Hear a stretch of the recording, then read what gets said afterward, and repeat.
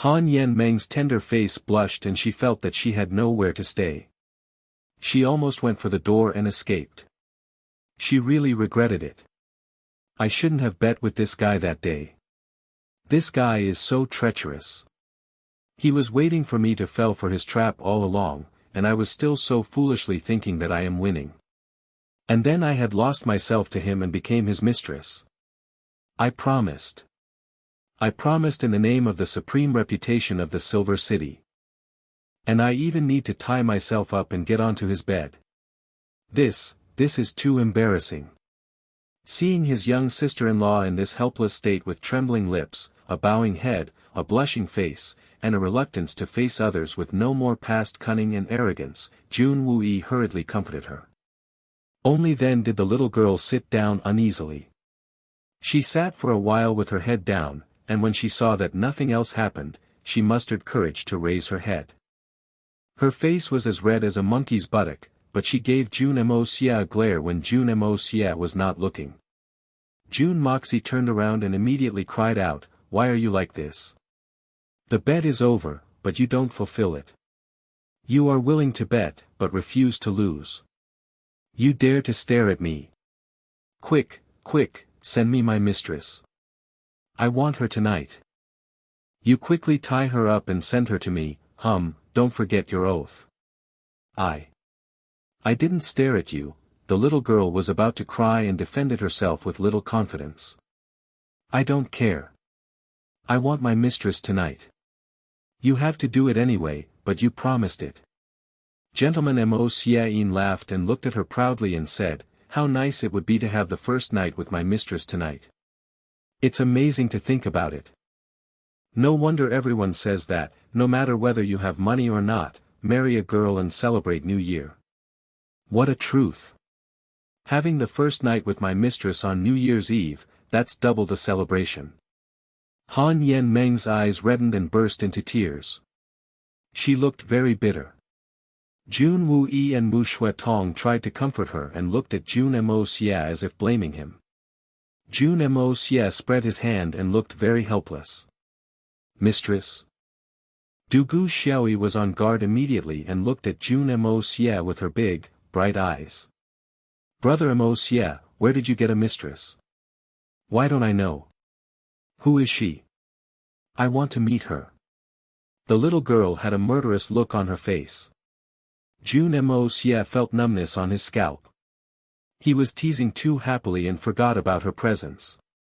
With a second glance, he saw Guan Qinghan had also leaned closer and seemed to be listening with great interest. As for his mother Dongfang Wen Xian, she was even more concerned. "Gosh, I am just joking around." Jun Moxie felt a sense of loss in scoring his own goal. "What's happening?" Dongfang Wen Xian came and sat beside his son and asked with great curiosity, "Who is it? Since when did you get a new mistress?" It's actually like this." Seeing that Han Yen Meng was on Mu Shuetong's lap and refused to raise her head, Jun Moxie lowered his voice and explained.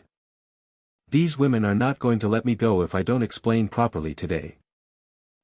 Dugu Xiaoyi giggled and trembled. "She lost herself to you in a bet? That sounds really creative." Jun Moxie put on a bitter face and spread his hands. "That's all. I am also very helpless, you see." Who didn't know that you're a playboy?"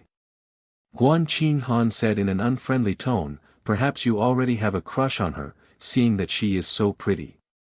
And you planned everything to get her. You understand me wrong. How could I possibly do such a thing as such a pure, upright, and respectable gentleman?"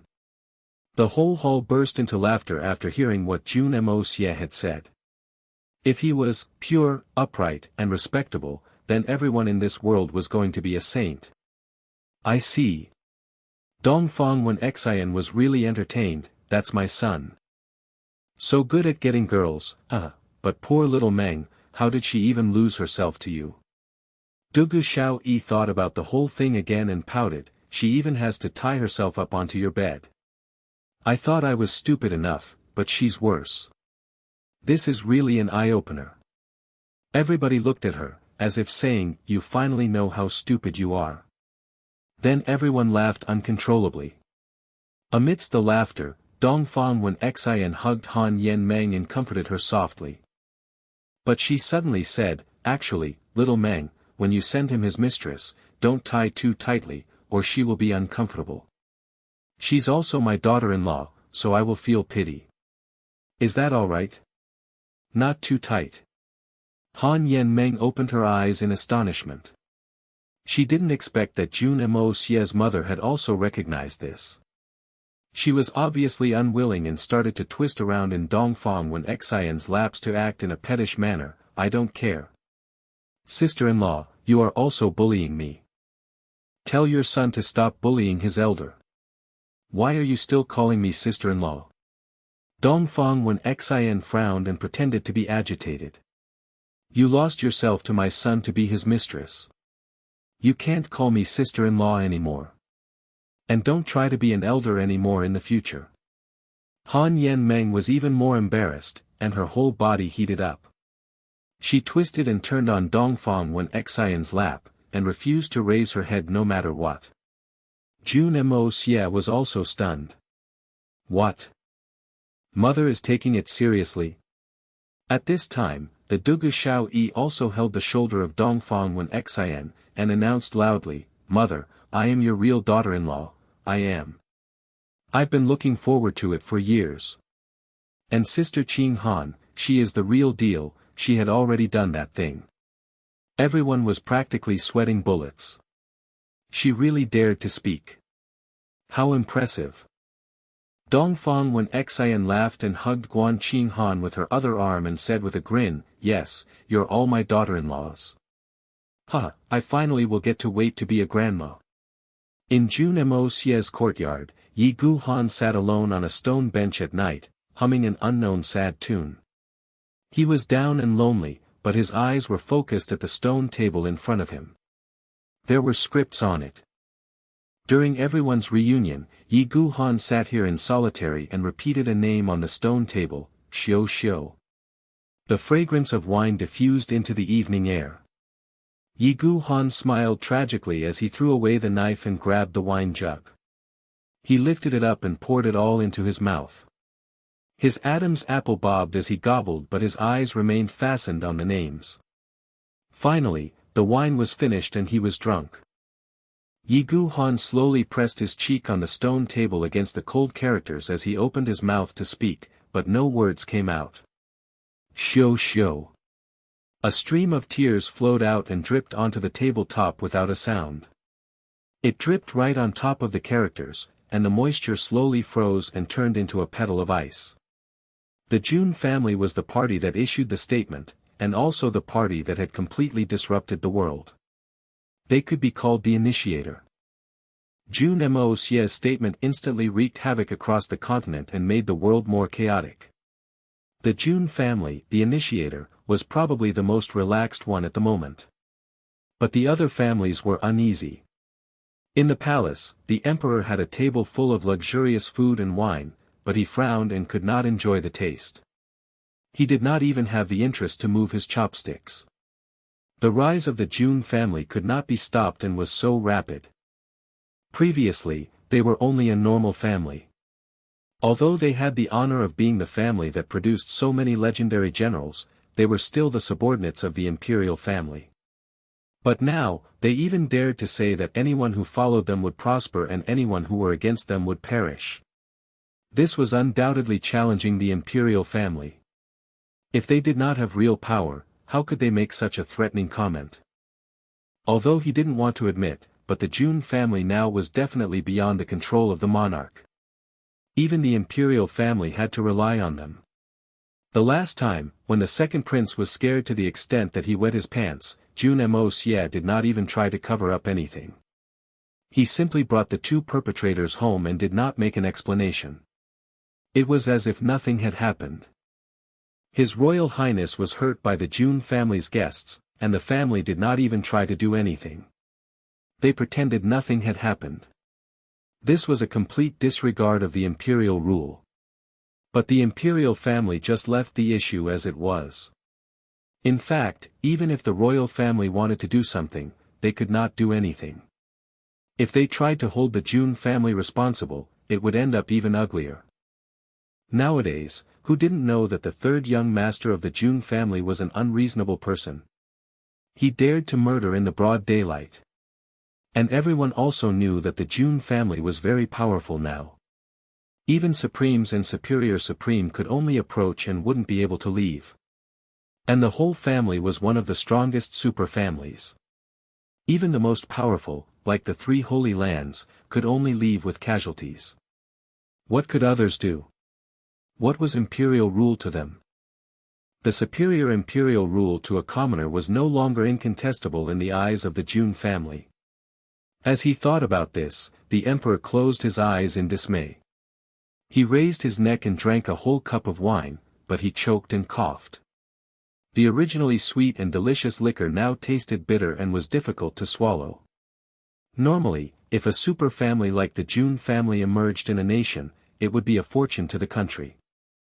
The country would enjoy hegemony and stability for hundreds of years. This sort of family would not participate in expansionism, but would definitely not allow others to invade their country. Such a family would be a powerful amulet for any country. But now, this amulet had become poison for the emperor of Tianxiang. And it was the most fatal type. Jun Hui, it's all because of you. The emperor could still picture his serious face, full of wisdom and calm. There was generosity and mercy in his determination and firm decisions. As he tried to conquer the world, there was still nonchalance.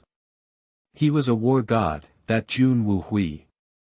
The general in white. Do I regret? If I did not make that decision, the Jun family would now be my biggest aid, wouldn't they? The emperor shook his head bitterly.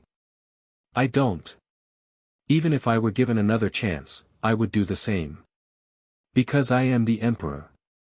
I don't allow that kind of thing from happening. Since you are called Wu Hui, I also don't have regrets one. It's just fate toying us around. After all, the winner will be the king and the loser will be the villain. The emperor swallowed the wine with difficulty. It was as if he had tasted everything in life. I don't regret it. Regretting solves nothing. Jun Moxie, I will see how long you can wait. Thinking about Jun Moxie, the emperor recalled the final effort he had put in. On the day Jun Wu took Guan Qinghan as his foster daughter, the emperor had a long conversation with Jun Zhantian. The emperor could only smirk bitterly in memory of that encounter. Brother Jun, we haven't drank together for so many years. You are still a fierce drinker like the old days. The emperor referred to Jun Zhantian in a way that he used to when they were still conquering the world together. He had not used it in many years. You flatter me, your majesty. As an old man, my glorious days are long over, The emperor clearly heard that Jun Zhantian referred to himself as an old man, instead of the usual, your old minister. This clearly indicated how Jun Zhantian now viewed imperial rule. No way, brother Jun. You are still healthy and strong. The emperor pretended that he was not aware of the nuance. He then revealed his intentions as he felt a tipsy feeling. Brother Jun, you asked me about the marriage half a year ago. I am going to shamelessly ask again today. Is it possible between Ling Meng and Moxie? As for the marriage, your old man really cannot choose on behalf of Moxie anymore. For example, Qing Han. She sacrificed so much for that little bastard, how can the Jun family let her down? Furthermore, there is Dugu Xiaoyi. Yikes, they really wreaked havoc then. Moxie is born a playboy, how can he be worthy to marry Her Highness Princess Ling Meng? Jun Zhantian graciously declined the offer firmly. Miss Guan had indeed sacrificed much for Moxie. What a woman of great courage and wisdom. She is definitely a suitable match for Moxie and should be the head wife. I will not break up the affectionate couple. I am sure Ling Meng will not be bothered as long as Moxie treated her as a wife too. How can a princess become merely a wife? How is that different from her being a mistress? The royal family will lose face. Jun Tian sounded really righteous and refuted firmly. It even sounded like he was caring for the royal family. How ironic. It was only half a year ago when Jun Tian lowered his stature to ask the emperor to marry his son to the princess in order to sustain the Jun family. He was rejected. The emperor could well imagine how hopeless and embarrassed the General Jun must have felt. But only half a year had passed, and it was his turn to feel this rejection. The content of their conversation remained the same, and Jun Tian rejected him so firmly just like how he had done back then. It was all the same, only the roles was swapped.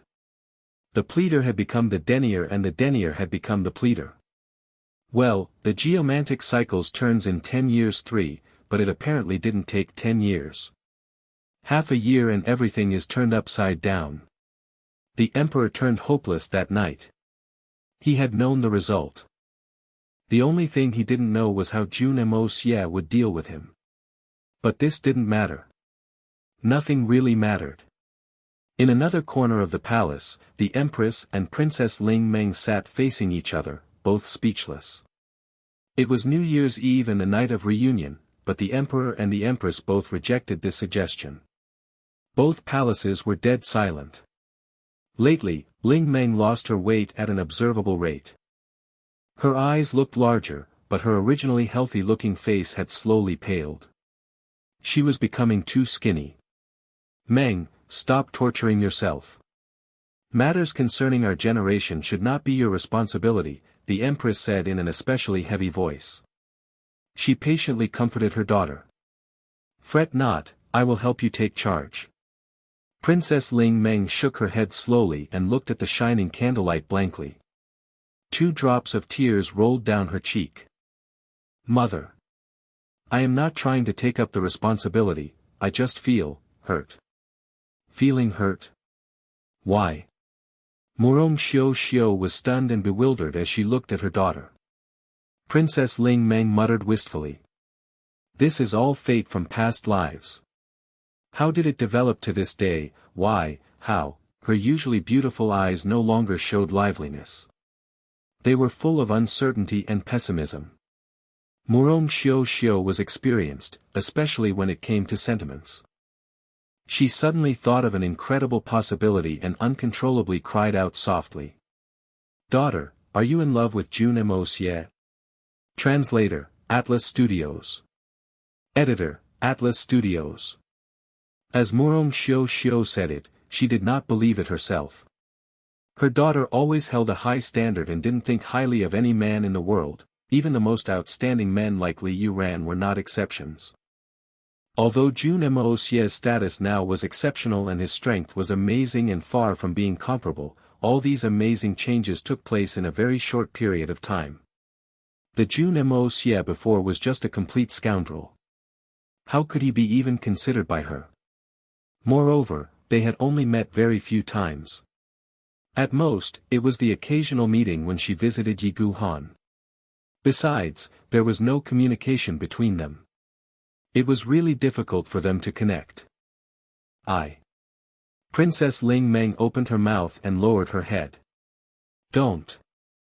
Although she denied, she said it with particular difficulty. Tears had already dripped onto her hand before she completed the sentence. That night, Uncle Yi was badly injured and only Jun Moxie could save him. I pleaded him with no avail. So I could only take a blood oath. I said if he could save Uncle, I would marry him, as wife or even as a mistress. What? There was such a thing. Although the Empress knew that the Jun family saved the badly hurt Yigu Han, she did not know how it happened. Especially this secret, it was the first time she heard about it, and she was flabbergasted. The tearful Princess Ling Meng looked very pathetic. She looked at her mother with indescribable sorrow and said, Mother, I feel so bitter. Only that day did I know that Jun Moxie was the one that saved me and protected me all along. He was the mysterious dagger master. He had always been an expert, he was at the top rank of Sky Xian by then. Upon hearing this, the Empress was so shocked that she became speechless. Princess Ling Meng continued. Since that day, I've been paying attention to all of his moves, and I've never missed any news. I even come up with a piece-by-piece analysis of his previous misdeeds. Mother, now I realize I am no match for Xiao Yi. Xiao Yi can see the good side of him, but I can't. Not at all. Staying in the palace courtyards isolated me from too many things. Whatever I want to know, I can only rely on other people's words, but the truth is always lost in the fog. Loyalty or treason, virtue or foolishness, I cannot decipher. The so-called quality of personality is even more elusive and difficult to evaluate. Mother, I remember you warning me when I was young. You said that the palace is a place of honor, but also the darkest and most depressing place. You were crying when you said it. I didn't understand then. How could I be depressed being the daughter of the emperor?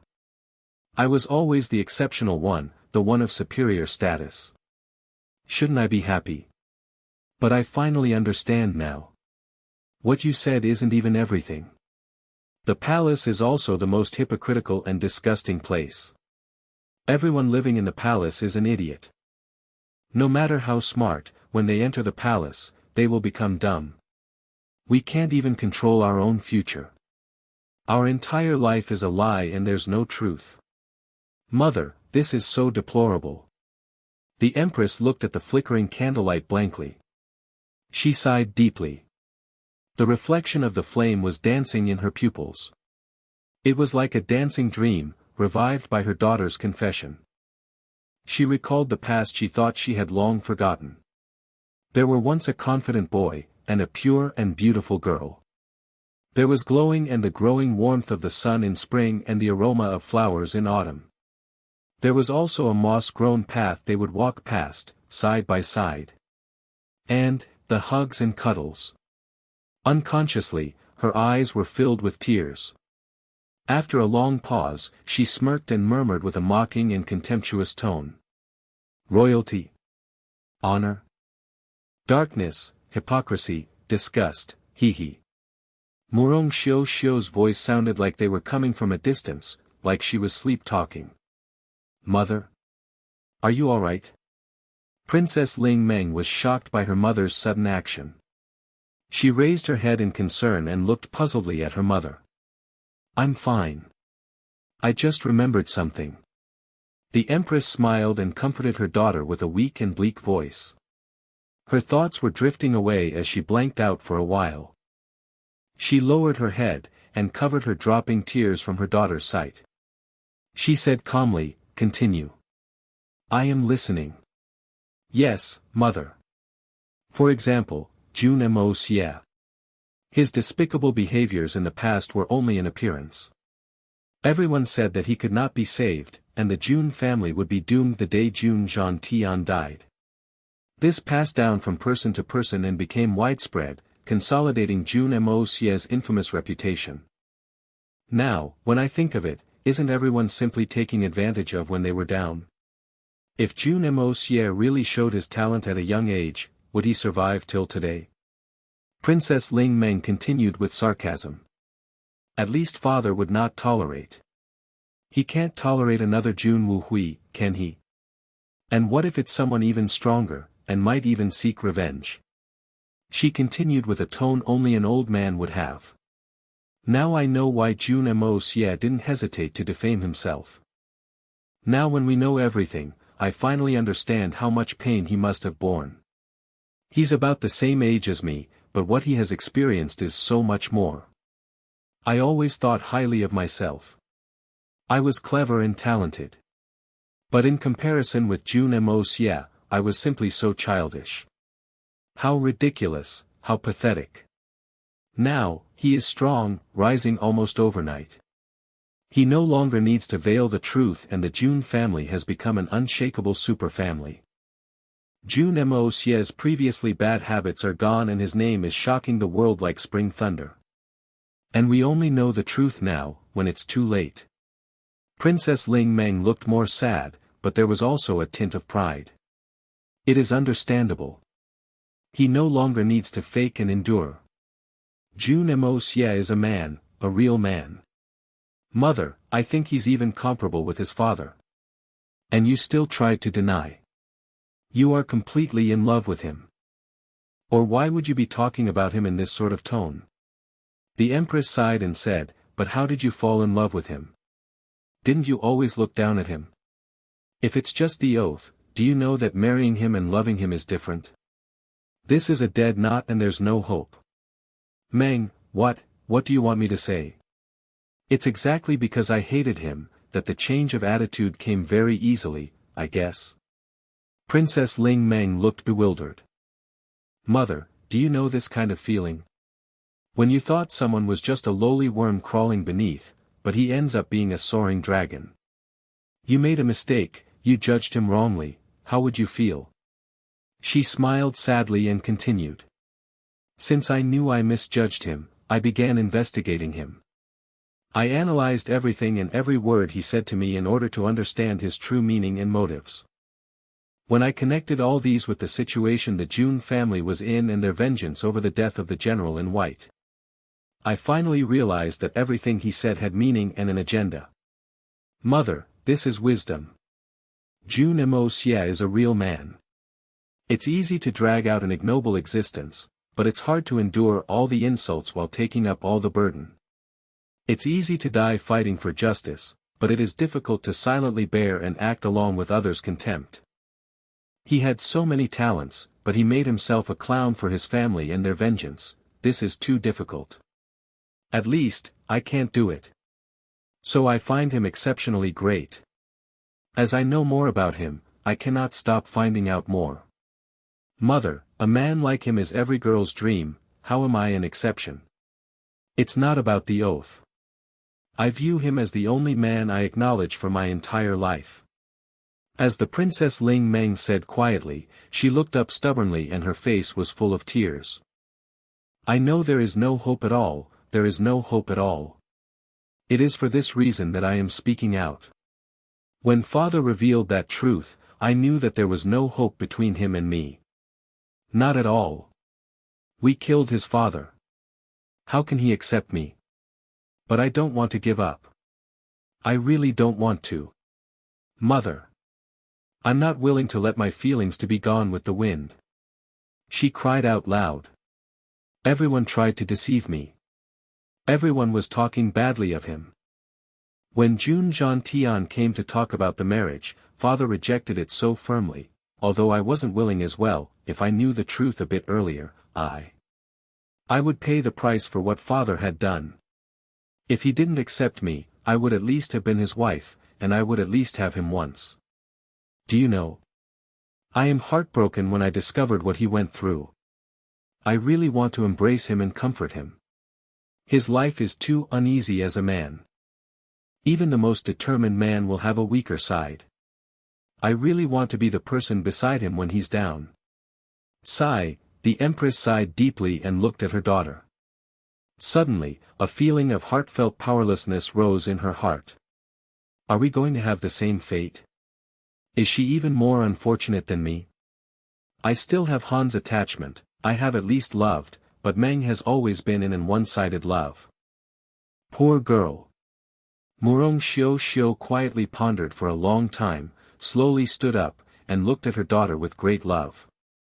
Then, she paced back and forth several times. Suddenly, her eyes burst out with indescribable fierceness and craze. From the side, the Empress' gentle and beautiful face, which was supposed to be dignified, showed a speck of menace. My entire life was ruined by that man. How can I witness my daughters being ruined by him as well? She's my only daughter and all of my efforts have been for her.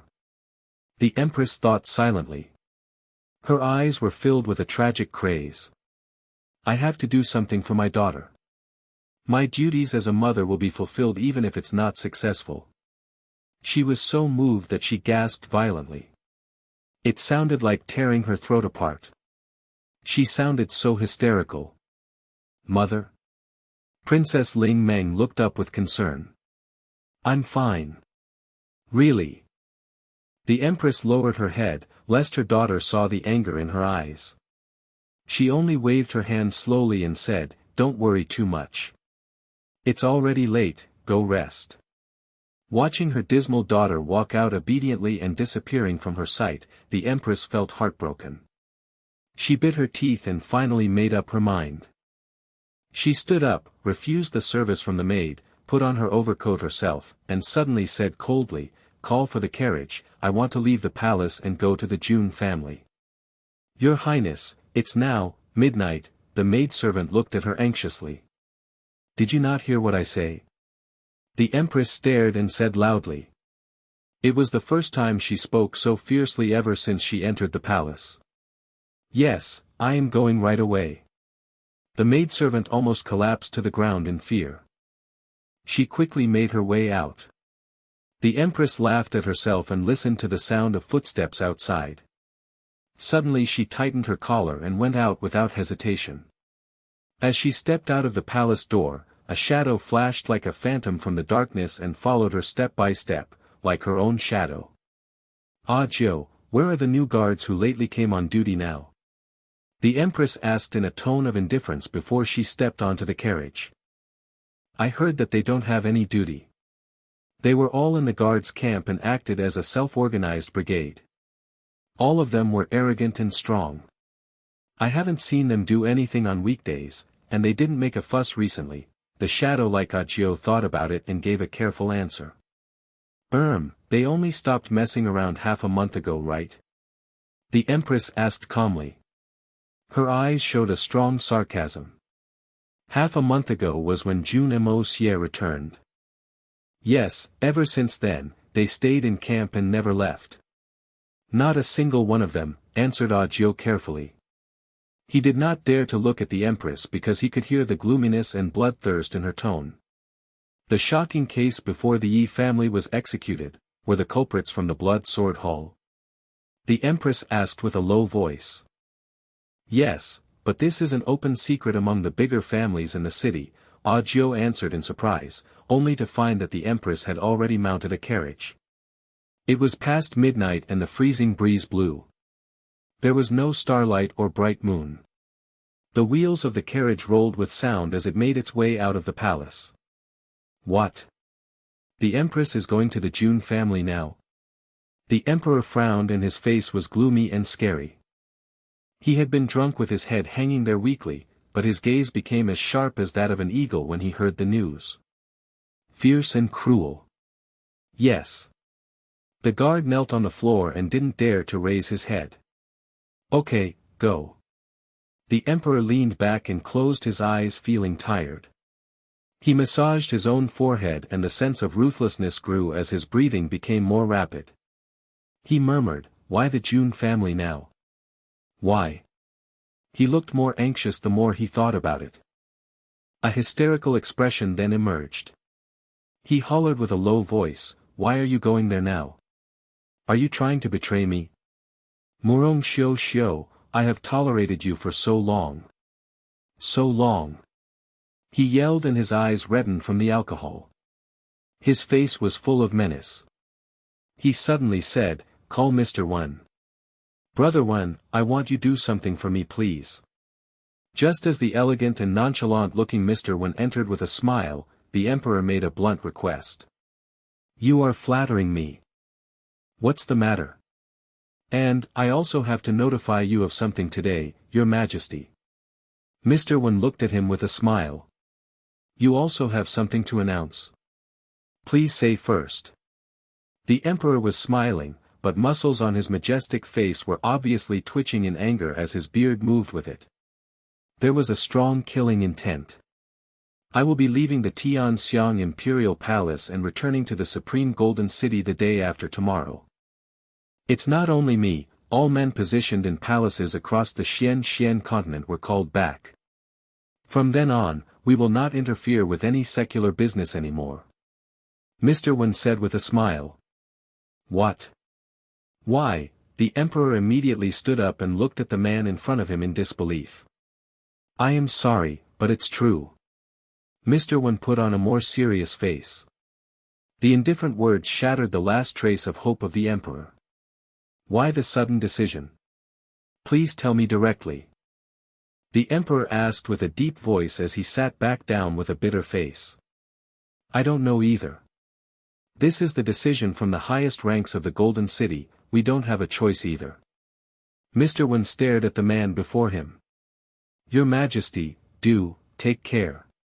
Hee, take care, what can I even take care of anymore, the Emperor laughed. His face was full of loneliness. He shook his head slowly and said with a low voice, during this period of time, I managed the country conscientiously day and night to deal with official business. It was even more tiring than the previous years combined. I really don't have much time left. Naturally, I need to settle everything so that I can pass everything down to the Crown Prince. I'll have tea with Jun Moxie afterward. Right or wrong? That's ridiculous. Ha. He was laughing, but it was full of misery. Crown Prince. Mr. Wen frowned. You are leaving. I shall choose the Crown Prince today. It should just be the eldest prince. The Emperor sighed and his eyes showed his helplessness. He is better among the three, the other two are too useless.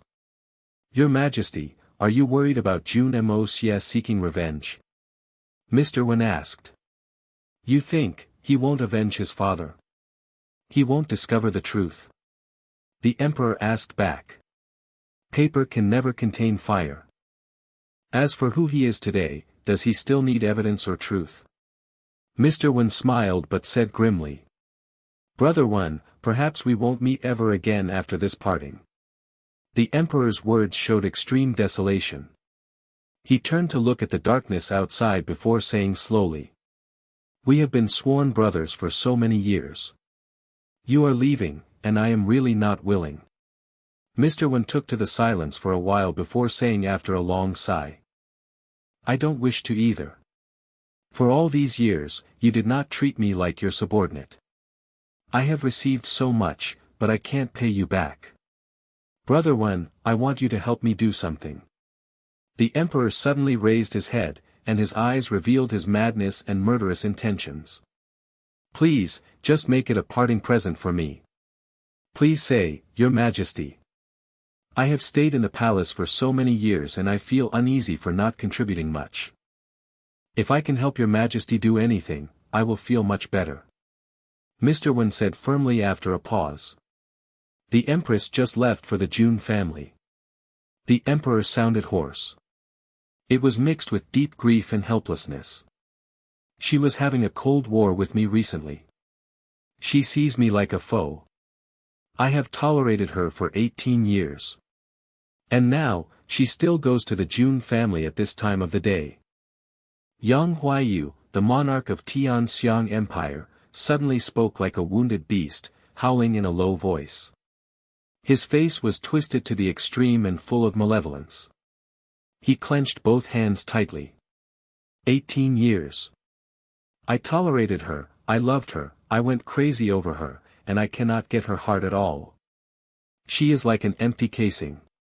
From the beginning to the end, I, an emperor, cannot match Yi Guhan, that disloyal bastard. The Emperor snarled and grabbed the wine cup. But it was empty. He threw it aside irritably and raised the whole wine jug, pouring it straight into his mouth. Bang! The wine pot smashed onto the table, making a crisp noise. Now, she left me at this sort of time and went to the Jun family. Jun family, do you know where that is? Everyone there wants me dead. Everyone. And she went there, on this New Year's Eve. The blue veins on his head bulged and bobbed. He breathed heavily, then finally let it all out. And Yi Guhan is waiting for her there, waiting for her painstakingly. Mr. Wen remained silent. He couldn't and didn't want to deal with such royal secrets. The only thing he could do was listen. His Majesty now lacked such a listener. So he played the role faithfully. My life is coming to an end, and it is possible to extinguish it at any moment. Jun Moxie, that kid will never let me go. His Majesty breathed heavily, his eyes flashed crazily, and he walked back and forth in the room and didn't look as dignified as he had been. Now he was like a lion suddenly locked up in a cage, impatient and angry. Kill her. Suddenly he stopped, stood there, and this sentence slipped out from the slits between his teeth. His eyes were blood red. Mr. Wen was shocked. He looked up incredulously at him. He looked at the emperor of the Tianxiang Empire. The man before him was obviously tormented and on the verge of breaking down. Kill her. His Majesty said again.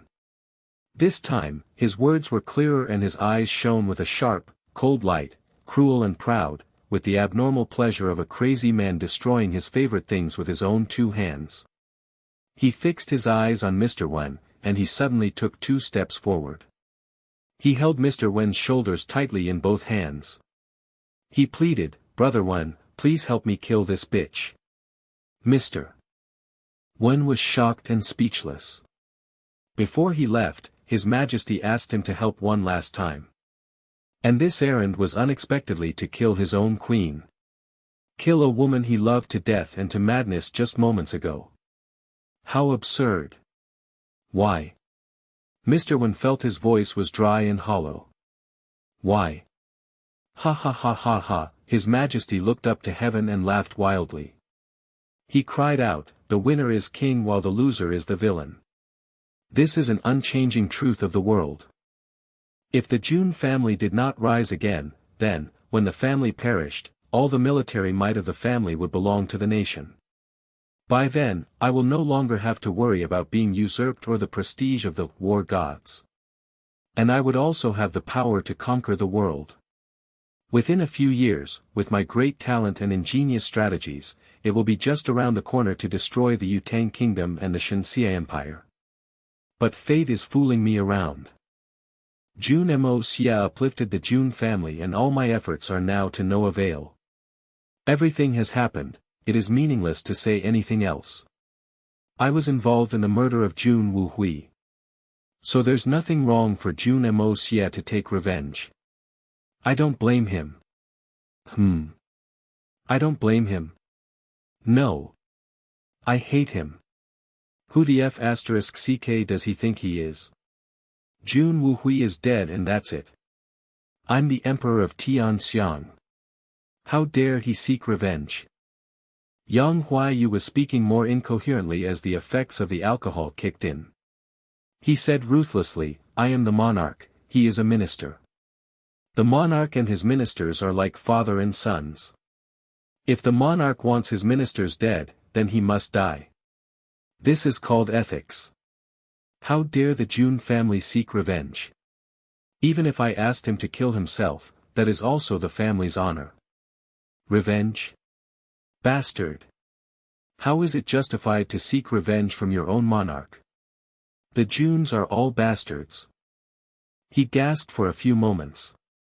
Rebellious and not loyal. Bastards. But the Jun family has grown too strong. I believe you can't handle them as well, so I don't expect anything with the Jun family.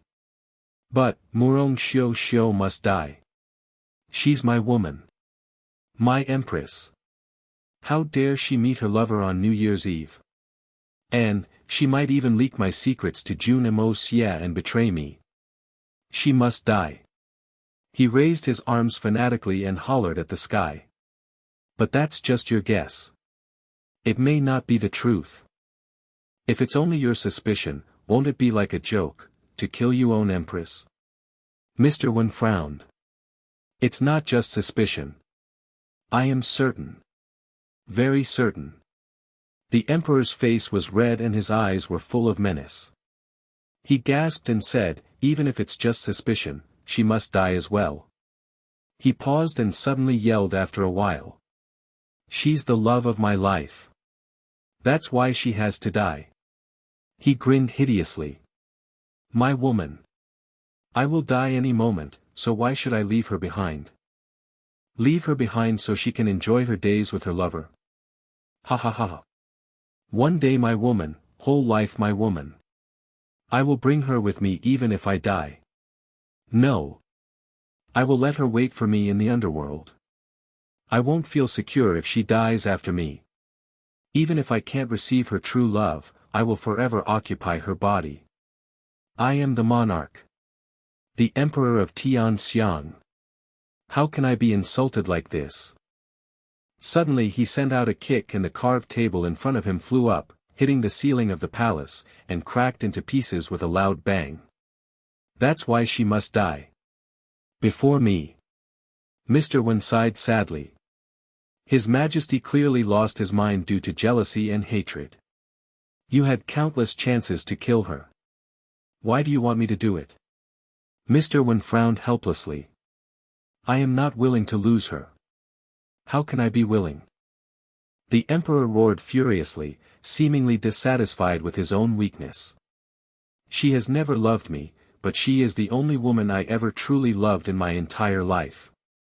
If she didn't go to the Jun family today, I wouldn't want to kill her, because if I did, no one will cold war with me, no one can torment me like that anymore. I will be lonely. I will be sad.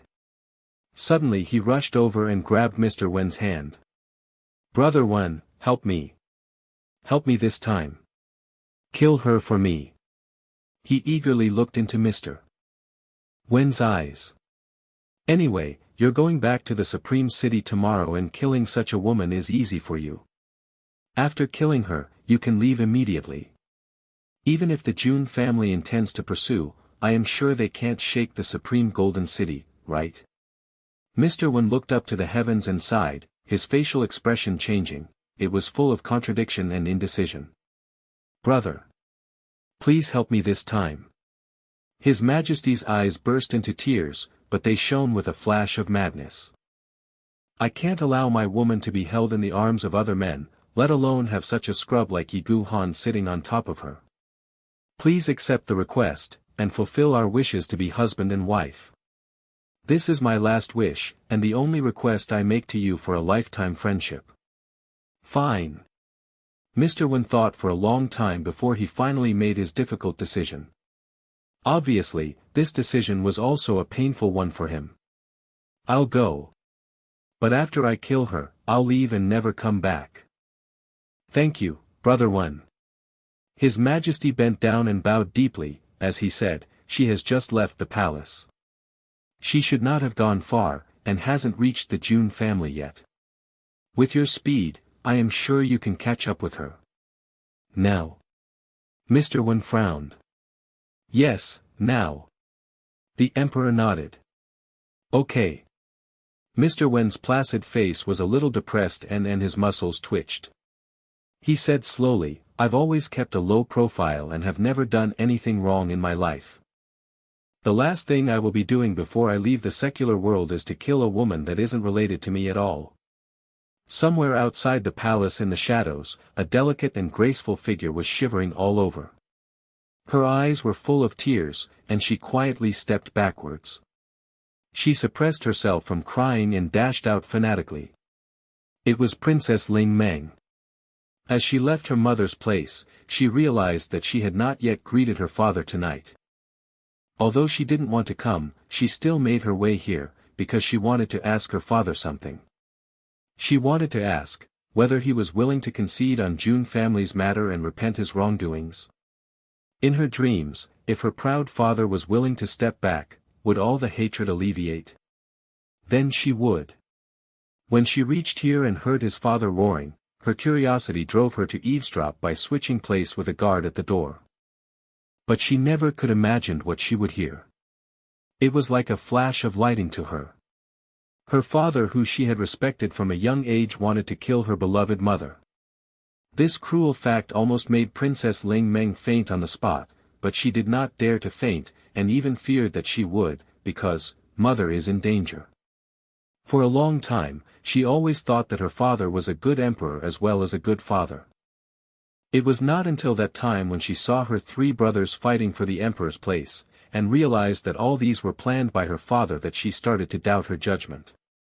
Later, when she happened to know that her father also played a role in the evil plot against the general in white, Jun Moxie, she already felt something was wrong. But today, she was completely disillusioned. All hopes and fantasies were gone. My father is such a selfish, cruel, ruthless, and paranoid person. He wants to kill mother. And he ordered others to kill her. How unbelievable. A husband wanted to kill his most beloved wife due to paranoia and jealousy. An emperor who wanted to kill his empress because he suspected that she would have an affair with someone else after his death. How ridiculous. Princess Ling Meng ran a long way before she reached the royal stables crying. She tore off the reins of the horse, mounted, and whipped her horse on its buttocks. She roared with all her might. Go! The fast horse neighed and its front hoofs left the ground as it pushed back with its hind limbs. It shot out like an arrow, cutting through the night. Who is it? The guards at the palace gates asked loudly. It's me. Open the gate. Princess Ling Meng screamed as she cried. Yes. It's the princess, the guard hurried greeted and opened the gate. Princess Ling Meng used more strength in the legs and the horse leaped out like it was riding clouds with another neigh. It galloped past numerous gates and the thuds were loud like thunder. Snow was flung up into the air behind its path. At the same time, a slender figure in the palace rose silently, drifted for 8 meters in air before suddenly spreading his body like flags swirling in a storm. With a zap, he was gone. The emperor stood by the window with a pleased and brutal smile. Your Majesty, the princess has just left by horse. She was in tears and a very bad mood, so we didn't dare to stop her. The gatekeeper came to report. Ling Meng. The emperor was first surprised, but he soon smirked and said, the two of them, mother and daughter are both leaving me to find their lover, huh? Haha, forget it. Bring me wine. I will celebrate tonight. Yes, sir. The cold wind whistled through. The dust like snow was blown up, dancing in the air. The most prosperous streets in Tianxiang City appeared spooky. A small yellow carriage with beautiful curtains which was escorted by 100 men proceeded slowly. In the carriage, there were hesitation and struggle on Murong Xiu's beautiful face. Do I really have to do this? The next moment, a sullen figure seemed to have emerged before her eyes. It was a lonely and desolate man with a pair of eyes that showed not only despair but also great affection. Murong Xiu's facial expression showed her longing. Although she never put on this face when she saw Yi Gu Han, every time she recited his name at night, she always felt bitter. And this very bitterness reaffirmed her that she was still alive and was a woman. This love story tormented the life of 3 people. It became the nightmare and eternal scar of Emperor Yang Huaiyu. It also became a never-fading memory of Murong Xiu and Yi Gu Han. This night, Murong Xiu found that she was very strangely recalling too many past events, affection, and vows. It was as if she had just experienced it. During this short journey, it seemed like she had journeyed through her whole life once again, without missing any details. Han. I'm so sorry, there were tears on Murong Xiu's face. At this moment, she suddenly remembered a poem left to herself before Yi Gu Han fled in the past. She smiled sadly and took out a plain white handkerchief. On it were several lines of blood-red characters that were embroidered in a nice calligraphic style. I do not regret planting this deep affection and am willing to travel alone. How pitiful fated couples could only meet in dreams. I would rather betray the heavens and not you. When Yi Gu Han left, Murong Xiu embroidered the poem on this piece of silk handkerchief and brought it with her all the time. No one else except herself knew that the red was her own blood. She used her own blood to stain white thread and embroider the words from her lover bit by bit. I was kept until today. Just a few days ago, 2 more lines appeared on the handkerchief and they were as red. If we are still destined in our next life, I would rather betray the heavens and not you. Yi Gu Han recently changed the last 2 lines of the poem. Murong Xiu embroidered it onto the handkerchief together with 2 more characters. I am looking forward to it. Han, not only you. I am also looking forward to it. If we are still destined in our next life, I would rather betray the heavens and not you. If there is a next life, I will only belong to you. I will smile for you, cry for you, feel happy for you, have children with you, and grow old with you. Even if we would have lowly status. I would not regret it, as long as I am with you. Han, everyone is praising Jun Hui and Dongfang when Xin, feeling sorry and sympathizing with them, who knows how much I envy them. Although they are parted by life and death, they were still husband and wife for over 10 years. They once had each other. How happy they are, while we never had each other. Han, the man I love, do you know how bitter and how heartbroken I am every time I see you? In our next lives. Your Highness, we have arrived. The guard on horseback in front reported respectfully. When he said that, Murong Xiao had just finished recalling her life until the present. She was still in Wonderland. This sentence woke her up. She lifted the curtain and said in confusion, so fast. So fast. The guard was speechless. It snowed so heavily and the ground is so slippery, how were we fast? We were slow. A gust of wind carried snow right onto Murong Xiao's face as she peeked out of the lifted curtain. She suddenly shivered and there was an ominous premonition. Is this the end of the road? Or is it the end of my road? At that moment, a hurricane suddenly formed just above her and it came crashing down on the carriage. Light flashed in the hurricane. There was a sword. Your Highness, be careful. The appalled guards cried out loud. In the distance, thunderous hoofs rolled in like a storm. This person must be mad to ride a galloping horse at night when the ground was frozen like a mirror. If she slipped and fell, she might be seriously injured or even dead. She was not taking her own life seriously. In the wind came a faint but desperate cry. Mother! Be careful! Mother! Be careful! The voice was blown intermittently by the bitter cold wind, but you could hear the infinite despair and anxiety in the voice. It was actually Princess Ling Meng riding the galloping horse. The cold wind blew her face and messed up her hair. The tears on her face were frozen. Murong Xiao heard the guard's exclamation and saw the coming hurricane overhead, as well as the vague figure contained within. The sound of horses' hooves behind was also audible, and her daughter's desperate cry was also clear amidst the cold night wind. She suddenly felt as if her body dropped into an ice cave and was petrified. She had no way of protecting herself under the pressure of the tremendous Xian Qi. But there was in fact a trace of relief on her calm face. Is this the end? With a desperate, wolf-like hoarse sound, Jiu's shadow-like body appeared suddenly. He kicked the carriage and it immediately slid backwards. The slippery, frozen ground became an advantage now. And his thin figure shined in a bright yellow light, as he roared in desperation and faced the shadowy figure in the hurricane head-on. The top rank of Earth Xian.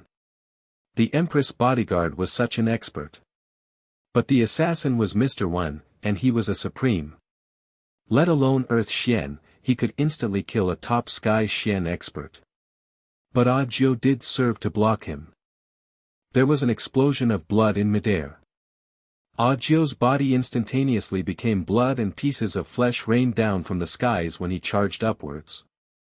Mr. Wen was even faster than the showering blood. He was like a demon descending from the sky. He carried a small baggage with him.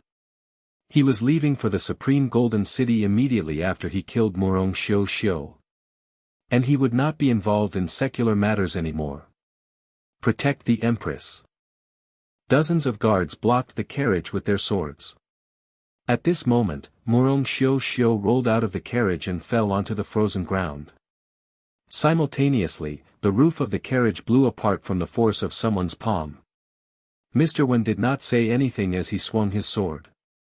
The emergent sword flash was like moonlight, easily slicing all the guards' bodies in half. The sword flash continued as hit the ground, producing a deep indentation as snow was swept up. The sound of the horse's hooves approached. Princess Ling Meng desperately jumped off her horse and almost fell down. She lunged madly at her mother who had fallen to the ground and shouted, "Mother!" The approaching flying figure of Mr. Wen did not stop. His eyes showed slight hesitation before he extended his right arm, pushing out his right palm. A region of vacuum in the shape of his palm was formed so fast that the flow of air was even visible. It headed straight for Murong Xiu's back. Stop! A ghostly figure appeared without any sign. A strong blow was fired at Mr. Wen even before the figure arrived. It dispelled most of the power, but it was still too late. A portion of the power still made it through and hit Murong Xiu on her back. Murong Xiu grunted, as her frail body was beaten into the air. Fresh blood sprayed out from her mouth. She was like a flower forcibly plucked from a branch, falling powerlessly from the air. Her goose-yellow dress unfolded in the air. It was like a delicate flower withering in the snowy night. Mother! Princess Ling Meng was terrified. She launched herself forward at a high speed, but it appeared too late, so she leaped forward and threw herself on her knees. She fell heavily on the ground with a crack. She was kneeling on the hard ice. Her bones were crushed.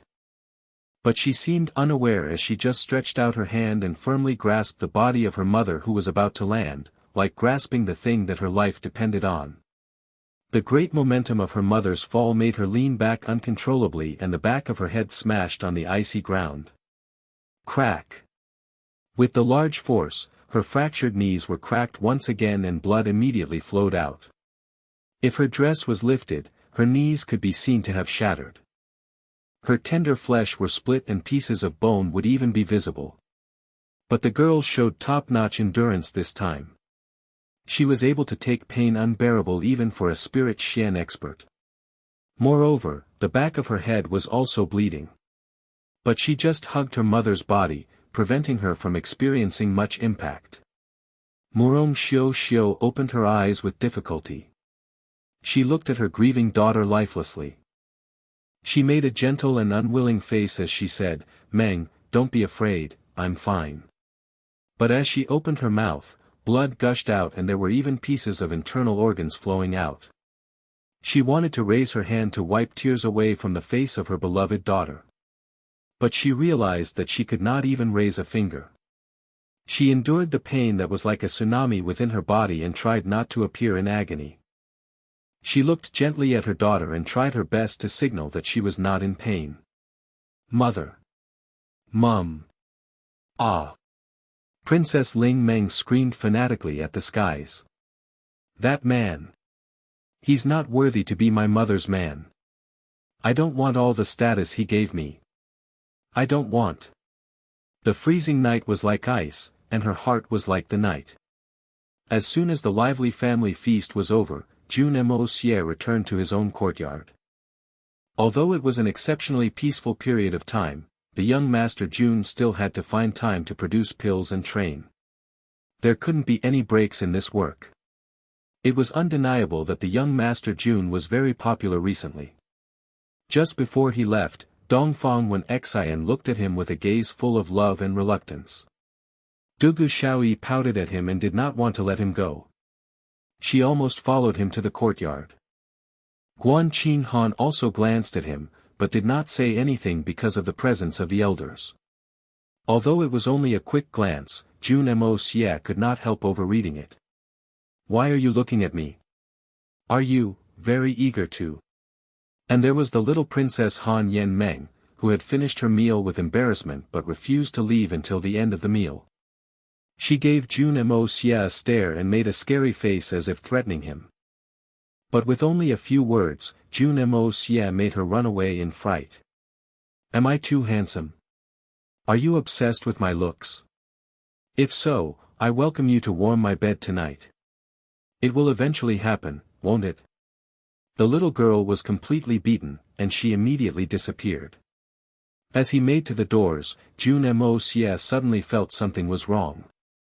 Why didn't I hear Yi Gu Han's furious growls today? Ever since Lang Ao brought Tian Kan, DK, and Bailey Luoyun back, they had always been training their sword techniques with Yi Gu Han. It was not exactly accurate to say that they were learning sword techniques. The sword techniques young Master Jun could teach them had more variety and were better than what Yi Gu Han could offer. What they were learning from Yi Gu Han was experience from an actual battle. The most important was that although Jun Moxie was very talented, he was not a disabled person. The details had to be taught by Yi Gu Han, who lost an arm but was still strong. Whenever they trained, Yi Gu Han would appear to teach them. Their sword techniques were inherited from Jun Moxie and were beyond Yi Gu Han's comprehension, but with his experiences wandering the continent, he was exceptionally experienced in battling. He could always spot the kids' mistakes at a glance. Then he would scold fiercely. The kids were resilient. They never tried to deny their mistakes and practiced repeatedly until their techniques were correct, smooth, and perfect. In order to further beef up the kids' cultivation, Jun Moxie flushed the kids' meridians with his pure spirit energy. Therefore, the kids improved tremendously with aids from all aspects these few days. Moreover, they were very delighted when they learned ventriloquism because they had not spoken for many years. They were not born mute and lost their speaking abilities because their tongues were cut. Therefore, they could not quit talking now that they could converse again. It was just that the scene of them talking was rather spooky even to Jun Moxie. He would see kids facing each other, and then hear voices suddenly pop up from nowhere while their mouths was never moved. It was ghost-like. Lately, the one-armed sword technique Yi Gu Han had newly developed was roughly complete. Although Yi Gu Han could not smoothly perform the technique to reach its full power due to his lackluster Xian Qi, he clearly knew that the new sword technique he developed on the basis of Jun Moxie's one-armed saber technique was much more powerful than the latter. It was because this technique contained too much of his tragedy and lifelessness. The main feature of the technique was its extreme sharpness. Furthermore, it was a one-armed technique, so the angles at which the sword was brandished was unpredictable and almost impossible to an ordinary eye. Therefore, he would be greatly advantaged if he faced equally matched opponents, especially if it was their first encounter. It could even disrupt an expert of higher levels significantly. He was very proud of himself to have produced such sword technique. But tonight, he did not observe the kids' training. His desolate figure stood beneath the tree and he frowned occasionally. He was agitated and in a bad mood. This sort of negativity had not visited him for long, so it was extraordinary to feel it tonight. During Yi Gu Han's stay at the Jun family, he had been demoralized when he lost his Xian cultivation but regained the will to live when he encountered the one-armed saber technique. As he recovered, he was always reticent. He always made an indifferent face and he rarely interacted with other people beside the kids. Even when Jun Wei talked to him, the conversation could not last. But luckily, he didn't sound as hopeless as he did when he was just injured. But today, the lifelessness returned. Even Yi Gu Han himself felt abnormal and uncomfortable. He wondered what was happening. It's New Year's Eve and supposedly a time to relax, but why am I so agitated? I can't concentrate no matter what I do. I can't even talk coherently and keep forgetting what I want to say many times after pausing. But one thing was certain. He felt that he could picture Murong Xiu more clearly. Usually, he could suppress his feelings, but tonight, it was struggling within, trying to break free. In the misty night, it seemed as if Murong Xiu was walking toward him with a faint smile. Her face was as delicate as a painting and her smile was so sweet. She appeared as lively and pure as 18 years ago. But when Yi Gu Han wanted to hug her with his single arm, she would immediately drift away, leaving him behind in desolation and helplessness. It was as if she were pleading for something. Xiu. What's happening to you? Is it you? What are you trying to say? Yi Gu Han held his head in pain and shook his body around, extraordinarily agitated. It was as if a fire was burning within and a knife was digging his flesh. He seemed to feel something, but it soon disappeared. There seemed to be a premonition, but Yi Gu Han simply could not break through the layer of fog before him. Jun Moxie strolled to the courtyard and saw Yi Gu Han in this state. He was puzzled and wondered, what's wrong with his affectionate dude? At this very moment, Yi Gu Han couldn't resist any more and walked over. There was a glimpse of madness in his eyes. Jun Moxie, can you take me to the palace? It was a request, but there was also an indescribable temper within. He felt like killing someone and he was so annoyed. If there was an enemy before him, he might even eat the enemy alive. Palace? What are you doing? Today's New Year's Eve, isn't it inconvenient? Jun Moxie frowned. He looked at Yi Gu Han strangely. Is this guy going crazy from his one-sided love? Going to the palace now? Is he trying to shame himself? And it was this very moment that Jun Moxie's expression became serious. He looked particularly heavy. He clearly felt that a strong but obscure atmosphere was sweeping rapidly from the direction of the palace right toward the Jun family. There was also a rapid sound of hooves coming in the distance. Is there really something wrong? Jun Moxie left Yi Gu Han behind and zapped up to the top of the tower and gazed into the distance. As he reached the top of the tower, a sharp screeching sound resonated in the night sky. It was near the doors of the Jun family. Jun Moxie was startled. He used his yin-yang escape and at the next moment, he was at the site of incident. He saw a hurricane-like figure attacking a procession. Jun Moxie immediately recognized that the carriage belonged to the Empress. The Empress had been a frequent visitor to the Jun family. Although she stopped coming, the procession was unique and easily identifiable. As for the fuzzy figure, Jun Moxie knew him as well. It was Mr. Wen. The carriage appeared to be heading for the Jun family. And the Emperor's best friend was using all his might to assassinate the Empress. What did this mean? It was obvious. This time, the Empress brought with her something that would disadvantage the Emperor, or he would not have resulted to such extreme action. If it was disadvantageous to the Emperor, and the Empress was heading toward the Jun family, then it must be advantageous to them. Or why would the Emperor arrange the assassination? It was just a glance, Jun Moxie had understood what was happening. He immediately sprang into action. But before he approached, Mr. Wen pushed out his palm. Although Jun Moxie tried hard to block, it was too far and too late. He could only intercept most of the force. The remaining 30% of the pure Xian Qi inevitably bombarded the Empress back. Although it was only 30%, Mr. Wen was a supreme. Even an Sky Xian expert could not withstand it. Jun Moxie was furious. He hollered, "Wen Songyu. Are you trying to seek death?" His body zapped out together with the sound. Mr. Wen was retreating as he completed his task. There was nothing else he could do as Jun Moxie had arrived, and the 30% had done its work.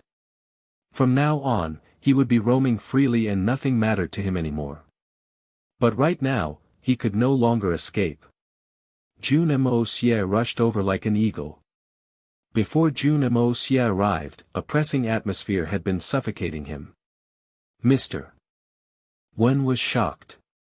He brandished his sword and the cold sword flash swiped at Jun Moxie. Simultaneous, Mr. Wen's body quickly pulled back.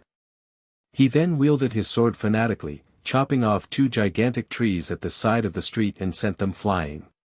The canopy covered in heavy snow dragged the massive trunk and flew straight at Jun Moxie. The snow was like a natural barrier that blocked everyone's view. With blocking him slightly, Mr. Wen had the confidence to break free. Jun Moxie snorted coldly and kickstarted the power of wood.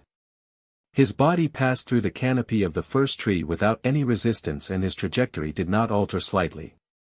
He went through the entire tree, leaving behind a huge hole in it. Jun Moxie was already facing the next tree. And the trunk of the tree behind cracked open with a loud bang. The tree before him also split into pieces like dry bamboo being hit by a hammer. Jun Moxie's body had passed the second tree and was right in front of Mr. Wen. Mr. Wen was astounded. He could not have imagined that Jun Moxie was not slightly slowed. But he was a supreme expert, so his movements were not disrupted. He bellowed and poked with his sword. But just as the sword flash appeared, Jun Moxie had already arrived at him like wind. With a poof, Mr. Wen received 2 blows on his chest. Immediately after, he experienced an excruciating pain on his arm.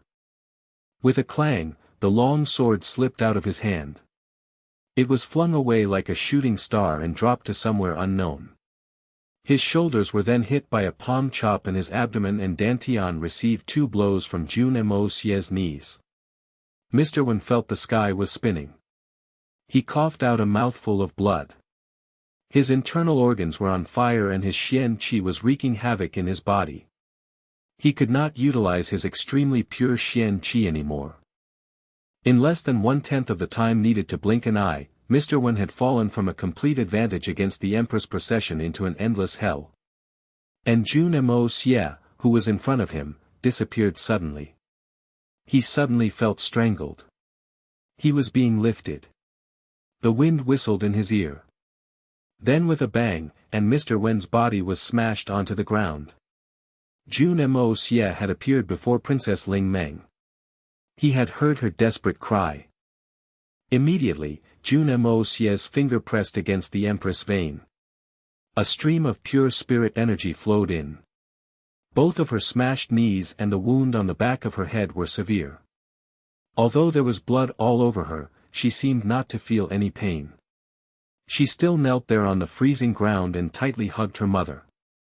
She looked pleadingly at Jun Moxie and asked for help softly. "Jun, save my mother," she had very little strength left and was in so much despair. As Jun Moxie's hand touched the Empress veins, his heart sank. His face darkened. He didn't expect it to be so serious. All her internal organs were shattered. No cure. Jun Moxie could do nothing with this sort of wound with his limited mastery over the Hongjun Pagoda right now. Although the art of unlocking heaven's fortune had the potential to defy nature, Jun Moxie's cultivation was limited. If it weren't for Jun Moxie's spirit qi that extended the Empress life energy, she would have already been dead. Although Supremes appear so weak to Jun Moxie and Mei Shuiyan, it was only because the two of them were too strong. In fact, the Supremes were the ones standing at the top of the Xian continent.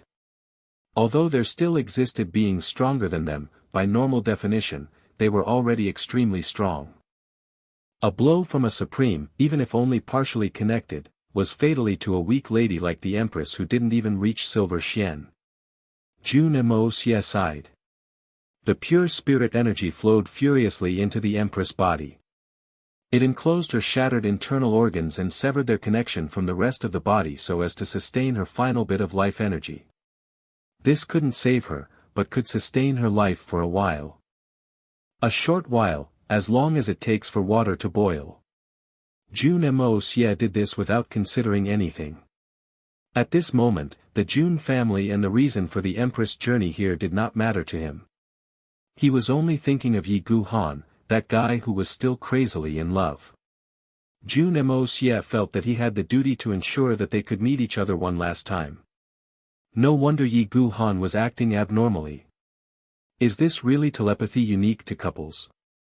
How much did they have to love each other to acquire such sensory?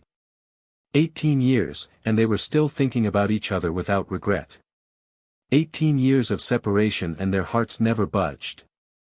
Jun Moxie felt he could not be indifferent to this love story. At this moment, his abnormal stubbornness took over. He didn't care who this woman before him was. He only knew that Murong Xiu and Yi Gu Han were a couple and he had to do what he must.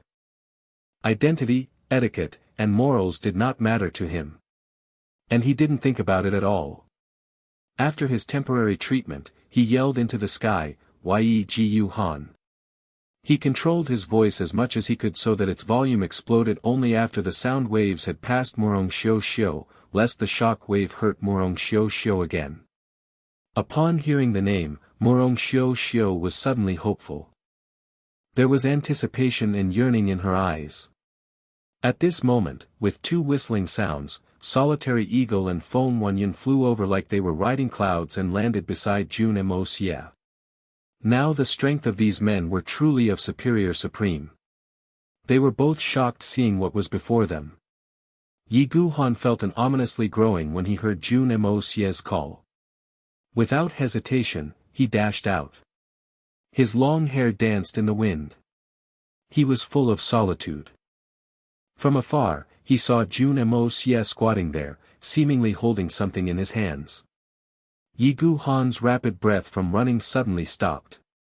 His lungs felt blocked and his heart blank. He finally realized something and he began running over, unaware of anything else.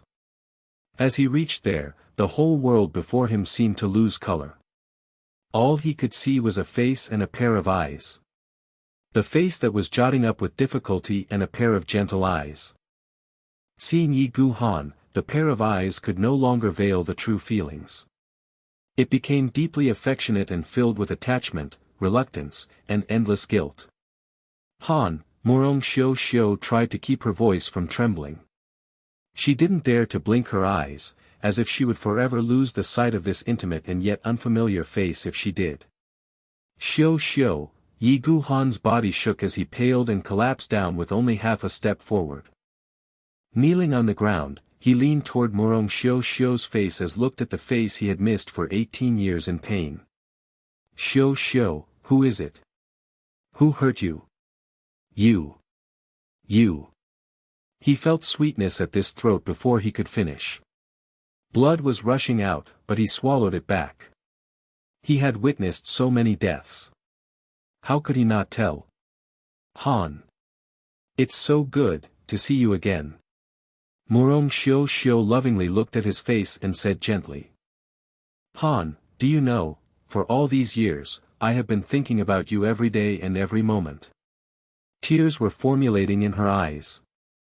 But she used all her strength to force it back. She was afraid that she could no longer see his face clearly if she cried.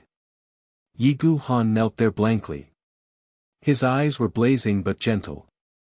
He felt as if his heart was gone and could only say senselessly, Xiao, it's fine. I'm with you. Morong Xiao smiled in satisfaction. Her expression looked like that little girl once again as she said adamantly, yeah, with you here, I'll be fine, and I'm not scared. 20 years ago, Morong Xiao was hurt during one of their adventures. These were the exact words they said then. Exact. Even if 20 years had passed, their feelings for each other never changed, it was as if it were still that very day. Han, Morong Xiao wanted to touch his face with her hands, but she had no more strength. Yigu Han carefully held her hand and pressed it against his face. Feeling her warmth, his tears rolled out uncontrollably and dampened the delicate hand. Han, don't cry, Morong Xiao moved her finger with difficulty. She wanted to wipe his tears, but more rolled down. Jun Moxie, I know I'm about to die. Before that I have to tell you, Morong Xiao said, as she continued staring at Yigu Han's face. The Blood Sword Hall is at the 3 camps of the Royal Guards. Jun Moxie was in shock. He whispered, thank you. His hand was still holding her right hand, delivering the spirit energy to sustain her for her last words with Yigu Han. If he let go, she would die immediately. Han, it's about time for me to go, help me take care of Ling Meng. Morong Xiao smiled sadly and reluctantly. She's a good girl, but a poor girl. Yigu Han's eyes were blurred by tears. He didn't make any sound. He bit his lip so hard that blood was oozing out, but he was not aware. Morong Xiao suddenly seemed to understand. She sighed and shifted her gaze. Jun Moxie, please help take care of Ling Meng for me, she begged softly, despite seeing the difficulty in Jun Moxie's eyes. Even if you are not marrying her, please take care of her, please. She looked at Jun Moxie's face hopefully. Her eyes carried beseechment and eagerness without blinking. It was a mother's final efforts for her daughter before her death. It was also her only hope. Jun Moxie took a deep breath and again increased the inflow of spirit energy. He nodded silently. He could tell that Morong Xiao's life energy was leaking away. Her meridians were shutting down and even the nature-defying art of unlocking heaven's fortune was having difficulty driving the energy through. With a grateful and reassured smile, Morong Xiao said sincerely, thank you. She turned her eyes back and looked at Yi Gu Han gently with endless love. She said nothing. She still had strength, but she said nothing. She knew she needn't say more. She only wanted to look at his face, remember it, and engrave it in her soul so that she would remember forever. Yi Gu Han was also silent. He allowed tears to smudge his face. He only wanted to stare at the beautiful woman before him firmly. They looked at each other and the air was filled with romance. They stared into each other's eyes, as if their souls were entangled forever and would not break apart again. Suddenly, Murong Xiu's face reddened. She felt a sudden strength and she used it all to murmur, I anticipate that. If we are still destined in our next life. Suddenly her body trembled and stopped. Her face was really full of anticipation, gentleness, and deep affection. Her eyes showed endless love. But her life was long gone. The hand on Yi Gu Han's face finally dropped down lifelessly. Tears were still flowing on Yi Gu Han's face. But his expression suddenly became frighteningly calm. His eyes still fixed on the gentle and beautiful face in front of him. He slowly finished the poem. I would rather betray the heavens and not you. Xiu. He still knelt there, eyes fixed on Murong Xiu who looked like she was in a deep sleep. He said calmly, Jun Moxie, there's a booklet containing the sword technique on the table beside my bed. It's for you. And Ling Meng, please take care of her, please. Jun Moxie wanted to say something, but it was stuck in his throat and could not come out. Yi Gu Han smiled calmly and said, lastly. Please bury us together. Write on the tombstone the tomb of Yi Gu Han and Murong Xiu, husband and wife. She isn't the empress. She never was. Please help me. Jun Moxie sighed deeply and said, definitely. But, don't you want to seek revenge? The assassin and the person behind it, the one sitting in the palace. And Ling Meng, are you not taking care of her? Aren't you concerned? I believe in you. I am not concerned to hand Ling Meng over to you. Yi Gu Han smiled with anticipation and eagerness. He stared at the dark sky as the freezing breeze blew up his hair. He said slowly, I will leave the assassin to you.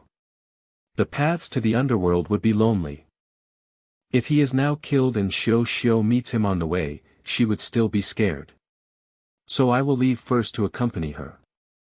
As for Yang Huayu, he is not worthy for me to kill. Xiu is waiting for me. Is there anything more important than our reunion? Hatred, it's fine to not vent it. If I missed my encounter with her in the next life, she would be disappointed and more sad. We have been separated for an entire life.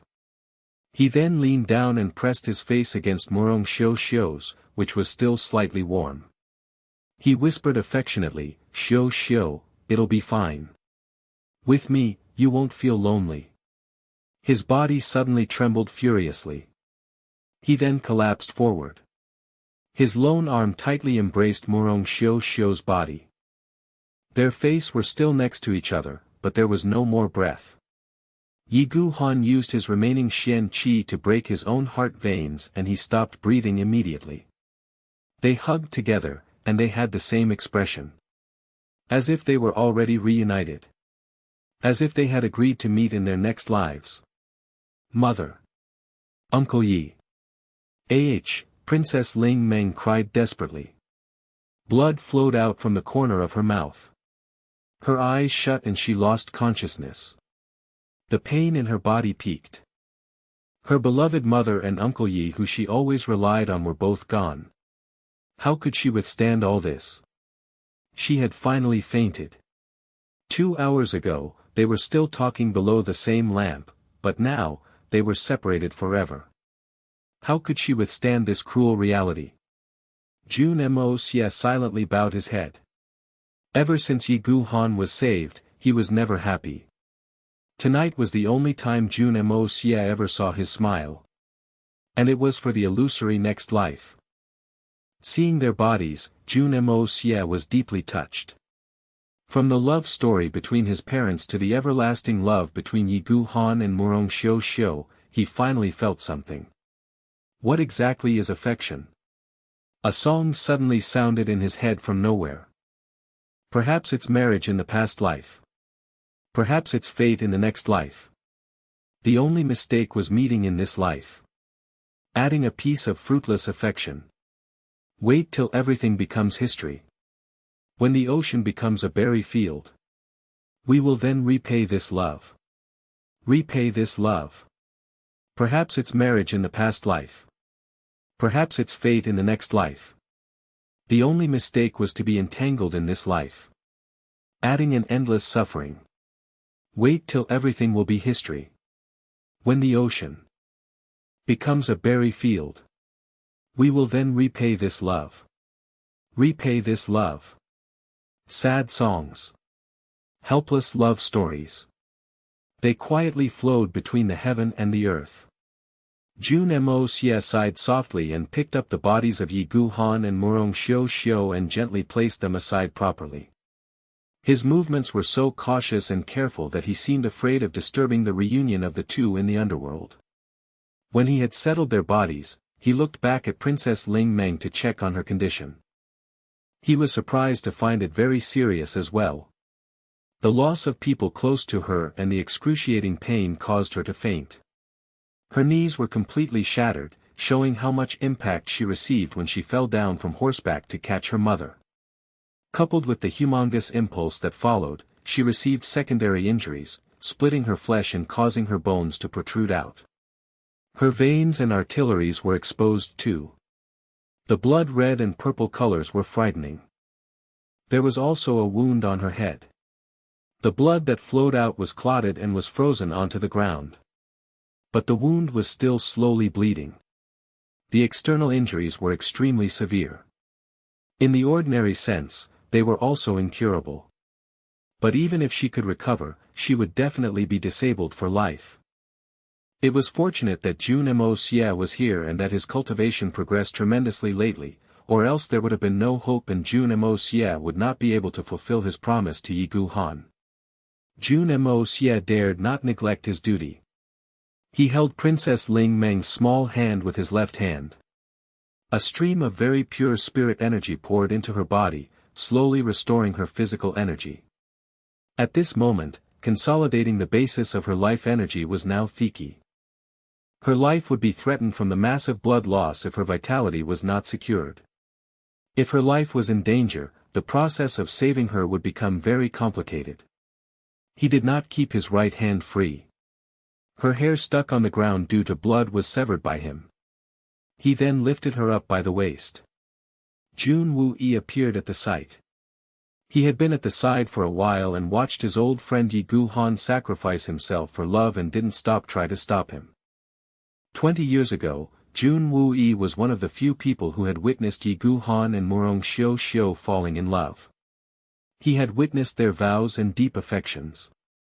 He had also witnessed their separation, their helplessness, and their suffering. Finally, he had witnessed their death, and the eventual reunion after death.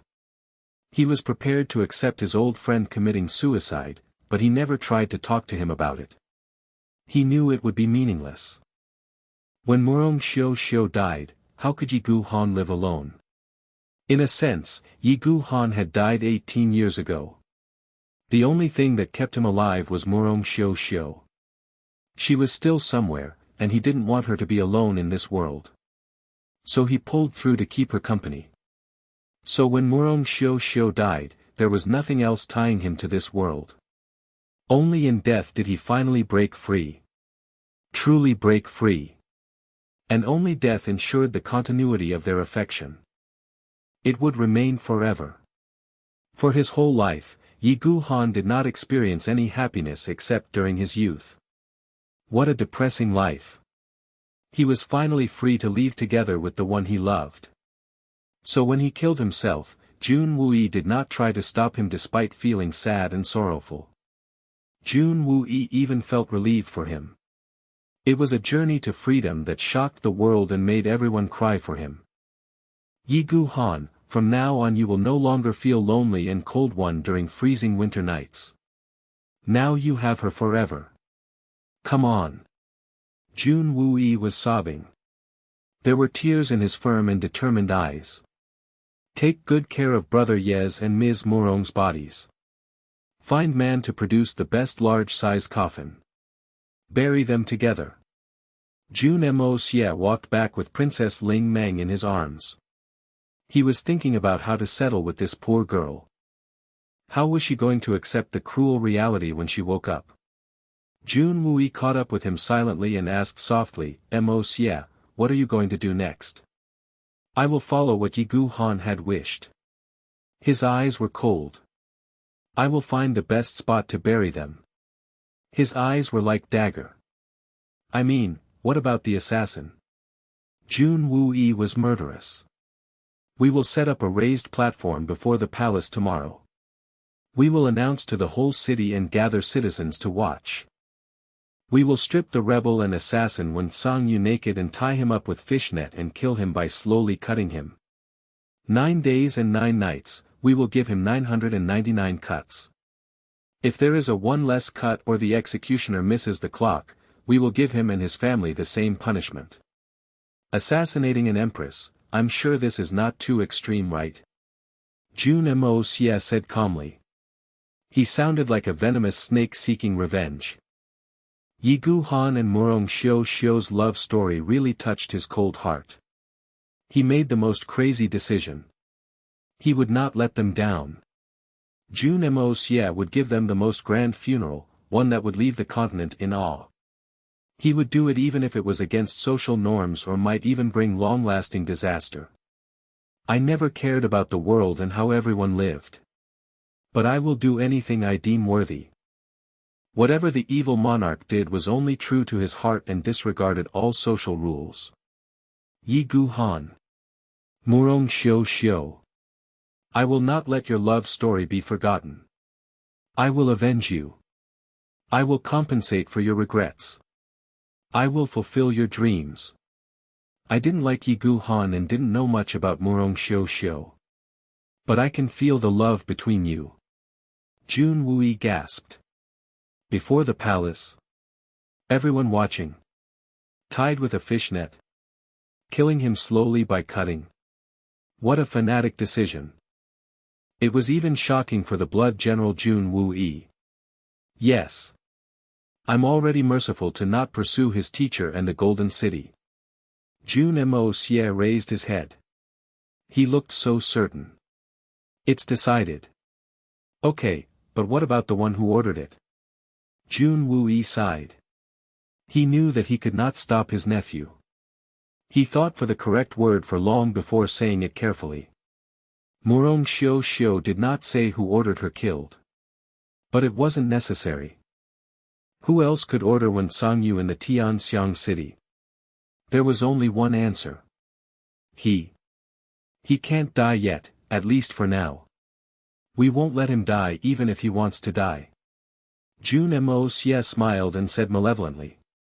Even if we don't count what he did to Ye Gu Han and Murong Xiu, there is still our hatred. Father, second uncle, and my brothers. If we let him die like this, it would be too easy for him. I will let him live in hell. Jun Woo-yi sighed deeply.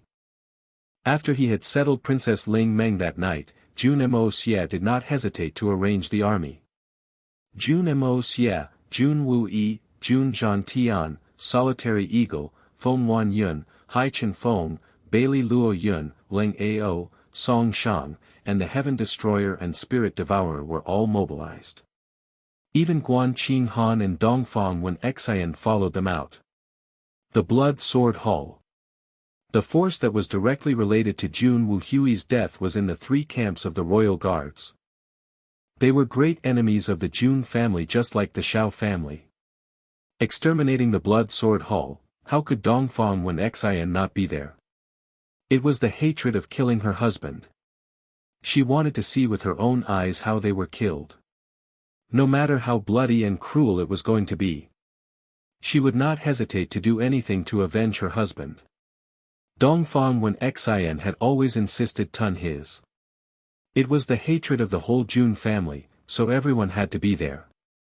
So that the souls of the perished heroes would finally be relieved. This New Year's Eve appeared normal at first, but after midnight, it would become the beginning of endless bloodshed. And it would be the first step to the Jun family's revenge. Jun Moxie would not allow any foe to get away with it. So the family gathered their strongest forces. Blood still stained the long street and the three camps came within Jun Moxie's sight. Seeing this heavily guarded camp just beside the palace, Jun Moxie smiled coldly. The next moment, Jun Moxie, Jun Wue, Solitary Eagle, Feng Wan Yun, Hai Chen Feng, Bailey Luo Yun, Ling Ao, and Song Shang sprang into action. They scattered silently in the air. All the guards were instantaneously killed without any sound. These ordinary soldiers were clearly no match for the group, in which even the weakest was at the spirit Xian level. Jun Zhantian led the rest of the men outside. There was endless sorrow as well as the satisfaction from revenge in his eyes. With the previously shocking incident, his attitude drastically changed. Since the Blood Sword Hall had suddenly become royal guards, there was no more doubt.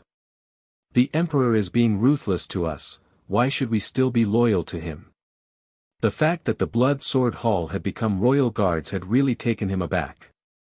Dongfang Wen Xian and Guan Qinghan were in white. They stared calmly and coldly at the darkness of the camp before them. Jun Moxie's white cloak flashed in the dark as he revealed himself. With a wave of hand, the 300 men of the Heaven Destroyer and Spirit Devourer quietly rushed in. Some of them took the place of the killed guards. Others formed groups of 3 to guard all escape routes.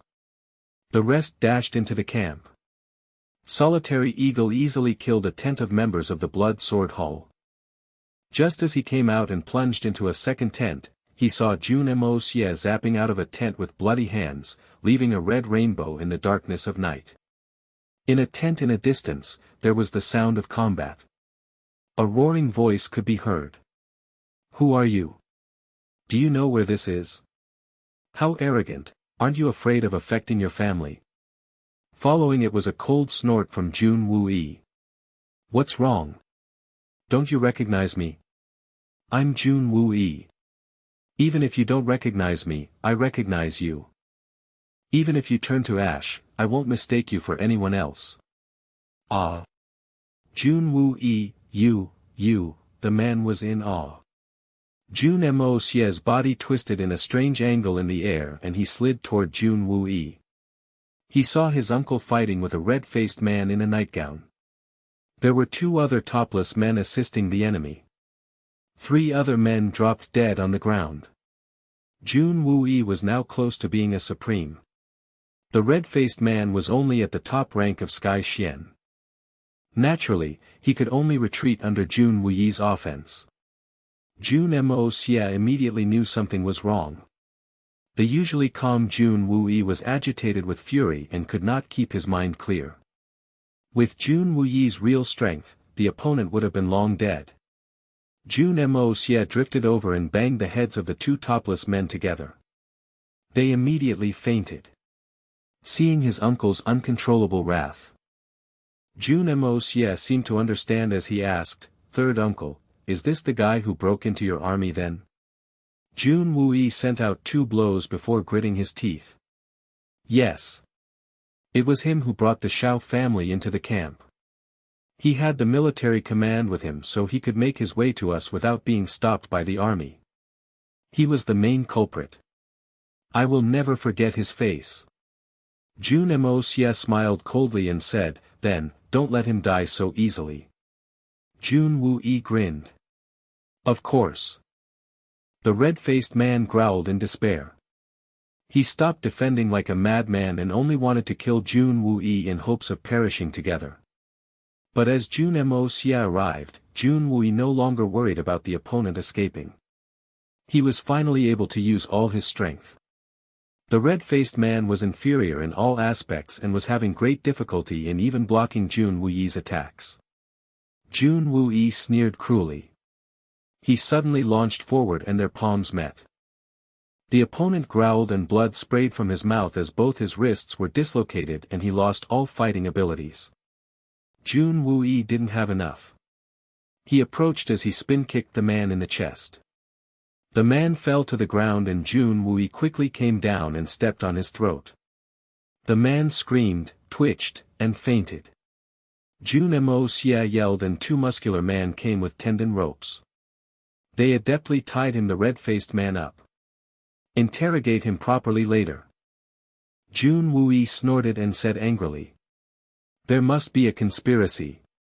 Third uncle, is it even necessary? Jun Moxie laughed and said ruthlessly, where are we at? Who are these people? How did the Blood Sword Hall become royal guards? It's all crystal clear. Grandpa didn't stop us from doing this, meaning he no longer believes the Emperor and supports us. So let's just kill him slowly together with Wen Songyu. Jun Moxie's eyes brightened as he said loudly, all right. Instantly, the camp was full of shouting and killings everywhere, and fire shot up into the sky. Several adjacent barracks were mobilizing amidst the sound of horns to come for rescue. The battle was ending. Hundreds of men of the Heaven Destroyer and Spirit Devourer were ready with Xian Beast Tendon crossbows. They were ready to turn anyone who tried to escape into hedgehogs. Solitary Eagle, Feng Wanyun, and other top experts stayed in front of a tent in the middle of the camp and watched with their hand on their back. Hai Chenfeng, Bailey Luo Yun, and a few others were still fighting inside. This was obviously where the leaders of the Blood Sword Hall stayed, judging from the particularly large and magnificent tent. How is it going? Jun Moxie strolled over and asked. It's almost 1. This is the only tent left. We are letting Hai Chenfeng and the others have more training. They have improved tremendously, but their states of mind need improvement. Solitary Eagle's eyes flashed as he observed the fight within. These battles are challenging but not dangerous. It's good opportunity for them. Jun Moxie agreed with a nod. It would extremely secure if Solitary Eagle and Feng Wanyun were to take over, but it would be overkill. Instead, having the younger ones gain more valuable combat experience would be much more beneficial. The enemies inside aren't weak. Jun Moxie calmly looked at the fight within and he laughed. Suddenly, two short figures caught his attention. Two short and small figures moved nimbly. They would suddenly attack together with their swords held by their lone arm. All the blows were fatal. Hai Chenfeng was pressurizing a Sky Xian expert before him. The expert was busy defending when the two small figures launched at him at an odd angle from both sides. Instantaneously, two short swords pierced into the expert's ribs. They quickly let go of the sword and pulled back with a backflip. The dying Sky Xian expert hollered in despair. He disregarded the attack coming at him from Hai Chenfeng and used all his Xian Qi to send a palm each at the two kids, trying to kill them. But the two kids were quick-witted and far beyond reach. The Sky Xian expert spat out blood and collapsed. The two kids then zapped over together. They flew past each other. The short swords were now already in their hands. They stepped aside and began pursuing another target. They were just kids, but their ruthless attacks and accurate grasp of opportunity was impressive. When they killed, they weren't afraid, instead, they became excited. With a sigh, Feng Wanyun gazed at the two little bodies with cold eyes and said sincerely, these two kids are natural assassins. With more time, they will be masters of assassination like Chu Chi-hun when they grow up. No, they weren't born like this. Jun Moxie said calmly. If you know their past, this won't be surprising to you. After experiencing inhumane torture in the Huanghua Hall, they had lost their mercy. They would kill anyone they deemed an enemy. The loud sound of unified footsteps and hooves came from all directions. Finally, men from the other camps had arrived. 3 muscular men stopped them at the crossroad. They were emotionless and calm and did not step back under the pressure of the incoming men. Who's that? Step aside. Or we will kill. The leader asked and ordered. Seeing the three men looking so composed when they faced the army of guards, the leader was puzzled. The Jun family has business to attend to here. Any unauthorized person, please leave. Anyone who dares to disturb will be killed. One of the men talked back coldly. They were beside the palace, but the man in front of them was calling them, the royal guards, unauthorized. The Jun family. The leader shivered and looked at the rising flames in awe. Suddenly, a white figure rose from the flames and stepped onto the tip of a flagpole. The tall figure stood there so steadily and yelled, "I, Jun Moxie from the Jun family, am killing rebels. Unauthorized personnels, get lost." The last two words were so loud and rolled across the whole city like thunder. The arrogant attitude was not at all concealed. All the men stopped. The horses' neighs chorused in a symphony. A steady voice sounded. "So it's the third young Master Jun. I, the old man, have been disrespectful. May I ask, what are you, young Master Jun, doing here?" It was the leader of the royal guards, a member of the Murong family, Murong Hao. Jun Moxie snorted coldly and said with a deep voice, "Do I have to report to you? If you don't leave now, then stay forever." Murong Hao was taken aback. He was just about to speak again when an old man in clothes as black as iron popped up in front of his horse like a ghost. His eagle-like eyes stared at Murong Hao as he said coldly, "Get lost." As he spoke, he drew with the tip of his toe a line on the ground. As he finished, a 3-inch deep line was formed. He was still standing there and said coldly, "I will kill you if you cross this line." Murong Hao took a deep breath. They were near the palace. The ground was laid with the best quality granite. But the old man in black in front of him had made such a trench with his toes so nonchalantly. And there was no flash of Xian Qi over his body. Murong Hao carefully scrutinized the man in front. Black clothes, skinny face, eagle-like eyes, totally emotionless. He suddenly thought of a legend-like figure and rumors had that he was staying with the Jun family. Is he the eagle god of the prairie, the solitary eagle? He trembled. At this moment, Jun Zhantian's voice reached him. "Murong Hao, leave with your guards." Murong Hao trembled again and answered, "Yes, General." He waved his hand. "Retreat." The guards left in unison. Solitary Eagle snorted and looked unhappy. "What a bastard, how dare he scrutinize me like that?" In the palace, the wine cup in the hand of His Majesty fell to the ground with a snap. Suddenly, his whole body trembled like he was sieving grains and only stopped after a while. Between his eyebrows, there was a gloomy color and he murmured, "Jun Moxie, you have finally found the blood sword hall. Are you, finally coming? I am not afraid of you. I won't be afraid of you. I am the Emperor. I am the most respectable person in Tianxiang." He roared, grabbed the wine jar, and poured all the wine into his mouth again. Suddenly he stopped and muttered, "The Empress might know about the blood sword hall, is she not dead?" She told Jun Moxie. His eyes suddenly glowed in an abnormal brilliance. He crazily kicked and overturned the table before him and roared, "Why are you not dead?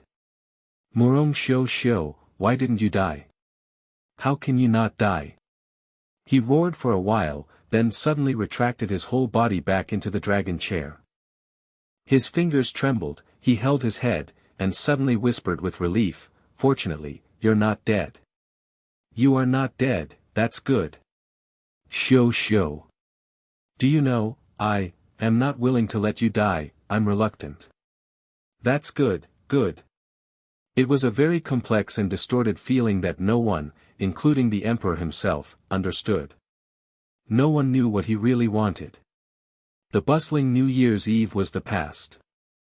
The emperor had waited anxiously for someone to come and seek revenge, but no one came even when the sun had risen up again. "Why don't the Jun family come for me? You have found the blood sword hall, why don't you come to me? Why?" His Majesty was puzzled and worried. He was waiting for the end and prepared for everything to be over, but, they did not come. How ominous. It was an indescribable feeling. Your Majesty. A guard came to report, but he frightened the emperor who was still lost in his thoughts. He trembled, jumped up from the chair, and said angrily, "What's the matter? What happened?" Just as he finished, he could feel the cold sweat on his back. I can also be afraid. The Jun family built a high platform in front of the palace and hung a flag written with "Punish the rebels and warn other evil forces." But we don't know what they really want to do. The guard was scared by the emperor. He quickly reported. What? In front of the palace? The emperor was shocked. His face suddenly turned more gloomy and hollered with a low voice, "The Jun family. How dare you? The high platform is very high. It can be seen clearly from the high platforms in the palace," the guard reminded the emperor as he remained kneeling on the ground. "I will go and see." The busy construction site completely blocked the main entrance of the palace. Jun Moxie was wearing white clothes and a white coat. A light blue belt was around his waist. He was sitting on a very big armchair with his legs crossed. His black hair danced with the wind and he smiled mischievously as he chatted with Jun beside him in a manner that clearly disregarded everyone else around. Not far away, there were 3 corpses and the blood was glaring. They were the guards at the entrance of the palace. They came to stop Jun Moxie when the platform was about to be constructed, but they were immediately killed. Then the guards from the Jun family stood in 2 lines with the members of the Heaven Destroyer and Spirit Devourer encircling them. The palace guards dared not move a single bit from then on. The emperor made it to the top of one of the high platforms. The platform beyond the palace walls appeared right in front. It was very glaring. He understood that Jun Moxie wanted to humiliate him by building this platform before the palace gate. And now, he couldn't do anything when he was faced with this sort of humiliation. He could only accept it. If he couldn't control his anger and decided to attack, it would only accelerate the collapse of the Tianxiang Empire. The Jun family now was different. Any one of them could come out at night and slaughter the palace with little effort. They could easily chop his head off silently. The emperor shivered and his anger filled his chest, but he couldn't do anything. He felt the first sign of regret.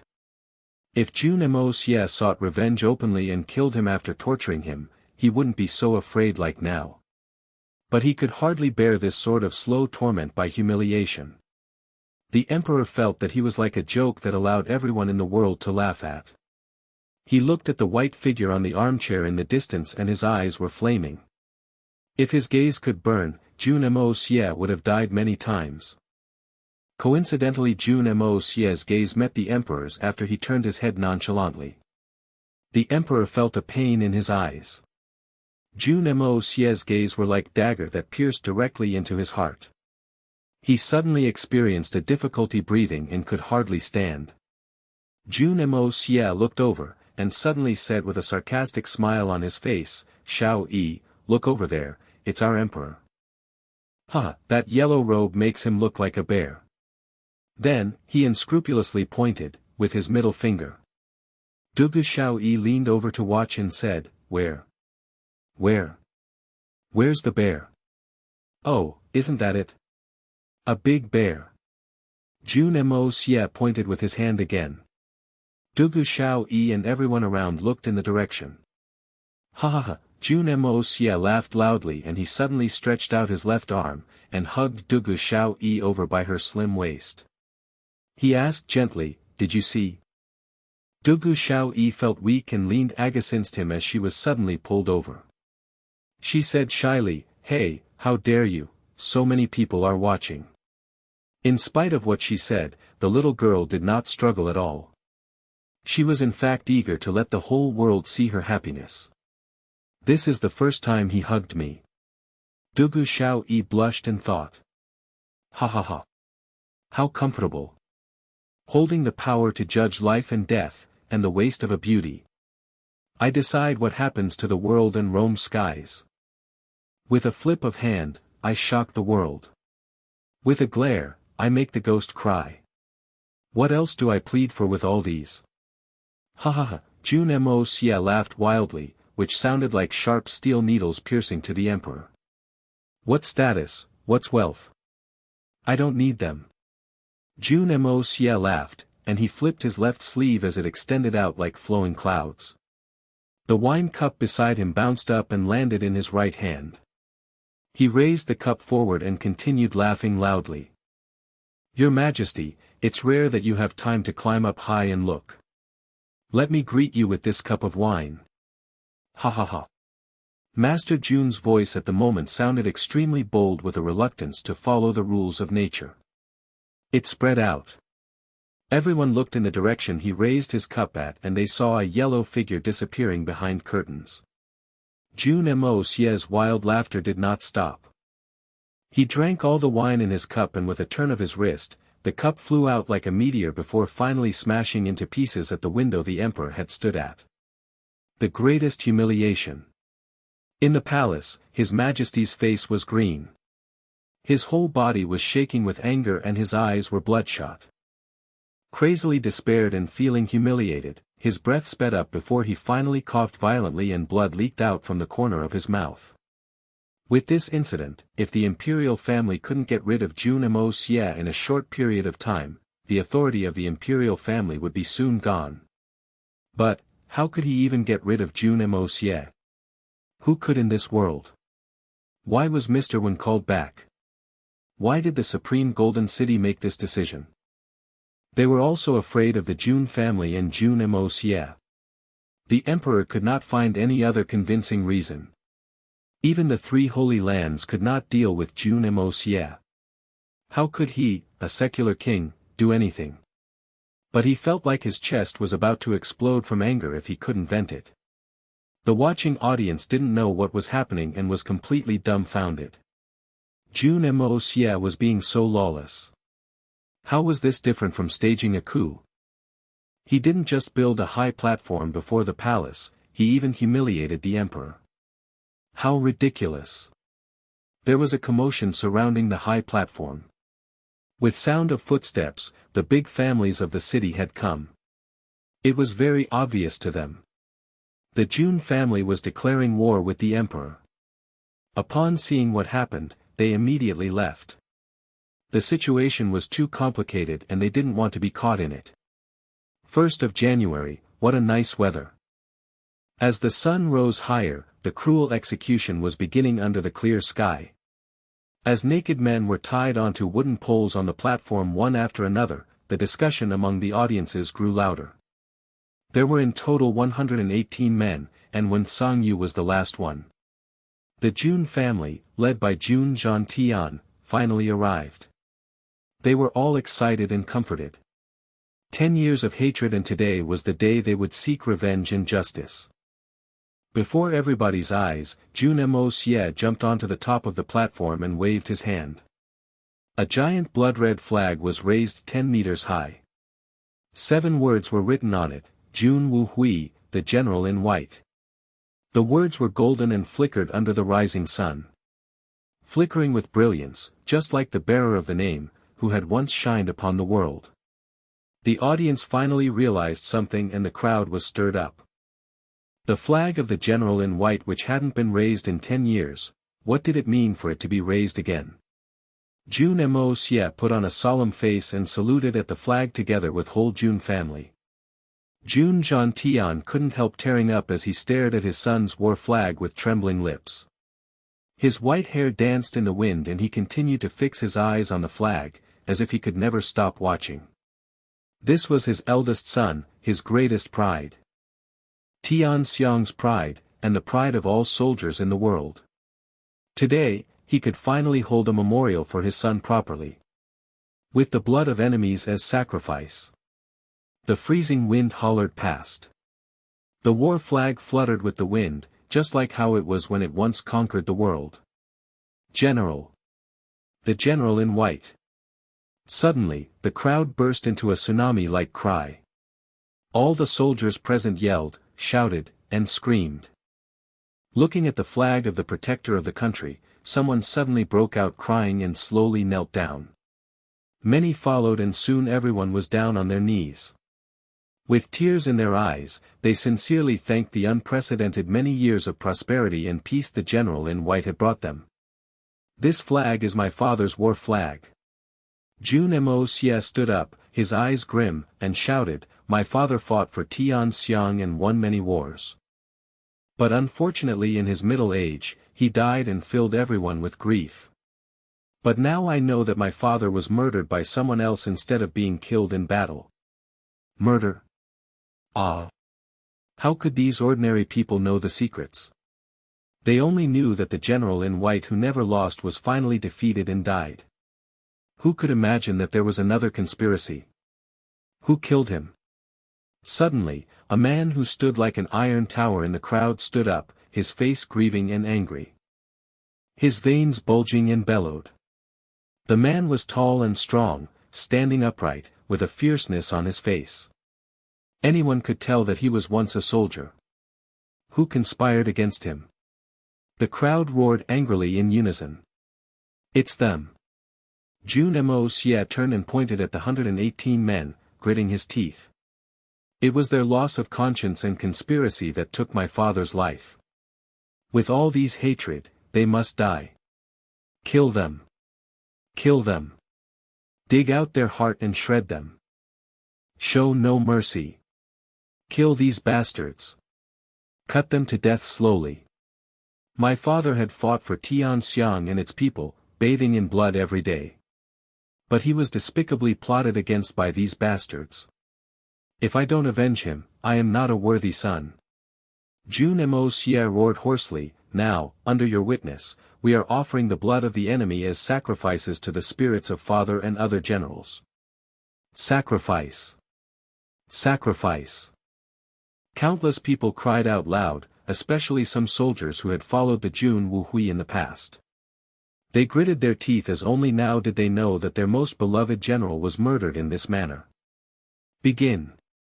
Jun Moxie's eyes were stone cold. He waved down his hand forcefully. A black fishing net was laid out, and covered all the men. It then tightened and slowly twisted, causing the prisoners' muscles to slightly bulge out from the holes in the net. Until this point of time, everyone knew that what was happening. They were going to be killed by cutting slowly. The most cruel and inhumane way of execution. Everyone's breath sped up. The executioners stretched out their hands together and pulled out the cloth stuffed in the prisoner's mouth. These people's dantian had all been destroyed by Jun Moxie. Their many years of xian cultivation had already vanished. But unexpectedly, none of them begged for mercy. Although some people were so frightened that they turned pale and trembled, they did not beg for mercy. They were assassins and they had witnessed so many deaths. Seeing what was happening, they knew that there was no use begging for mercy. "Kill!" The crowd went mad. Jun Moxie raised his right hand, and sliced his hand down. Steel knives were raised. "Wait! Jun Moxie, I have something to say." Wen Cangyu suddenly raised his head. He was so humiliated being naked that his face was distorted. "Jun Moxie, I abide by the rules for my entire life, and this is the only mistake I made in my life. And someone ordered me to do it, why don't you just simply kill me? Even if you are a saint for life, the last mistake was enough to make you as evil as you can be." Jun Moxie looked at him coldly. "I am an expert from the Supreme Golden City. Can't you just kill me in a proper manner?" "Jun Moxie, why do you have to be so extreme?" Wen Cangyu screamed pathetically. "Ha! Trying to scare me with the Supreme Golden City. You must know that they can't frighten me." Jun Moxie clicked his fingers and a flash of darkness shot into Yuan Cang's mouth. All his teeth were knocked off and were spat out with mouthful of blood.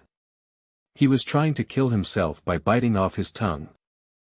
Jun Moxie's white robe drifted as he took a few steps forward. He said indifferently, "If you want to bite your tongue and kill yourself, you can do it. But I want to tell you that if you stay put and let me cut you up, everything would be over. If you try to kill yourself, no matter whether it succeeds or not, I will kill every single member of your family. Don't think that I can't find them. I know where every single one of them is at. You can try. I don't mind. Jun Moxie smiled slightly, exposing his white teeth. But in the eyes of these people, he was a cruel beast bearing his fangs.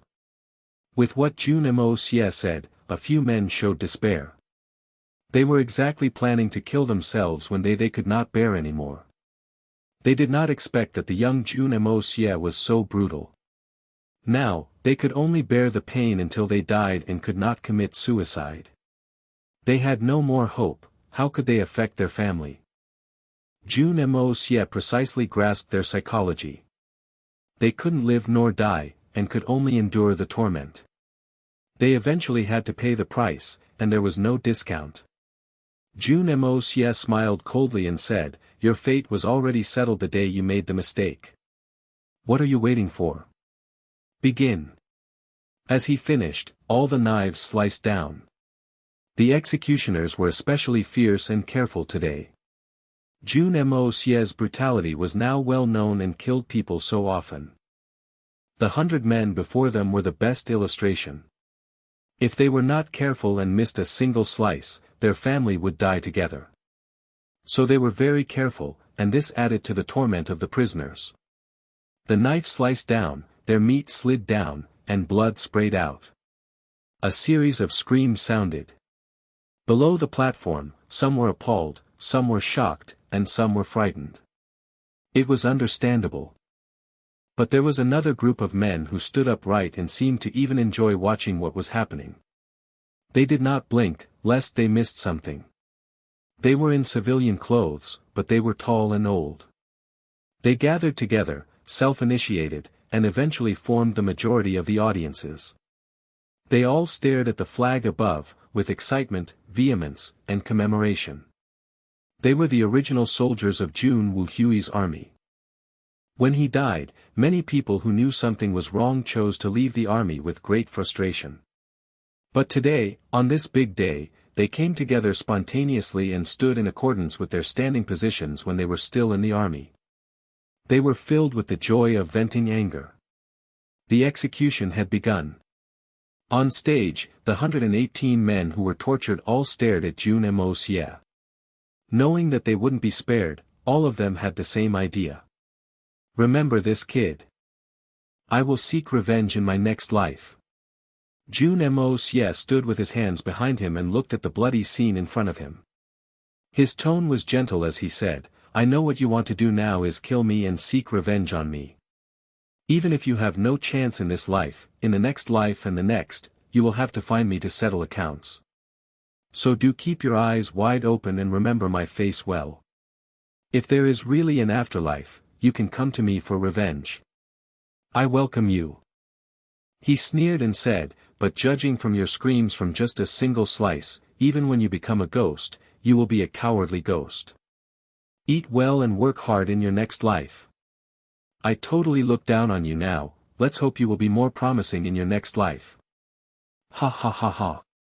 One guy raised his head fiercely and his face was bloody and sweaty and his muscles were twisting as he shouted, "Just a single slice. Do you want to have a try?" "No thanks. You should enjoy this superior treatment." "I don't have the free time to do so." Jun Moxie sneered. "Jun Moxie, if there really is an afterlife, I will kill your whole family. You just wait." Wen Sangyu raised his head painfully and stared at the young man in front of him with endless hatred. Although Wen Sangyu was over 80 years old, he had always been very righteous. With his cultivation, he had always been very healthy. But Jun Moxie was still afraid that with his age, he might not be able to endure torture for 9 days in a row. So Jun Moxie did not destroy all the Xian Qi in his body, but only broke his Dantian. Dantian was the foundation so he could no longer drive the Xian Qi in his body and make use of them. But the Xian Qi left in his body were still sufficient to refresh his flesh and body so that he would not die. Wen Sangyu's naked body was as strong as a teenager. As a master, he was always respected. But now he was shamed before everyone and could not die instantly. Naturally, the resentment in his heart had reached the extreme. Wen Sangyu, how scary. But I am more curious that if you have an afterlife, will you be a dog or a pig? Jun Moxie mocked the way. As long as you do something wrong, you must bravely accept the punishment. Why grit your teeth and say such a thing? It will only make me laugh at you more. Wen Sangyu was speechless, but his bloodshot eyes were still fixed on Jun Moxie. Brother Wen, why, in the palace, the emperor's body trembled as he suddenly felt weak. Xiao, he finally understood why Wen Sangyu appeared here, but his crime was not announced. The empress had not returned, she must have been killed. And it was exactly this that infuriated Jun Moxie, causing Wen Sangyu having to bear with this torment. You are dead after all. Are you, really dead? Yang Huaiyu slowly lowered his head, curled up his whole body, and held his own shoulders tightly. He felt extremely lonely and helpless, like a wild animal that had nowhere to warm itself on a cold winter night. He trembled twice, and a few drops of tears fell on the sleeve of his robe and to the ground. In the distance, heavy footsteps grew louder. Jun Moxie looked up and saw Tang Yuan climbing down a carriage with Sun Xiaomei and walked over, flanked by a group of guards. As he approached, Tang Yuan looked up and looked at the flag flying in the air. He bent down deeply and bowed respectfully. It had been a long time, and Tang Yuan actually lost a lot of weight. If compared to his original weight, he could now be called very slim. Now he was at most 150 kilograms. Although he was still fat by normal standards, he was much better now. Jun Moxie felt relieved but at the same time, sentimental. He didn't deliberately let Tang Yuan know what was about to happen today. Although Tang Yuan would surely know, Jun Moxie believed that Tang Yuan would understand what he intended. The Tang family was still loyal to the Tianxiang imperial family, perhaps the strongest support of Yang Huaiyu. Tang Wanli also had a deep, lifelong friendship with the emperor. So Jun Moxie didn't expect Tang Yuan to come because he would have to bear tremendous pressure if he did. For example, the other big families, as long as they knew what was happening here, had quickly left. Although the imperial family now could not deal with the Jun family, they could still crush the other families easily. So these families remained silent and decided to react after seeing the emperor's reaction. Openly supporting him at this point of time was very dangerous for Tang Yuan. Jun Moxie knew this all too well. So Jun Moxie didn't expect Tang Yuan to show up. He didn't want his brother to feel bad. He didn't want him to make a choice between his family and his best friend. But he still turned up. And he even brought his fiancée. What an open and high-profile appearance. His appearance revealed where he was standing, and as he bowed at Jun Wuhui's flag. He had no more return. He used his actions to show his stance. And he didn't tell Jun Moxie beforehand. It made his appearance even more precious. Jun Moxie was very relieved. Since transmigrating into this world, he had been interacting with Fatty. At first, he just regarded him as an ordinary friend who he could mess around with. But he gradually found that this Fatty had high integrity, though he was no hero or saint. Slowly he accepted his friendship and became Jun Moxie's only true friend in 2 lives. But Jun Moxie never expected that he, the Fatty who was normally so cowardly and ridiculous, would be the only who dared to support him openly despite knowing the perilous consequences of doing so. What was brotherhood? Actions always speak more than words. Jun Moxie hopped down the high platform and landed before Tang Yuan. He asked, "What brings you here, Fatty?" Tang Yuan laughed, and a lewd smile emerged on his plump face. "Do you have to ask? We are equally the most infamous debauches of the city. Now that you are here, how can I possibly not come? You know me, I just love to watch such shows. This execution by slowly cutting them. How could I miss such a good scene? I may not even see it again." Jun Moxie laughed from the bottom of his heart. He patted Tang Yuan heavily on the shoulder, looked at his fat face carefully, and looked at Sun Xiaomei on the side. He said heavily, "Good brother." Jun Moxie said nothing more. Tang Yuan's fat face was occupied by a silly smile, but his eyes also showed a trace of satisfaction. Sun Xiaomei looked at everything at play out in front of her calmly. She did not speak. She just clutched Tang Yuan's arm harder. The wise woman knew that although the Jun family now had absolute superiority over the emperor, as long as she followed Tang Yuan here, they would never be able to return to their families. They were their roots. Good brother. In this life, Jun Moxie had little friends, let alone sworn brothers. But this time, he said the words in sincerity. Brother. An exceptionally intimate word. What is brotherhood? They would venture into perilous lands and carry burdens together. They would share happiness as well as problems to overcome. Actions speak louder than words. The sound of hooves suddenly became audible. A man on horseback was approaching. All of his hair was white and he had a big build. It was Tang Wanli. He hopped off the horse and approached Tang Yuan. He said angrily, "You little bastard. You are still so ignorant and don't understand priorities. Come back home with me." Tang Yuan insisted. "Grandpa, please wait a while. I will return to the aristocratic hall once I have finished paying tribute to Uncle Jun." "You little brat, how dare you bargain with your grandpa?" Tang Wanli blew his mustache and raised his hand up high as his face blackened. "Grandpa.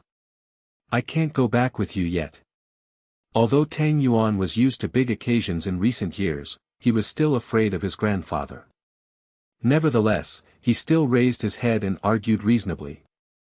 "Grandpa, you can die for His Majesty and disregard the whole family.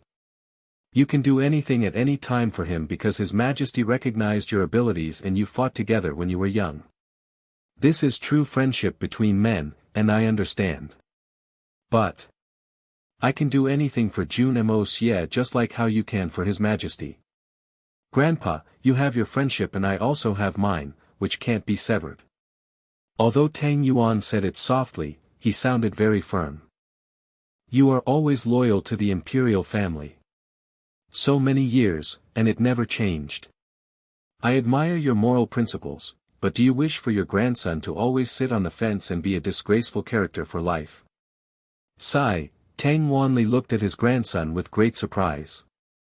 The raised hand could not come down. After a while, he sighed and said dispiritedly, "But, you don't know the consequences. Jun Moxie called me his good brother just now." There was light on Tang Yuan's face. "I have real blood-related brothers, but I've never had this kind of brother. He is the first, and perhaps the only one. From a young age, no one befriended me. Let alone treat me like a brother. I hope I will always have my brother," Tang Yuan said with a low voice as he looked at his grandpa. "Just like your relationship with His Majesty." Tang Wanli stood startled. Suddenly, he felt that the grandson in front of him was so unfamiliar. He always thought that his grandson, who only liked to eat and didn't work, wasn't going to achieve anything and become useless for life. Even though Tang Yuan had become extremely wealthy due to the aristocratic hall, he was just a puppet of Jun Moxie. But in this moment, he felt that his grandson had really grown up. Tang Yuan finally followed his own will and could be called a real man. But where Tang Yuan was heading was in fact a different path than his. With a long sigh, Tang Wanli looked gloomy. He got back onto horseback with some difficulty. He whispered, "Yuan, you have finally grown up, and you have your own choices.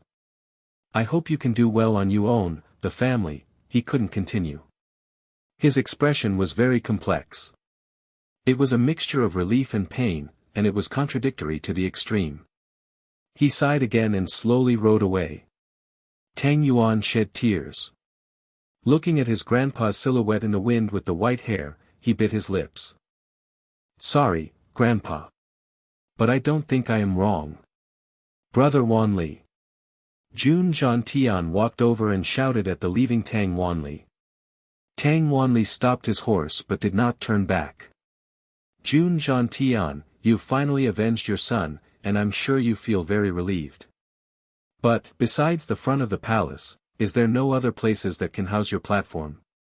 Besides feeling relieved, aren't you concerned for anything else? Don't you feel uncomfortable? Jun Tian stood there seriously and shook his head. Brother Tang. You are not me. You won't understand. I know you don't feel comfortable, and I am not very willing to admit as well. But, reality is reality, mistakes were made. How can they compensate me? If you were me, what would you do? Yes. I don't understand. I don't think I'll ever understand, but I'm uncomfortable and angry. Tang Wanli's voice was cold and low. I believe that not only am I uncomfortable, but the other old brothers who survived together will also be uncomfortable. Those brothers who died in battle, if they can feel in the underworld, they will be even more uncomfortable. Because what you are humiliating is what we all fought for. Tian Xiang. It's ours. We bought it with blood and effort. It's made up from countless sacrifices. Jun Tian, you can ask Zhu Zhu and Murong Fengyun whether they feel comfortable. Ask yourself if you feel comfortable. As for you, compensation. I don't know the plot better than you, but I also have some understanding. So I didn't bring an army over today. But Tian Xiang belongs to all of us. We all fought for it. This is the only thing I know and the only thing I care about. Jun Tian sighed. Indeed. Tian Xiang belongs to all of you. I can't disagree, I'm not even qualified to. Jun Moxie stood up smiling. But, did you miss some people? I am sure without them, Tian Xiang would have long disappeared. Tian Xiang also belonged to my father, my uncles, my brothers, and all the soldiers who died in Tian Guanlin. Although you may not feel comfortable seeing this, I'm sure they do. Jun Moxie smiled and said sharply, you know, I can easily reveal the truth to the world for everyone to judge. What do you think your old brothers would think then? Tang Wanli couldn't refute. Although he later became an official, he was once a general. He also experienced countless battles. How could he not understand the psychology of soldiers? Anyone who participated in the war, whether alive or dead, would support the Jun family. But if the truth was to be revealed, the Tian Xiang imperial family would really become infamous for millions of years. The sacrifice of soldiers should not be framed or smeared. No matter who did it, as long as they plotted against such a general, they had to compensate. Or no one in the world would be satisfied. Jun Moxie smiled. Don't be worried. I won't do it. I don't even bother to. I am a member of the Jun family. I don't care whether you feel comfortable. As long as they, my father, my uncle, my brothers, and all the soldiers, are comfortable. I feel fine. Everyone has their own perspectives. But nothing can stop us from seeking revenge and compensation.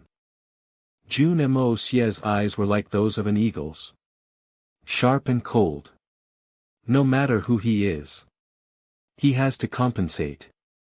Tang Wanli was silent for a while. Suddenly, he whipped the horse's buttock, and the strong horse sprinted out. He only left behind a sigh that drifted with the wind. On the high platform, the brutal punishment was still ongoing. Jun Tian didn't look good. He stared in the direction Tang Wanli went and pondered. Jun Moxie smiled and said, there's no use think about it. Everyone has their own perspectives. Grandpa, we are just seeking revenge. We aren't rebels and we have not destroyed Tian Xiang.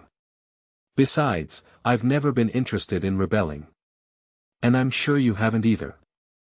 I'm sure none of the members of the Jun family is jealous of the imperial family and wants to replace them. Honor is honor, compensation is compensation. They're basically separate things. Why care about what others have to say? I believe there's always justice. As for who he is, if Tang Wanli could have won this debate, he wouldn't have left like this. Jun Tian sighed, shook his head, and said, "Fine. Maybe they will be uncomfortable, but we must avenge our beloved ones." He turned back and said, "I'm going home first. You preside over here." He stopped and suddenly laughed bitterly. Absurd. Since when was there a nation that lasted forever? Since when was there a king that lived long? All efforts, struggles, and pride, everything is bound to become dust. They become nothing. Why torture ourselves? He rode on the horse and went away. Although it caused a great disturbance in Tianxiang city on the first day, there were no accidents. The everlasting cries and screams of pain shocked the heavens and the palace. In the palace, the concubines and eunuchs were all pale and trembling. They were all afraid that someone would break into the palace with weapon. On the second day, the punishment continued. A new batch of people came to watch. Their facial expressions were different, but they obviously were immensely interested in Wen Sangyu. A supreme expert, and he could only receive the punishment without any struggle. Jun Moxie always observed what was going on in the palace. On the morning of the second day, all the ministers and heads of large families were summoned to the palace and didn't go out for long. Jun Moxie was not worried at all. No matter what they came up with, he was ready to take them on. Was there always justice? There was only justice if they had the strength to seek it. If Jun Moxie was still the debauchee he was before, how could there be justice? From the second day onward, Dongfang Wen Xian and the rest did not turn up. Even Dugu Xiaoyi, who was always glued to Jun Moxie, waited at home. After all, their ability to endure this kind of bloody scene was still rather lacking. Perhaps the affairs of human life were bound to be unable to peacefully proceed. An extremely terrifying aura suddenly burst out from the crowd. This aura was filled with shocking rage, and Jun Moxie instantly detected its source. Narrowing his eyes slightly, he raised his head and 2 rays of frosty light shone from his eyes. 2 figures stood out glaringly from the crowd. No matter where they went, the crowd parted like water before a ship. The person leading was tall and of striking features. He looked to be in his 30s, yet in his 50s at the same time. It was impossible to distinguish his true age at a glance. His face was sallow, and his eyes were as cold as ice. A high hair crown sat atop his head, and he was clad in coarse hemp clothing. Scowling dangerously, he walked toward Jun Moxie. As for the person behind him, Jun Moxie recognized him with a single glance. He was Supreme Golden City 3 Pearl Thrones Xiao Weicheng.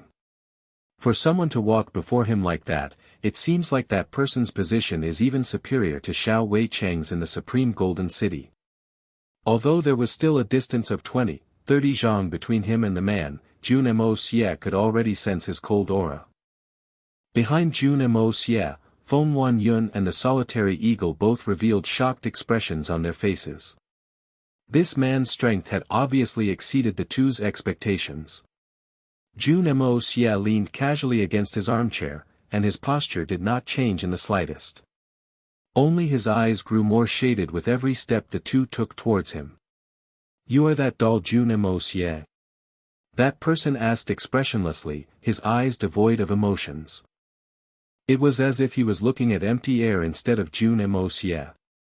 Such an attitude was akin to a god talking to mortals. It was filled with arrogance and superiority, as if he were saying, "I'm already giving you lots of face by talking to you. Oh. You don't know whether I'm Jun Moxie? Take a guess then, who am I?" Jun Moxie rolled his eyes and said sarcastically. "Smart-mouthed brat." That person snorted and said, as an aura as heavy as a mountain surged forth from his body. This aura was obviously only applied to Jun Moxie, and the solitary eagle and Feng Wanyun behind him did not feel even the slightest ripple. The intricacy of control that this person had over his aura had reached a shocking level that others would gasp in wonder. Unfortunately, Jun Moxie seemed completely unaffected as he continued sitting lazily on his chair. A queer smile hung on his face, occasionally flickering with a hint of devilish evil. He did not launch a counterattack with his own aura, and simply continued sitting calmly, as if he hadn't felt anything. Attacking with aura? I'm truly scared to death.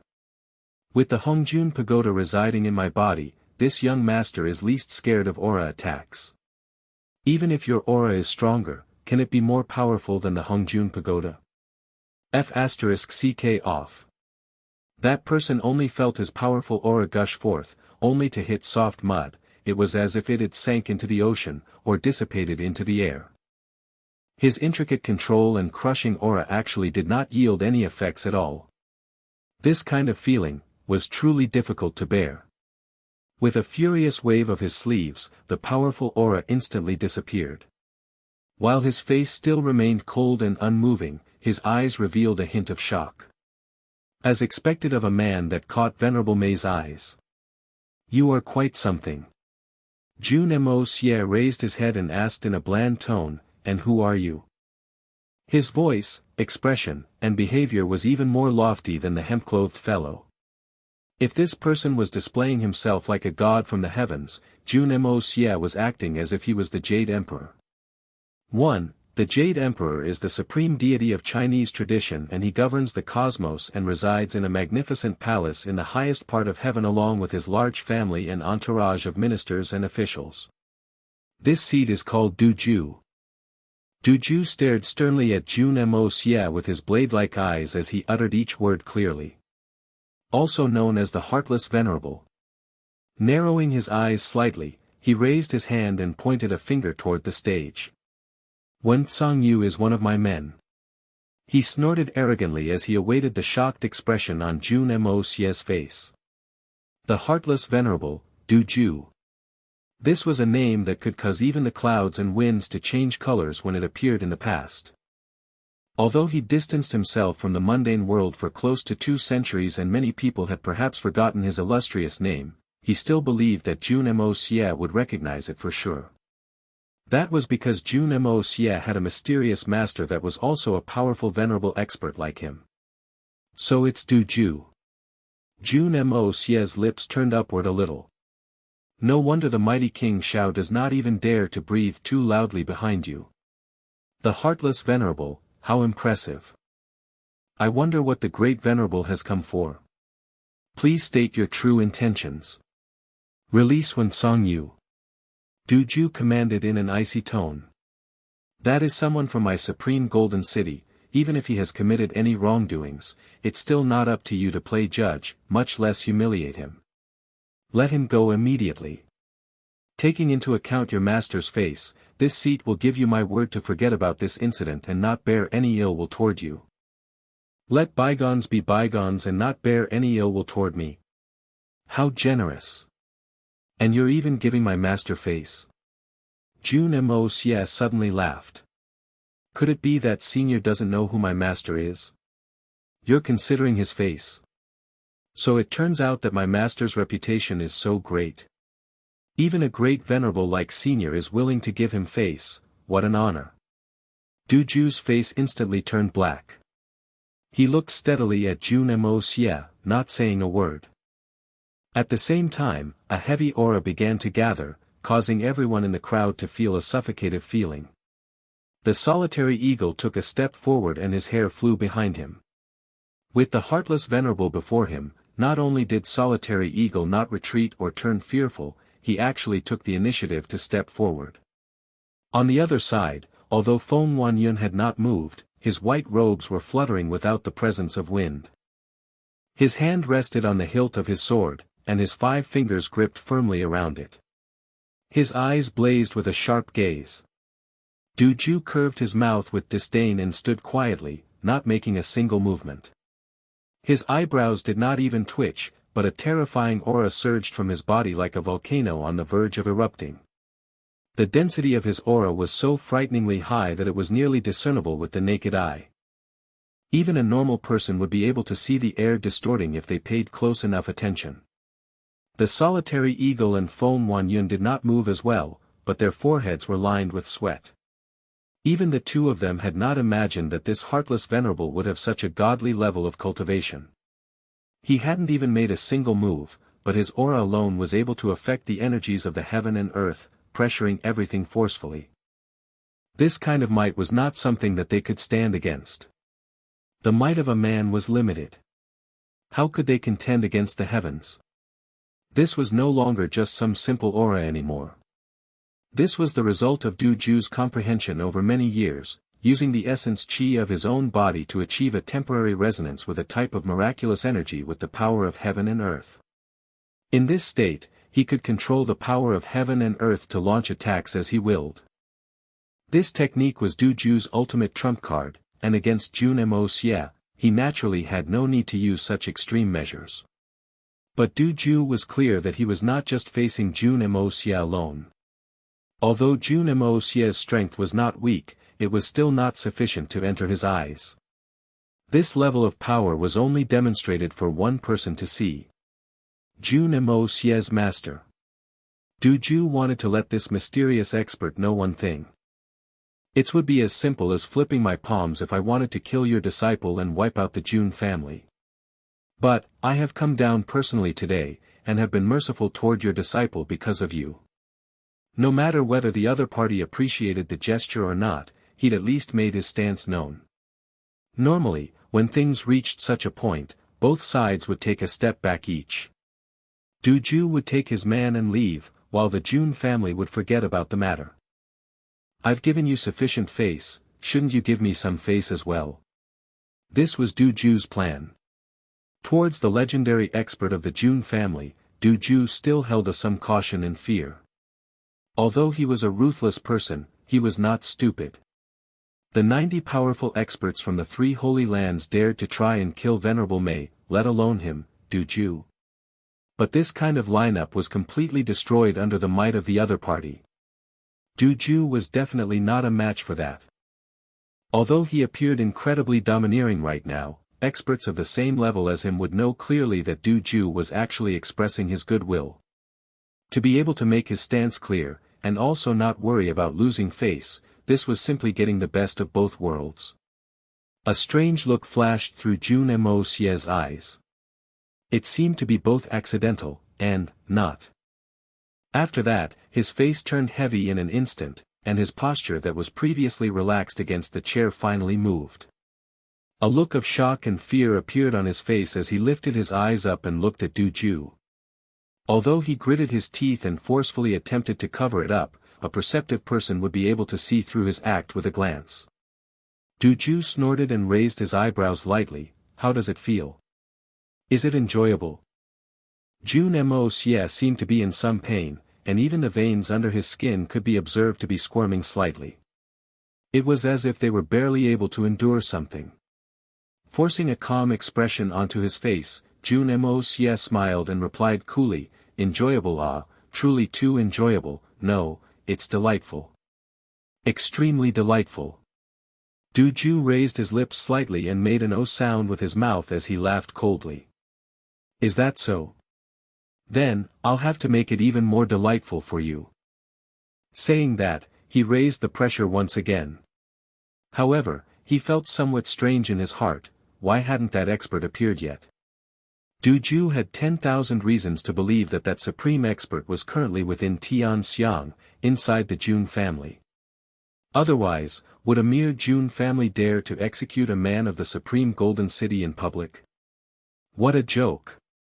Could it be that I'm not pressuring Jun Moxie enough? Just this level of strength is not enough to demand his presence. Is he really that confident in his disciple? Jun Moxie groaned lowly, and even his head seemed to have been pushed down somewhat by the pressure. Even his veins on the back of his neck were protruding obviously. Although this was just a suppression with aura, it was tangible and real. This was something that only a few venerable level experts could display. Is it still very pleasurable now? Du Ju asked lightly, his tone laced with mockery. He was already using 30% of his strength. Even Supreme Realm experts would not necessarily be able to endure it. Although Jun Moxie's strength was not weak, he was still only at the Supreme Realm. Using this much strength should be sufficient. Unfortunately, reality was often different from one's expectations. Of course it's amazing. If you can exert some more strength, that'd be even better. Jun Moxie gritted his teeth and sweat poured down his brows. It seemed to take him a great effort to utter each word. Very good.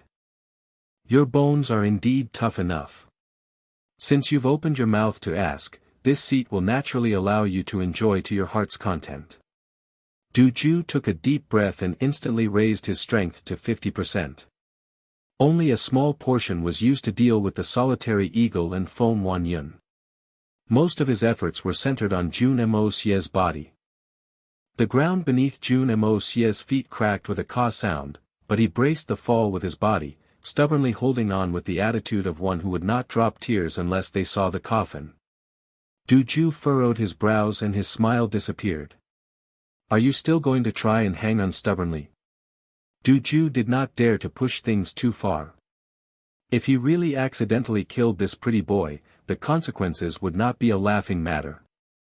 Jun Moxie lowered his head slightly, but his teeth were still clenched tightly as he cursed aloud, "Drop the act, old thing. This young master has experienced too many situations like this. Just with your third-rate suppression power, you think that you're very awesome? This young master hasn't enjoyed enough yet. Why? Don't tell me that those old bones of yours do not have any more strength." A blood-red light flashed across Duju's eyes, and his ramrod straight back shook for a moment. His head had actually tilted forward a little in his rage. Instantly, the pressure doubled. Jun Moxie's body was like the tall peak among the clouds, unmoving and steadfast. However, that kind of tyrannical pressure was something that could cause even heroes of a generation to submit. In reality, Duju was also feeling extremely gloomy in his heart. He found it exceedingly difficult to advance or retreat in that moment.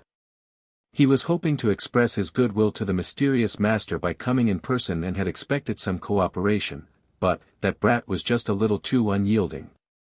Right now, he was already using 60% of his strength, but the kid was unexpectedly still able to endure. If he continued to increase the might, it would exceed the boundaries of his control, and might yield unexpected results at any time. The slightest mistake would change the entire thing from expressing his goodwill to a show of might and aggression. If the kid ended up dead somehow, it will result in an irreconcilable hatred and a powerful enemy. But if he were to stop now, with the smug look on this kid's face, there was no possibility of him gaining anything from this. That damned old thing hadn't appeared either, so in the eyes of the crowd, wouldn't it look like he'd lost? If that happened, he would really have lost all his face. Wouldn't the heartless venerable turn into a laughing stock in the eyes of the masses? He could clearly feel that this kid was barely hanging on, but why wasn't he willing to admit defeat? Could it be that his master had frequently used this kind of method to temper him? Yes. That must be the case. Jun Moxie grunted lowly and opened his mouth to laugh. "It's so enjoyable, ah, carry on, ah." Duju instantly lost his temper. For hundreds of years, how many people dared challenge him like that? Yet, this little hooligan that hadn't even finished growing all his hair was taunting him repeatedly, testing his limits. His eyes glowed with anger, and a faint silver light flashed past his pupils. At the same time, the pressure in the air thickened like numerous small mountains slamming into each other. Hong! A soundless boom rang out, and the crowd was shocked to see that the space in a 10-jeon-wide area above Jun Moxie's head had turned as dark as a black hole. This blackness was even darker than ink. It was broad daylight right now. Not only was the sun shining fiercely in the sky unhindered by clouds, the snowy ground was also reflecting its rays, causing a glaring brightness. But the area above Jun Moxie's head was clearly, as dark as night. 80% strength. An 80% force from the heartless venerable was something that even Mei Shuayan would need to treat seriously. But the moment Jun Moxie felt this pressure, he instantly felt a wild joy surge through his heart. Yes, a wild joy. When Duju first roused up the power of heaven and earth, Jun Moxie had already felt the anomaly. Jun Moxie first felt a wave of pressure, after which, the Hongjun Pagoda in his sea of consciousness opened up and began rotating at high speed. Only, this time, it did not release large amounts of spiritual qi. Instead, a large portion of Du Ju's aura was sectioned out, turning into a ball of white mist which was swallowed by the Hongjun Pagoda in an instant. The spiritual qi this time was unusually thick and pure. Furthermore, it contained a faint aura of boundlessness. Jun Moxie instantly understood what this was: heaven-earth spiritual qi. At the same time, Jun Moxie could feel that after the Hongjun Pagoda finished refining the energy and transferred it into his body, the speed of his spirit energy increasing was actually over 10 times greater than before. What was going on? Although he didn't know what was going on, Jun Moxie was not willing to go and investigate at such a moment. Right now, Jun Moxie was like a dried-up pond, while Du Ju was using his own ability like several hundred high-powered water pumps, drawing in water from elsewhere and pouring it into him. It was such a good matter, where else should he go to look for it? This was truly an enjoyable matter, an extremely pleasurable thing. When Jun Moxie said that it was enjoyable earlier, he was speaking from the heart. Thus, Jun Moxie was not going to waste such an opportunity. In fact, he was practically shouting internally. Keep it coming. Do not stop. The more strength you use, the better. I won't mind even if you keep this up until the skies collapses. If you can continue supplying me with this energy, I'll be able to break through to the 5th level of the art of unlocking heaven's fortune soon. For this reason, Jun Moxie put on a show as if he was on the verge of collapsing, yet forcefully hanging on by sheer grit, giving Du Ju a misconception that he would not be able to hang on at any moment. As long as he gave it a little more push, the little brat would be done for. But despite increasing his strength by several times, Jun Moxie still looked the same, like one who was struggling on the line between life and death. Du Ju was finally enraged now, thus, he began to increase his power output again. Jun Moxie did not know what was happening, and Du Ju was naturally even more confused. But at the root of everything, it all boiled down to 2 words: spiritual qi. The Hongjun Pagoda was naturally extremely sensitive to spiritual qi. The moment it meets an environment that was rich in spiritual qi, it would begin absorbing frantically. But in this Tianxiang city where the population was extremely high, the Hongjun Pagoda was unable to absorb much spiritual qi. Apart from the pure heaven-earth spiritual qi that Jun Moxie absorbed in during his cultivation, other ordinary stuff was simply unable to rouse the interest of this Grandpa Pagoda. But Du Ju was different. His cultivation was simply too high. He was actually able to move large amounts of heaven-earth spiritual qi for his own usage. He directly gathered the power of heaven and earth and compressed it to launch his own attacks. This kind of high-level technique would be extremely troublesome for even same-level venerable experts to face. This was a completely different implication for Mei Shuiyan's world cage. The power of heaven and earth, how could it be weak? But this formidable weapon that was extremely deadly toward others had become a supreme nourishing tonic when it came to Jun Moxie. This kind of power was a great present to the Hongjun Pagoda. To think that such a great personage would have come along and gathered so much heaven-earth spiritual qi painstakingly and pour it into the Hongjun Pagoda. Furthermore, this was the kind that he could not reject even if he didn't want it. Thus, everything progressed in such a dramatic manner. The thing that caused the young Master Jun even more joy was that in order to control this kind of power, Du Ju would need to first adjust his own spiritual sense, communicate with the power of heaven and earth, merge with it, before moving it to attack. What the Hongjun Pagoda lacked the most right was actually heaven-earth spiritual qi. As long as it did not lack spiritual qi, it would never run out of resources. But heaven-earth spiritual qi was a vast and boundless energy. With Jun Moxie's current abilities, he couldn't absorb much of it. Most of the time, he still required the Hongjun Pagoda to overcompensate for him. But now, this heartless venerable was using his peerless Xian cultivation that he bitterly trained for several hundred years to directly replenish all that the Hongjun Pagoda had used up, even topping it up more than before. And he'd done that with an extremely arrogant and maniac manner, within an extremely short amount of time, without even a flinch in his expression. Of course, Jun Moxie naturally would not know the intricacies of this matter.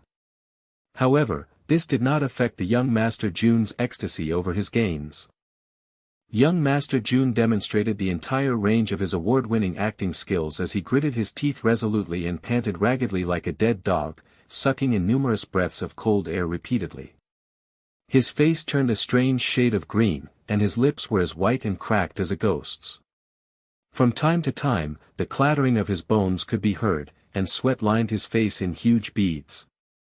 The stone slabs under his feet had already shattered, and spider web-like marks were spreading out from there. Even Du Ju's heart was thumping with fright and worry for him. If I used a bit more strength, would this brat suddenly disintegrate into a pile of meat paste?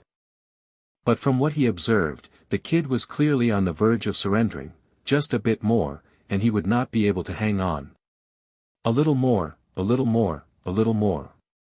Just like this, the two fell into a stalemate of endurance. If Du Ju knew that the strongest attack which he prided himself on was being treated like some kind of nourishing cultivation energy, and the agonized look on his target's face was simply him enjoying the treatment as if he was receiving a massage, the heartless venerable would probably cry out with rage and humiliation, followed by him spitting out a mouthful of old blood before falling dead on the spot. Furthermore, his eyes would remain open even in death, unable to close. For the past few hundred years, when was the last time that the heartless venerable had been fooled and played by others like this? It was not that he wanted to perform some kind deeds, but that Jun Moxie was simply too queer. Soon, Jun Moxie discovered to his disappointment that the pressure on him was no longer increasing. That would not do. Could it be that this old fellow was skiving off? Thinking this, his eyes opened and he snorted twice fiercely as he growled fiercely with a voice that seemed to have been squeezed from his lungs. Ha! So this is the famed heartless venerable. Is that all you have? You should just, let me up now. I'm very disappointed, to think that the peak-level expert of the Supreme Golden City, is actually, Kik. Finishing these words, he coughed twice in a wretched manner, as if his soul was screaming in pain and barely holding on. It seemed as if he would not be able to bear the pressure any longer. Du Ju was originally already in a tough spot, unable to retreat or advance. Now he was like a man riding atop a tiger, unable to dismount. He had already increased his energy output far beyond the range of his control. Of course, it was still possible for him to retract the aura. He was also planning to pull out the moment he felt anything was going to happen. At most, if he forcefully pulled his aura back, he would only suffer some injuries to his essence chi. However, this stubborn brat was actually still gnashing his teeth and holding on, refusing to admit defeat. In that moment, he even began to feel appreciative of the latter's talent. A youngster like that actually possessed such a firm and unyielding will. Since ancient times till now, Jun Moxie was probably the only one. If he increased his strength any further, he would truly lose all control of it. It was easy to let loose his strength, but it would be extremely difficult to retract it. The youngster before him would probably never be able to recover from the serious injuries he would sustain from it. Furthermore, he would leave behind a dangerous, heart demon which would stop him from advancing further in the future. That would be no different from sowing a huge enmity with that mysterious expert. If he had such an outstanding disciple himself, and some idiot forced the disciple so hard that he turned into a cripple, he would also disregard everything to seek revenge. At this point, Du Ju had already decided to stop and pull back his aura. Since the expert had refused to show himself, he would just forcefully bring Wen Songyu away. That expert would know that I'd been merciful to his disciple with a single look when he returns, so there shouldn't be any major problems. But at this critical juncture, Jun Moxie's ear-jarring words actually sounded out yet again. The brat was simply seeking death to an extreme level. This old man has been merciful to you from the beginning, but to think that you were still so adamant, a dead duck actually still wants to remain so hard-beaked, opening its mouth to spite him. Du Ju was instantly enraged. Without even thinking, he instantly raised his energy output to the maximum level. Everyone instantly felt their sights darken and their bodies swayed. Even the tall platform shook slightly. If the ripples from the pressure was already like that, one could easily imagine the force on the person whom the attack was focused on. A boundless pressure crashed down in an instant and was instantly swallowed away by the Hongjun Pagoda like a whale drinking water. The pressure surged like the waves of the ocean, crashing down unceasing as a mighty river. Each wave was stronger than the last. The Hongjun Pagoda naturally did not shirk from the attacks, cleanly absorbing all the incoming heaven-earth spiritual chi, not even leaving a shred. In that moment, Jun Moxie only felt like his veins were so bloated that they were going to explode. This was really enjoyable. 2F** King enjoyable. This state persisted for a period of time, but all of a sudden, the pressure abruptly disappeared. Du Ju had suddenly cut off the supply source. Du Ju had been driven mad by Jun Moxie, but the instant he erupted with anger, he regretted it immediately. Finished. This brat was definitely finished. Since he was directing more power of heaven-earth spiritual chi than he could control, he needed to channel all of it out completely before he could stop. Because, even his body would not be able to endure the backlash of this wave of heaven-earth spiritual chi. After what seemed like eternity, the first wave finally passed. Acting swiftly, Du Ju hurriedly stopped the attack as his heart beat wildly. To his surprise, Jun Moxie actually moved, and he even lifted his head slowly. Traces of blood could be seen on his jade-white teeth, and his eyes moved wildly. His face was visibly pale with a hint of a grit. Quite obviously, he looked like a man who had just went through hell and back. However, he was actually completely fine. Completely fine. How could this be possible? Du Ju's eyes widened with shock as he looked at the little monster before him. His mouth gaped emptily, unable to utter a single word. Whether Jun Moxie was hovering on the brink of collapse or not was something that Du Ju was unable to determine. But one thing was clear, Du Ju himself was on the verge of breaking down himself. A 17, 18 years old youth was actually able to withstand the full-force spirit energy attack of a mid-stage venerable realm expert. If this matter was said out, no one would believe it. Something like this was truly unheard of. This little fellow, was he a human or a demon? Although Du Ju's face was still as calm as a candle, his heart was rife with tall waves and disbelief. Indeed, a famed master will produce a great disciple. But a genius of this kind, is a little too dangerous. Jun Moxie raised his head slowly, and a smile actually appeared on his exhausted face. Venerable Du, why, you're not going to continue letting me enjoy? This little one still hasn't had enough fun. And, Venerable Du does have some strength, but it's a pity, you can't last very long. It's hard to properly enjoy. What's with giving up halfway? His tone was filled with disappointment and dissatisfaction.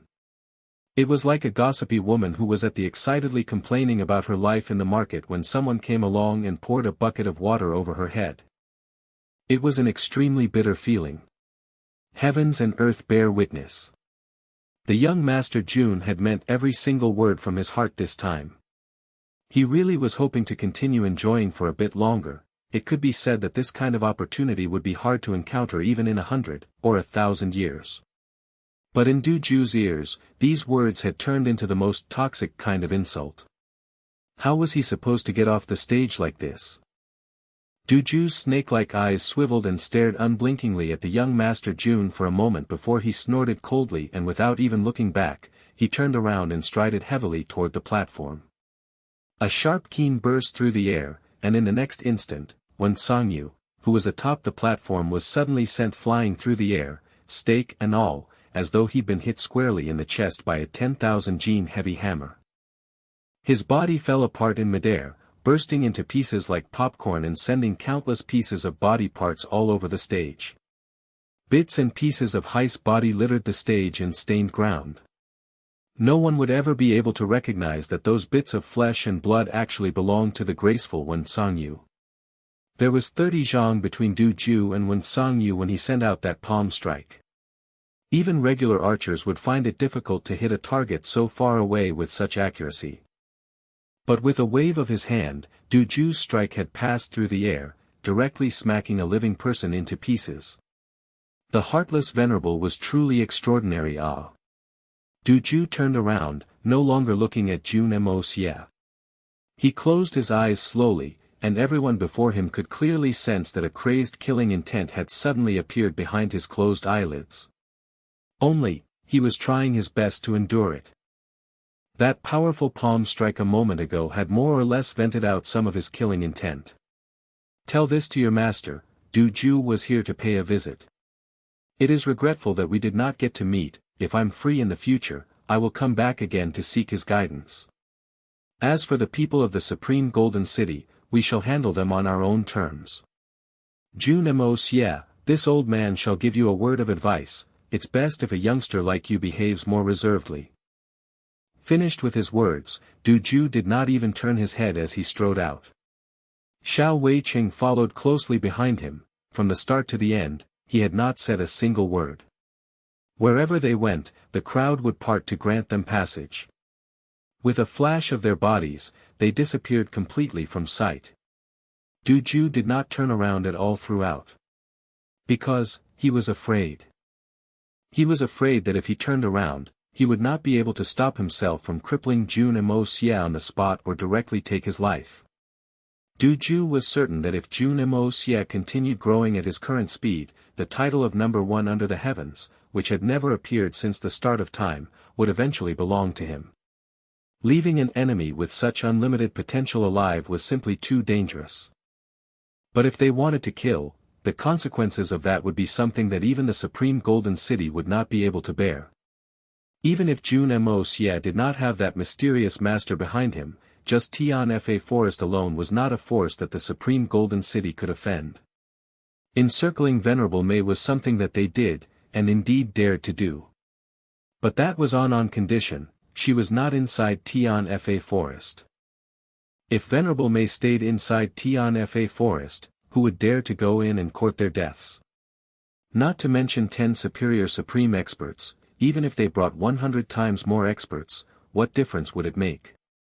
No matter how many people they had, as long as they entered the Tian Fa Forest, even a peak-level expert like Du Ju would not dare to guarantee that he could come out alive.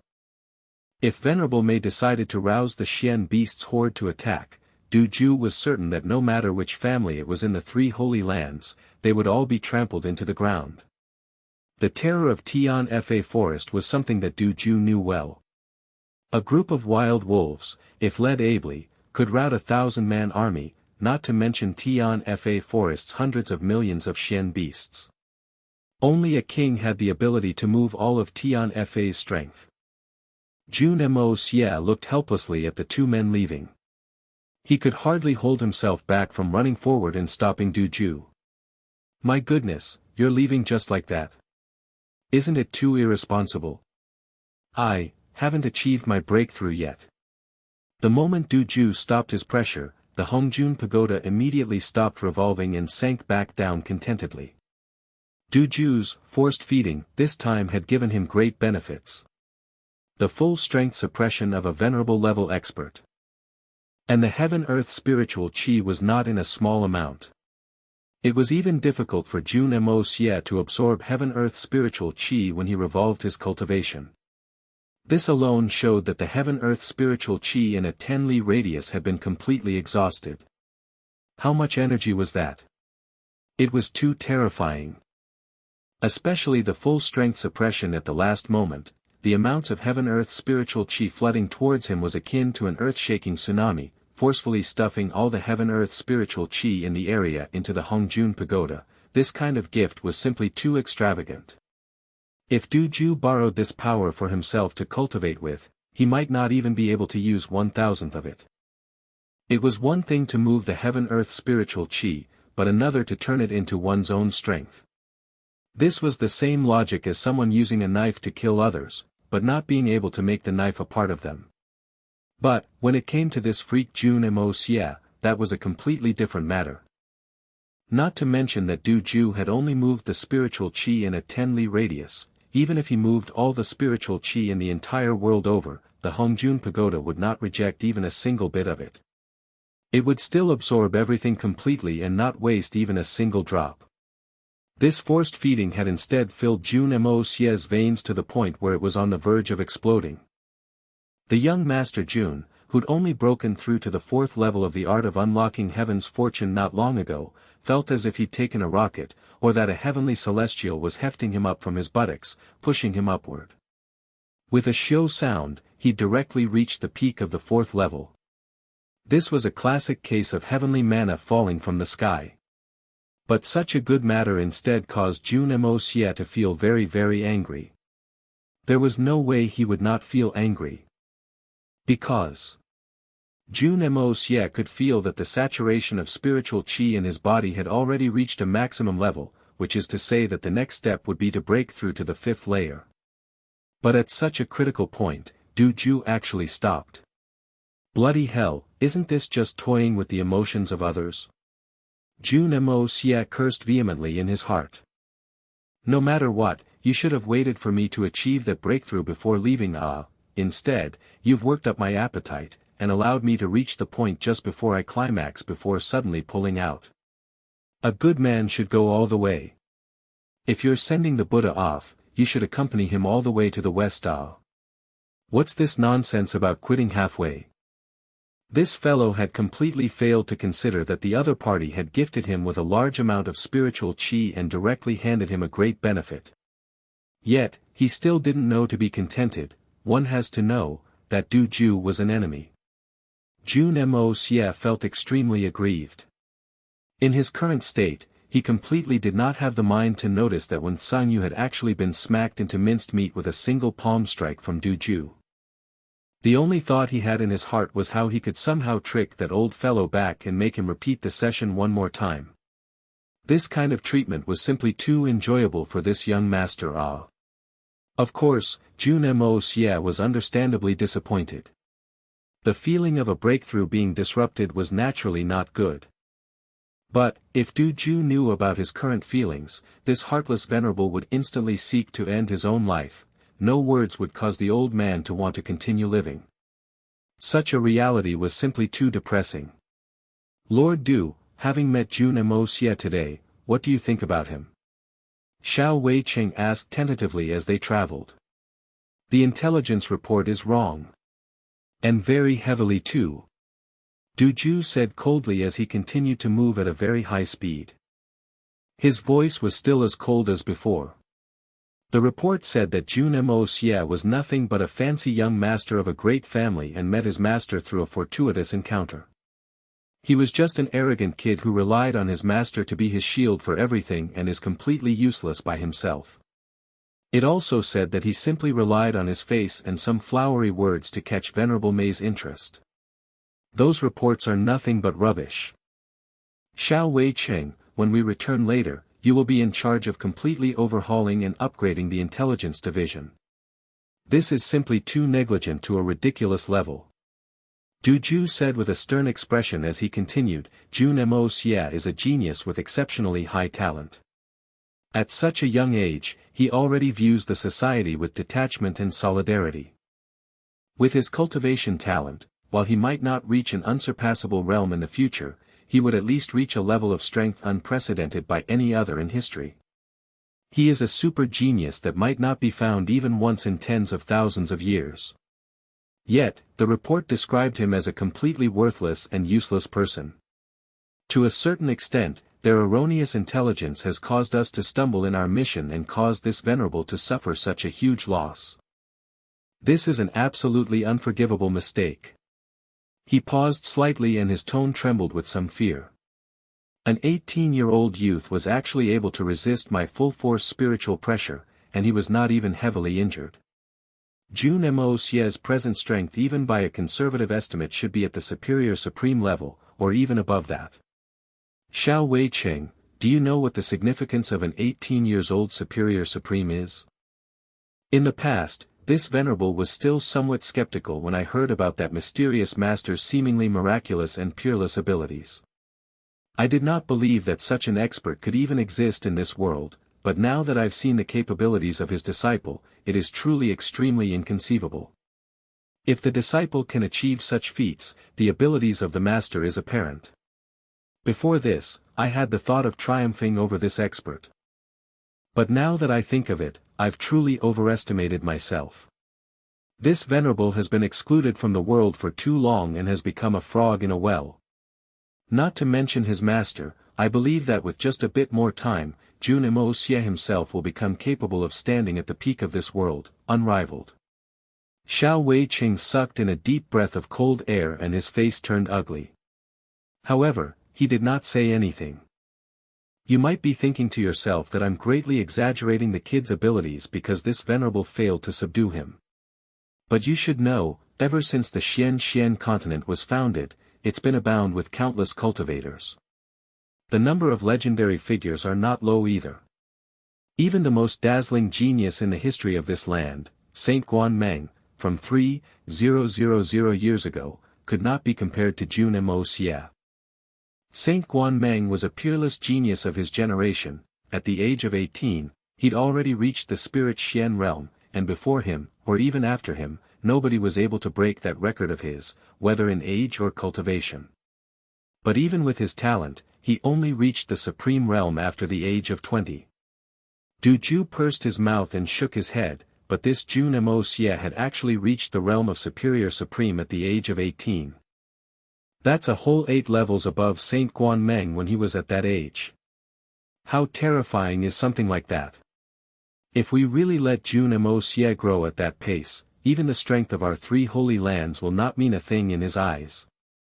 At that time, the entire martial world will belong to Jun Moxie alone. Ah! The matter is really this serious? Xiao Weiqing opened his eyes wide. After today's matter, he'd understood how terrifying Jun Moxie was. But it never struck him that the matter would be so major. As Du Ju had just said, Xiao Weiqing had thought that Du Ju was simply overpraising the kid because he'd lost to the latter and was trying to regain some face. At the very least, this would be one of the motivations behind his words. Serious? You think that this is serious already? There are even more weighty considerations that you hadn't even thought of. Du Ju snorted coldly.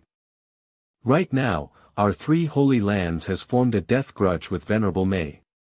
And Venerable Mei is Jun Moxie's woman.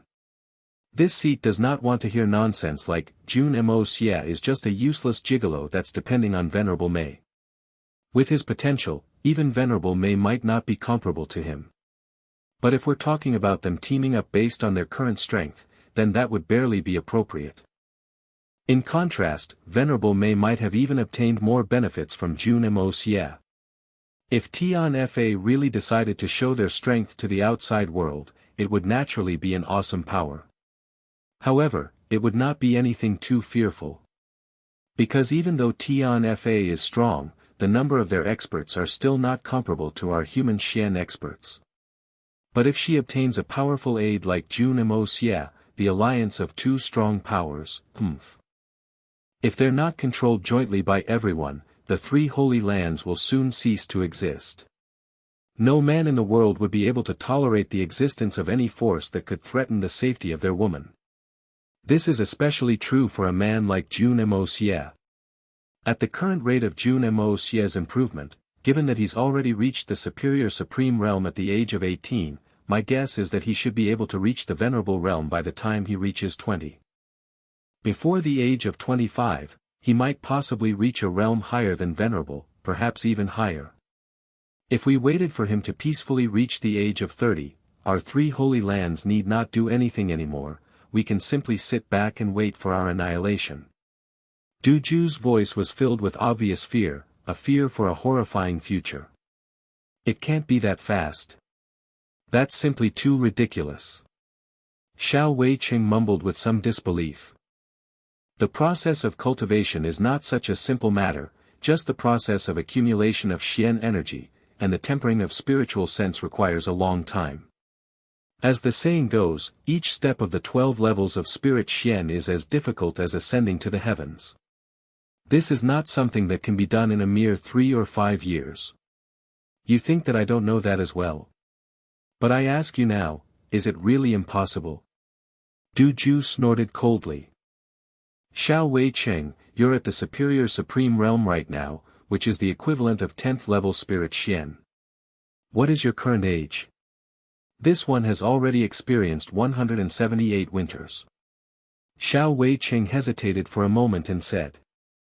Not bad, you're not even 200 yet, and considering your age, this is relatively fast. You can try thinking about the entire process of your cultivation. Du Ju said with a cold tone. I started practicing my Xian Qi at the age of 3, when I was 9, I successfully reached the silver Xian level. At age 12, I broke into the golden Xian realm, and when I was 16, I was already at the earth Xian realm. Age 19, Sky Xian, age 25, peak of Sky Xian, and then at age 30, I reached the spirit Xian realm, I was the most outstanding one among my family. Xiao Wei-cheng recounted with some reminiscence. When I was 49 years old, I broke through to the ranks of supreme, and following that was a long period of accumulation, until 90 years old, before I finally reached the superior supreme level. After that, I spent close to 80 more years to arrive at my current strength. Xiao Wei-cheng could not help but to sigh incessantly in his heart as he thought about the time that had flowed by him. In other words, because you obtained your current realm at the age of 178, you feel that you're already a genius. Right? When you were 18 years old, you were only at the earth Xian realm, right? However, you've cultivated for 178 years, and your cultivation is at the same level as Jun Moxie's, and he's only 18 years old. If you're a genius, what is Jun Moxie? Is there anything wrong with me calling him a peerless genius? Du Ju made a sound with his nose and continued, what qualifications do you have to determine that a peerless genius like Jun Moxie cannot reach the venerable realm before the age of 20? With just your level of talent, can you begin to comprehend something like that? Do you have the guts to proclaim something that you don't understand as impossible? Xiao Wei-cheng's body shook and he abruptly stopped his steps. His mouth grew wide, and a look of shock passed over his face. Indeed, without comparing oneself with another, a person could still live in blissful ignorance. But the moment they compared themselves with others, they would die of shock. He had been blindsided by Jun Moxie's arrogance and infuriating behavior, but he'd failed to notice the other's monstrous talent. Many years ago, he had also been celebrated by his family as a super genius.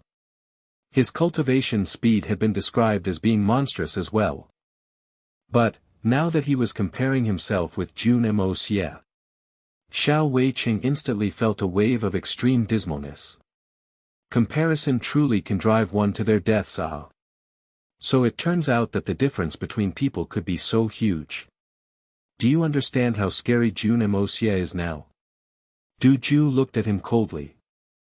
Then, Lord Du's meaning is, a vicious glint flashed in Xiao Wei-cheng's eyes, if Jun Moxie were to continue growing peacefully like that, wouldn't he turn into a cancer in the heart of our 3 holy lands soon?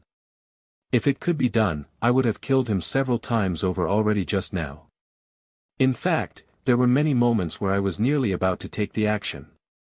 However, killing him so brazenly, is not possible, it's definitely not an option. Du Ju gritted his teeth and said, Jun Moxie needs to die. This is something that cannot be changed.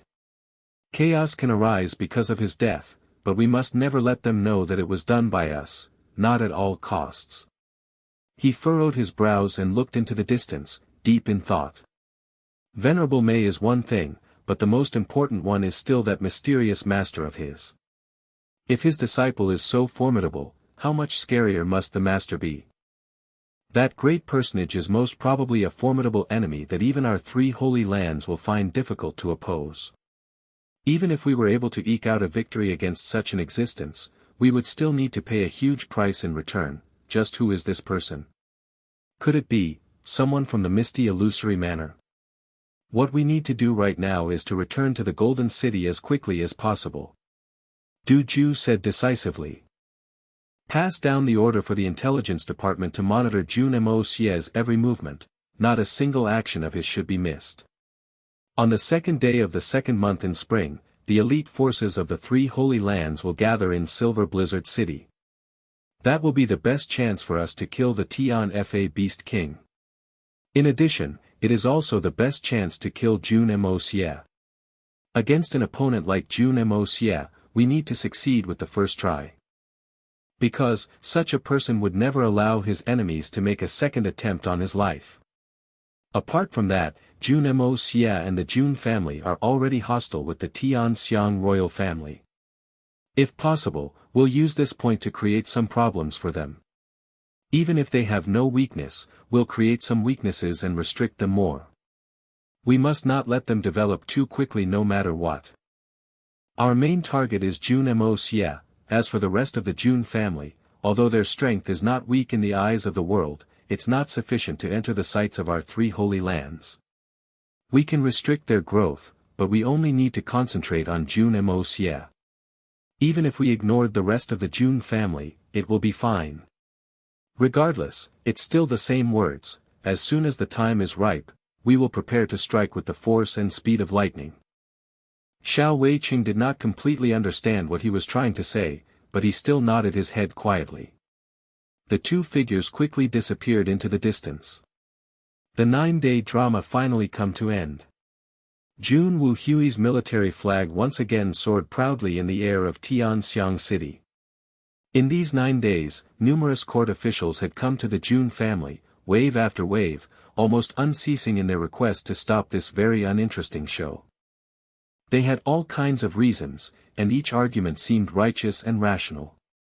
However, Jun Moxie flatly rejected everyone. You may have your reasons, but I have my own principles. Those who were too relentless and noisy were directly chased away, and if they still didn't stop, they were thrown out and their legs were broken. This was a world where a clenched fist was the best reason. Whoever's fist was bigger would be the one in the right. Besides, if this tiny show was stopped at the persuasion of a few people, wouldn't the main show be unable to start? The so-called main show was naturally the matter that Jun Moxie had promised to do, unite Morong Xiao and Yi Gu Han together in burial. This decision was the true meaning of madness. This main show was extremely interesting, right from the start. Jun Moxie had chosen the burial spot to be at the old location of the Yuanyi mansion. This was a piece of land that the emperor had given to a grand minister as his residence, and it was quite close to the imperial palace. Jun Moxie had bought it quite effortlessly and then flattened the entire area. His actions were simple and barbaric to a point where it was somewhat overbearing. He had simply placed 2 5 million liang notes in front of the minister who was surnamed Gu, then offered him 2 options. First, take the money and find another place to stay. 2. Stay here and be flattened along with the mansion. This resigned old minister was rather smart.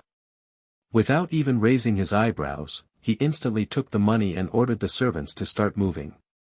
The true value of this mansion was only around 4.5 million liang at most. It was also extremely difficult to see this kind of money up front. Besides, the other party had directly taken out 10 million liang in cash, 10 million liang He was making an immense profit. He was even allowed to bring all his stuff away, and all he really needed to do was to buy another mansion to live in. There was no reason to reject such a fortune. Over and above everything, the current Jun Moxie was a person that even the emperor had to give way to. He wasn't so stupid as to go and offend him. Since the other party was riding on a strong wave right now, perhaps he could forge a path for his children and grandchildren with this connection. No matter what, this bit of favor should be worth something. Therefore, Minister Gu gladly agreed and hastened to move. In just 2 short days, everything was settled. Just as Minister Gu took out the last piece of item and walked about 10 meters out of his door, a loud hong sound rang out. When he turned back to look, he saw to his horror that the huge mansion with their hundreds of rooms had all collapsed in an instant, turning into a pile of rubble that stretched far and wide. Cold sweat burst out of Minister Gu's body in an instant. If he hadn't moved so straightforwardly, then among that pile of rubble, thinking to hear, Minister Gu hurriedly scampered away without turning around. Only a pile of cold sweat remained behind him. That night, Jun Moxie arrived at the area. The entire place was fully secured by the Heaven Destroyer and Spirit Devourer teams to a point where even the winds and rain would not be able to enter. Jun Moxie stood among the rubble, dressed in a full white robe. His desolate figure was framed against the cloudless night sky, causing him to look slightly illusory. Jun Moxie stood at the center, his face unusually solemn. The bodies of the two passionate lovers, Yi Gu Han and Murong Xiao laid behind him in a large bronze coffin. Jun Moxie raised his hand and a dull yellow radiance shone. With a light wave, the radiance shone brighter and surged out. Everywhere the mysterious yellow light landed on, the ceramic tiles and the walls would turn into mud. The messy ground was instantly transformed into a flat piece of ground. This sight was exceptionally shocking. He waved his hands again, and a several zhang deep hole opened up in front of him. Yi Gu Han and Murong Xiao's coffin floated into the air and slowly landed softly into the hole. Then, with a light flick, the grave closed up seamlessly. This pair of lovers was finally united in burial. Their long-cherished wish in life had finally been fulfilled. Allow me to walk the 9 springs with you, so that we may unite in Fengdu. One, give me your hand, so that we shall never part for 3 lifetimes. Jun Moxie remained standing on the spot, not moving at all. But before him, a huge piece of stone tablet appeared, as if it had grown from the ground like a tree. It was 10 zhang tall, squarish, and exceptionally large. A handsome dragon and a graceful phoenix sat atop the stone, facing each other.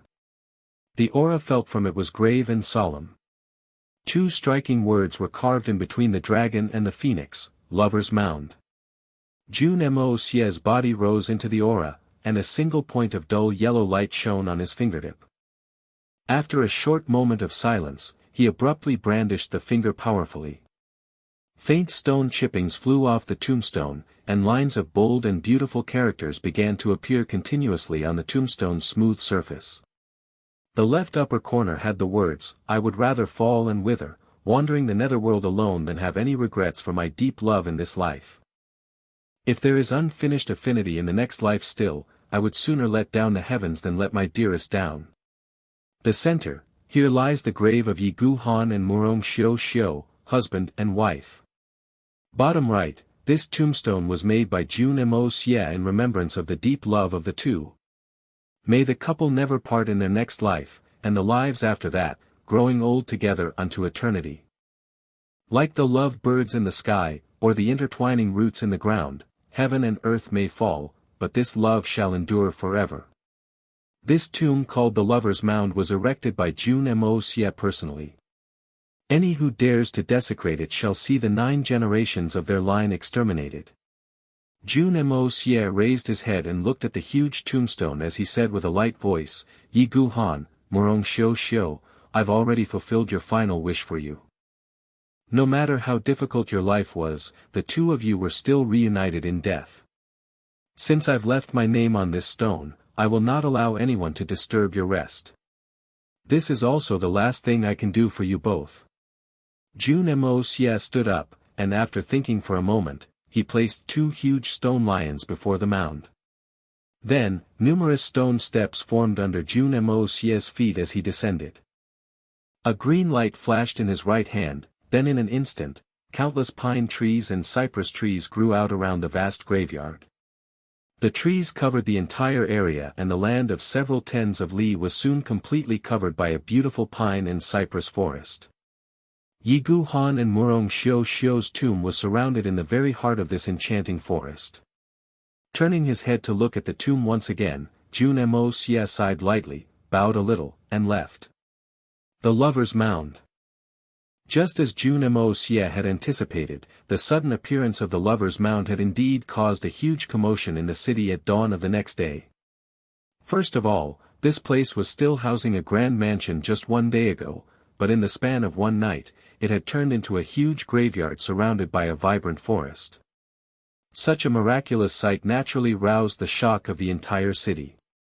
Secondly, the commotion had also been because of the two names in the middle of the tombstone.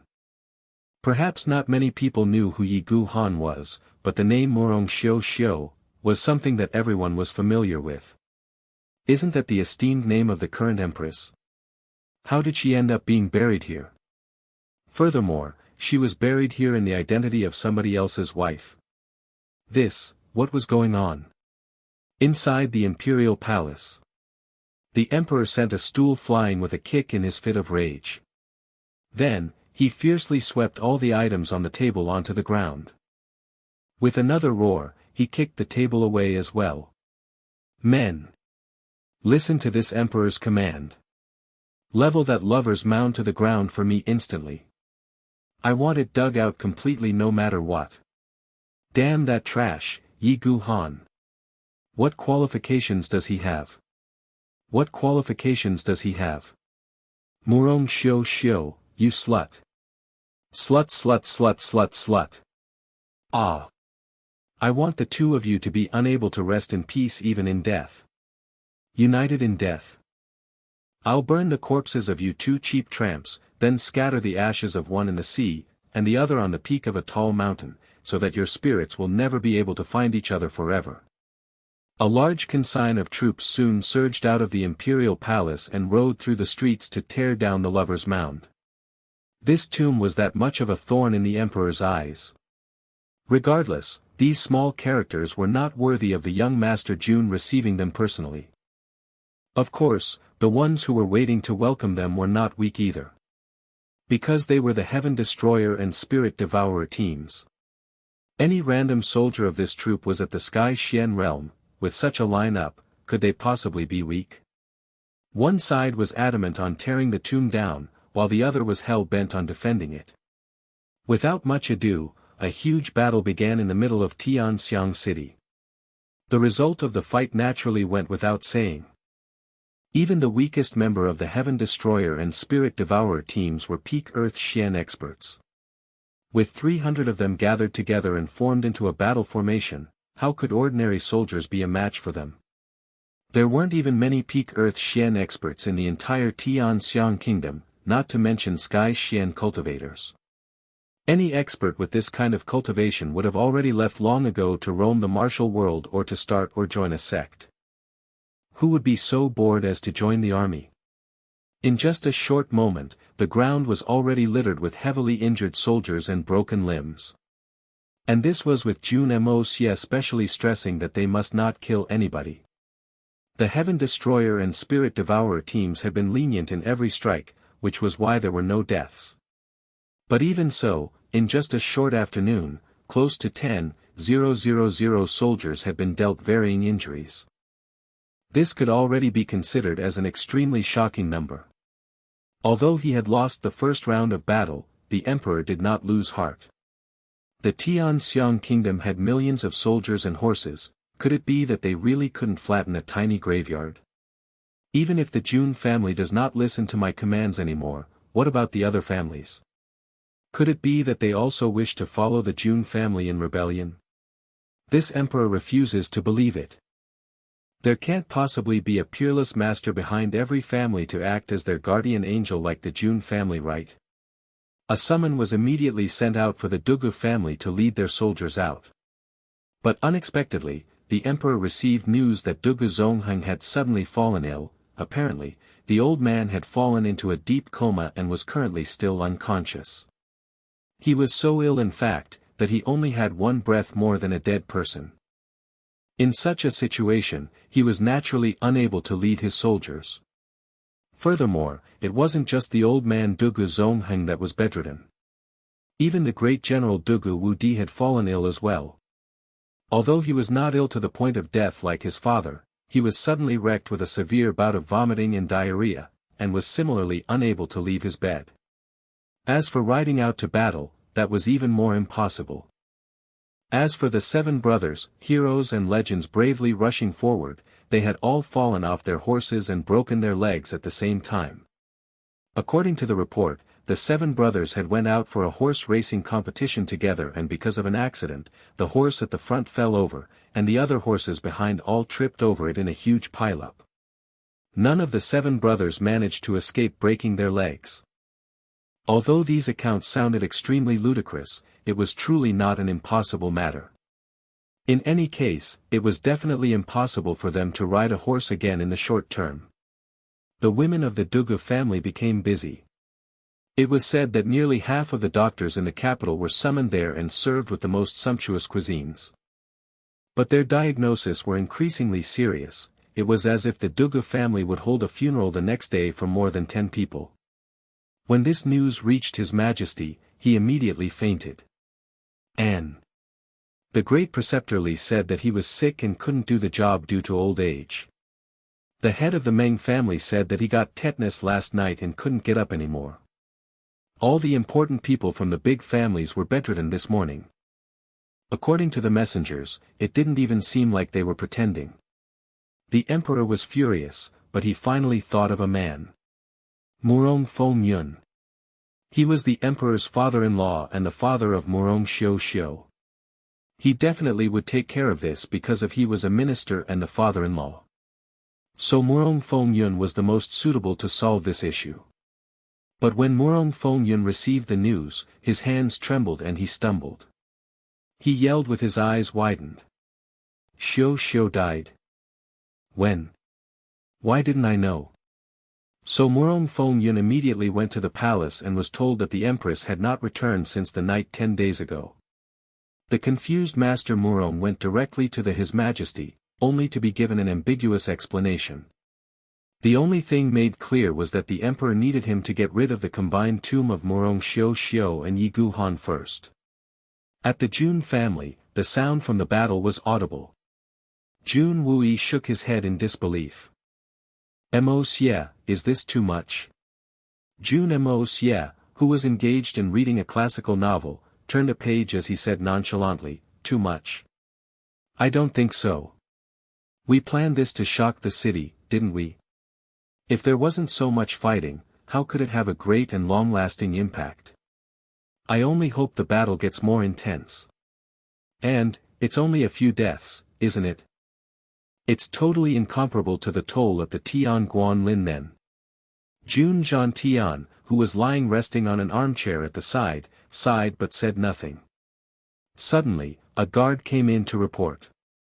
Murong Feng Yun wants to meet Old Master. He's finally here. Jun Wui and Jun Moxie said together. Jun Tian, I want an explanation. Murong Feng Yun came in hastily and asked directly. I can understand that you want to avenge your son, and I didn't stop you. You made a fuss for 9 days and all the culprits are dead. What else do you want? Why harm my daughter's reputation?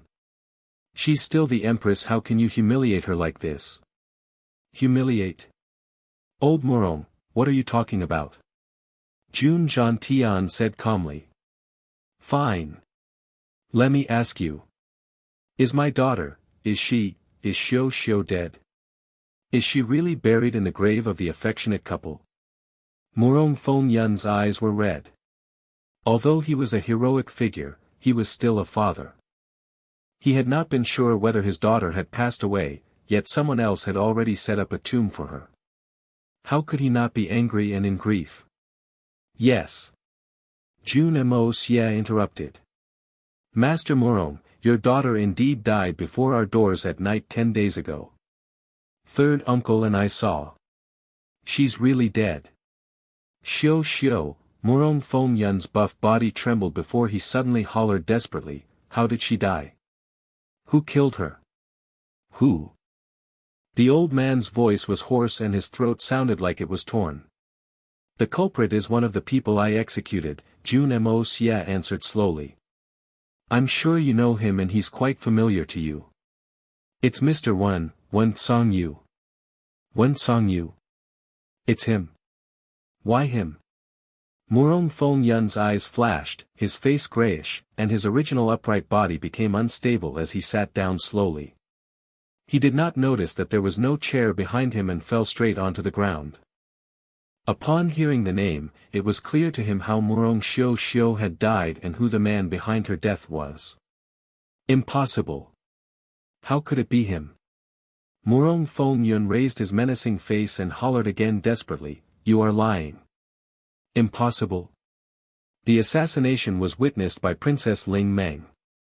Right now, she is recovering in my house, still unconscious. In addition, more than 100 guards who escorted Ms. Murong that night witnessed it. Although many of them died protecting her, almost half still survived. They are also here today. They belong to the Murong family. Do you believe them? If there are still doubts, Solitary Eagle and Feng Wan Yun are also witnesses. Jun Moxie continued calmly, "If you find it necessary, I could call them out. I'm sure you will believe what they say." Murong Feng Yun looked blank. The whole event was driving him mad. He was aware that Jun Moxie called his daughter Ms. Murong, instead of Her Highness, the Empress. The reason behind it was palpable. After he heard from all the witnesses, he finally accepted the fact that his daughter had died. Immediately, he appeared 10 years older and he began tearing. "The Emperor killed my daughter." He almost collapsed from the cruel reality. "But, my daughter, as a empress, how can she be buried with the lowly Yi Gu Han and be called husband and wife?"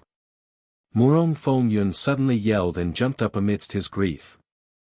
"Lowly?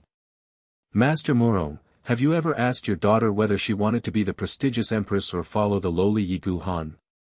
Jun Moxie smiled in sarcasm. "Do you even know who your daughter loved?" "Master Murong, if you didn't mention this, I didn't want to talk about it. But now you mention it, I really look down on you." Murong Feng Yun sat down back on the floor lifelessly.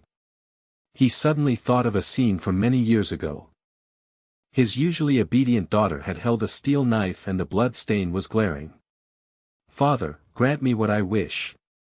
I want to marry Han, even if it means wandering around aimlessly and living in the wild. Please grant me," she had said. Her almost mad stare and her deep affection were still evident in his memory, but his daughter was now gone forever. "Daughter, our family now is in a very bad position," he had said. "It's so fortunate that you caught His Majesty's eyes and this is the only chance for the whole family to rise back up. I'm now old, I can't take care of the family for much longer. Your elder brothers are progressing and your younger brothers are still too young. Do you really have the heart to follow Yi Gu Han and abandon the whole family, risking the lives of us all? Please help your father, your brothers, and the entire Murong family." He had persuaded his daughter like this. His daughter didn't know that by then, the Murong family had already been in a very stable position and their situation was not at all difficult. But the naive Murong Xiu chose to believe her father. She finally lowered the knife. "I know that you might be bluffing me, but I can't risk it. I don't want to abandon my home. I give in," that was what she had said. Till today, he could still remember that his daughter cried for a few months afterward. The miserable cries stabbed into his heart. When she was married, she was full of despair. The only thing she brought with her was the handkerchief. He single-handedly broke his daughter's marriage and her heart, sending her straight into the cold palace. He thought it would be the best choice for her, but it only resulted in the tragedy of her life. Murong Feng Yun kept on weeping. He could even picture how his daughter had begged at him desperately, hugging his legs. He recalled that it was winter, and her tears completely drenched all the layers of pants he was wearing, giving him a heartfelt coldness. He could also recall that his daughter never smiled since then. She would always stare blankly into a corner. Every time she returned home, she would be soon gone. It was as home gave her an immense pressure. To be buried together with Yi Gu Han is Ms. Murong Xiu's last wish. Are you still not going to grant it? Jun Moxie's cold voice sounded. The Murong family has used her to gain advantages throughout her whole life. You used her as an exchange for innumerable honor and wealth, and things people couldn't have gotten even if they worked hard for life. Now she is dead, Master Murong, do you still want her to be the wife of the man who killed her? Murong Feng Yun raised his head in awe. In the blurred view, he felt like he was seeing his daughter crying in her wedding dress. Father, let me go. He closed his eyes and tears rolled down. He left the Jun family stupefied. He let the horse trot by itself as his mind drifted somewhere else. Suddenly, he heard the sound of clashing. He went over and found himself before the grave of the affectionate couple. The place where his daughter rested in peace. He rode his horse toward the graveyard. The soldiers who saw him coming opened a path for him. Members of the Heaven Destroyer and Spirit Devourer wanted to stop him, and they suddenly heard a voice. Let him in. It was Jun Moxie. Murong Feng Yun rode his horse to the front of the tombstone. He dismounted and almost fell. Looking at the grand-looking tombstone through his blurry eyes, he could roughly see the poem inscribed on stone. I do not regret planting this deep affection and am willing to travel alone. If we are still destined in our next life, I would rather betray the heavens and not you. Xiao, my beloved daughter, are you really gone? Murong Feng Yun stood lifelessly and motionlessly as tears dropped onto the ground. Only his snow-white hair was blown by the wind. He touched the tombstone, just like how he would gently stroke his young daughter. The violence before the graveyard stopped as he became everyone's focus. Suddenly, Murong Feng Yun hollered madly, Xiao. How shall I live without you? His voice was filled with pain and pity. It was as if his poor girl was still standing before him just like 18 years ago, begging him. He sighed and reached out with his hand. The deep blue flare of sky Xian emerged and stone fragments slid down the surface of the tombstone. A new line of carvings appeared. My beloved daughter rests here in peace. Murong Feng Yun, father. Then, he continued to stare at the tombstone for a long while until he finally whimpered and covered his aged face with his hands. After that, he mounted his horse and began returning home. He didn't raise his head nor turn back. The stubborn old man had finally accepted. Although he didn't acknowledge Yi Gu Han, he did negate his daughter's marriage. He no longer recognized his daughter as the empress. He was only commemorating his daughter. The cold wind blew. The pine trees were like sea as they rustled and swayed to form wave-like patterns. It even sounded like Murong Xiao bidding farewell. When Murong Feng Yun reached home, he immediately ordered all members of the Murong family to immediately quit their official positions. From then on, the family would no longer participate in power struggles. Anyone who disobeyed would be beaten and expelled from the family. Murong Feng Yun's carvings on the tombstone signified that the Murong family acknowledged the graveyard and the absurd reality. The remaining royal guards quietly left. Or they would only be faced with death. Jun Moxie had announced that from that moment on, they would not show mercy. The grave of the affectionate couple then officially became a landmark of Tianxiang City. The huge tombstone would stand upright for 10,000 years. No one dared to remove it, for the evil monarch had established it, and it became one of the miracles left by the evil monarch in the world. It was a miracle because the whole graveyard was built by Jun Moxie alone, in a split second. For the coming 10 million years, numerous talents would appear on the continent, but no one would be able to create such a miracle. Commoners would come here to view the sight, but the experts would be here to be amazed. They couldn't imagine how the evil monarch had created it. It was clearly beyond the limits of a human. Shortly after the war, another stone monument was set up beside the tombstone. It recorded in detail the love story between Murong Xiao and Yi Gu Han as well as their life story. Countless couples would be so touched and shed tears before the grave of the affectionate couple. Young couples in the future generations would visit the tomb to seek blessings when they were about to be married. They would hope that their love would also be long-lasting and unfaltering. But just as Tianxiang City was thrown into turmoil, the whole continent was as well. Far in the north, there was another super family in the blizzard's Silver City. There was a great sense of urgency there. Xiao Xingyun looked at all the intelligence coming in just like how snow would blow into his opened window and sighed. He regretted that he did not completely destroy the Jun family in the past and allowed them to rise again. How were they going to confront the Jun family now?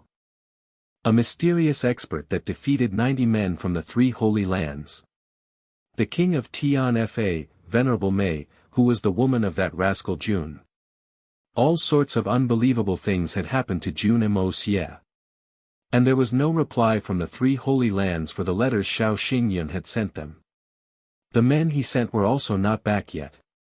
Xiao Xingyun could hardly eat or sleep these few days. Is the Xiao family going to perish just as we were near the glorious victory of unifying the Silver City under us? Han Zhanmeng, the master of the Blizzard's Silver City, had always been asking him about the whereabouts of the last group that had left.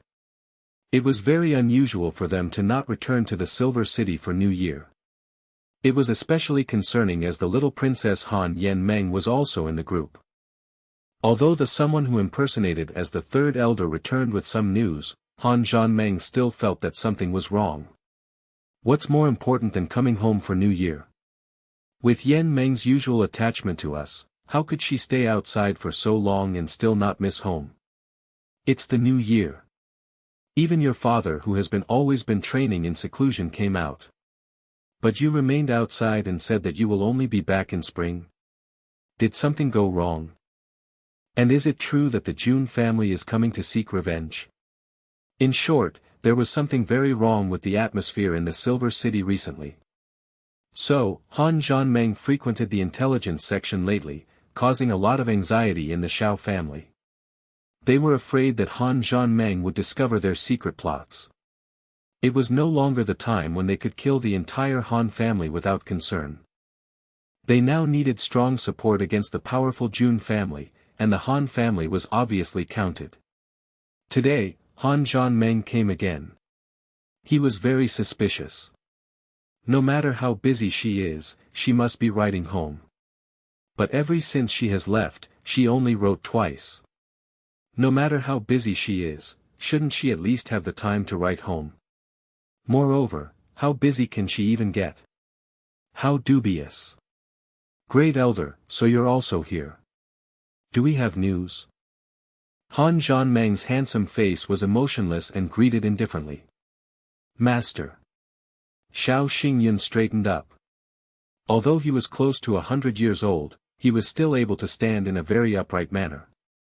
He had no wrinkles and only a youthful face. If not for his white hair, anyone would mistaken him for being only in his 40s. It isn't very positive for us. Xiao Xingyun sighed. The Jun family appears very confident. I'm afraid the Silver City is already in a state of emergency. Oh, still only about the Jun family?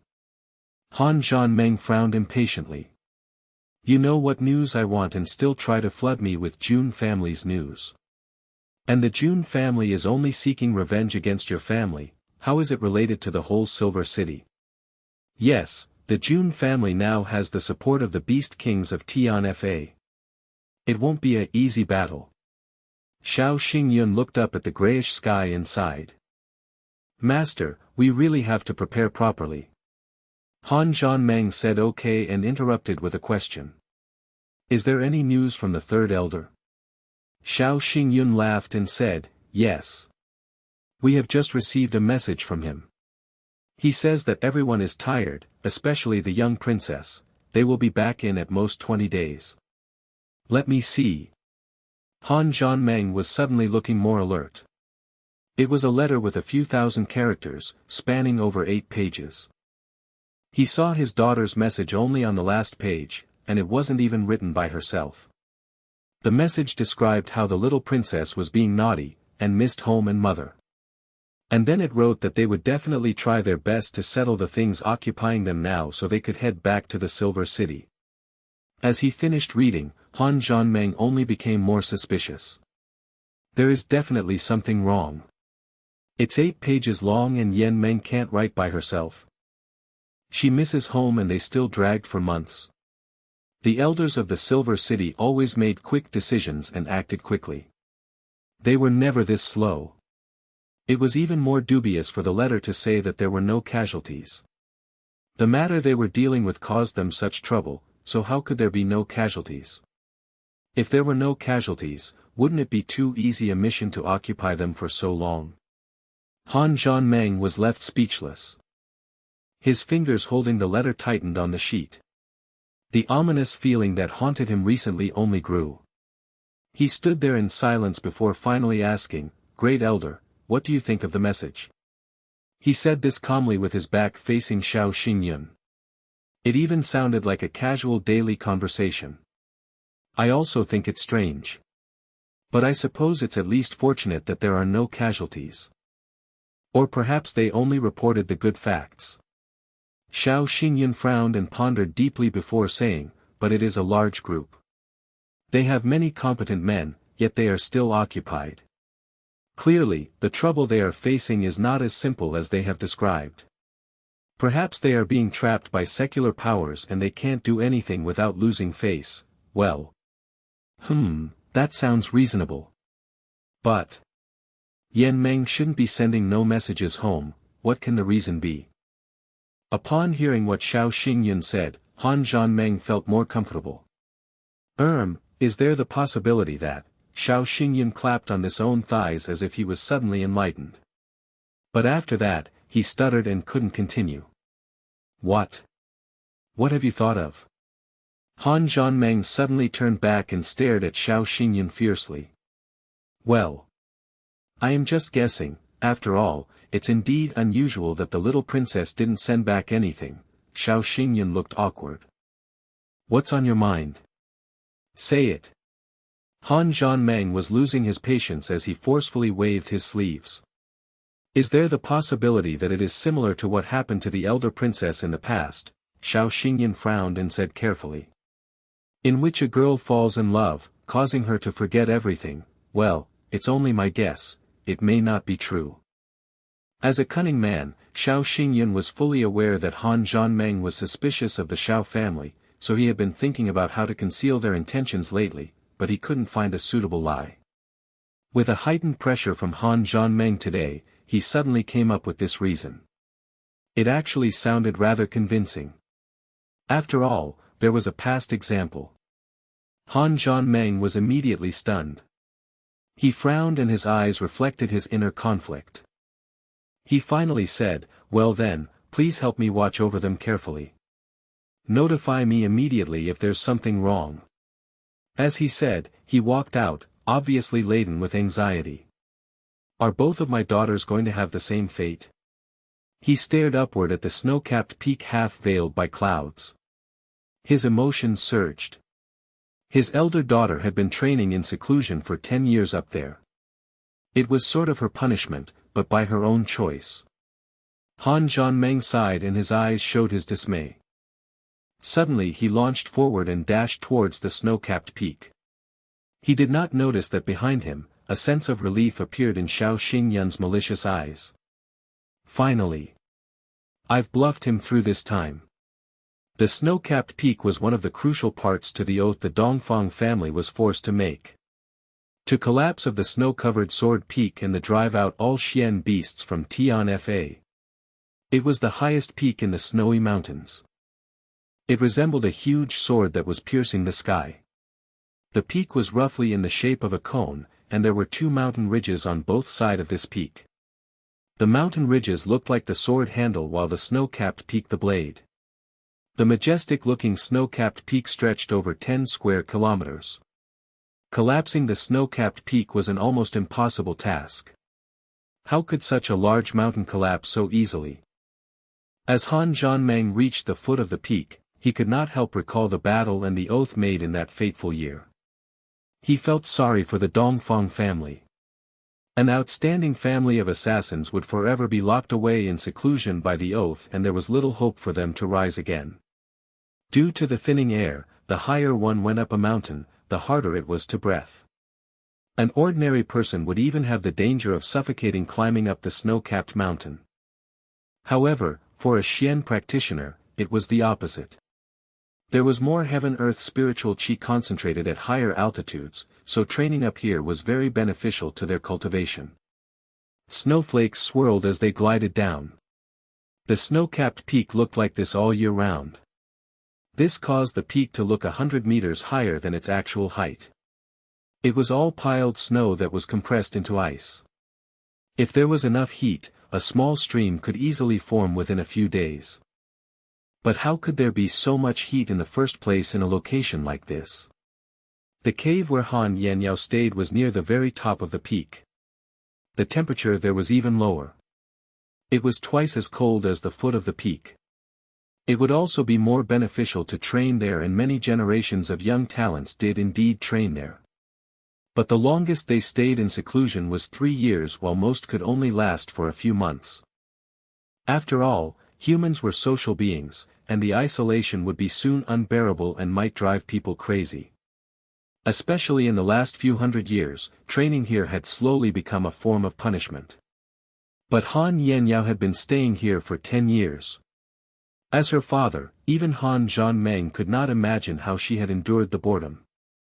His wife and the great elder had asked many times for her to come on, but she would always refuse calmly without giving a reason. As Han Zhanmeng continued to sigh softly, the frost-covered entrance of the cave was visible. He stepped into the darkness. It was even colder in the cave than outside. Looking around, it was an icy world. The whole cave was only decorated by the naturally occurring reflective ice walls and shiny icicles. There were no furniture or daily goods. There was nothing one could enjoy. Is this a place where a girl could live? At the center of the cave, a woman in white with her black hair falling over her shoulders was sitting on a raised platform made by ice. She had her eyes closed and hands placed in front of her abdomen. She was training. There was only calmness on her face as her whole figure seemed to blend in with the icy background. She looked hardly alive. Han Zhanmeng felt a pain in his heart. Is this still the daughter who would ask me to tell her a story? Where have her smiles and happiness gone to? Little Yao. Han Zhanmeng finally called out softly as mixed feelings exploded within him. As she heard the sound, she slowly opened her eyes. There was a glimpse of warmth coming from her eyes as she saw that her father was before her. But she remained emotionless. Dad, welcome. She had passed many years here, and the pain in her heart that couldn't be alleviated had rendered her unable to smile. She couldn't even talk much. She had become a part of the snowy mountains, refusing to be melted. Perhaps no one except him can make her smile again. Han Zhanmeng only stared at his daughter but couldn't say anything. The sense of unfamiliarity and distance between them was agonizing. After a while, Han Yanyao spoke first. What brings Dad here today? Han Zhanmeng wanted to say many things, but he suppressed those ideas. Instead he said, Little Yao. There's a thing that has always been bothering me for 10 years. I wanted to hear from you. Han Yanyao raised her brows slightly in surprise. Please say. I sent men to check on Jun Wue after you fell in love with him. Honestly, he isn't too bad. But in my opinion, he is inferior to Xiao Han in all aspects. I still don't know why you made the decision. Does Jun Wue really have something so special? It was true that this had puzzled him for 10 years, but he only decided to mention it again because of the great elder's guess just now. What if the elder's guess was true? Would both his daughters meet the same fate? Upon hearing the name Jun Wue, Han Yanyao's eyes glowed with gentleness and her cold face seemed to thaw, but it soon turned back. Dad, don't you know? I thought you had long known. Why do you say so? Han Zhanmeng frowned. Jun Wue cannot match Xiao Han's looks and gentleness. No matter Xian cultivation, skills, or even the background, Jun Wue is completely inferior. To a common woman, Xiao Han is obviously much more outstanding than Jun Wue. Since you knew, why did you make the decision? Han Zhanmeng didn't expect this answer. He thought his daughter would endlessly praise Jun Wue, Yes, considering all the external factors, Xiao Han is better than Wu Yi. But to me, Jun Wu Yi is the real man. Han Yanyao's cold eyes emitted fiery flames as she recalled. His Xian cultivation was low, but he often did things to help others without seek fame and fortune. Although he is not good-looking, he's so open-minded. He's a real gentleman. His family is considered prominent secularly, but he's never arrogant and unreasonable. He's young, but he is willing to sacrifice for his country and became the famous blood general. These are his good qualities. Father, is Xiao Han like this? If he weren't born into a prominent family, how generous would he be? Let's put all this aside first. The most unforgettable is our first encounter in the magnificent jewel hall. I can't forget his handsome nonchalance. She slowly raised her head. Dad, I'm confident with my looks. I'm sure there are only a few who can match my beauty. I'm sure you agree. Han Zhanmeng silently nodded. Han Yanyao was indeed breathtakingly beautiful. She was easily the prettiest woman in the Silver City even today. He had long been used to the way some of the apprentices would suddenly become stunned and have their eyes glued on his daughter. When Jun Wu Yi saw me that day, he was only amazed for a short while and soon returned to his usual calmness. Han Yanyao recalled with a shy smile on her face. When he left, he didn't turn back his head to look at me again. I had in my possession a herb he wanted. He literally took it from my hand and stuffed a few notes in, then left immediately. I was still a very proud girl then, so of course I wouldn't let him go like that. I followed him. My Xian cultivation was much higher than his, so he didn't realize. I wanted to make a fool of him. But I was surprised to find out that he left so hurriedly because one of his lieutenant was poisoned and the antidote was the herb I had had. The lieutenant had been deeply poisoned, so the herb only allowed him to say his last words before the poison reached his heart and took his life. Jun Wu Yi immediately cried, lying on his body. He tried to suck the poison out from the lieutenant's wounds, but it was obviously to no avail. Dad, it was the first time I saw a man crying and I finally understood what is brotherhood. I silently left, but the scene in which he cried lying on his brother's body loitered in my head. He gave up the opportunity to interact with a beauty like me to save his brother who was almost certainly dead and left without hesitation. A few days later, I met him again. It was when he sent away his elder brother on the day the army headed out. The more I interacted, the more I was certain that although he wasn't a genius nor an heir of a super family, he was a true man. He never had to hide anything from me.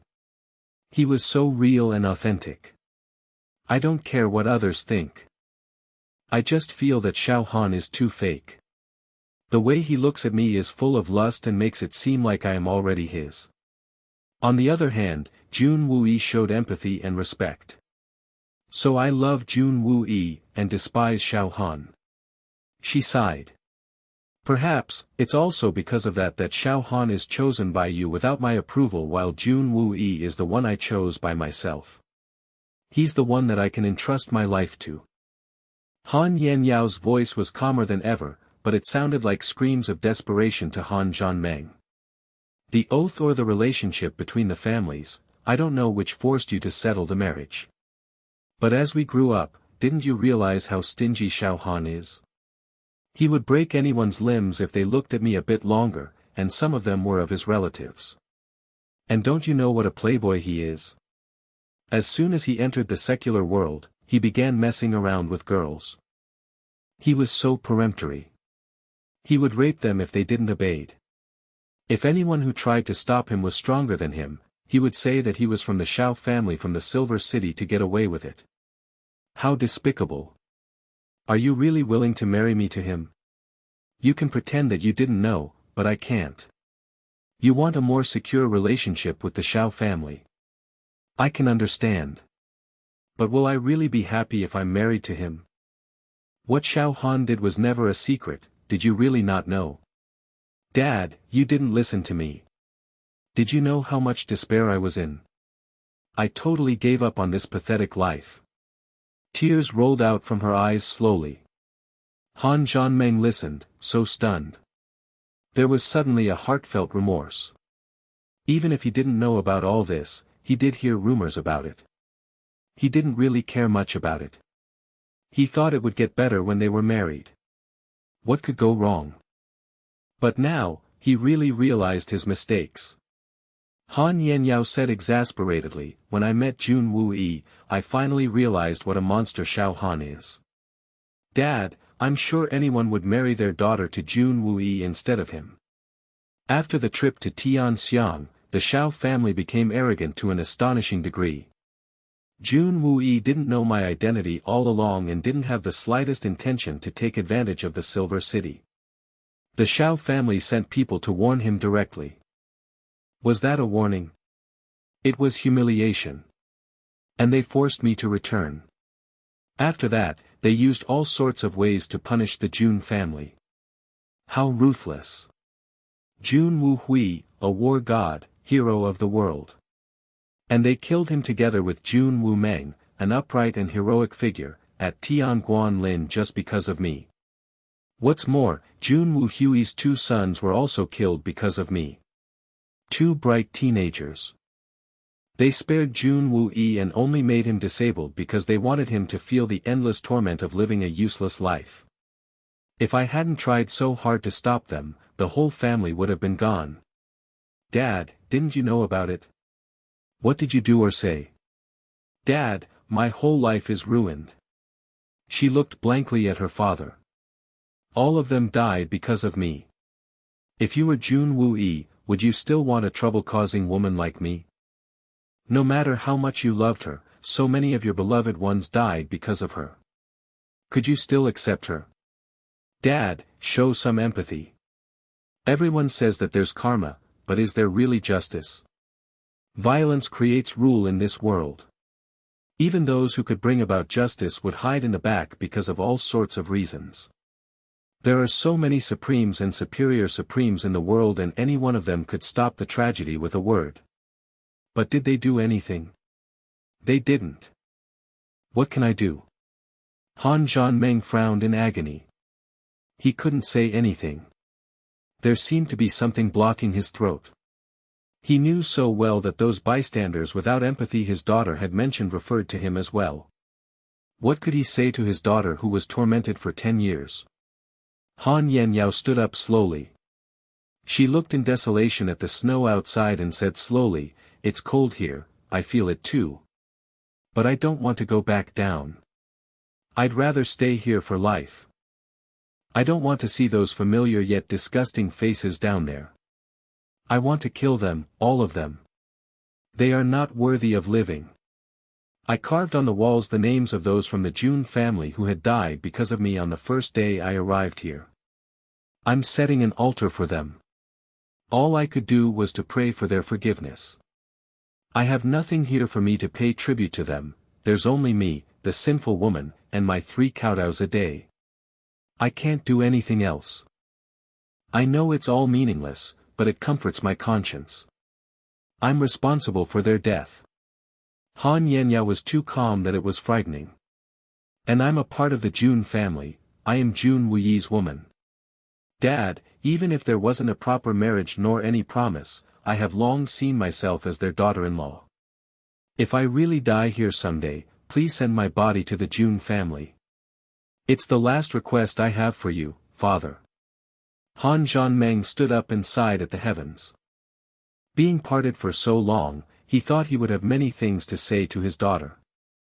How would he know that he was left completely speechless? Yes, there's karma. Why didn't those who could do something do anything? Daughter, don't be so pessimistic. Perhaps Jun Wuyi will someday be strong enough to bring you back from here. As long as he reaches that level, I will fulfill your wishes. Han Zhanmeng breathed in and promised. Even if it means turning against the Xiao family. Dad, it's too late. If you had said it 10 years ago, everything could have been avoided. The tragedy has already played out, and the dead can't be brought back. Even if he comes to the Silver City one day, I believe he will be here to seek revenge instead of bringing me back. There's an irreconcilable hatred between us. I know him. The death of his brothers definitely haunts him, and it also haunts me. There's no way out. Dad, they are real brothers related by blood. We can support the Xiao family for 1,000 years because of a sworn brotherhood. What about them? She smiled in despair. Dad, the day he reaches the snowy mountain will be the day I'll end my life. I will beg for forgiveness when he finally avenges his brothers. No. Han Zhanmeng's body shook as he said firmly, you can't do this. How will your mother and I face it? The pain from losing me? I'm sure you'll be sad. But Jun Wuyi was tormented by the loss of his beloved ones every day for 10 years. How could he face it? Dad, Xiao Han said he wanted Jun Wuyi to experience torture for being alive, and he did. I'm sure that for 10 years, he had felt worse than if he were dying. I have to pay the price. And my life is the only thing I can pay with. I just hope by then, our family will not stand by the side of the Xiao family and deepen our sins. Han Zhanmeng sighed again at the heavens. He looked lifeless. Little Yao, perhaps it won't be so far away. The Jun family has announced that they will destroy the Silver City on the 2nd of February. What? Han Yenyao jumped up and looked at her father with surprise and so much joy. Her voice trembled. Dad, are you trying to comfort me? Of course. How can I joke around with this? Han Zhanmeng nodded his head. He felt helpless as he watched the unconcealable joy of his daughter. The enemy is here and my daughter is so happy. The Jun family wants to destroy the whole Silver City, not only the Xiao family. Then, are they strong enough? Won't they be in danger if they don't have enough power? Han Yenyao was concerned. Them. They are stronger than us. Han Zhanmeng laughed bitterly. Don't worry. Great. Don't worry, Dad. Wuyi won't kill the innocent. When he arrives at the Silver City, he will only seek revenge against the Xiao family. I believe him. Han Yenyao's eyes were filled with hatred. I want them all dead, starting from Xiao Han. I hope so, but the Xiao family, Han Zhanmeng was still very uneasy with what he was feeling lately. He could hardly describe it and could only ponder harder. Xiao family. What about them? They are very unusual lately. Han Zhanmeng sighed. He could only voice his suspicion here in front of his daughter on the summit of the snow-capped peak. What happened? Han Yenyao frowned. Very unusual. A group led by the third elder left the snowy mountains at the start of autumn. They are still not back. The intelligence they sent back is very dubious and I have long realized that. I sent many men out to check, but none of them returned. The Xiao family is becoming more concerned with the intelligence section lately. No intelligence can reach me directly. I feel a great sense of insecurity and imminent danger. The Xiao family, we have been too nice to them all these years. Internal conflict is inevitable. No matter how deep our relationship was, as generations passed, it's not strange that their ambitions grew. I'm just concerned what will happen to my sister. Han Yenyao looked concerned. The great elder speculates that, she might be in the same situation as you then. Han Zhanmeng shook his head. But I think there's something else to it. I don't think something bad happened though. Xiao Han and Xiao Fengwu went as well. It's not strange if she's in the same situation because the whole Xiao family is trash. No wonder I haven't been seeing that bastard Xiao Han. Han Yenyao paused before continuing seriously. Dad, be careful of the Xiao family. And, don't get dragged into battle by the Xiao family this time. We can't get involved. Han Zhanmeng sighed and quickly switched the topic. Are you going to still stay here? At most 20 days later and the Jun family will be here. Don't you want to come down? Go down. Han Yenyao smiled dismally. She didn't say any more. Her eyes stared blankly at the snow outside before finally turning back and stood before the ice wall, without moving for a long while. Han Zhanmeng approached the wall and saw it. The 4 memorial tablets. At the end of it was, set up by the unfilial sister-in-law Han Yenyao. Han Zhanmeng finally understood his daughter and felt her sorrow. The 4 names were like mountains that were crushing his daughter and forever separating her from Jun Wuyi. Even if the Xiao family was gone, the mountains in her heart wouldn't fade away. The dream of her life was shredded the moment the Xiao family attacked Jun Wuhui. There was no more hope. The only thing that was keeping her going was waiting for Jun Wuhui's revenge. By then, it would be the time for her to beg for forgiveness with her life. Is this the karma for the one who didn't do anything despite being capable? Han Zhanmeng stood up silently and drifted down the peak, still so troubled. Behind him, a slim figure in white stood amidst the clouds. Her hair danced with the snow and wind as she peered into the distance. On her breathtakingly beautiful face, there were droplets of tears that slid down and immediately froze on the ground. She simply stood there, as if she had always been there on the summit of the snow-capped peak. Han Zhanmeng did not stop when he came down the snow-covered peak. Instead, he went straight through the main hall of the Blizzard Silver City and quietly left the city through a secret path which led to a covert location the back of the mountain. The only entrance was the secret path. Although this place was located halfway on the top, the heaven-earth spiritual chi was more concentrated here than anywhere else in the snowy mountains, including the snow-covered peak where Han Yenyao stayed. The stone chamber was very spacious, up to dozens of square meters. It could be called an underground hall. Hanging from the rooftop were numerous stalactites of a myriad of strange shapes. Enclosed on the walls were countless glittering and brilliantly bright spots. There were all kinds of unknown crystals naturally embedded within. In the center of the chamber was a special seat. It was a piece of huge crystal in a weird shape. It was a hexagon, with more crystal structures protruding upward on the corners of the polygon. It looked like 6 petals that naturally made the whole structure a lotus-like seat. The mystical crystals emitted a gentle glow all around, which coincidentally superposed along the center axis of the chamber. This formed a bright column of light that extended all the way to the top of the chamber, which was then refracted from there, connecting with the crystals to form an indescribable cycle. The creation of nature was indeed magical. And a misty fog filled the thick column of light.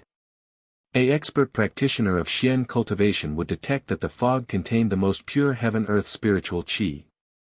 This location was the Blizzard Silver City's biggest secret. It was a naturally formed chamber. Training by sitting on the lotus-like seat would be 10 times more efficient than anywhere else. From the establishment of the Blizzard Silver City, only one person could enter this location. The master of the Silver City, the head of the Han family. The secret had always been passed down by words of the mouth. It was never disclosed to anyone else. However, there was a limitation to the chamber. Anyone who had not reached Superior Supreme would not last long before they exploded if they tried to train on the lotus seat. It was expected, as the heaven-earth spiritual chi here was too concentrated. Even Superior Supremes couldn't train here for too long. Nevertheless, generations of masters could still train in the chamber. As long as they didn't sit on the lotus seat, the spiritual chi would not be too much to handle. Although the speed of progress wouldn't be as promising, it was still many times greater than outside. Therefore, generations of masters of the Blizzard Silver City were promoted to supreme at a young age. For example, Han Zhanmeng was able to rise above all the other supremes to reach the level of Superior Supreme before the age of 50 despite his talent only being slightly above mediocre. The chamber was discovered during the initial constructions of the city. It was listed as a top secret right upon its discovery. As the other 2 families declined, the secret was only passed down through the lineage of the Han family. Even if the Xiao family had almost controlled the whole city, they were still unaware of this secret. Sitting within the light column right now was the old master of the city, the previously very famous supreme that was just behind Yunbi Chen and Li Ju Tian, the Blizzard Supreme Han Feng Shui. But his cultivation was long above that of a supreme. It was even above the superior supreme. It was all due to the magical effects of the mysterious chamber. As Han Feng Shui exceeded the superior supreme level, he kept the news a secret and passed down the position of the master of the city to his son. He then stayed in the chamber to train for 30 years. Han Zhanmeng didn't dare to make a sound once he entered and only stood there quietly. After a very long while, the light column blinked as the old man in white drifted out. His hollow-looking eyes stared at Han Zhanmeng. "Little Meng, what urgent matter brings you here today? You look anxious." Han Zhanmeng's mouth twitched. It was so strange. The nickname of his younger daughter was also Little Meng, but his father still called him by the same name. In fact, he called his daughter Han Yen Meng for the exact same reason. "I'm now the master and a father. You're still calling me Little Meng all day long. How awkward. But I can't really say that in your face, so I shall call my daughter Little Meng." "Huh, by then you would have to stop calling me Little Meng." But no one knew why his all-wise father just couldn't get it right. His father still called him Little Meng, which was the same as his daughter. He sighed in his mind and decided to stop struggling over this issue. He never won against his father. He directly explained why he was here. "Dad, the situation in the Silver City is very strange lately. I analyzed for very long but arrived at a very surprising conclusion. I hope you can help me." Han Zhanmeng looked very serious as he continued slowly, "Dad, the Shao family is being very sneaky recently. I suspect that they want to do something disadvantageous to the Silver City."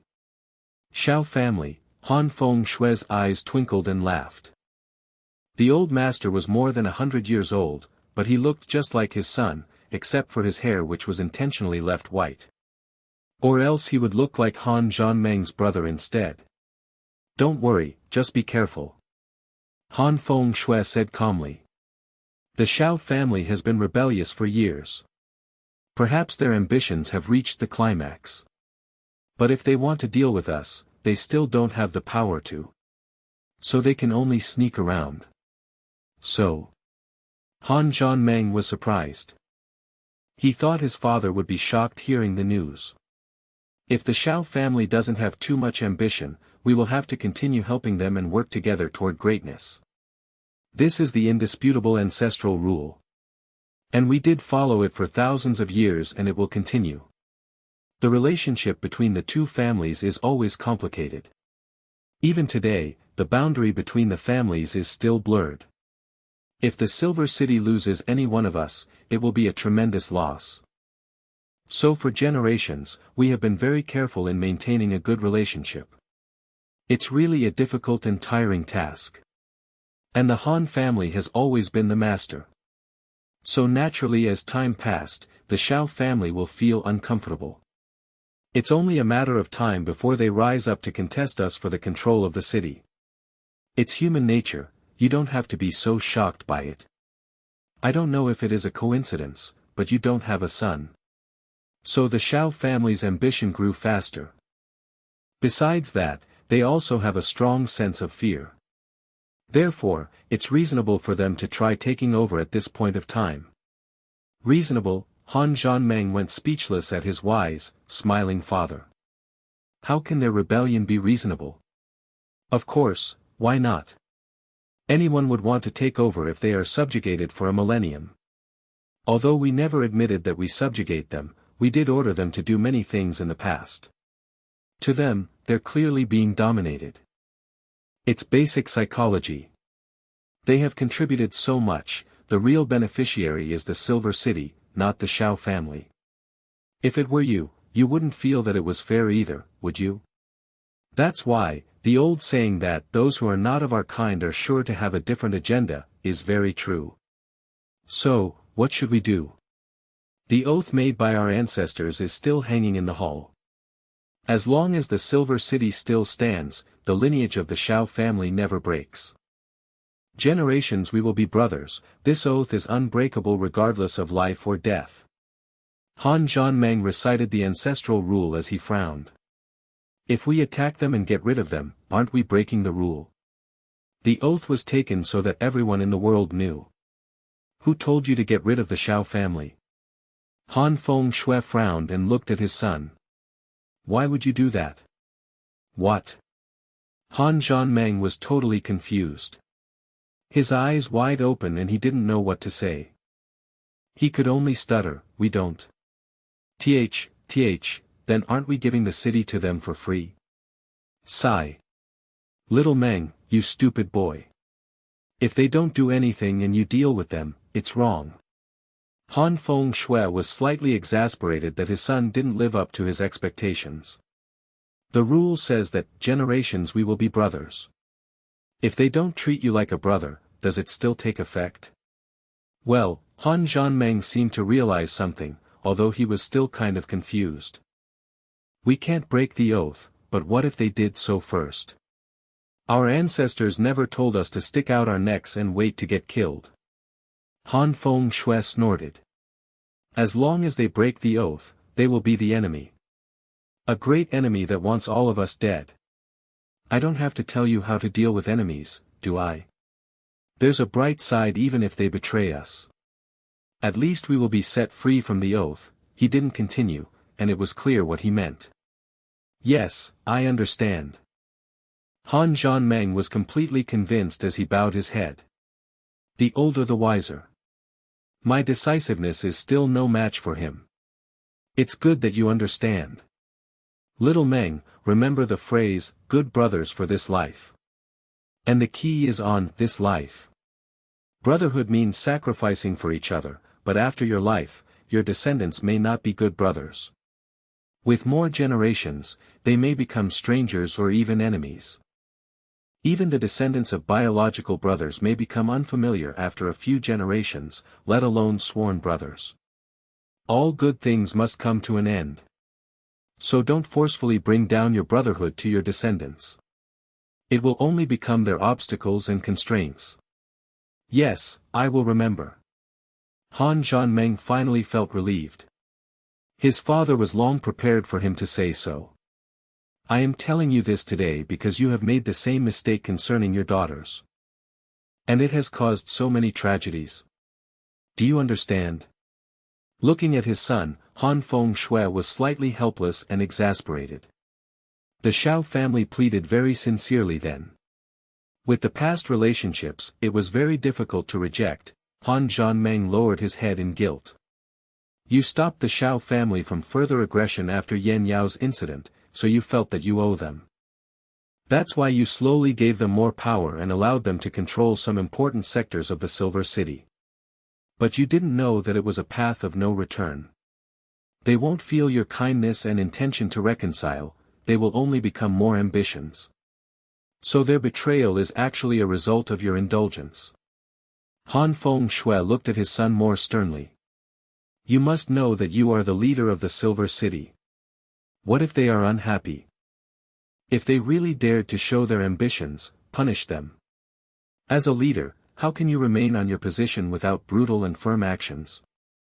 Your niceness resulted in all this. You must learn from this. It's fortunate that this is happening when I am still alive. Can you imagine what would happen if I died? All the fruits of our ancestors' efforts would become theirs. How are you going to face our ancestry by then? Han Zhanmeng was sweating profusely. He was so guilty. Han Fengxue smiled and said slowly, well, it's good that you understand. We can still fix this. Now, go back, and wait for them to act first. They will have to know that with us in the Silver City, they can't take over at all. He quietly laughed in sarcasm. With only a bit more than 20 spirit xians and they think they are strong. Han Zhanmeng felt greatly relieved. It was as if there was nothing in the world that could concern him anymore. His father had become a venerable. How could the Shao family match them? There's another thing. It's about the Jun family. Jun Moxie announced that they will seek revenge against the Shao family on the 2nd of February. What do you think about this, father? Han Zhanmeng was about to leave the chamber when he thought of this. He asked immediately. It's karma for the Xiao family. They have to bear it themselves. We should not get involved. Han Feng Shui's eyes flashed with shrewdness. We can't get involved even if the Xiao family shows no signs of betrayal. Only 10 years and the Jun family has turned from the inferior one to the superior. It's only 10 years. Clearly, we can't mess around with the Jun family. Han Zhanmeng felt a chill down his spine. He nodded his head repeatedly and left. He was suddenly relieved. The only thing he was concerned about now was the group that left with the third elder. He was concerned with the safety of his daughter. Although Han Feng Shui was very confident and felt everything was under his control, no one could really tell what was about to happen. Nothing was absolute. Anything was possible. The 14th of January. Jun Moxie was standing before Princess Ling Meng's bed, frowning. He was checking her pulse. Dugu Xiaoyi was looking concerned at the side as she asked anxiously, "How is it?" "She won't die." Jun Moxie said calmly. "Hey, you sound so cold." Dugu Xiaoyi pouted and rolled her eyes at him. "Sister Ling Meng is already so pitiful and you still sound so indifferent. When will she wake up?" "Pitiful? Indeed. But there are definitely many more people in this world who are more pathetic than her. She's fortunate to at least have us." Jun Moxie pulled back his hand and said, "Her injuries aren't so serious. Wen Tsang Yu's deadly blow wasn't directed at her. She was simply hurt by the impact of her falling mother. Then she hit her head on a rock, hurting her skull, and causing some internal bleeding. That's why she is in a coma. I can wake her up by clearing her internal bruise, but if she wakes up, she will still be in a state of confusion. Her skull injuries haven't healed yet, so if she gets too emotional when we are not around, some of her blood vessels may burst, causing her to become unconscious forever. We should let her remain like this until her skull injuries have healed. Poor Sister Ling Meng, how is she going to face reality when she wakes up?" There were tears in her eyes as she looked pitifully at Princess Ling Meng on the bed. But she soon recovered. She stared at Jun Moxie with her big cute eyes and asked jealously, "Moxie, did your mistress find you today?" "No. She is so busy trying to hide from me, why would she dare to find me?" Jun Moxie smirked as he pinched Dugu Xiaoyi's smooth face softly. "I have many ways to deal with you little girls, ahaha." Dugu Xiaoyi blushed and protested. "How am I a little girl like her?" If you are not a little girl, then what are you?" Jun Moxie could not help laughing. Dugu Xiaoyi turned her eyes around. She suddenly laughed before making an attractive pose and said with a charming voice, "My body's fully grown, I'm now a woman, so there's no problem marrying." "Oh. Fully grown? Where? Why can't I see? Come here, let me touch to find out." Jun Moxie appeared surprised and stuck out his hand. "Pervert." Dugu Xiaoyi jumped up to dodge. She cuddled her chest as she said annoyedly, "I said I can get married, who asked you to touch?" "Oh really? Then I should find you a good husband." Jun Moxie looked more surprised, but he suddenly said seriously, "Little E, what do you think of Tang Yuan? If you find him okay, I'm sure you can get him." Jun Moxie said confidently. Dugu Xiaoyi was immediately infuriated. She jumped onto him and bit his shoulder hard with her teeth. Jun Moxie yelled in pain and gritted his teeth, "Why are you acting like Snowy? What a strong pair of jaws you have." He suddenly realized that he had not been seeing Snowy recently, so he asked, "Where's it now?" "It has grown big, I can't cuddle him anymore." Dugu Xiaoyi blew a whistle proudly. With a flash, a white figure dashed in and jumped onto Jun Moxie's lap. It was Snowy. "Wah! You're really heavy." Jun Moxie grabbed its paws and looked at it. It was now at least 25 kilograms. How fast he had grown. When Sister Shui Yan was here, she fed it a lot, so he grew fatter and bigger. It has become big snowy. It's no longer as cute. Suddenly she became very excited. But it's now very strong. Even my brothers can't win a fight against it. Ah. Jun Moxie was shocked. How old is this little beast? How can it win those buff sons of the Dugu family? Jun Moxie didn't know that when Mei Shui Yan was here, she gave Snowy the best food that many leopard kings couldn't even enjoy. Coupled with Snowy being upranked by Jun Moxie, its growth was naturally rapid. In fact, all its nutritions had yet to be absorbed. When they did, Snowy would be able to match a level 8 Xian beast even when it was not fully grown. A level 8 Xian beast could match a Sky Xian expert. But when Jun Moxie heard Mei Shui Yan's name, he began to feel lonely. She's been gone for so long. She was told to return on the 2nd of February, there's just a few days left. Dugu Xiaoyi was sensitive enough to notice him drifting away. She said worriedly, Moxie. Don't abandon me when you have Sis Shui Yan. I'm already yours, even before Sis Shui Yan fell in love with you. Jun Moxie almost spat his mouthful of tea out. He asked dumbfoundedly, what? Since when? Why don't I know? I'm yours. Yours. Dugu Xiaoyi pouted. You can't abandon me. Of course. Jun Moxie suddenly looked so happy as he reached out with both of his hands. Come, obedient little E. Let me hug you and kiss you, and check whether you are fully grown. Dugu Xiaoyi screamed and looked at him trembling. What do you want to do? Don't mess around. You're mine, what's wrong with kissing and hugging? Isn't it normal? Come, don't be shy. Jun Moxie smirked harder.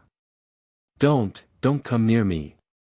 I will scream. Dugu Xiaoyi hopped to the doors. Her face was pale and her heart raced. No.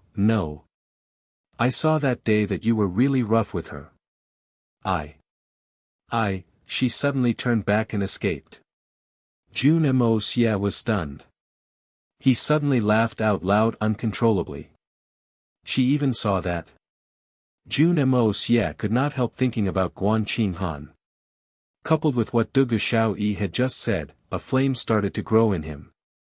Dugu Xiaoyi, that girl is actually cute most of the time. He walked out of the door smiling to see if Dugu Xiaoyi was still near.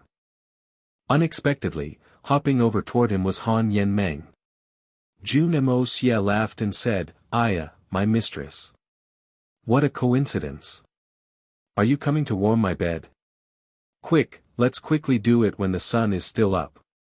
Seeing it was him, Han Yenmeng screamed and ran away fanatically, not knowing where she was going. He was able to tease the two little girls in succession, really satisfying the young Master Jun. He laughed and returned to his own courtyard. He was planning to go into the Hongjun Pagoda to make his pills, but he was stopped by Jun Wuyi. The 2nd of February was nearing. Jun Wuyi was training harder than ever, so Jun Moxie was surprised to see him here. It's near, what are your plans? Jun Wuyi had been curious about this for a while. He finally couldn't resist asking. His eyes were burning with anticipation. We just need to wait. Jun Moxie answered.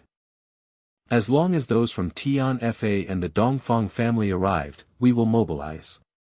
The Silver City is far away. Even if we leave now, it isn't guaranteed that we will reach there by 2nd of February. What are we going to do? Jun Wuyi couldn't wait any longer. Third uncle, there are flying beasts in Tian Fa forest. Jun Moxie smiled. I've prepared everything. When everyone is here, we will embark. I see. Jun Wuyi was immediately relieved. There was suddenly the sound of conversation at the door. The guard could be heard asking, Young mister, may I ask who are you? Unfailing as the sun that rises from the east, I am undefeatable. A young voice which was pretending to be very matured said. Please tell my elder cousin Jun Moxie that I, Dongfang Bubai, is here. Jun Moxie could not help laughing. Unfailing as the sun that rises from the east, I am undefeatable. Jun Moxie stepped out of the door. It was indeed the naughty little boy. Jun Moxie put on a serious face and acted along. Wow, it's the hero of Dongfang. You really glorified my house. I hope you will conquer the world in no time and unify everyone for centuries. Cousin. Ha ha ha. I'm here. It was Dongfang Xiaohui at the doors. He was running over with his arms wide open before he was suddenly stopped and became puzzled as he scratched his head. Conquer the world. It's the exclusive slogan I have come up for your family, Jun Moxie said earnestly. Unfailing as the sun that rises from the east, I am undefeatable. Since you are undefeatable, why don't stir it all up by doing something shocking? So you will of course conquer the world in no time and unify everyone for centuries. What do you think about the slogan, my hero of Dongfang? Jun Moxie said smiling. Unfailing as the sun that rises from the east, I am undefeatable. Conquer the world in no time and unify everyone for centuries. Dongfang Xiaohui mumbled before laughing and saying frantically, wow. Nice. That will be my life goal. Cousin, you're so talented.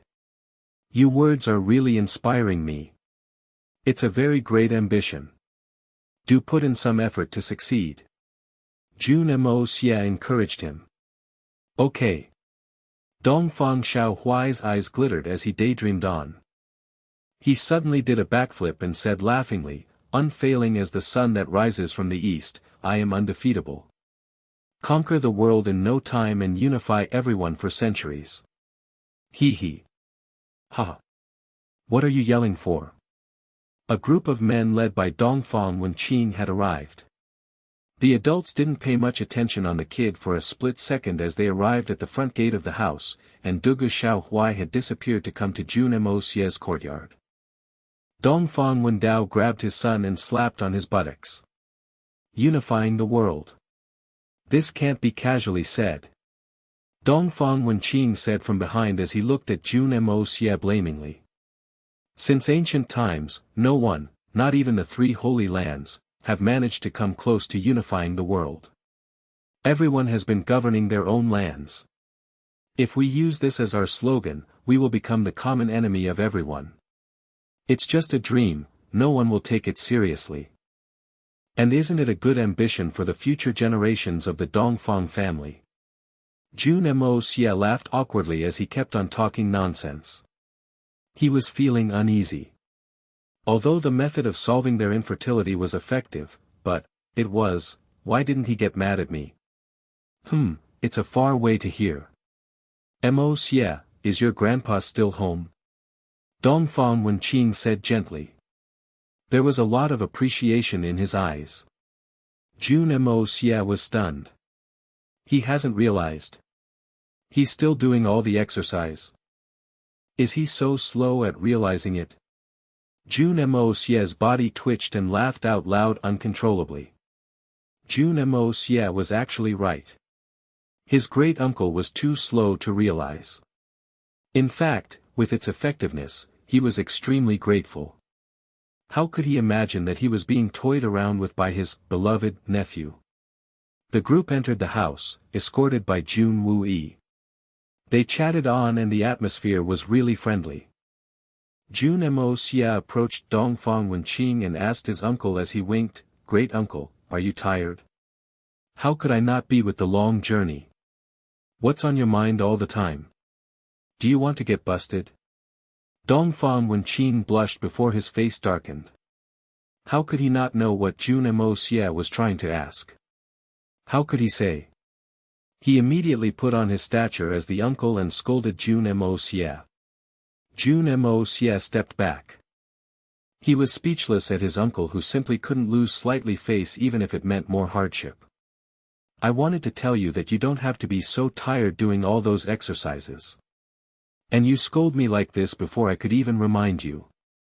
Fine, if you want to remain tired, then so be it. The number of elite assassins that followed Dongfang Wenqing here was considerable. Everyone was a top master of assassination. In total, there were more than 100 people led by the Dongfang brothers. With help from Jun Moxie's pills, Dongfang Wenqing was able to make many breakthroughs and was now a supreme. Not to mention that his long-cherished wish was also fulfilled by Jun Moxie. Of course he was exceptionally confident. The Sky Xian assassins of the Dongfang family were also very proud.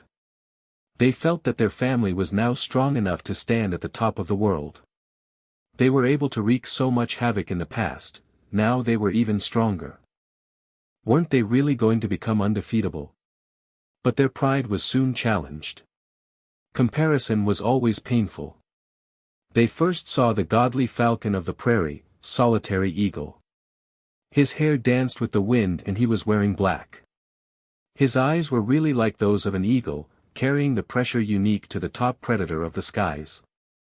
This was only the beginning. They then met the hurricane swordsman, Fom Wan Yun.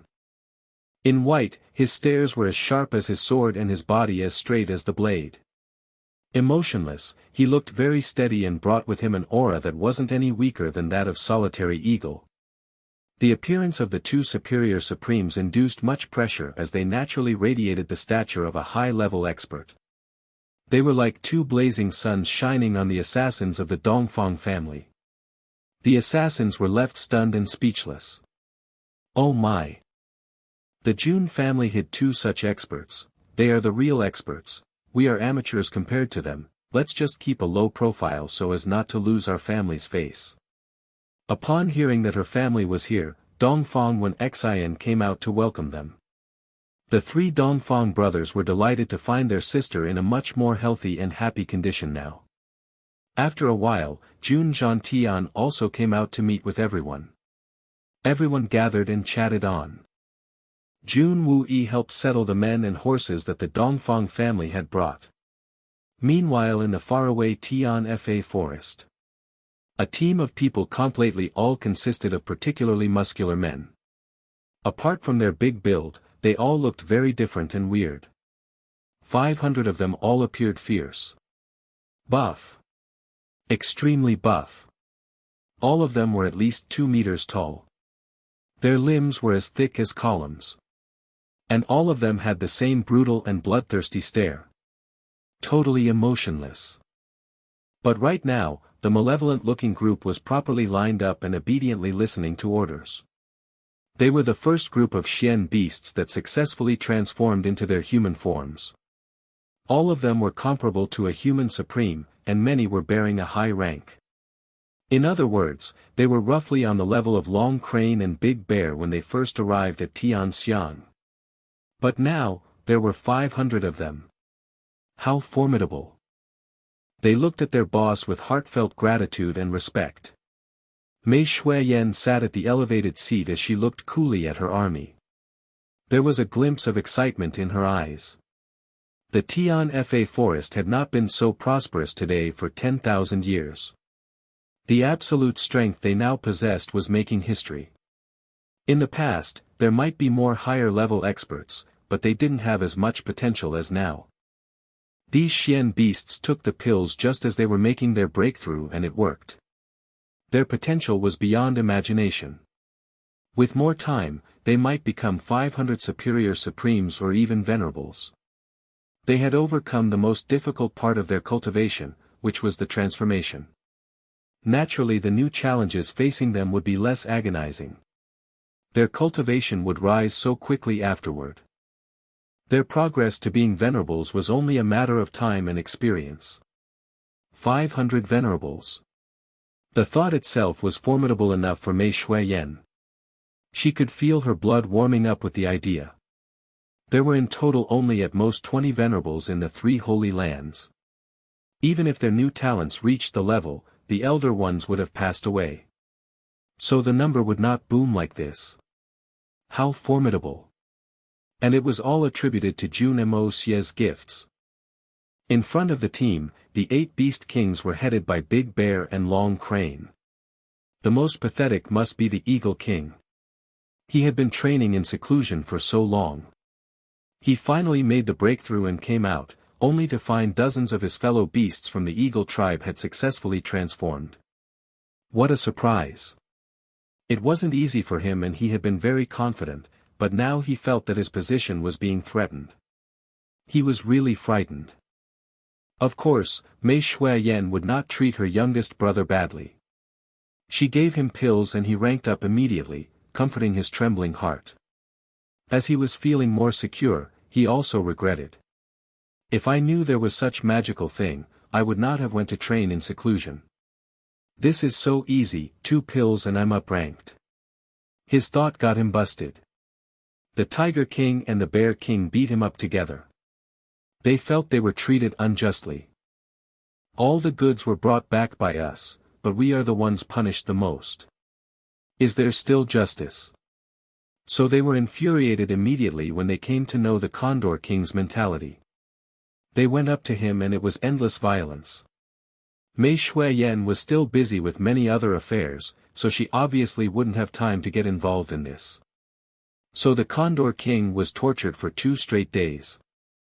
His feathers were almost plucked off. Mei Shuiyan felt that it was a necessary ordeal for the Condor King right after his improvement in cultivation. Is this all? Mei Shuiyan raised her brows and asked with authority. Yes. Long Crane replied, standing upright.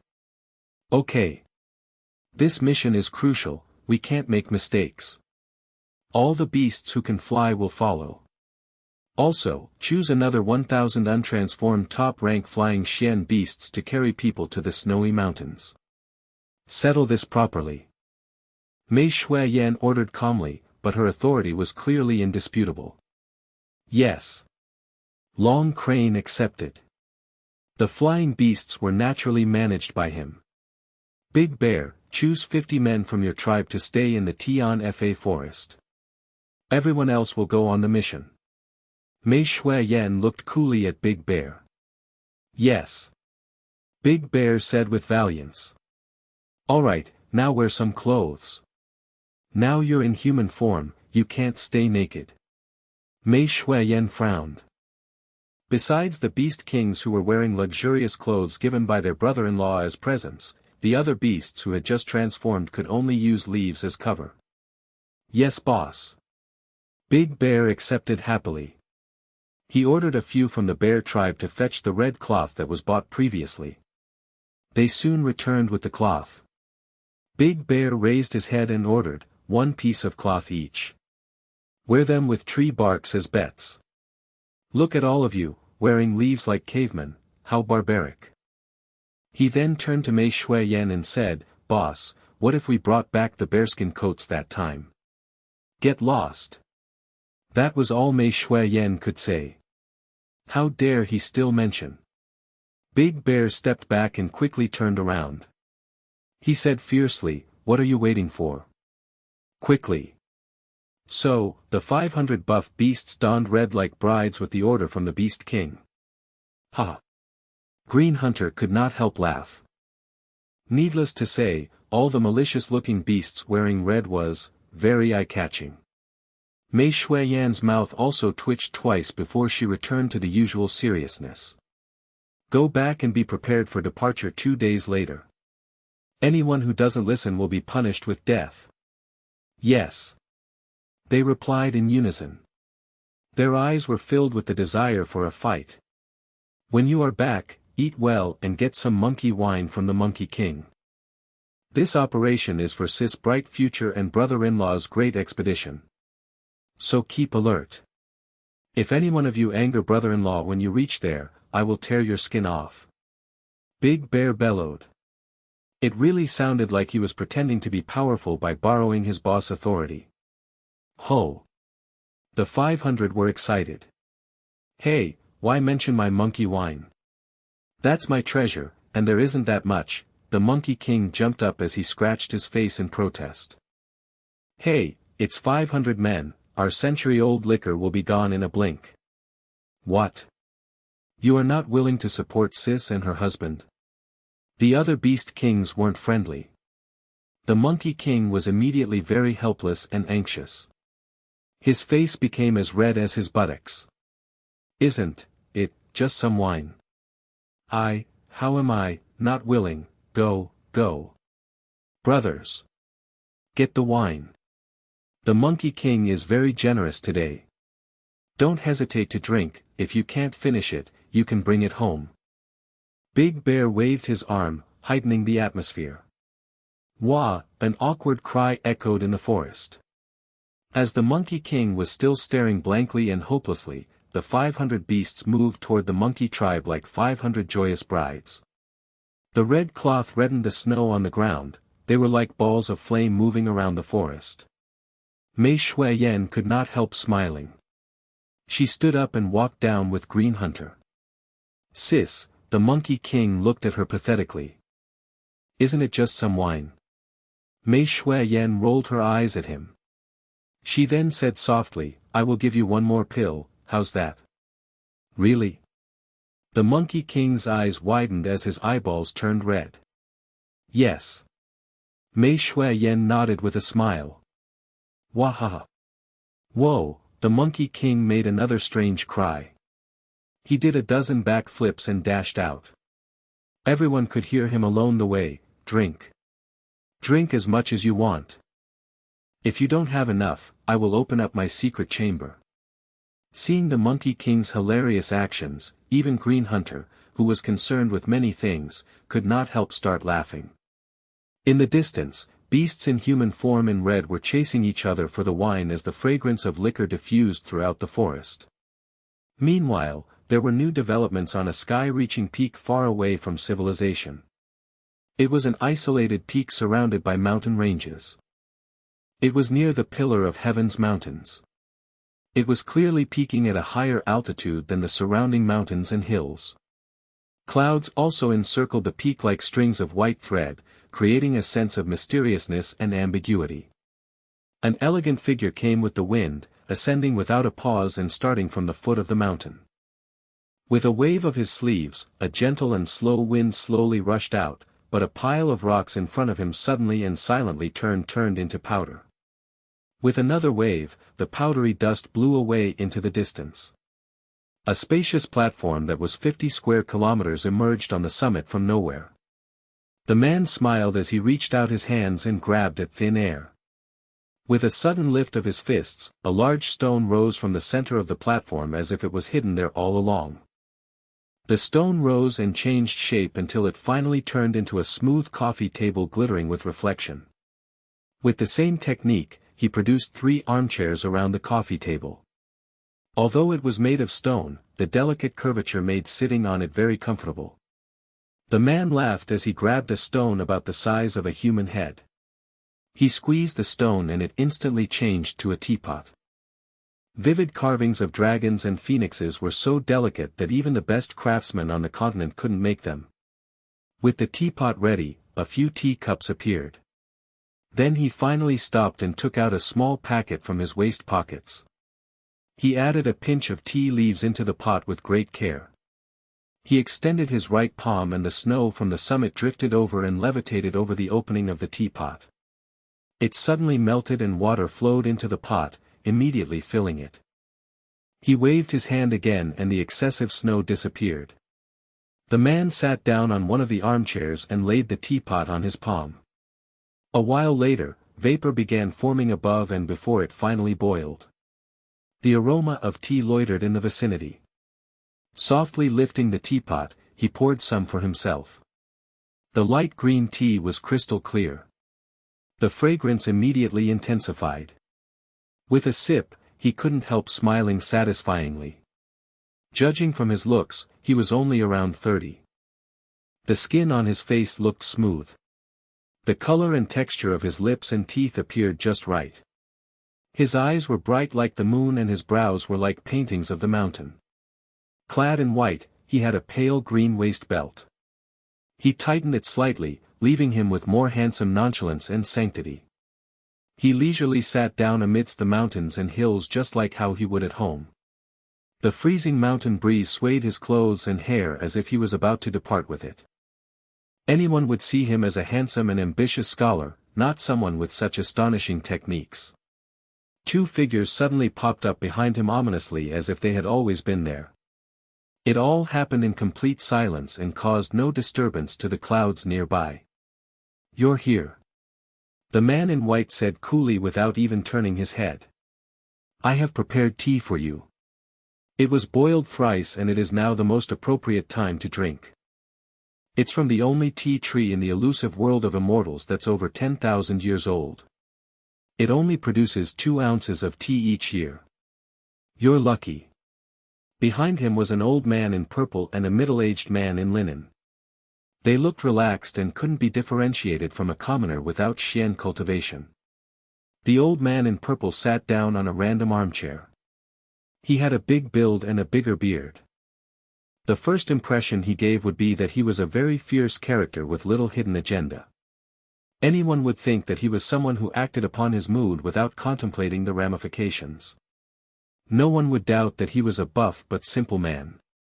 But he was the master of the illusory blood sea, Huyen Ao Bo. No one looked down on him. Anyone who looked down on this, buff but simple man, would have to pay a heavy price.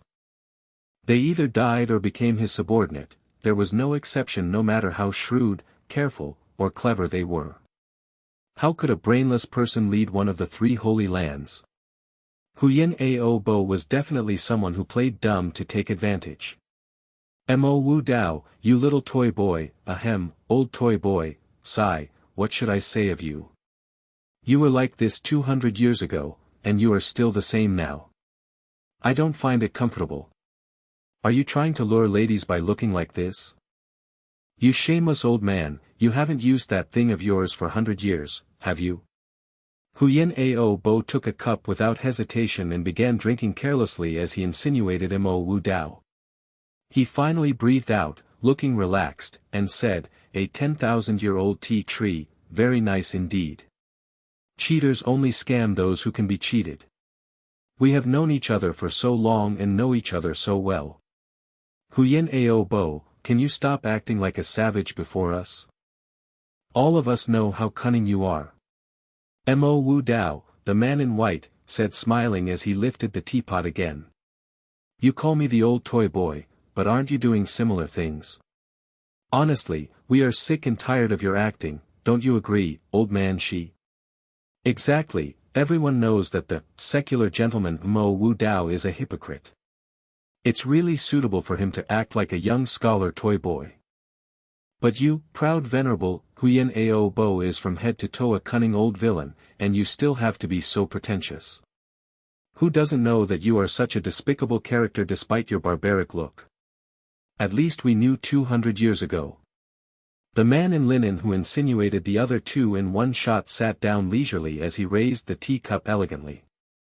He placed it under his nose to smell before he drank it slowly to taste. After a while did he finally exclaim, "Indeed, very good tea. The taste loiters in my mouth. Isn't drinking tea with your eyes closed much better than facing a hypocrite and a truly despicable man?" On his head was a glittering golden crown which was especially shiny under the sun. The reflected light seemed to add a golden rainbow to the mysterious summit. "Shi Roa Chen, how are you any better?" Huyen Ao Bo said angrily. "King with the golden crown, Shi Roa Chen. Ha! You pretend to be a king in your supreme golden city, but everyone knows that you used to sell straw sandals in the past." The man in linen was the master of the supreme golden city, the king with the golden crown, Shi Roa Chen. As for the man in white, he was naturally the master of the elusive world of immortals, the secular gentleman, Mo Wu Dao. What were they doing here in the height of winter? Shi Roa Chen was not at all angry at Huyen Ao Bo's teasing. He smiled lightly and shrugged before saying jokingly, "It reminds me of an anecdote from years ago. I remember Huyen Ao Bo lost a bet. I forgot what he was betting, but I recall that in front of the 2 of us, he said in a seductive voice, 'I'm Huyen Ao Bo, everyone says that my bosoms are to be proud of one, what do the 2 of you think? I'm sure if we spread this around in the illusory blood sea, it would be very spectacular.'" He acted in the voice of a prostitute. He said it out casually, before laughing out loud. Mo Wu Dao also laughed and clapped. He seemed to enjoy it. Huyen Ao Bo's face instantly turned purple. He bellowed in fury.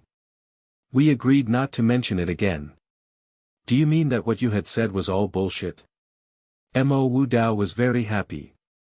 It's karma. Why do you have to say that he sold straw sandals?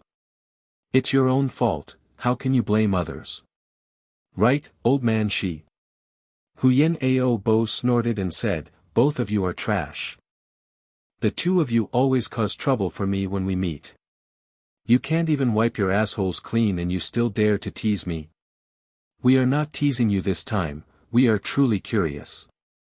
Shi Ruochen said smilingly. Huyen Ao Bo, you asked whether Mo Wu Dao's thing between his crotch still works, but we are always curious exactly which part of you is concave and which part of you erects out too. But we recently knew that you have a son who's only around 50 years old when you're already 300. Wow, your body really concaves and erects in the right places, ha ha ha. Mo Wu Dao then laughed really hard. He even had to support himself with the coffee table and couldn't breathe properly. Shi Ruochen put on a very serious face when he said it. Especially when he reached the part about the 50-year-old son, he sounded very surprised. His whole expression was very funny. Huyen Ao Bo's whole face was reddened. He rubbed his thighs very hard and scolded without thinking.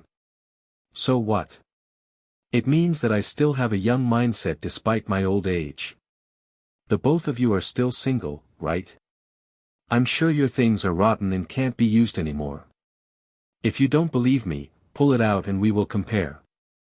Is it bad to have a son? At least there will be people commemorating me in the future, but what about the two of you? Ha ha ha. Commemorate you? Shi Ruochen rolled his eyes in contempt.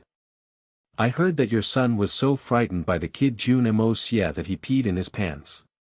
Aren't you ashamed? Maybe someday your son will be castrated. Aren't you afraid that he might die before you?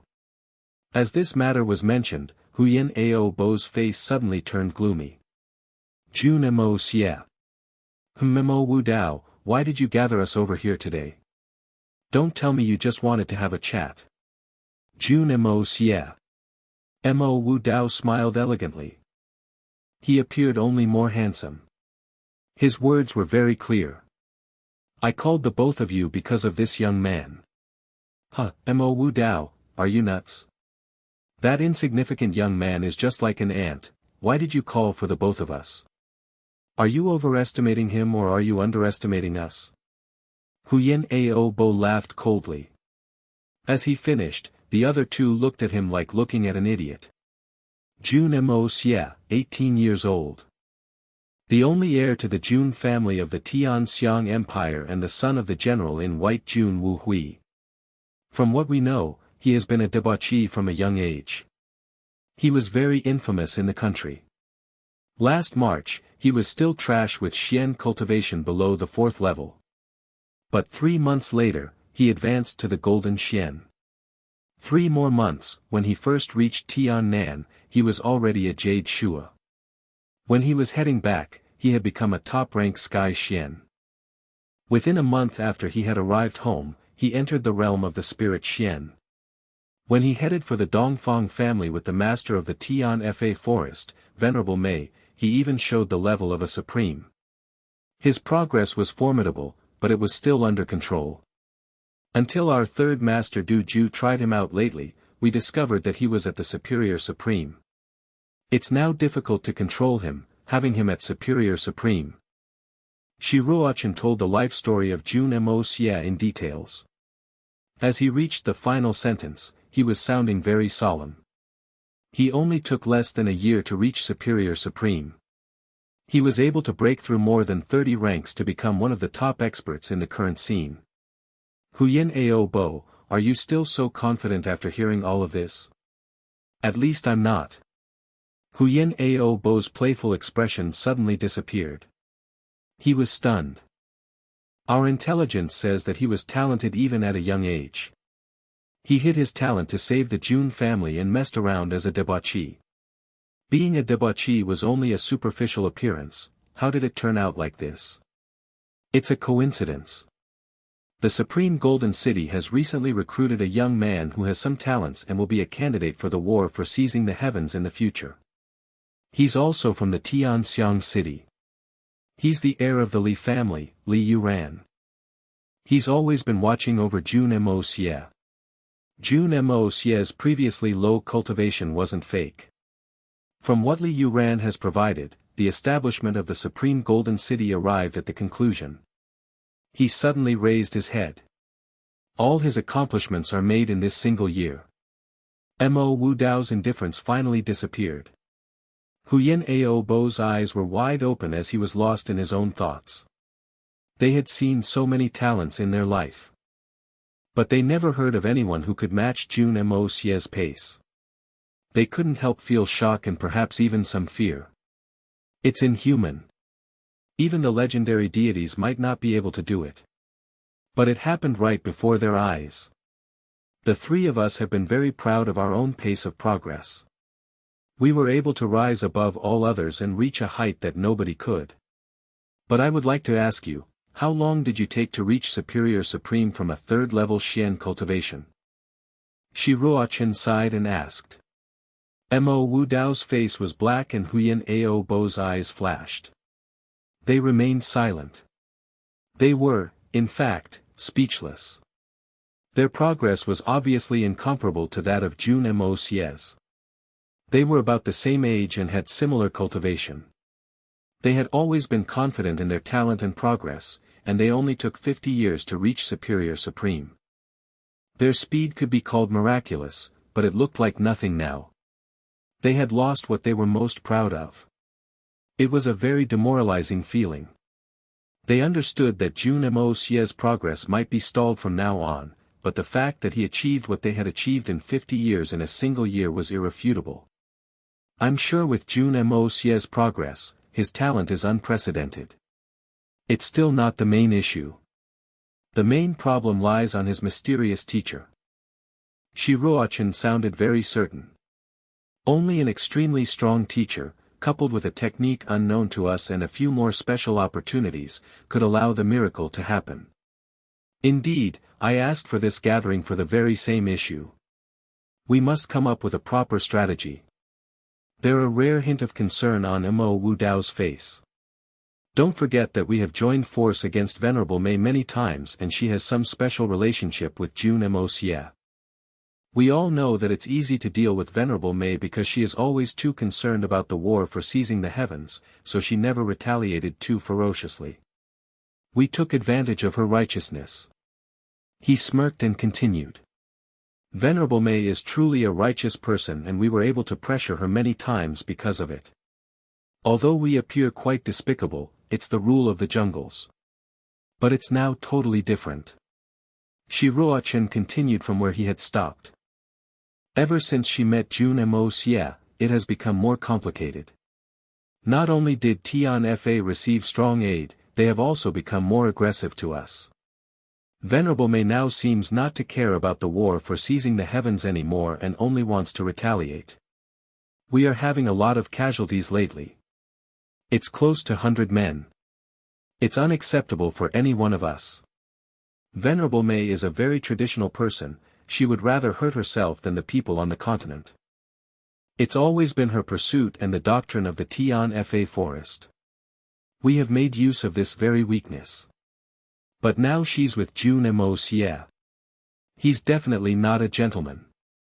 He's a despicable person from head to toe. We can see from his actions that he's definitely someone who will take an eye for an eye. He is so brutal and bloodthirsty and shows no mercy. He's very decisive and never hesitates. How formidable. He will soon become the biggest threat to us, surpassing Venerable Mei. Indeed. Mo Wu Dao said heavily. Shi Ruochen laughed coldly. I'm not exaggerating. If we leave Jun Moxie as how he is, the demise of the three holy lands won't be far away. He won't be concerned with the war for seizing the heavens. The livelihood of everyone may become everyone's greatest concern, but definitely not his. So it's only a matter of time before he becomes aggressive toward us. Huyen Ao Bo took back his barbaric expressions and commented solemnly. He's a natural in all the despicable rules of the jungle. It can't be taught, normally one would have to learn lessons from continuous failures. But Jun Moxie seems to be born with those instincts, and appears more experienced than us hundreds of years olds. Precisely. We have to admit that in a few years' time, he will be able to bring disaster upon us. We were not friendly to his woman many times. How could someone like him bear with it? Mo Wu Dao opened his eyes wider and continued slowly. He dared to face the Shui Han manner for Guan Qing Han, who was then still not his woman. It's the best illustration.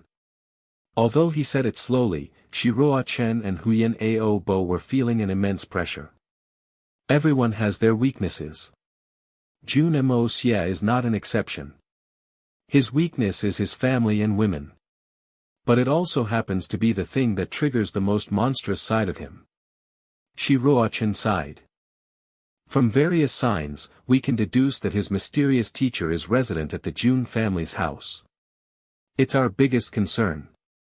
We don't even know who or how strong his teacher is. Shiroa Chen smiled bitterly and continued. All we know now is that he produced an apprentice who is fated to make history. That time when he was able to pressure 90 experts of ours clearly shows that we underestimated his true power. So, we can't be too audacious despite knowing where our threats are coming from. We are actually afraid, Mo Wu Dao concluded. In other words, we are now in a difficult situation in which we can't do anything. Huyen Ao Bo frowned very hard. He wasn't happy. Are we really receiving so much pressure from him? Although we don't want to admit it, it's fact. Mo Wu Dao and Shiroa Chen smiled bitterly at the same time. Do you think that Jun Moxie's teacher might be from the misty illusory manor? Huyen Ao Bo suddenly asked carefully. Maybe not. The strongest beings of the misty illusory manor may reach that level, but they haven't revealed themselves for thousands of years. Even if he really is, he's probably an older one from the misty illusory manor. Moreover, such rapid progress is also out of reach for the misty illusory manor. From what I understand, only he can reach such rapid progress. Mo Wu Dao's eyes flashed. Who is it? The other two asked simultaneously. 9 Nether. 14th Young Master. Mo Wu Dao said it word by word. There was great fear in his eyes. It was as if the name carried a magic that caused even the soul of the master of the elusive world of immortals to tremble. Right. Both Huyen Ao Bo and Shiroa Chen breathed in. Only that monster can do it. But the misty illusory manor and the 9 Nether sanctuary have been holding each other off for 10,000 years. Their conflicts are never revealed. Moreover, I doubt the 9 Nether 14th young master would have the patience to teach an apprentice. As if he had a toothache, Huyen Ao Bo had a hard time trying to enunciate the name. Anything is possible. Mo Wu Dao said worriedly. Don't be too careless. A single mistake can cause an irreversible catastrophe, destroying the establishment of the 3 holy lands that has lasted for 10,000 years. But this is an opportunity for us. If we can make use of it properly, not only will Jun Moxie and Venerable may be obliterated, the one behind him will also be lured to reveal himself. I speculate that even the 9 Nether 14th young master can't withstand a joint full blast from all the top experts of the 3 holy lands. Shiroa Chen said slowly. He looked prepared for mutual destruction. The other two were silent. They only stared at his face. Jun Moxie is heading to the Blizzard Silver City. I'm sure Venerable May will support him with an army of Xian beasts. There's no way the Blizzard Silver City can withstand it. With all their forces away, their hometown must be vulnerable. There was a flash of shrewdness and ruthlessness in his eyes as he continued coldly, so, there's an opportunity at the peak of the snowy mountains, and there's another one in the Tianxiang city. If, he. You mean, Mo Wu Dao looked enlightened before he continued to ponder. His frowns indicated his dilemma. The Jun family has completely severed their ties with the Tianxiang imperial family. Obviously a secular emperor can no longer threaten the Jun family, but we can help them stir things up. We will each support a prince and encourage all sorts of secular powers to pressure the Jun family and cross their red line. We will see what they will do. We must stir things up to reveal the master behind the Jun family after Jun Moxie and Venerable Mei are gone. Even if it's not successful, we can pull out immediately. If we really triggered something, then we can gather our forces there to take down the one supporting his family. By then, Jun Moxie will no longer be a threat to us. But we must gather our strongest forces to give the most fatal and quickest blow. We can't allow mistakes. Shi Ruochen raised his head and looked at Huyan Ao Bo and Mo Wu Dao as he said word by word. We must send out someone at the level of a saint this time. A venerable would be too weak. If it really is the 14th young master, even a saint might not survive. We have to be prepared for such sacrifices. Huyan Ao Bo and Mo Wu Dao simultaneously stood up in shock. Are we? Yes. We, the Supreme Golden City, will send out 3 saints to deliver the full blow. Shi Ruochen made the calculation and knocked on the coffee table with his fingers thrice. It made 3 soft knocks, but it echoed throughout the surrounding mountains. He said solemnly, word by word. The 3 lordships. Mo Wu Dao stood up and strolled around with a gloomy face. He finally looked up and breathed out before finally saying unwillingly. Fine, to ensure the success, we will also send 3 saints. The illusory blood sea will send 3 too. The 3 holy lands will unite to face our common enemy. Comparatively, Huyan Ao Bo seemed more willing. But the twitching muscles on his face revealed that the decision wasn't easy. We also need someone to manage the situation in Tianxiang City. His power is not important, he has to be very patient and strategic. It's very important, since a small mistake and all will be over. Shi Ruochen said calmly. I'm sure the 2 of you have some candidates in mind. The illusory blood sea will send Zi Jinghong. He's not very strong, but his brain work is top-notch. Setting plots against others is his talent. Huyan Ao Bo snorted and said, I will let him lead some experts. I'm sure it's enough to cause some trouble. Okay. On our side, we will send Li Yuran and a few experts. He's not only a native, but also a considerable leader despite his young age. I'm sure he will help. Shi Ruochen smiled. I'll go back and discuss about this. I won't mess the plan up, don't worry. Mo Wu Dao said gloomily. We will kill Jun Moxie and obliterate Venerable Mei. Besides that, we also need some competent men for the war in Blizzard's Silver City. It's a crucial fight to destroy the core prowess of Tian Fa Forest. If we miss this chance and allow them to retreat, God knows when we will find another similar opportunity. Mo Wu Dao said seriously, if we can win the battle, it will be very beneficial to us. There would be ample Xian cores produced by the level 9 top-rank beasts. There might even be Xian cores from higher-level beast kings. All of them will beef up our strength. Huyan Ao Bo rolled his eyes. If the situation is not positive, we should join in ourselves. Join in the battle ourselves. Shi Ruochen looked at him with contempt.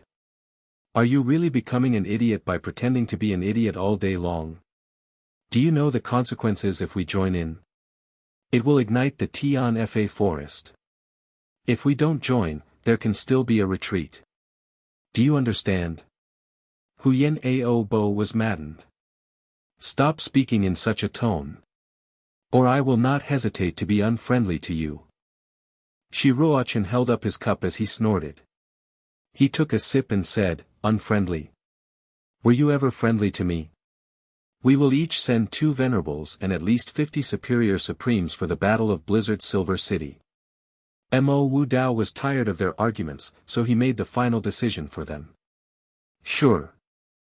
Sigh, the two members from the Shao family in the Supreme Golden City come to me every day to ask for our support. So annoying. Now I can finally shoo them off and they won't say that the Supreme Golden City is inhumane. Shiroachin sounded relieved. It seems that the Shao family and the Han family of the Blizzard Silver City are not getting along well.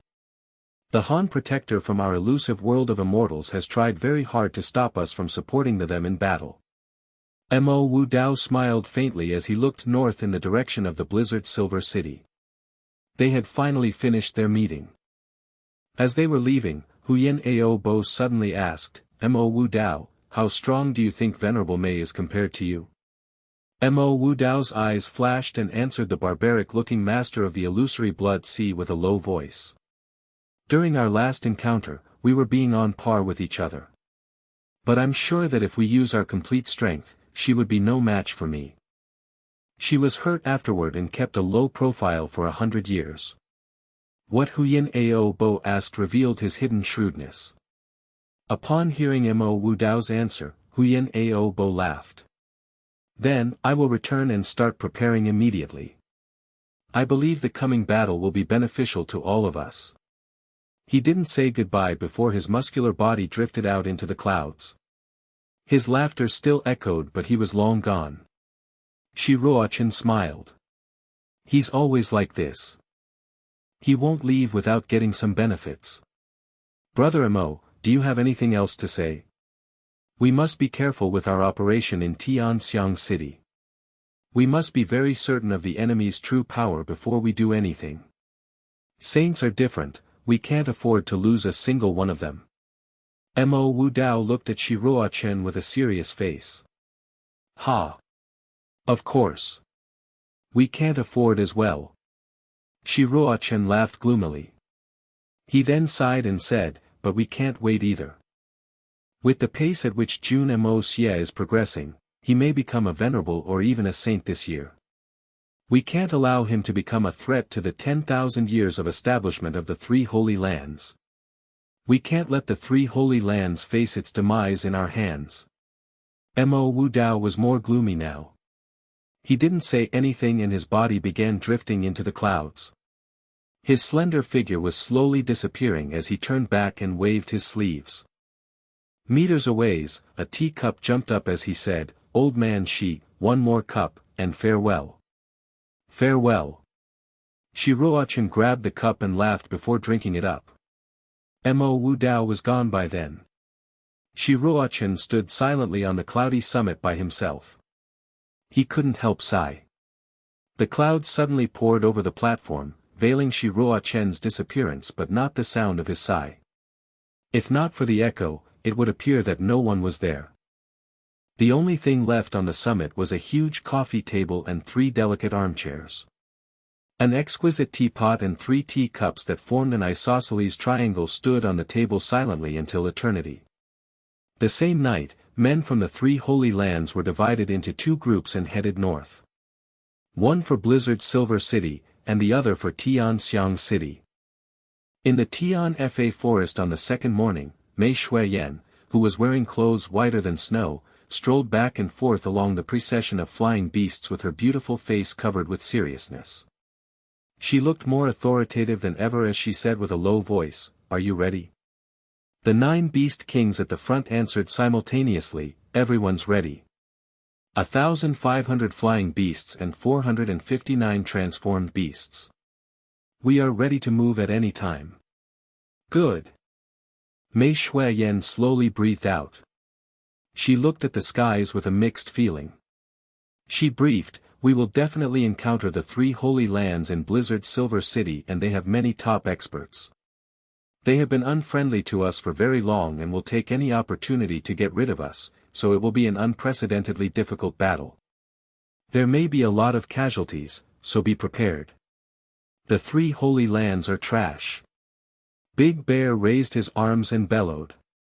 We're not afraid. Long Crane seemed to be anticipating the battle. Yes. We aren't afraid. They're trash. All the transformed beasts hollered, creating a very bloodthirsty atmosphere. All of these beasts were the survivors of the cruel natural selection of Tian-Fa forest. All of them were experienced warriors. So what if the enemy was tough? They just needed to kill and to fight with their life. It had always been the only understanding of combat the beasts had. Especially when they had received so many buffs lately, they were very confident of their prowess. None of them would even be hesitant to face the three holy lands alone. Very well. Together with the Ant King, the Wolf King, the Wasp King, and the Rat King, let's head for Tianxiang City immediately by forming 10 groups in a formation of trapeziums.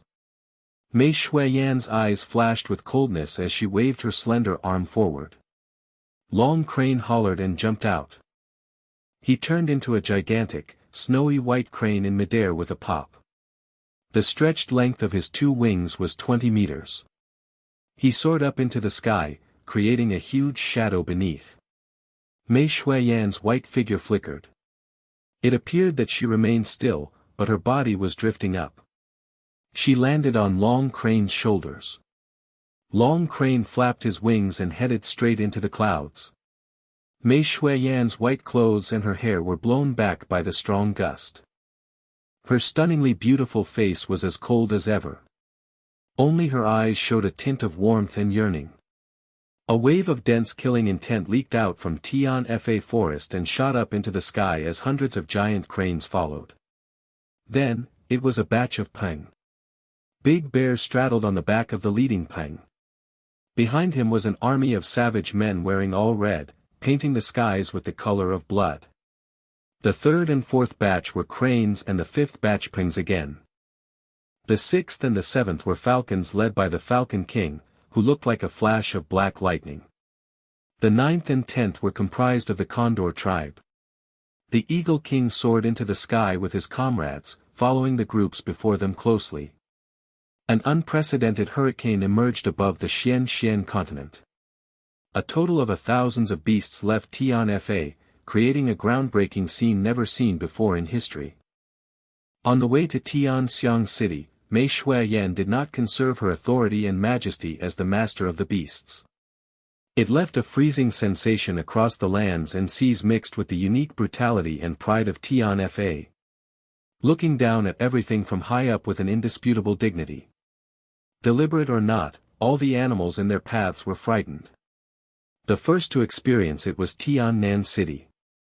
Xian beasts, domestic animals, or war horses, all of them fell onto the ground weakly as their bodies twitched.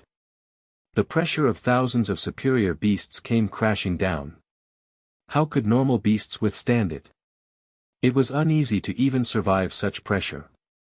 The weaker chickens and ducks were immediately killed. The residing general of Tiannan City Wan Wuyan did have a considerable Xian cultivation. Just as he got out of bed and before he had even dressed, the unstoppable pressure came down on him. He almost fell onto the ground as the horses in the stable went nuts. The whole city was going haywire. A legendary giant bird. It wasn't an exaggeration. The pressure due to the 500 transformed beasts was enormous, filling everywhere between the heavens and the earth. Even Sky Xians or even Supremes found it uncomfortable, let alone a normal person. General Wan was in awe. He rushed out of his house, occasionally staggering, with only his underwear on, exposing his hairy legs. At the doors, he raised his head, and what he saw made his scalp go numb and him shiver uncontrollably. He couldn't help but yelp, "My goodness!" He saw the skies turning dark in the south. A giant crane with fierce red eyes stared at everything beneath. On its back was a slender woman in white with an imperious aura. With a whoosh, the crane carrying the woman zoomed past, initiating a hurricane that swept across the city. Following immediately was a group of gigantic cranes flying past with so much arrogance and noise. General Wan couldn't help but fall back onto the ground. My goodness! Who dared to mess around with them? There are so much more than last time. What should I do? Wan Wuyan's face paled as he murmured to himself. But before he could recover from the awe, another batch came. One after another, they came. My goodness, endless, General Wan, with only a few clothes on, rushed back into the backyard anxiously. I need to notify the army. Ah. What the? General Wan was horrified to see that all the trained pigeons had died in their cages. They were smashed by the immense pressure, or perhaps, frightened to death. General Wan was dumbfounded and became petrified. On some unknown route, the heartless venerable Du Ju was leading dozens of experts of the Superior Supreme. They were all top experts, so they moved fast like wind at full speed. But suddenly, Du Ju frowned. He waved his hand and the men from the Supreme Golden City immediately hid behind the rocks. Du Ju raised his head only to see an appalling scene, revealing an anxious expression had not been revealed in many years. Everyone was confused. But before they could ask, they felt it too. An unprecedented pressure crashed down at them from the skies as they gaped up in awe. Emerging from the horizon was a giant crane followed by a large group of cranes. The elegant figure with such an arrogant aura on the back of the leading crane was too familiar to them. Venerable Mei. Long crane. And why do they have so many top-level top-rank cranes? Du Ju's voice almost broke as cold sweat seeped out of his skin. As he saw all the buff men on the back of the cranes, he couldn't help exclaim, why are there so many transformed beasts? Where did they come from? How are we a match for them if they have such crushing power? The always heartless venerable Du Ju couldn't help question it with so much fright that his face twitched as his saliva spat out as he spoke. He didn't even finish his lament before he was shocked again and couldn't help collapsing onto the ground. The experts of the Supreme Golden City were also dumbfounded. A batch of pangs followed. They had so much momentum that the clouds were literally torn apart. They could see more men on the back of the pangs. And then more cranes. Pangs. Falcons. Eagles. All the senior members of the Supreme Golden City couldn't help but throw out vulgarities. All the old men could no longer suppress their shock and maintain their gentlemanliness. They were like mummies as they looked at the sky with mouths wide open. My goodness, Master sent us to deal with them. Is it nightmare? When did Tian Fa become so powerful? Third Master, we only have 50 men, how are we going to fight them? All the beasts were gone, but they left behind a shock. Finally, a Superior Supreme yelled with so much awe. *T. They want us to kill them. Isn't it suicide? The sound of awe was like a tsunami coming right at the heartless venerable Du Ju. His face trembled and his eyelids twitched. He gritted his teeth and said, Pui, we must send man back to notify the master of the situation. We are completely no match against. Even if it's the 3 holy lands combined. Du Ju slowly stood up and looked at a slender old man beside him. Old Fong, you're the quickest. Please return with the message. Tell the master that we need at least 4 more venerables and 30 more superior supremes. Quick. The old man quickly accepted. He knew it was urgent so he dashed out like a rabbit without saying another word. He was soon out of sight. Let's slow down and wait for support. Don't get detected by Tian Fa's forces. We will head for the Silver City after our support is here. Be very careful. Du Ju commanded frowning. Meanwhile, the men of the illusory Blood Sea stopped and made the same decision. Jun Xie Bei of the elusive world of immortals did as well. All the experts of the 3 holy lands were left flabbergasted at the sudden flexing of muscles by Tian Fa. They were dazed like ducks in a pond during a thunderstorm. It was indeed a very shocking and terrifying event for many people over the continent. Some forces with good relationships with Blizzard Silver City but didn't yet decided to help were feeling exceptionally fortunate. Good that we didn't go, or we will eventually become feces of the Xian beasts. What a wise decision I've made. On the prairie, a shadowy figure zoomed across the field. It suddenly stopped and finally materialized. It was a skinny person in black. His eyes were lit with fire as he watched the group of beasts above. The sword by his waist seemed to feel his thirst for blood. It suddenly shot out from the sheath by half an inch. Its cold flare was illusory and brilliant. It glittered under the sun, boasting its breathtaking beauty. Autumn Dew Invincible Sword. My best partner. It's finally time for us to kill again. It will be a slaughter. I wonder how many people will be sacrificed to you in the Blizzard Silver City. I always wanted to fight with the Blizzard Venerable Han Feng Shui. I hope my wish is granted. The man rubbed the sword and said gently. But hiding behind the gentleness was a strong cold killing intent. The sword resonated. As it trembled, a flash of bloody red glittered from it. The Autumn Dew Invincible Sword. It must be the supreme killer Chu Chi Hun. He promised to assist Jun Moxie when he had left. Chu Chi Hun remembered his own promise and it was his top priority. The man that he made his promise to was the only man he recognized as the king of assassins. So the supreme killer continued his journey north toward the Blizzard Silver City. He was very fast. He soon disappeared, leaving behind only his freezing killing intent. Wind howled and thunder boomed. A day later, Tianxiang City was particularly busy. Jun Moxie was standing in the great courtyard of the house. His face serious and his eyes bloody red. It must be today. 5 days later, it will be the 2nd of February. Destroy the Silver City when the flowers blossom in spring. Solitary Eagle and Feng Wanyun stood behind Jun Moxie. They could now feel that the thin young man before them was turning into a mountainous figure. His aura seemed to be breaking his body to shoot up at the heavens. Jun Wui was also solemn. It could be felt that his long-gone authority as the Blood General had returned to him. The only difference was that this time, he was not leading a human army to conquer land, nor fighting a secular war shedding commoners' blood. It was a battle of a higher order. The battle in Blizzard Silver City, the battle on the summit of the snowy mountains. Jun Moxie was smart and had many strategies, but he was very aware that he was definitely not as qualified a general as his uncle. Such a large-scale battle could only be led by a great general like Jun Wui. This was what it meant to place the correct talents in the correct positions, bringing out the best in everyone. A perfect pairing of talent and abilities.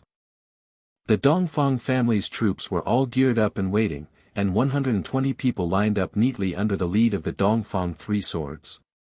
On the other side, 30 experts from the Xikong family stood behind Xikong and Yi, their expressions solemn. Beside him, Duanmu Chao Fan stood, dressed in black with a cold and stiff face. 3 peak experts of the Duanmu family stood behind him, their backs were as straight as swords, and they only stared forward silently. The moment they knew about the Jun family's plans, they instantly gathered their own experts to provide support. Mu Shuetong revealed an excited expression on his face as he accompanied Han Yen Meng on the side. This day had finally arrived. Shao family, your day of reckoning has come. This was the Jun family's current force.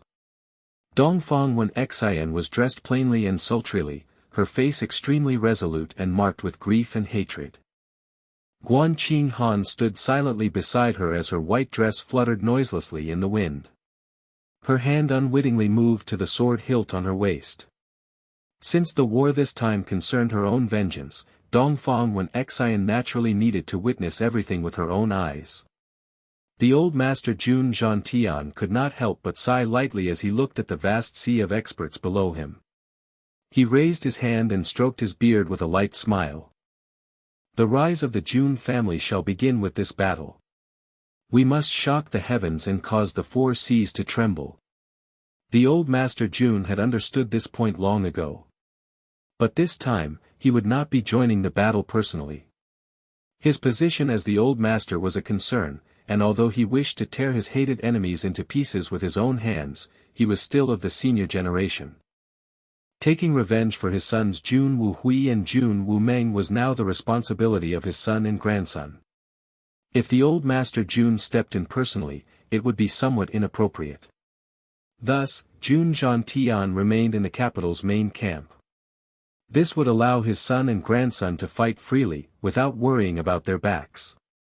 With him were the Heaven Destroyer and Spirit Devourer teams, and the assassination team led by Bailey Luo Yun. In the present Tianxiang city, such strength was already more than enough to dominate the capital. Dugu Xiaoyi was also left in the Jun family home. The moment the lass heard of this matter, she jumped high into the air, and resorted to crying and begging, hoping to be taken along. In the end, she quietly stayed at home with only a few sentences from Jun Moxie. If you want to enter my Jun family, you must first learn to listen. What's the point of marrying a disobedient wife for? Are you going to stay here, or are you going to insist on following? The choice is yours. The little lass naturally understood how to choose. Pouting adorably, she nodded with some lingering tears in her eyes.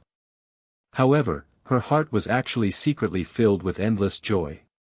Waha, this young lady is going to marry into the Jun family soon. It wasn't that Jun Moxie was unwilling to let her follow him, but the battle this time was not going to be as relaxing as imagined. One's life would be in danger at every moment.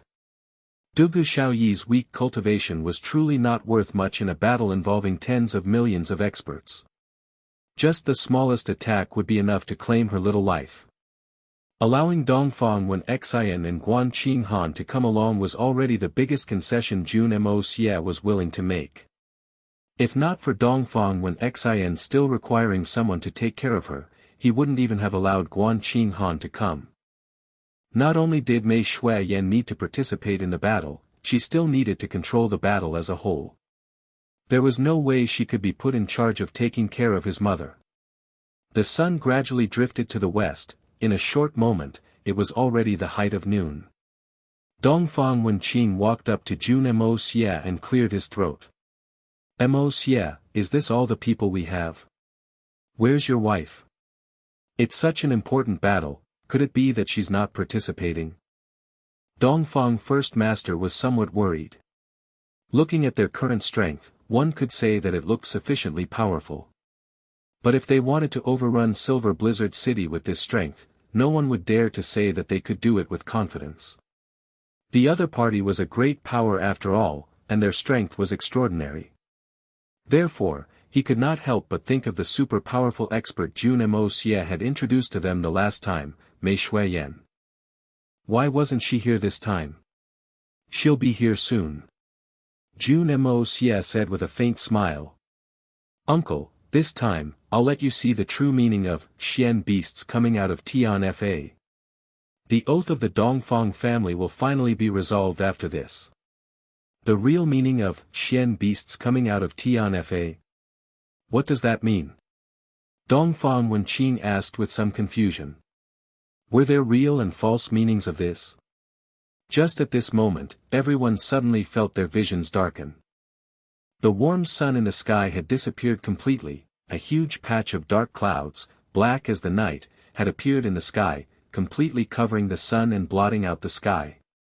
The originally warm and clear skies suddenly darkened, and a wild wind blew without pause, stirring up the sand and dust. What's wrong? What's going on? Everybody felt a powerful pressure suddenly, and looked up at the sky. Only Jun Moxie revealed a knowing smile on his face. He looked upward, and the smile on his face was even brighter than the sun. Woo! The long, low, and dominating cry of a bird rang out, instantly reverberating through the entire sky. Ho! This powerful roar sounded as if 100 million people were shouting together, akin to thunder that had accumulated for 10 years, all bursting out at the same time. Over 99% of the people in Tianxiang instantly lost their hearing temporarily. Even peak-level experts like Dongfang Wenqing only heard a loud boom, and their minds went blank. Only now did everyone realize that the dark cloud that covered the sky was actually an enormous group of cranes. That powerful momentum and those huge bodies all spoke of one thing only: these large cranes were unexpectedly all peak 9th level Xian beasts. Dongfang Wenqing and the rest could only stare dumbly at the sky, their brains seemed to have short-circuited at this moment. She was not alone, everyone else also had the same expressions. Apart from the solitary falcon, even the old Master Jun was dumbstruck by the sight. Atop the large snow-white crane at the front, a female figure could be seen, standing aloof. This person was dressed in a set of snow-white robes, and her long black hair fluttered behind her. Her face was enchanting to look at, and her figure was graceful and exquisite. A light smile hung on her face, and her eyes glimmered slightly as she looked down at Jun Moxie. Apart from Mei Shuiyan, there was no one else who could be this captivating.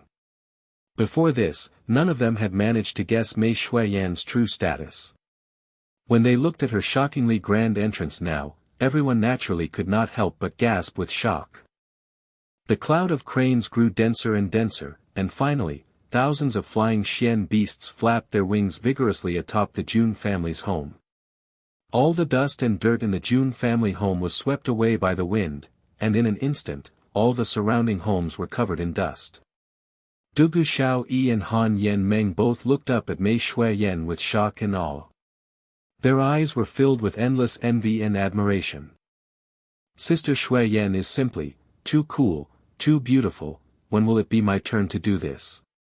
With a light skip, Mei Shuiyan dropped down from the back of the crane like a fairy. The crane swooped once across the sky, morphed into a human form, and dropped down as well. Jun Moxie laughed happily and took 2 large steps forward as he spread his arms wide to receive this beautiful piece of jade. However, Mei Shuiyan's face was very thin-skinned. With so many people present, how could she allow herself to be hugged? If she really let him hug her like that, where would the face of the boss of Tianfa go? With another light skip, her body shifted and she landed right beside the young Master Jun, causing him to hug onto thin air instead. Ignoring him completely, she went forward and first greeted the old Grandpa Jun. Then, she went over to Dongfang Wen Xian and with her face completely flushed red, she mumbled, "Mother, I have returned. It's good that you're back, it's good that you're back, her." Dongfang Wen Xian's eyes were narrowed into thin strips as she looked at her precious daughter-in-law. She grabbed Mei Shuiyan's hands and placed them in her own, as if she didn't want to let them go. The shock in her heart had been completely replaced with happiness. My goodness, so this is what it means for the Xian beasts to come out of Tianfa. Dongfang Wenqing's jaws hung wide open as he looked at the huge carpet of Xian beasts before him. Turning around, he grabbed onto his nephew's sleeves. My good nephew, this girl, just what is her identity? What is this grand lineup? You're actually capable of subduing this kind of girl? The Dongfang First Master was truly shocked to the core this time.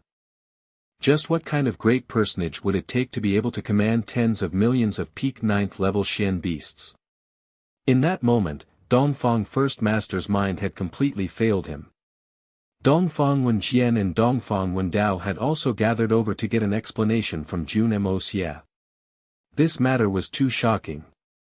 I've already made it so clear, you still don't understand. Jun Moxie sighed with exasperation. Could it be that you all still can't see that she's Venerable Mei? After saying that, young Master Jun displayed a proud expression as he walked toward Mei Shuiyan. The 3 incomparably shocked uncles simply looked dumbly at his back. Venerable Mei, oh my God! Our niece-in-law is actually Venerable Mei, it's really her. Dongfang Wenqing's eyes were blank as he mumbled. His mouth was like a hippo that was dying of thirst. Turning his head with great difficulty, he looked at his 2 brothers. I didn't hear wrongly, right? Dongfang Wenjian and Dongfang Wendao were also having difficulties keeping their saliva from dropping out of their gaping mouths. They stared unblinkingly back at him, unable to utter a single word. On the other side, Mei Shuiyan had finally finished with her small talk. Then, raising her voice, she called out, "Everybody come over here." A chorus of cries rang out across the sky as large numbers of hulking men dressed in ridiculous red robes dropped down from the sky.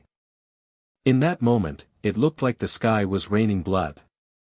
Jun Moxie dashed over like an arrow, taking advantage of the time Mei Shuiyan was commanding her Xian beasts.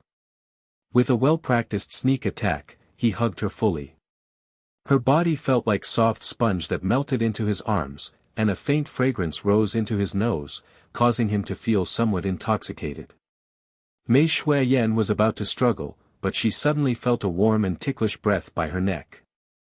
A mouth was pressed against her jade-like ears, and a voice which carried a familiar warmth passed from her ears into her heart. "You've finally returned, I've missed you dearly."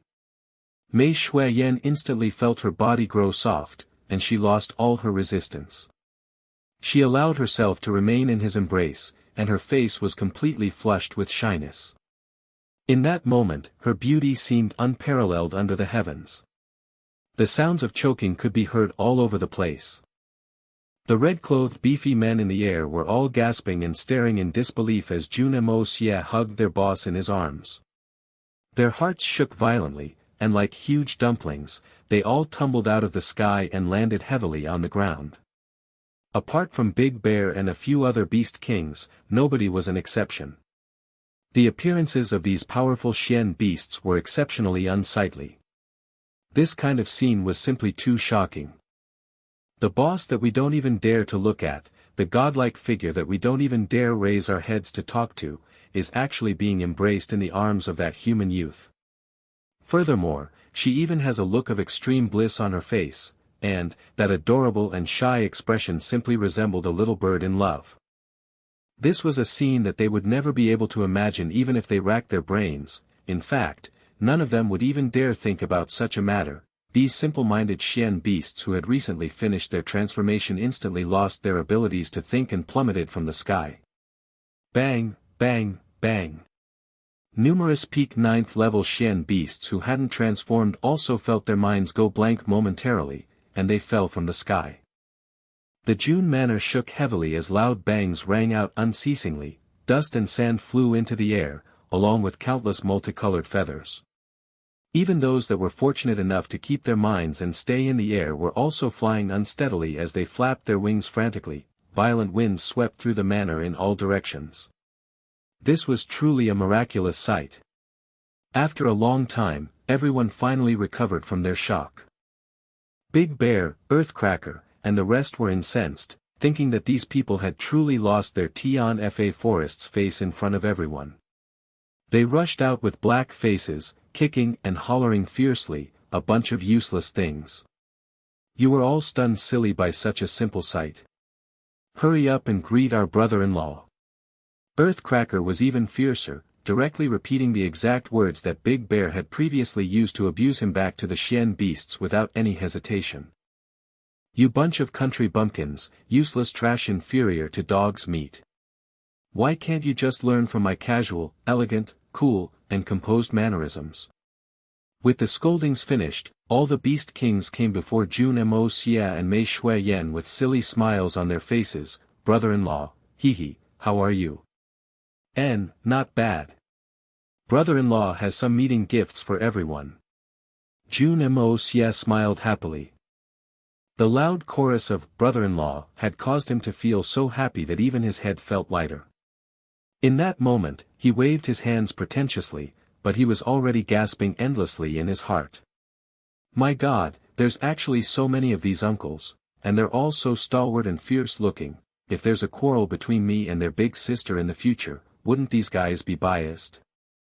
Jun Moxie gave a command, and the Jun family servants quickly brought over a large pile of clothing.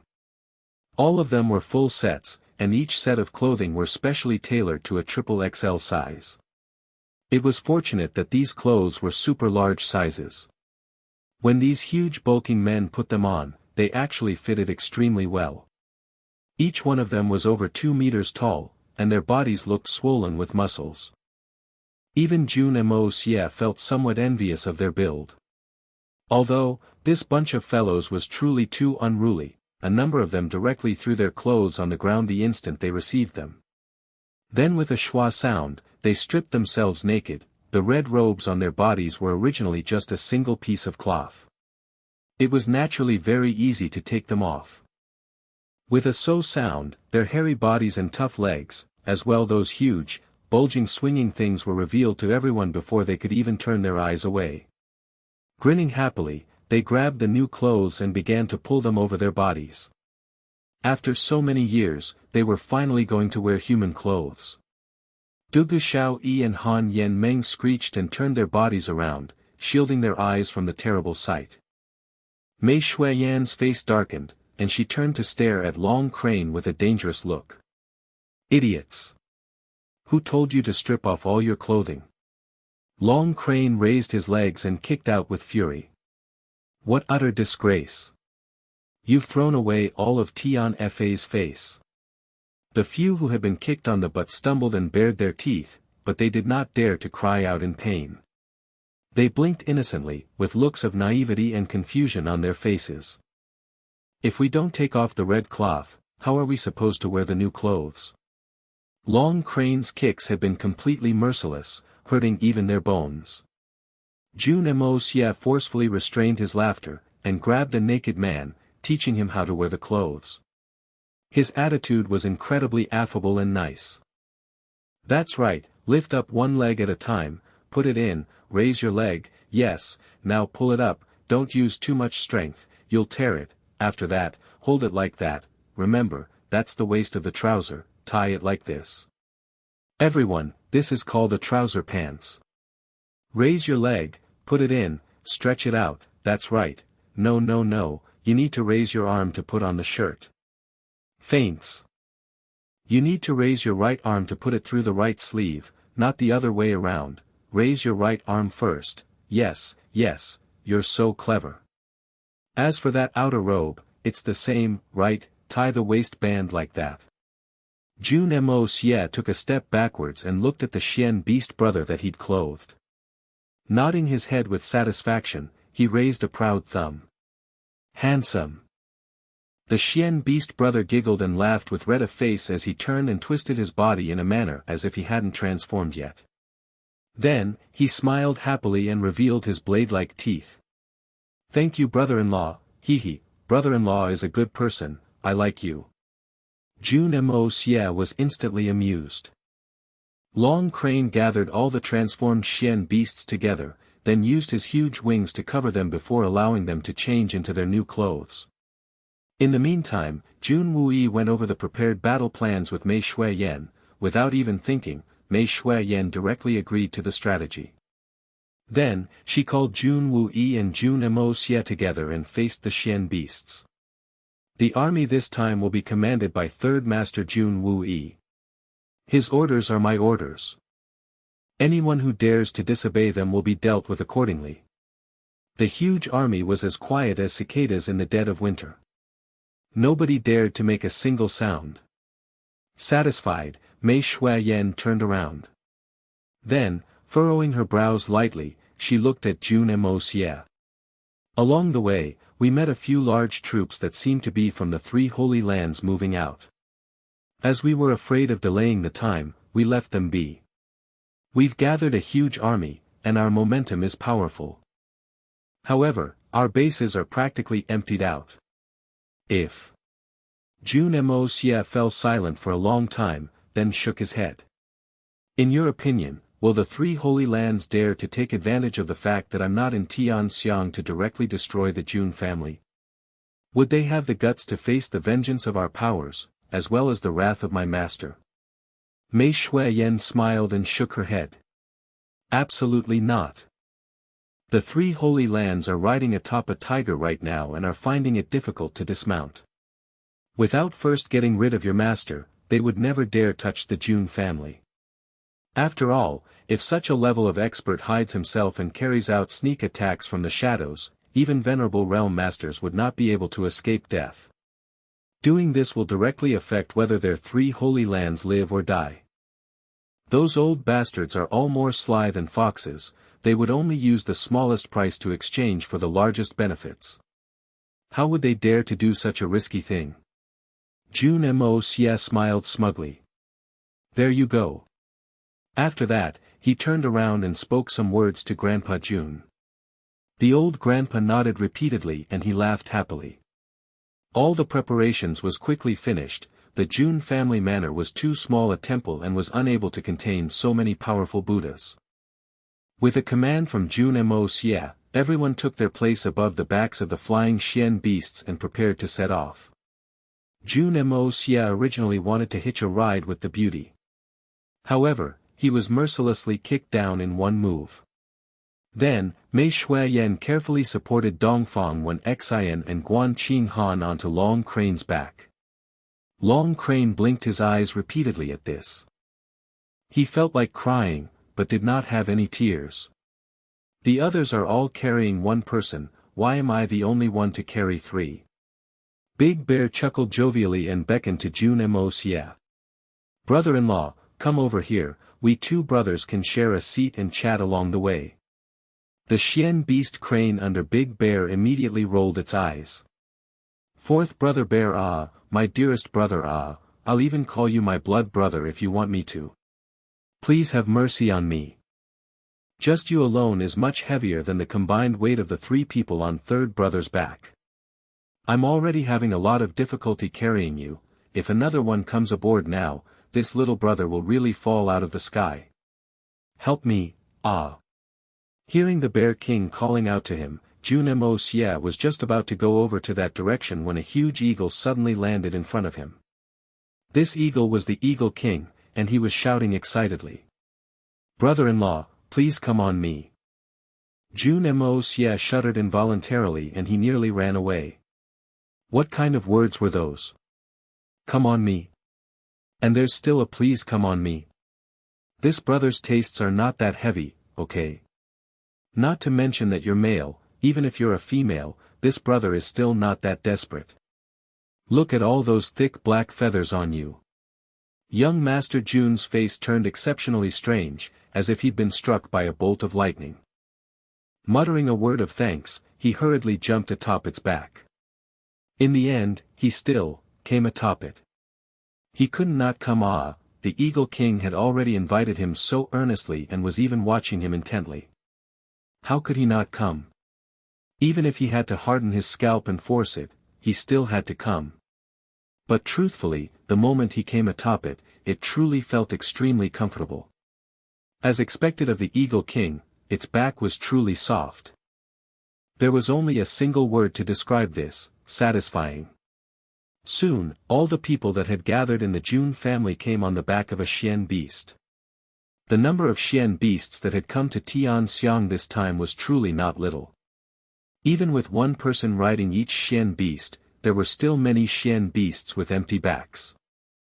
The Silver City little princess bade farewell with the close sister Dugu Xiaoyi that she'd come to know well in this time, then happily climbed onto the back of a large crane.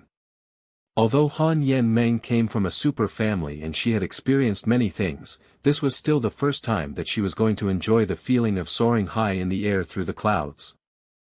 This little girl was extremely excited. As soon as she stood on the bird, she took out a fanciful-looking sweet, tore off the wrappings and offered it to the large crane's beak. She wanted to play with the crane, but unexpectedly, she received a glare from its red eyes, causing her to almost fall off in fright. Dugu Xiaoyi pouted and looked upward at Han Yen Meng enviously.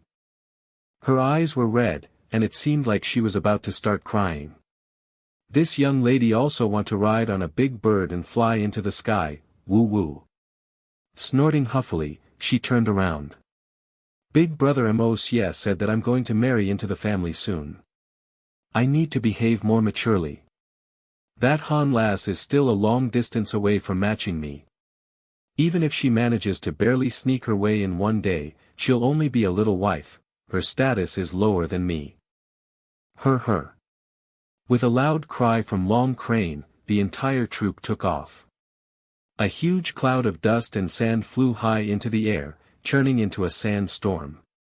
Mei Shuiyan waved her hand and a thick barrier appeared around her, blocking the wind. With Venerable Mei personally taking care of them, even if the winds were more violent, Dongfang Wen Xian and Guan Qinghan would not feel the slightest movement. The army rose into the air, turned a half circle, and then formed into a flying formation. Then, with a mighty gush, they shot forward towards the north. Their destination, Silver Blizzard City. Old Master Jun looked silently at the huge army in the air, his eyes filled with unspeakable emotion. After some time, he sighed lightly and walked back into the house.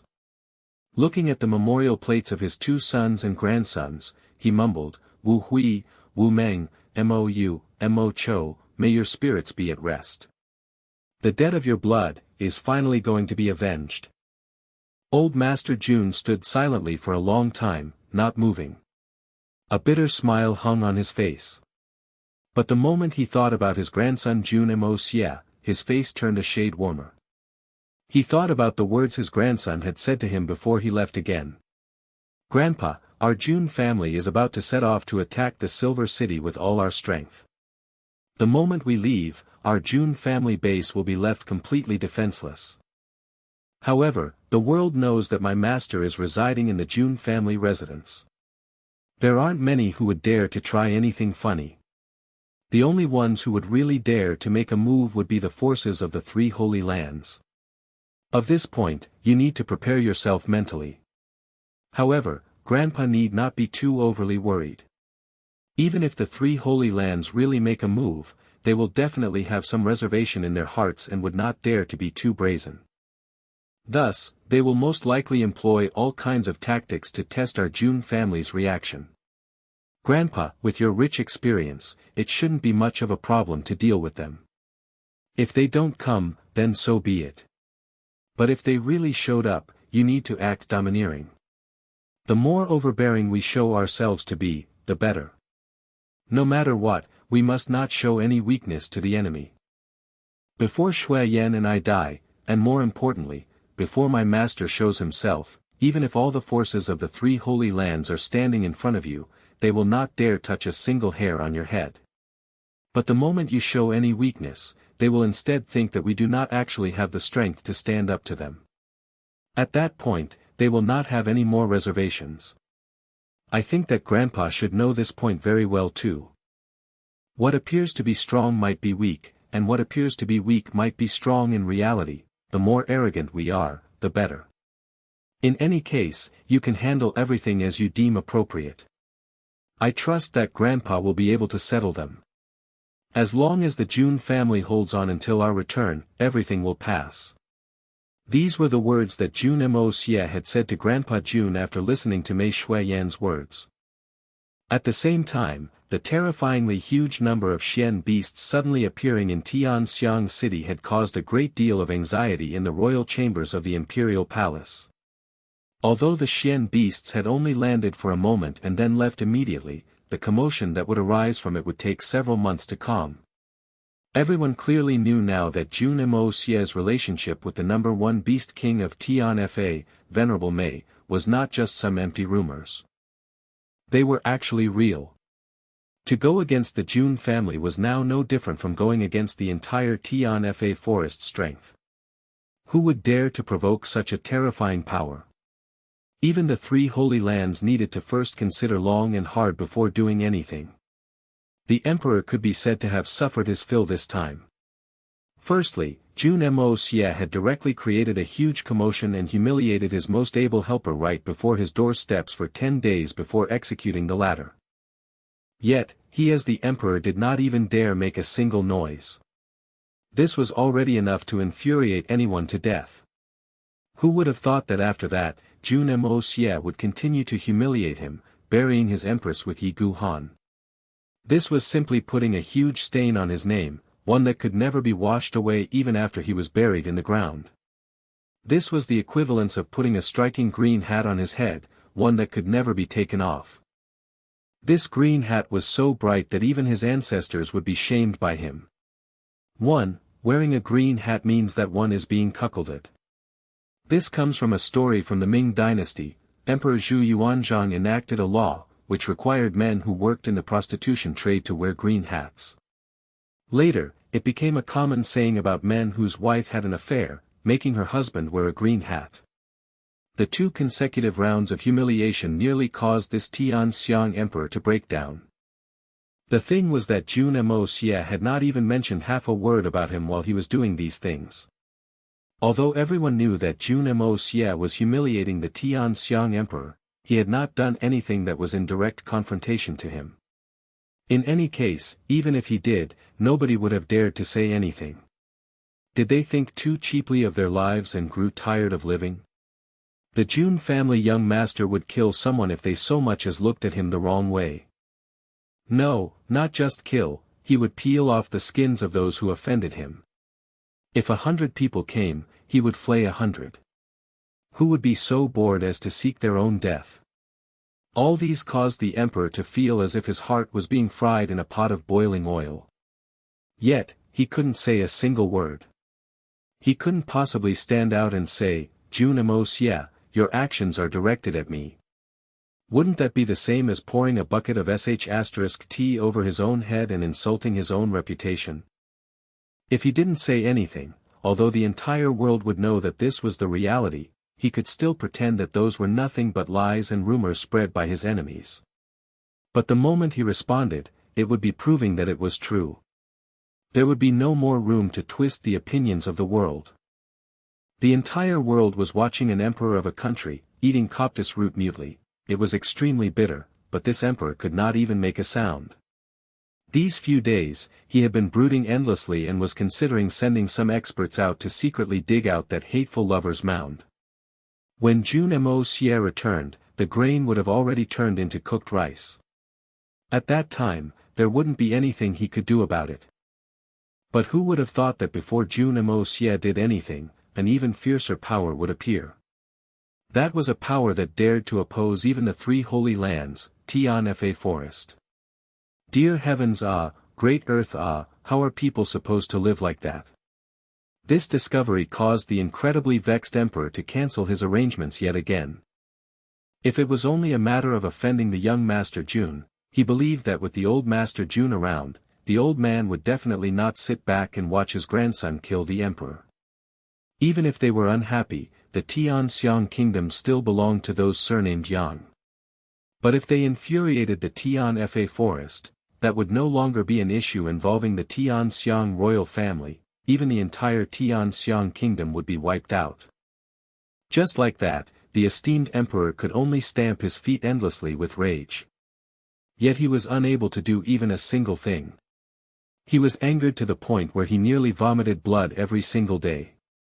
However, he was unable to vent even a single bit of that anger. There wasn't even a single place for him to vent his anger. The commotion caused by the Xian beasts had not calmed down yet when 3 groups of people who came from different directions slipped silently into Tianxiang city. One of the groups was led by a young man dressed in green. This young man was of tall stature, and his bearing was elegant. He had an air about him that caused him to stand out from the common people. His face was handsome like a crown jade with delicate features, and his lips were red, like painted cinnabar. At this time, he looked toward the familiar sight of Tianxiang city with a bitter smile. I've returned to Tianxiang city. It wasn't easy for me to leave this place, but in such a short time, I've been sent back again. And I'm going to face the powerful rival that I wanted to meet least, the most frightening enemy in my heart. Although, he's also the rival that I thirst for the most. Jun Moxie, if you're not in Tianxiang, even if I win this time, what meaning would it have? This person was Li Yuran. After climbing onto the Eagle King's back, Jun Moxie flew toward the north at high speeds. It was only now that Jun Moxie finally knew just how far away the Silver Blizzard City was from Tianxiang. Even with these flying Xian beasts traveling at the shocking speed of 10,000 li a day, going all out, they still needed 2 days to travel. Adding on the time for everyone to eat and rest, even at such great speeds, they would still require at least 3 days of journeying to reach their destination. The distance of the Silver City was apparent to all. Jun Moxie could not help but look at his third uncle with admiration. How fortunate. To find a wife that lives so far away, even if they quarreled and fought one day to the point of divorce, the girl's family wouldn't even know anything and may still think that they were very intimate. Not like me, who's surrounded by so many fierce uncles and brothers-in-laws. After an entire afternoon of high-speed flight, the group was already far away from Tianxiang. The bright sky had darkened into dusk, and the group finally landed to rest in a vast field. Vast as the sky and boundless as the wilds.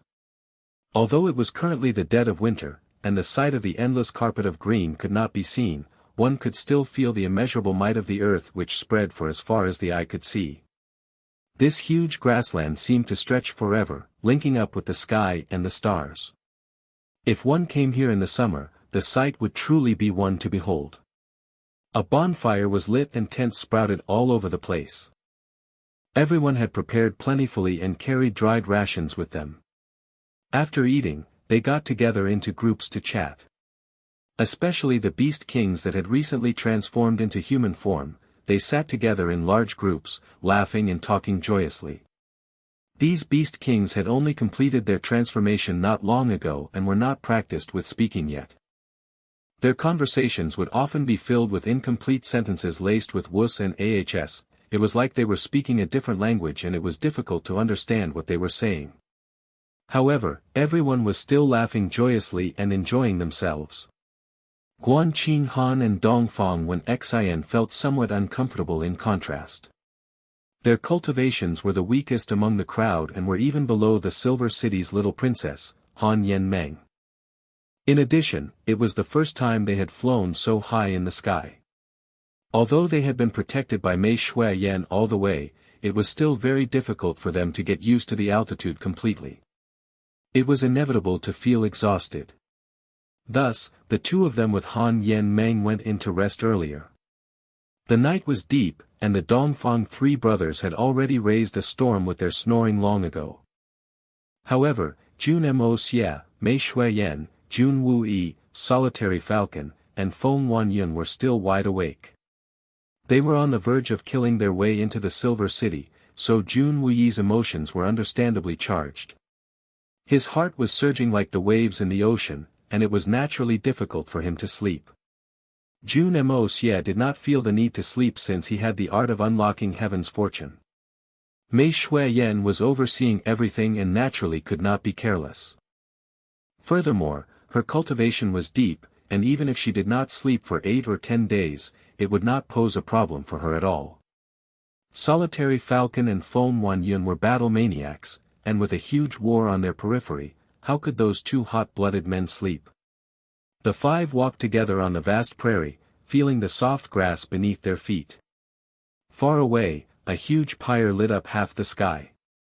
Under the canopy of the cloudless starry sky, the five of them felt a unique calmness in their hearts. After a long time, Mei Shui Yan broke the silence with her light voice.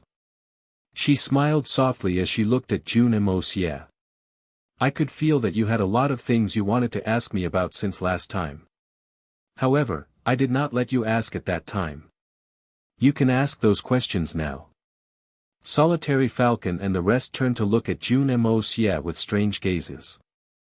Jun Moxie laughed. You're right, there are indeed many questions in my heart that I've always wanted to ask you, but couldn't find the chance to. But now that you're telling me to ask them, I don't know what to say. Don't worry, ask away. Everyone is present, and I believe that they would be able to help clear the doubts of a rookie like you. Mei Shui Yan smiled teasingly and said. Everyone instantly laughed loudly and suddenly became interested in the topic. They found a place to sit down. Even the weakest of the five, Jun Wuyi, had reached the 4th level of Spirit Xian, so they naturally did not fear the cold. They directly sat down on the cold ground. Jun Moxie smiled, raised his arms, and faced the vast grassland and said, to be honest, my questions would probably only appear extremely simple to all of you. For example, since Old Falcon and the Hurricane Swordsman are here as well, I shall not avoid the topic and speak directly. Jun Moxie paused for a moment, then spoke up. Ever since I became aware of the existence of Xian Qi in this world, I was introduced to the known cultivation levels. Namely, the 9 levels of Xian Qi, followed by Silver Xian, Golden Xian, Jade Xian, Sky Xian, Spirit Xian and further. At that time, the Spirit Xian realm, also known as Supreme Spirit Xian, was considered the peak of martial cultivation. It was almost a publicly acknowledged fact that the 8 great masters were at the peak of the world, and that they were the strongest experts of the human race. Mei Shui Yan plucked a stalk of dried grass off the ground and twirled it around her fingers absent-mindedly as she smiled and nodded. You're right, from the perspective of the common people, the 8 great masters are indeed peak-level experts. That is not an unfounded notion. But, as I progressed and I came to know Old Eagle, I learned from his mouth that Spirit Xian and Supremes were actually different things. In fact, there were even higher levels above the superior Supreme realm. It was from that day that I came to understand the words, the 12 levels of Spirit Xian, each level scaling to the sky. Jun Moxie raised his eyes and looked at Solitary Eagle. Solitary Eagle rubbed his nose in response, somewhat embarrassed. Boasting about his knowledge in front of Jun Moxie and boasting in front of Mei Shuiyan were two completely different feelings. Solitary Eagle even felt as if he'd been sold out by a crafty someone. The 12 levels of Spirit Xian, each level scaling to the sky. There is indeed such a saying. Furthermore, it's completely reasonable to put it like that. Some Supreme Realm experts are stuck at the 5th level of Spirit Xian, unable to advance even if they spent their entire lives trying. Firstly, every step of advancement through each level of the Spirit Xian realm requires the support and accumulation of an ocean of Xian Qi. On top of that, one needs to have special luck and gain insights into their cultivation. Not everybody can be like you, leaping forward like a monster. Mei Shuiyan answered lightly, with her head lowered in thought. It was as if she were considering the best way to explain everything to Jun Moxie. After that, the Shui Hun Manor appeared, and I came to learn about the 3 holy lands as well. Only then did I find out that there was actually a superior supreme realm. And it turns out that the 8 great masters that were considered the peak experts of this world were in truth, still very far away from being at the top of the martial world. After that, you appeared, and I discovered that there's even a higher level, Venerable.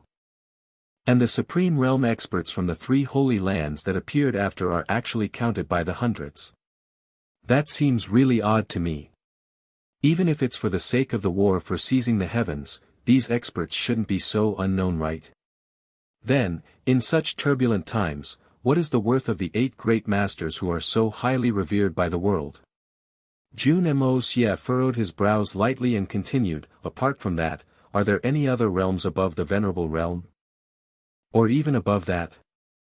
And if such levels of cultivation truly exist, what is the true peak of martial cultivation in this world? To this question, even the Solitary Eagle and Feng Wanyun sat up as their curiosity surged up intensely. How could these 2 cultivation maniacs not be interested in this kind of question? The true peak of cultivation in this world? Mei Shuiyan sucked in a deep breath, raised her head and smiled lightly. It looks like everyone is very curious about this. Originally, this kind of information was jointly restricted by the 3 holy lands and our Tian Fa forest. But now, since our 4 powers are already at odds, there's no harm in me telling you. She fell silent for a moment and continued. The 9 levels of Xian Qi were actually just a kind of initiation testing stage for young cultivators long ago. It was created by an immensely powerful figure long ago to test the cultivation talent of his disciples. The true starting point of cultivation is from Silver Xian onwards. This is why there's the saying, the 9th level and below are ants. This saying is quite close to its origins and is actually quite meaningful. Because if one could not break through the 9th level of Xian Qi within a certain amount of time, even if they managed to break through in the future, their cultivation would definitely not reach a high level in their lives. As for the time one took, it would naturally be better the shorter it is. The quicker one took to go through the 9 levels, the higher their cultivation talent. That means that their achievements in the future will be higher. Although the path from Silver Xian to the different layers of Spirit Xian are tough, it's actually doable and can be accomplished by almost anyone. As long as one puts in an equivalent amount of hard work and time, it's actually not very difficult. Because although there are obstacles and bottlenecks, everything can be slowly worn through with just the patient accumulation of Xian Qi. Only hard work and time is required. Thus, this entire process can only be considered as a period of cultivating one's mind and temperament. Or perhaps, one could say it's the foundational building stage. Even at the 4th level of Spirit Xian, one would not be considered as a true expert. Mei Shuiyan explained carefully. Solitary Eagle and Foam One Yun smiled bitterly at each other at this. The two of them had fought and clawed desperately all their life, reaching the 4th level of Spirit Xian after so much struggle and breaking through to the Supreme Realm with great effort. They'd practically spent their entire life strength on this task. But in Mei Shuiyan's mouth, they were not considered true experts yet, and were still in the foundational stage of cultivation. It was such a drastic realization. If they said that they were not disappointed, it wouldn't be deceiving the world, they would be deceiving themselves. Only at the Supreme Realm can one truly be considered to have stepped into the gates of Xian Qi experts. Because only at this level, one will develop a sensitivity toward the heaven and earth, allowing one to consider their path and even form their own unique battle techniques. Solitary Eagle and Foam Wan Yun will take your battle styles as an example. One of you is like a reincarnation of an eagle, and the other is a sword fanatic. But the true change should have appeared only after you broke through the 5th level of Spirit Xian, right? Mei Shuiyan looked at Solitary Eagle and Foam Wan Yun, smiling. The two of them nodded hurriedly. These two were formidable masters in the eyes of the martial world, but before Mei Shuiyan, they were like obedient primary school students listening to their teacher. Because the other party indeed had the capabilities and the experience they lacked. This is why, only at the Supreme Realm, does one have the ability to start a sect and become the lord of an area. However, they would only be able to lord over a small area. Mei Shuiyan laughed disdainfully. As for the so-called supreme, that's just a misinterpretation of the true term.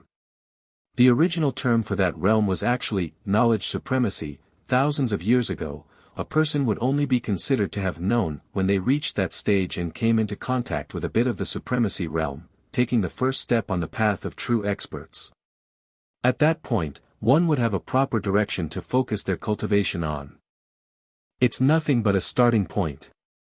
But as generations passed, the knowledge supremacy realm somehow became thought of as the peak of cultivation. Slowly, the term changed to what you now know as supremes. Isn't that the biggest joke? Supreme. That's a term for those who reign unrivaled under the heavens. How would it be so easy to be a supreme? Solitary Eagle and Foam Wan Yun could not stop their ears from turning red with shame at this. Although Mei Shuiyan was not talking about them, they still felt their faces turning hot, as if they had been slapped ruthlessly across the face. Every time I come out, I hear the words Xian cultivator, this, the martial world, that. In my heart, I always find those words extremely funny. Can mere silver Xian and jade Xian be worthy enough to mention the words Xian cultivator? What a ludicrous joke.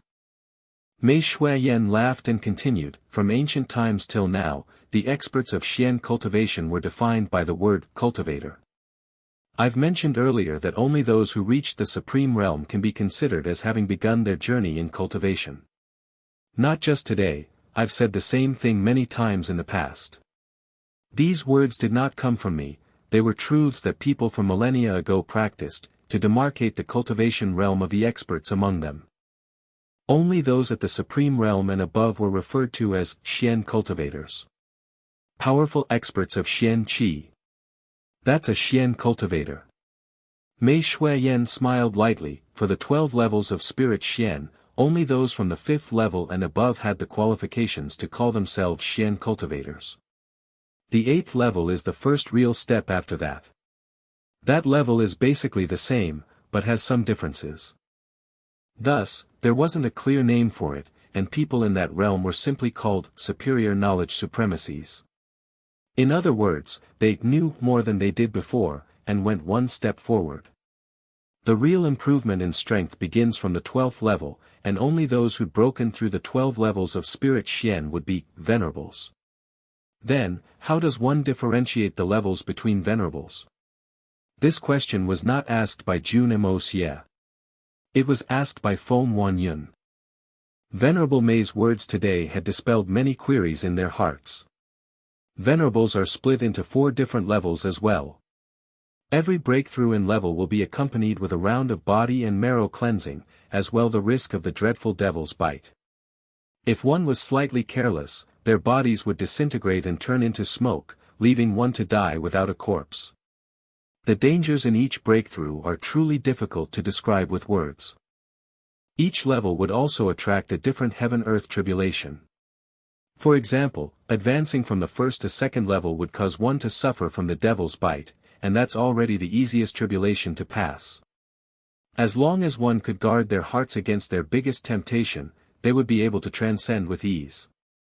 Even if they failed, they would only suffer from cultivation deviation and lose all their cultivation. Their lives would be at no risk. Solitary Eagle and Phone Wanyun both sucked in a breath of cold air at the same time. The first tribulation that a venerable would have to first break through was actually to face their most dreaded heart's demon. This was a huge matter that could cause all their cultivation to turn to dust. Moreover, Mei Shuiyan actually said that it was the simplest, most relaxing, and the easiest trial to pass. As for breaking through from the second level to the third level, one would face the tempering trial of the 7 emotions, the burning heart flame. At that time, one's heart would experience the 7 emotions: joy, anger, sorrow, fear, love, hate, and lust. The corresponding emotions would form a series of realistic illusions in the heart, one after another, without pause. The moment it descends, one will feel a strange fire burning within themselves.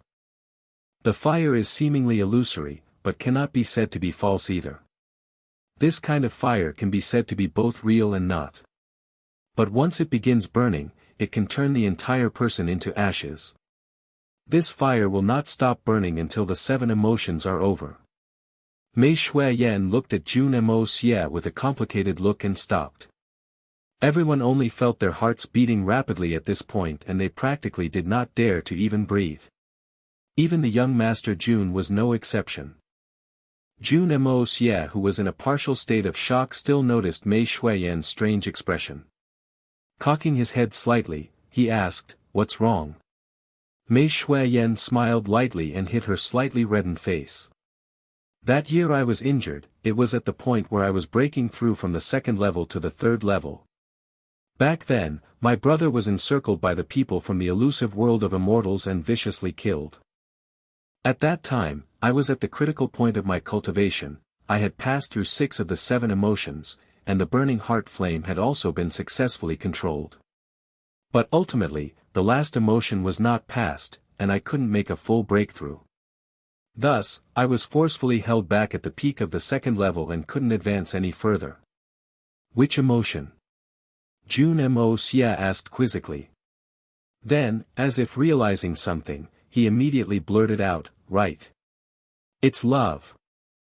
You've never loved before. Without having been in love, how could you talk of the 7 emotions?" "Yes. I'd never loved before, so I didn't know what it felt like. Thus, I couldn't pass that trial." The redness on Mei Shuiyan's face deepened, but she still admitted the fact straightforwardly. "I had no choice but to exit from my cultivation and directly kill my way into the elusive world of immortals to demand an explanation from them. Although our strength was great, their numbers were too many.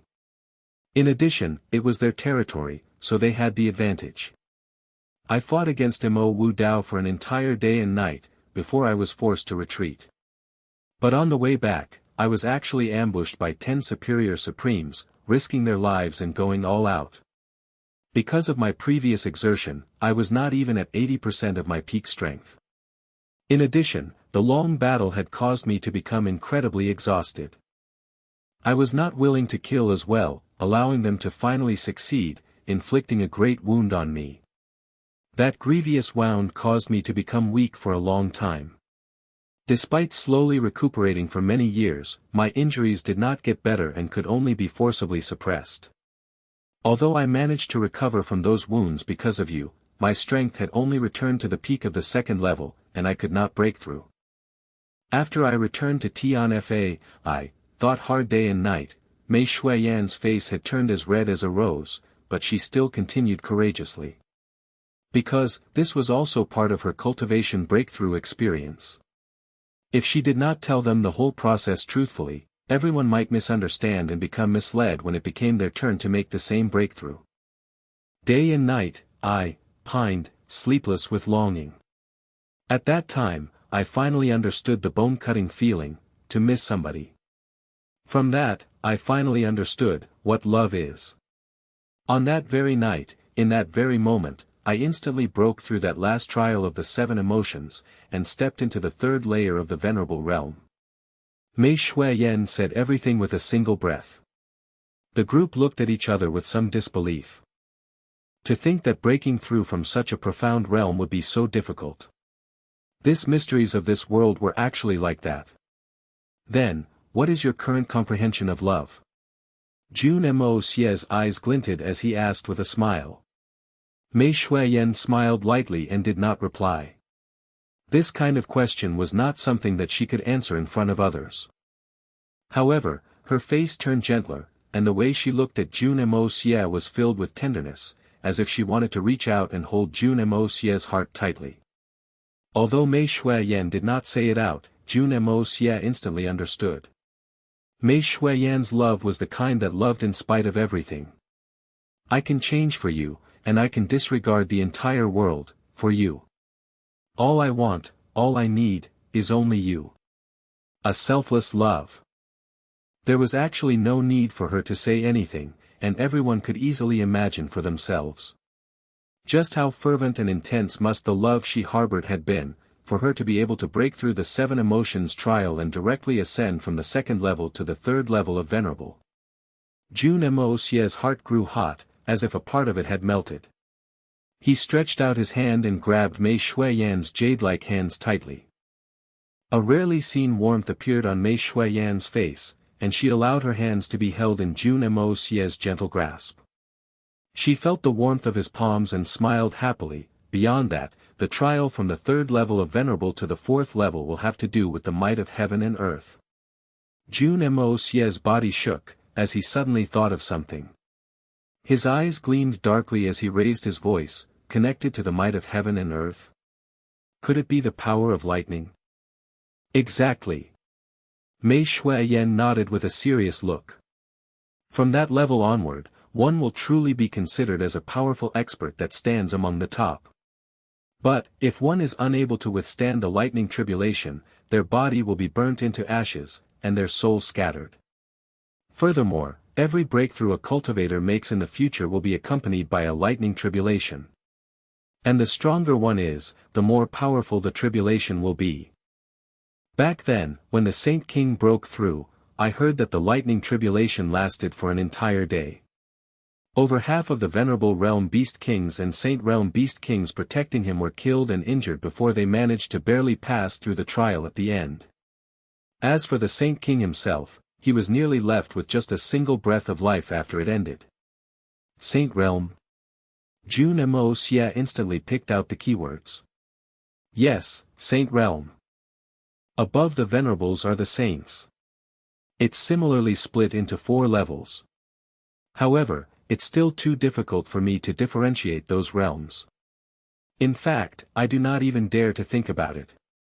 One thing that I know through the old sayings is that every breakthrough in level for a saint is 100 times more difficult than for a venerable. Mei Shuiyan sighed and shook her head with a dark expression. There are definitely a few saint-level experts among the 3 holy lands. Those people are all legendary characters who participated in the last war for seizing the heavens. In fact, a few of them have even witnessed 2 wars for seizing the heavens. On the other hand, the Venerable and Saint Realm seniors of my Tian Fa forest are all stuck inside the misty illusory manor's beguiling mist, watching over the 9 nether secret sanctuary. If that were not the case, even if the 3 holy lands had 10,000 more guts, they wouldn't dare to do anything to me. In that case, the Saint Realm is actually not the highest realm. Jun Moxie furrowed his brows in deep thought, before uttering in a slow manner. That's correct. Our previous Saint King had precisely broken through the 4th level of the Saint Realm and reached a new realm, an unprecedented height. Mei Shuiyan had a worshipful expression on her face as she continued. From what I know, there's no one in the current world whose cultivation surpasses his. Perhaps there might be experts of the same level at the misty illusory manor and the 9 nether secret sanctuary, but they have practically stopped appearing in this world. In other words, the Saint King is still not the highest. Jun Moxie's voice was bright and firm. He steadied his breath and continued. Above the realm of Saint King, there might still be many more levels, many more realms of power. To this point, I am certain. However, that's still a matter that's very far away for us. Everyone looked speechlessly at each other, and only Mei Shuai-yen nodded calmly. I didn't think that you would speak this way. According to the records, the Saint King had also left behind some words after he broke through, and those words were similar to yours. What words? Everyone asked in unison. To think that I've only finally begun my path today. That was what the Saint King said back then. Mei Shuai-yen recited slowly. But the moment they heard those words, everyone turned speechless. The Saint Realm was just a starting point. What kind of words were that? If he had just begun his path, then, what are they who were sitting here worth? The mysteries of the heaven and earth, as well as its possibilities, are endless. There's no need to be too adamant. Do the few of you know how far away that thing is from us?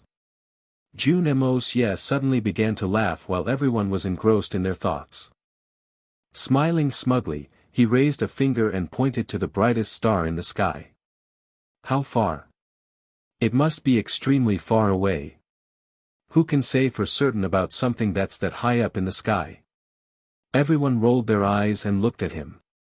They obviously knew that this young Master Jun was only trying to readjust everyone's mood.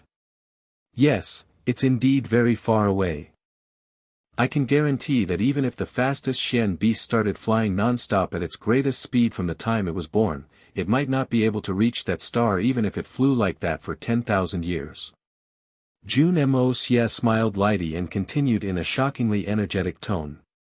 But, I can guarantee that someone has definitely gone up there before. Although the date of that feat might be hard to determine. The group was shocked speechless as they looked dumbly at him.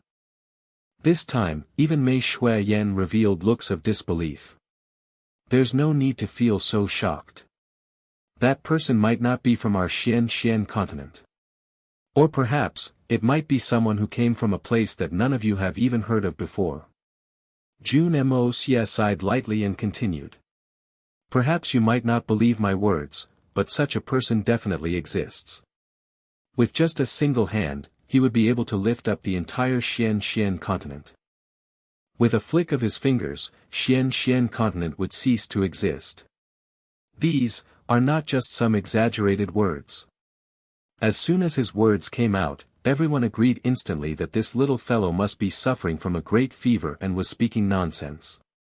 Jun Moxie only smiled lightly and did not explain anymore. After some time, he asked again, if experts are so plentiful as to be as common as the clouds in the sky, why are supremes regarded as the peak experts in this world? That's the thing that I want to know the most. There are a few reasons for that. Firstly, it's because of the requirements for the war for seizing the heavens. The three holy lands constantly elect experts for that purpose. Secondly, a person who reached the realm of superior supreme would have basically lost all interest in the mundane world, and most of the experts would detach themselves from society. Thirdly, once the common experts entered the three holy lands, they would be like you all. Mei Shuai-yen looked at Solitary Eagle and Feng Wanyun. You are extraordinary figures in the world and could walk uncontested and unrivaled across the mundane world. But if you were suddenly brought to a place, where everyone's cultivation was higher than yours, and some powerful experts could even fight 100, 1,000 of you, how would you think? What would you do? Solitary Eagle and Feng Wanyun exchanged a glance and replied without any hesitation. We'll of course focus all our heart on cultivation. Who could stand being stepped under the feet of others constantly? The moment these words came out of their mouths, the two both gasped with realization. So that's how it was.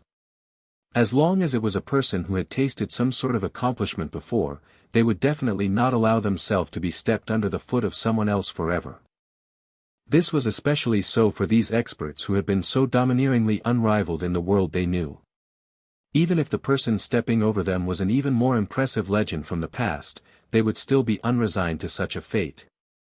Thus, the moment they experienced something like that, realized how small they were, and how weak their strength truly was, it would be easy to understand the effort these people would put in at that point to regain their spots at the highest peak. Once a person developed that kind of mentality, how would they still have the leisure to roam the pugilistic world? There were also countless opponents to train against in those cultivation grounds. Even if one did not wish to compare notes with anyone, others would still seek them out to fight. Because of this, experts had become so rare on the mainland. As a result, Supremes became the overlords of the mainland. Or in more apt words, the monkey reigns in the mountain in the absence of the tiger. Of course, much of the current situation can be attributed to the joint agreement held by the three Holy Lands. Long ago, the three saints who founded the three Holy Lands were all truly righteous people. They made the rule that superior knowledge supremacies and above were beings that had transcended the common world and would be banned from participating in the struggles of the common world. Because at the level of knowledge supremacy, a single person could easily handle an army of several thousands, retrieving the head of a general protected by 1,000,000 soldiers would be as easy as flipping a hand. The lethality of such experts were simply horrifying to the common people. If they were allowed to act as they pleased, they would cause great calamity in the world. Experts at the knowledge supremacy realm and higher are also people like all of us. If they received any great provocation, it is not impossible for them to carry out a great slaughter. Throughout history, there were many cases like this, and the three Holy Lands would always dispatch their experts to deal with it. But the three Holy Lands have changed greatly after so many years, growing greedy of power. It's fortunate for the common people that they have still stood by this policy. The principle came from the Supreme Covenant. If a superior supreme expert joins a secular war, we are allowed to join forces against him. It creates a check and balance that ensures the peace of the secular world. It's also one of the major reasons why high-level experts do not appear in the secular world. Because even for these experts, it's sometimes difficult to control their temper. If they lose control and gets killed by all of us, it's rather not worthy. Mei Shuiyan sighed. The three Holy Lands then still lived up to their name. They were strong. They helped people while staying anonymous. They were focused on dealing with the external threats. And all of them were courteous and gentle. Look at them today. How are they worthy of being called holy? All they know is to fight for their reputation and double-cross each other to dominate the world. She sighed again. The war for seizing the heavens is near, but they're still busy trying to annihilate Tianfa Forest, which was their ally, instead of preparing for the war. If something wrong is to happen at the Nine Nether Sanctuary, then I guess it will really be the end of the world. Then, who's that person who created the 9 levels to judge the talent of people? He must be very strong, Jun Moxie asked with a frown. When Mei Shuiyan alluded to this person, she tried to be as ambiguous as possible. Jun Moxie was very aware of it. How could he miss information about such an important figure? The 9 levels of Xian cultivation on the Xian continent had been passed down for tens of thousands of years. If it was all started by this person, how magnificently powerful would he have been? Mei Shuiyan's expression looked very awkward. She hesitated before finally saying, what happened for the past 10,000 years is really a very big joke. In fact, the very technique of Xian Qi was passed down from him. He's the father of Xian Qi. No matter the 3 Holy Lands or the Tianfa Forest, all our training methods for Xian cultivation originated from him. Mei Shuiyan smiled bitterly as she suddenly stopped. She looked like she didn't know what else to say anymore. Who is he? Jun Moxie's eyes twinkled as he lowered his voice to ask. 9 Nether First Young Master. Mei Shuiyan uttered the name with difficulty. 9 Nether First Young Master. Judging from the name, he's from the 9 Nether Sanctuary. Jun Moxie was surprised. He didn't expect the place where the misty illusory manor and Tianfa Forest had been guarding with so much effort was the home to the father of Xian Qi. Yes. They're related. But you got it the other way round. The Nine Nether Sanctuary is actually named after the Nine Nether First Young Master. Generations of masters of the Nine Nether Sanctuary all called themselves Nine Nether XXTH Young Master. Now, it's the era of the Nine Nether 14th Young Master. Mei Shui Yan looked rather anxious to say the name. What? I'm sure it's at least 10,000 years since the beginning of the history of the Xian continent. I believe that Xian Qi has been around before the first war for seizing the heavens. Then why it's only 14 generations for the Nine Nether Sanctuary? How's it possible? Jun Moxie immediately questioned it. He almost stood up. It wasn't only him, the others listening were also bewildered. No. The history of Xian Qi and the Nine Nether Sanctuary is much longer than 10,000 years. The reason is that the way they choose their successor is mysterious. We can't judge it with common sense. Or rather, no one is worthy commenting about it. Mei Shui Yan explained slowly. Their strength is beyond comprehension. In fact, Xian Qi wasn't the only cultivation method on the continent long time ago. It's just that Nine Nether First Young Master emerged in the arena like a rising sun with his unbelievable strength. It wasn't long before he conquered the continent by himself, making him the only one in history that conquered the whole continent single-handedly. After that, he discarded all other types of martial arts by burning all the books and records about them which were carefully stored by many different countries and martial artists. He then gathered hundreds of thousands of practitioners of the other martial arts and took 10 years to remove all of their memories about the past techniques. From then on, there was only Xian Qi on the continent. Mei Shui Yan said with an indescribable tone. Her words astonished everyone. Wow! Bravo! Jun Moxie's eyes flashed strongly as he took a deep breath in.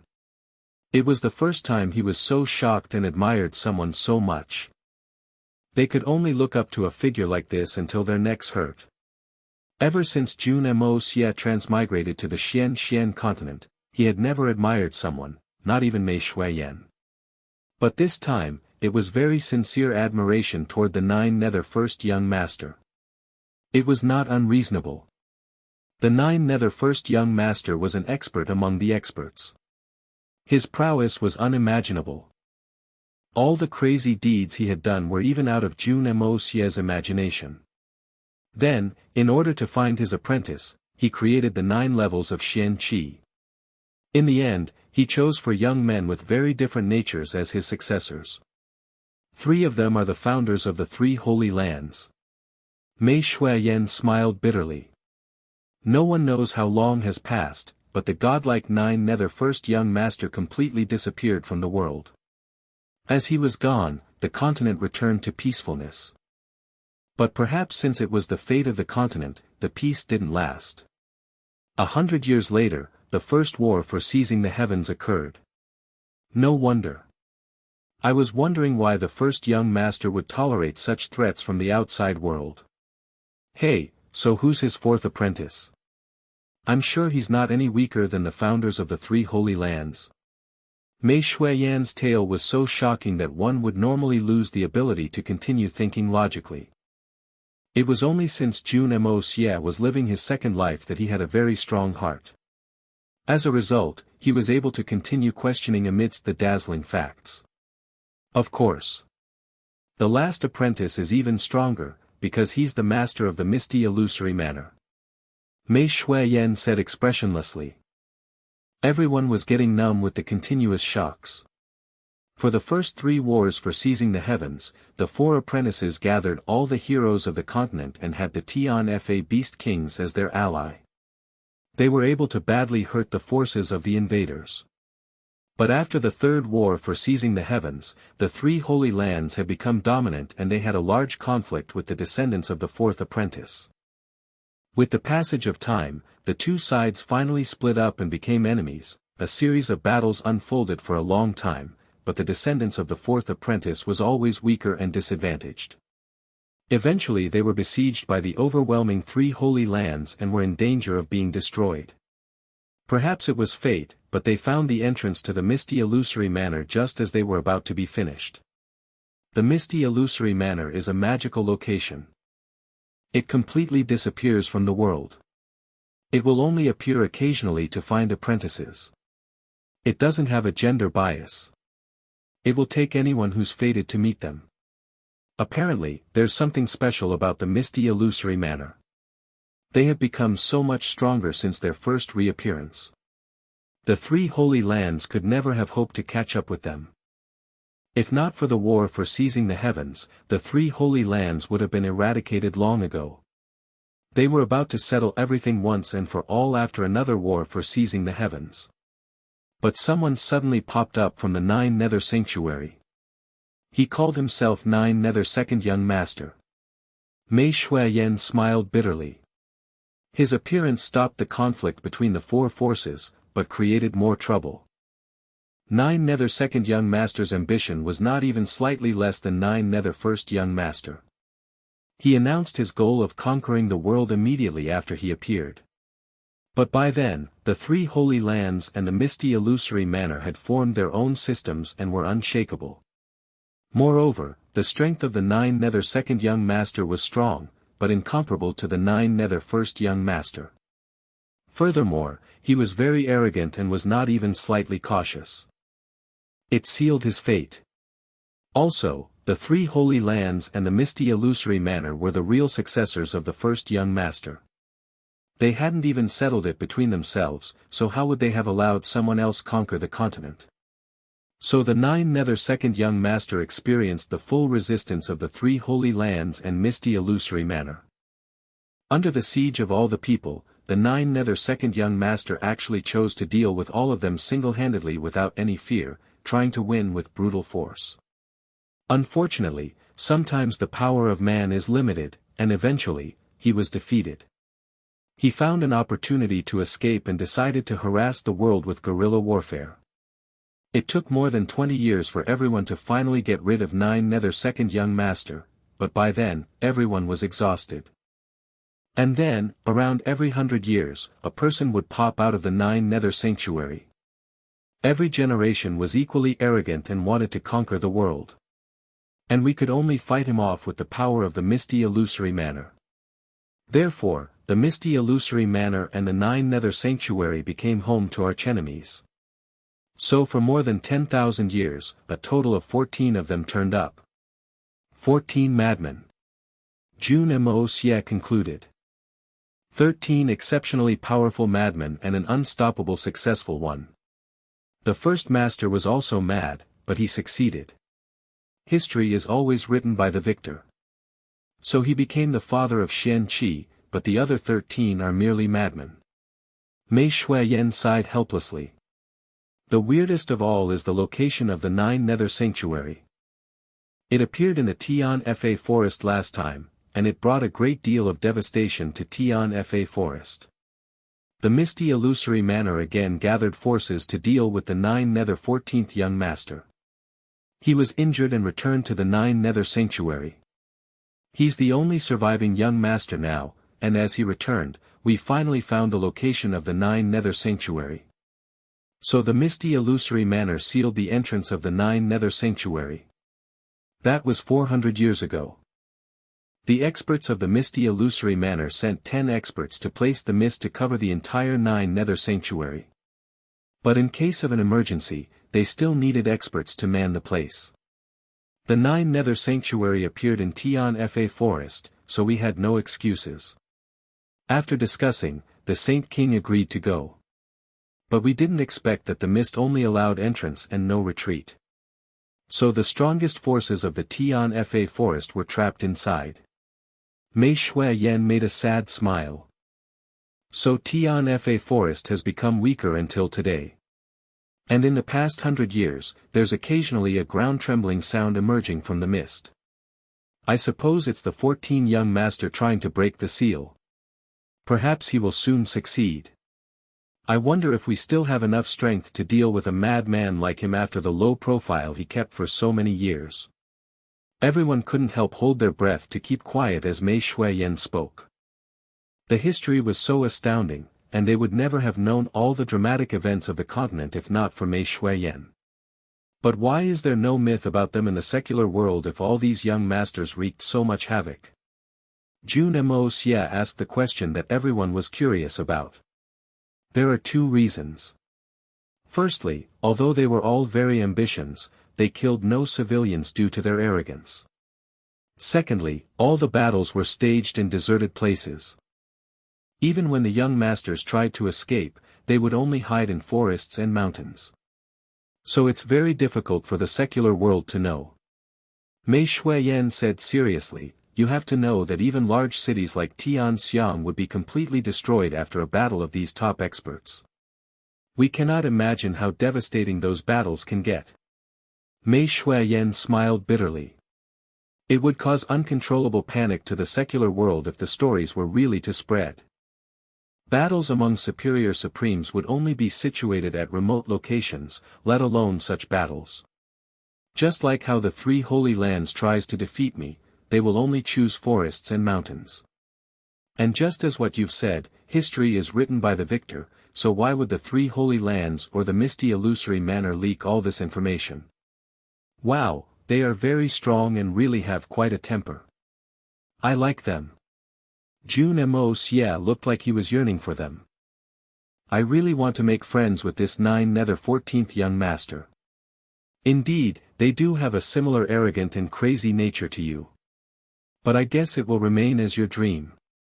With what you have up your sleeves now, he can crush you with his pinky. Mei Shuiyan rolled her eyes at Jun Moxie, showing her fullest contempt over his unrealistic dream. Everyone laughed, but they only felt more depressed. What they had heard from Mei Shuiyan really impacted them. The ignorant ones were always more daring. The more they knew, the more insignificant they felt they were.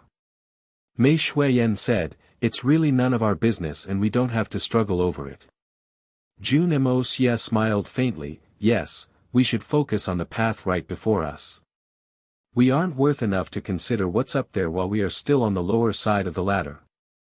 I guess we'll just stop thinking about this until perhaps we've reached a saint cultivation. Solitary Eagle laughed bitterly. Even a venerable is so distant from me, let alone a saint. It's really an eye-opener for me today. I'm so parochial, as are the 8 supremes. Sigh, he sighed in a demoralized manner. Solitary Eagle, this is a bad attitude for you. Indeed, knowing all this gives you immense pressure, but do you know why all the experts of the 3 holy lands lost all their greatness and confidence while they were still in the secular world? Mei Shuiyan said slowly. Solitary Eagle and Foam Wan Yun were stunned and pondered. They began to know this and the same thought and attitude grew within them. They felt that their past arrogance was so laughable that they become decadents. That's why they've lost all their strength and character, turning despicable and exposing their inner evil to the point of no return. That's why a bunch of superior supreme became inferiors who have lost all of their dignity. I hope the same tragedy will not replay on the 2 of you. Mei Shuiyan was serious. Solitary Eagle and Foam Wan Yun were suddenly enlightened as they showed their shame about their behavior. Suddenly, they stood up and bowed at Mei Shuiyan. Thank you, Venerable Mei, for the warning and enlightening the 2 of us. We will remember your words with utmost appreciation. If we can improve more, it will be attributed to you, Venerable Mei. Mei Shuiyan sat there without moving and accepted their bow with comfort. She smiled and said, good that you understand. It's self-containment. As long as you understand and don't lose confidence, then I'm sure there will be a place for the 2 of you among the top experts. If not, you will fall and become decadents like those people. It's all up to you. As for them, they can't even adjust their attitudes properly, it's fated for them to end up like this. There's no need to be pitiful for them. Solitary Eagle and Foam Wan Yun bowed again with gratitude. Jun Moxie laughed to ease the atmosphere. Let's not talk about this anymore. It's all personal effort, and everything is possible. 1.5 days and we will reach Blizzard's Silver City. Shuiyan, how many saints do you think the 3 holy lands will send this time? Mei Shuiyan frowned. I'm thinking about it as well. But according to their usual protocol, the masters of the three holy lands have to agree on the appointment of saints. After all, saints are scarce and treasured by all of them. Even the three holy lands don't have many of them, so perhaps there may not even be one. But perhaps they will mobilize the saints to deal with your teacher. Oh. Jun Moxie was concerned. What if there were really saints going for his grandfather? It was all a facade at home. As dawn broke, the army was ready to move again. They mounted the flying beasts and continued the journey. 8,000 kilometers. All zooming past in a day of flight. It was getting colder as they neared Blizzard's Silver City. Far in the distance, a permanent whiteness appeared in sight. The snowy mountains. Blizzard's Silver City. We're coming. Big Bear was very excited as he flung his limbs around on the back of a giant crane. He yelled very loudly and the sound waves washed away all the fluffy clouds beside. The noise was greeted by Han Yen Meng's eye rolling. And then a buff man on the back of the adjacent crane looked over at Big Bear with great affection, just like how a lady would look at a hero. Of course Big Bear was not aware of this. Jun Moxie praised Big Bear on the back of the Eagle King. What a holler! What a sound wave! Wave after wave, waving the ground stronger than the previous waves. The Eagle King almost lost control and headed right down. Bro, what are you talking about? Can you say something that doesn't short-circuit my brain? We're 10 kilometers above the ground, it's very dangerous. It was evening, and they were only 250 kilometers away from the snowy mountains. They were already in the realm of blizzards and snow. A couple of miles forward and it would be the territory of Blizzard's Silver City. Mei Shui Yan whistled and all the Xian beasts landed. A night of rest and they would be facing Blizzard's Silver City tomorrow. Just as they finished setting up the tents. Is Venerable Mei of Tian Fa here? We are old friends of you, and we hope you will meet us. An elegant voice drifted over, and everyone was shocked. They had just arrived and visitors were already here. That was quick. Jun Moxie stood up and signaled for no one to follow and went side by side with Mei Shui Yan. Suddenly, 6 immense presences crashed down, making it hard for everyone to breathe. Just as the pressure filled the entire atmosphere, 6 figures suddenly appeared in the distance. They looked like black dots on the snowy fields. The black dots slowly became beams, then fists. With a blink of eye, they were within 5 meters of the couple. All of them looked serious and stern. 12 eyes were sharp like lightning as they stared at Mei Shui Yan and Jun Moxie. Jun Moxie suddenly felt that as if his clothes were gone, and even his soul was being watched by these stares. Jun Moxie was shocked as his muscles tightened. He quickly called out the art of unlocking heaven's fortune and the fear suddenly went away. They moved like wind. Looking at the 6, Mei Shui Yan's pupils suddenly contracted as her vigilance boomed. Her hostility immediately kicked in. All 6 of them were top experts. 6 venerables. In Tianxiang City, the 3 princes received dreamlike surprises. Recently, they witnessed their great and wise father being humiliated, causing him to become more depressed with each passing day. They also witnessed the imperial family on the verge of collapse and the position of the emperor that they longed for years becoming a source of danger they couldn't handle. They felt helpless against Jun Moxie's arrogance and unscrupulous behavior. Just as they were completely lost, they received the greatest aid in their life. It was the greatest opportunity for their comeback. The 3 holy lands. It was especially a relief for the second prince.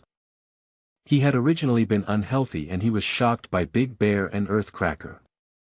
His most supportive subordinates left him as they succumbed to the pressure of facing the rising Jun family.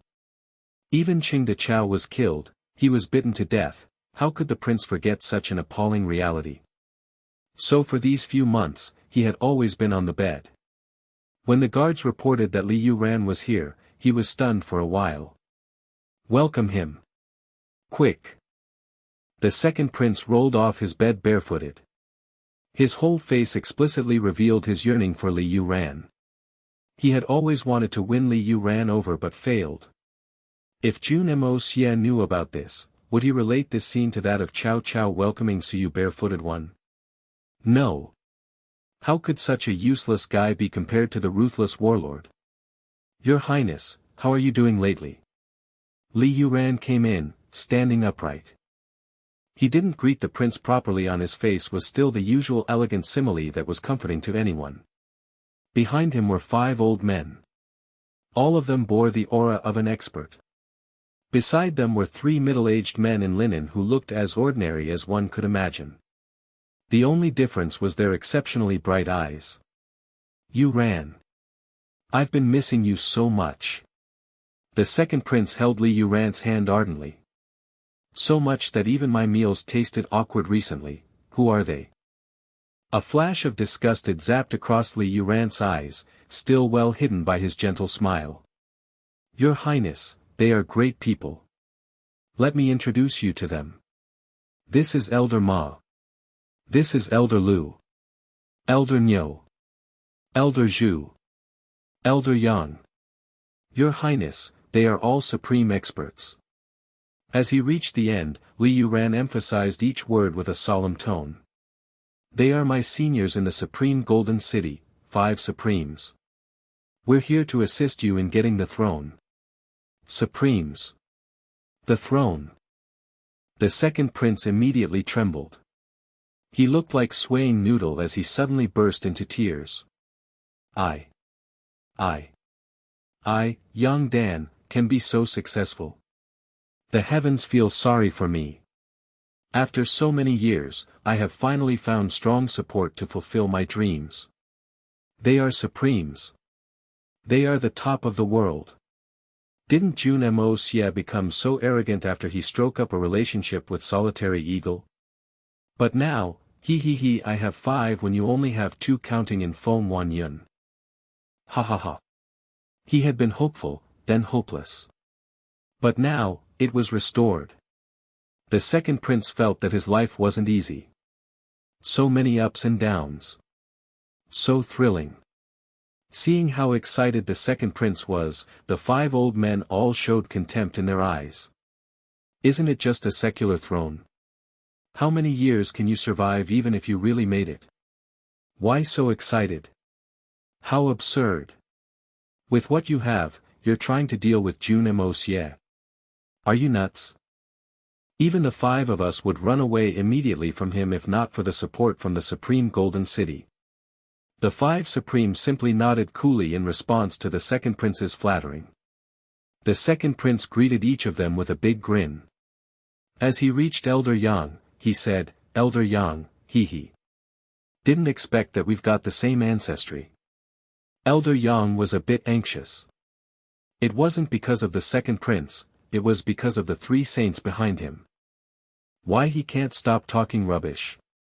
How long am I going to let the 3 saints behind me act as servants? I don't want to make them mad. Upon hearing what the prince had said, he replied without even thinking, no. We don't have the same ancestry. Your yang is the yang for poplar tree, it's the dead yang. Mine is the yang for sheep that go ba, it's the moving yang. Ahem. The 3 saints behind him couldn't help coughing. Wow, that's really funny. You're Yang Dang. One of the saints couldn't hold on any more and asked with great curiosity. Why did the emperor give his son this name? Yang Dan too. Wow, so talented. Ah, yes. I'm Prince Yang Dan. Who are you? The second prince asked hopefully as he looked at the 3 middle-aged men. He hoped that they would also be supremes, then he would have 8. With supremes, I have everything in the world. Unify the world, I will be the only emperor. They are my servants. From now on, can we live in your house? Li Yuran smiled gracefully with a tone that made him sound like the benefactor. It wasn't that he wanted to hide it, but for someone like the second prince, supremes were the strongest. If the second prince was told that they were the much stronger saints, perhaps he would only be very confused. The second prince no longer cared whether Li Yuran's tone sounded right or not. He was completely dazed by the ecstasy as he agreed. But he wasn't totally confused, as he asked, "I'm so delighted that I can have the elders from the Holy Land to assist me. But I know that I can't accept your kindness without doing anything. What do you want me to do?" He had made up his mind that no matter what it was or whether it could be done, he would do it. He would pay any price to make them stay with him. They were his only hope. "It's not very complicated."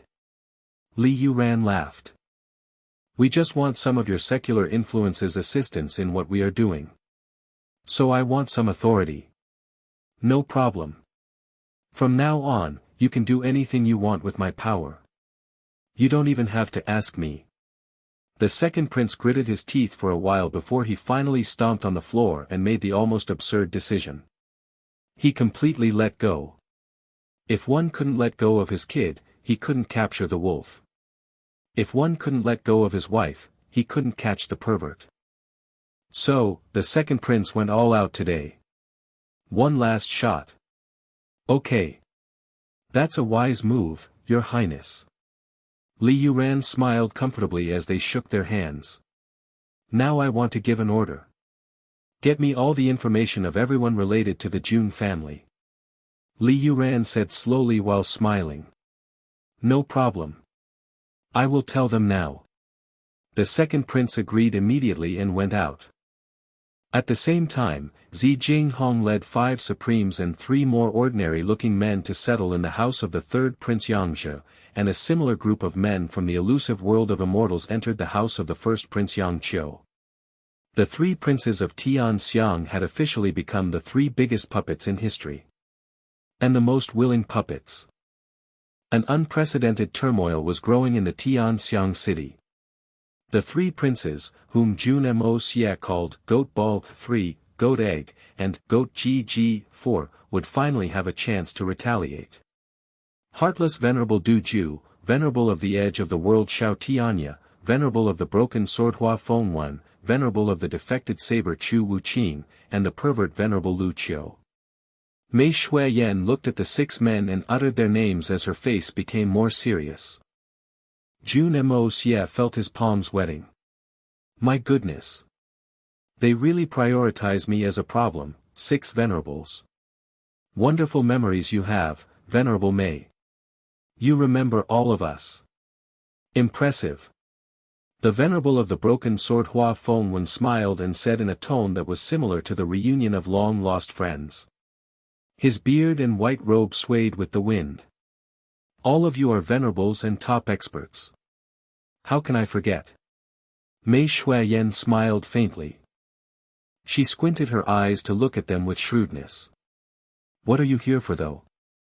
We are here to, negotiate. The Venerable of the Broken Sword Hua Feng Wan said casually with a gentle smile. Negotiate what? Mei Shuiyan frowned as she exchanged a look with Jun Moxie. Venerable Mei, the 3 holy and 1 ferocious lands always followed the rule of not getting involved in secular conflicts so as not to break the balance. For you to join in the conflict between the Jun family and Blizzard Silver City, you're breaking the rule. I'm sure if the seniors of Tian Fa knew about this, they wouldn't be happy. So we're here to ask you to leave and we will pretend nothing happened. Hua Feng Wan was smiling gracefully. Leave? Hua Feng Wan, what if I say no? Mei Shuiyan smiled coldly. Well, then it would be very unfortunate, Hua Feng Wan said in a remorseful manner. Mei Shuiyan scoffed at him. She said sharply, follow the rules. You should know that it's also a rule to prioritize the safety of the Xian continent. The 4 sides are not allowed to have conflicts, let alone kill each other. The perpetrator would be targeted by everyone. But look at you now. You are trying to obliterate me, and so ruthlessly that you have resorted to all different ways to do it. Ambushing, assassination. Why didn't you talk about the rules then? And now you are here, saying that you are concerned about the balance of the world. Are all of you from the elusive world of immortals hypocrites like Mo Wu Dao? If you want to kill me, just say so. I'm ready to confront you. There isn't a need for you to find a proper reason to glorify yourselves. Hua Fengwen's expression didn't change. He laughed and said in an earnest way, I'm sure you are mistaken, Venerable Mei. The four sides have always been peaceful and supportive of each other. How could there be such despicable behavior such as ambushing you? Venerable Mei, I'm sure you didn't see clearly. Am I not clearly seeing the six of you here? Mei Shuiyan looked at him scornfully. We are here to kindly remind you about what you shouldn't do so you won't make an unforgivable mistake and regret it, Hua Fengwen exclaimed and said seriously. We have to know that there's no way to avenge all our loved ones, it will become an endless cycle. Venerable Mei, don't put yourself in a situation of assured destruction. Even if it's assured destruction, it's my problem. It's none of your business, isn't it? Mei Shuiyan said coldly. If you don't have anything else to say, you may leave now. Mei Shuiyan didn't hesitate to ask them to leave. She was completely disappointed with the three holy lands. It had developed into the situation now and even the three holy lands had a toll of nearly 100, but they were still finding ridiculous excuses to justify their actions. How disgusting. These hypocrites were worse than the explicitly wicked. We've gone so far to persuade you, Venerable Mei, are you still indifferent about it? Are you going to break the rules and neglect the dwellers of the continent? Are you really going to insist? Hua Fengwen smiled at her. That will bear very undesirable consequences. He sounded gentle, but it was still able to pressurize the foe. So what? Mei Shuiyan's face went colder. Her intangible authority suddenly expanded its area of influence. It intensified the notion that she was untouchable and any move that infuriated her would bring about destruction. You want to show me consequences with only the six of you? Are you overestimating yourselves? You are indeed eloquent. Venerable Mei. Impressive. The pervert Venerable Lu Qiu could not hold on anymore. His eyes were squinted on his hideous face as he looked at Mei Shuiyan. Venerable Mei always wore a black robe that covered even her face. I've never knew that Venerable Mei was such a beauty. How disrespectful I was, haha. Mei Shuiyan frowned. It sounded increasingly provocative to Jun Moxie. Looking at the perverted stare and lustful face of the old man, his inner fire was ignited. All he wanted was to chop off the ugly face to use as a chamber pot. He stepped forward and looked gloomily at the pervert Venerable and snorted. Pervert Venerable. Lu Qiu. Yes, that's me. Lu Qiu's red eyelids twitched as he scrutinized Jun Moxie before he finally laughed. You're Jun Moxie. That boy who follows Venerable Mei and doesn't want face. That's me. Jun Moxie tilted his head to look at him. What do you want? Hee, you think you are suited to the glamorous Venerable Mei? You're really aiming for the moon. Get lost before it's too late. Lu Qiu was very blunt with it. He was naturally a pervert and his nature never changed. But when he joined the three holy lands, he lost the chance to fulfill his lust. It was an awful experience for him. So when he saw Mei Shuiyan, years of suppressed lust were triggered. The churning feeling within him made him lose control of the thing between his crotch. His face was tomato red and he breathed heavily. As he saw that Jun Moxie was acting like a protector of the lady, he was more furious. What about me? I'm so handsome and such a gentleman. When I walk on the streets, everyone is attracted by my charm. Girls can't wait to throw themselves into my embrace. At least I don't have a problem finding a wife. What about you? Jun Moxie looked at him with contempt. It was a merciless blow. What about me? Don't I look fine? The saddest thing about Lu Qiu's life was that he looked too ugly, so he wasn't really a womanizer.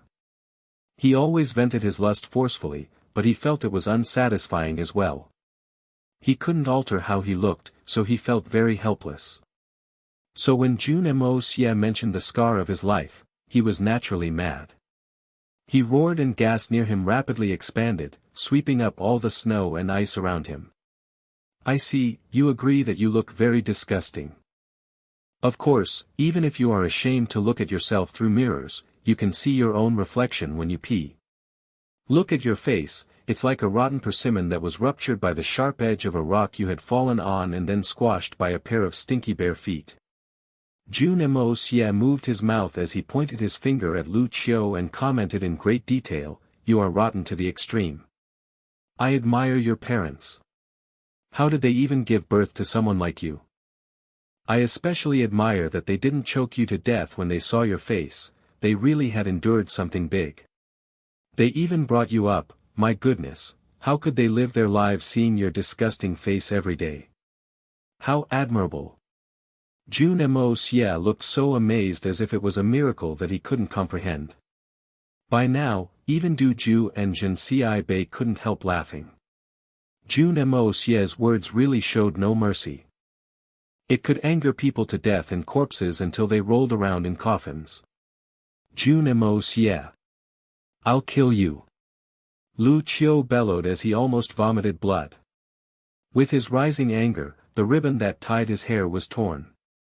His hair stood up and the snow beside him was literally tossed up layer by layer like lava spurting out. His anger was apparent. His figure flickered as his body moved charged forward, creating 5 shadowy figures of himself on the path. He was now above Jun Moxie and his hand reached for Jun Moxie's head. It was the wrath of a venerable. The other 5 venerables wanted to stop him but it was too late. Lu Qiu was about to crush Jun Moxie's skull. Lu Qiu didn't hold back as he was driven mad. He really wanted to kill Jun Moxie. The other venerables might be concerned about Jun Moxie's teacher and the safety of the 3 holy lands. But Lu Qiu had always been a despicable character and never cared about consequences. He even considered escaping after killing the kid and leaving the hot mess to the 3 holy lands. He was tired of the 3 holy lands anyway. He wanted less restrictions so he could fulfill his lust.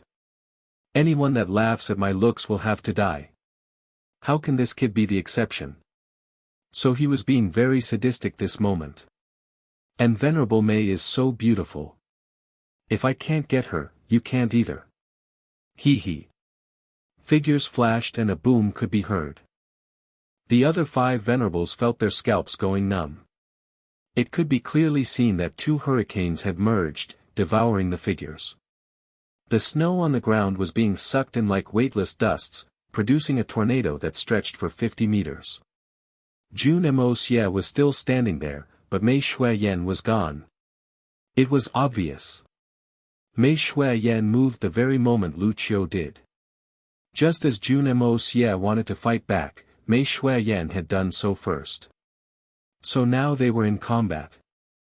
Mei Shuiyan took the advantage of her yearning for Jun Moxie to break into the 3rd tier of venerable. Her love for Jun Moxie was now so deep-rooted that she saw Jun Moxie as the one and only of her life. How could she allow others hurt the love of her life? Definitely intolerable. As long as I'm alive, I don't allow others to hurt my Moxie. Lu Qiu was wrathful, but so was Mei Shuiyan. So as they fought, they soon rose up into the air. The sheer intensity of the battle produced a hurricane and they began exchanging blows inside it, harder and faster, but were still unable to yield a result. Lu Qiu only wanted to kill Jun Moxie. With Mei Shuiyan blocking, he became more angry. He didn't wait before he blinked again and lashed out with his full strength without any hesitation. The venerables were astounded. All they wanted to do here was to say a few words and be bureaucratic. Asking Mei Shuiyan to leave. That was nonsense. They had come so far, why would they leave? All the venerables wanted was for Mei Shuiyan to disagree so they would have a proper reason to declare war on her. Venerables were venerables, not children. They had stature and couldn't lose face. How could they start fighting? They were only here to see how powerful the enemy was. Who knew that the conflict would escalate so quickly? Who knew that Lu Qiu suddenly would not be able to suppress his perverted nature and say those inappropriate words that harmed his reputation and caused the battle right now? What a troublemaker. Jun Xie peered coldly at the venerable of the defected saber, Chu Wuqing. He was from the same place as the pervert venerable. They were from the illusory blood sea. The merciful venerable, Jun Xie, and the venerable of the broken sword, Hua Feng Wan, were from the elusive world of immortals. The heartless venerable, Du Ju, and the venerable of the edge of the world, Xiao Tianya, were from the supreme golden city. Even Hua Feng Wan and Xiao Tianya were unsatisfied with Lu Qiu. They felt that he really was a shame to them. No matter how perverted you are, you're still a venerable. Why can't you suppress it? How many years have you not seen a woman? Looking at the snow and ice that the battle had flung up into the air, the other 5 venerables felt helpless. They couldn't disturb this kind of high-level combat. Unless they didn't want their face anymore and decided to go against Mei Shuiyan as a group. But they had 2,000 top-ranked Xian beast and beasts that had transformed. How could the 5 of them match their great numbers despite being superior on an individual level? Furthermore, Xian beasts were known for their toughness. Normal wounds were nothing to them. With all of them coming at the 6 of them, they definitely wouldn't be able to handle it. And right now, the beast kings were closing in and all of them looked eager to battle. If Jun Moxie was to suddenly call for them, there would definitely be a tsunami of beasts. Then suddenly, with a slapping sound, Mei Shuiyan's body drifted down. She grabbed onto Jun Moxie and the both of them retreated back. Hong!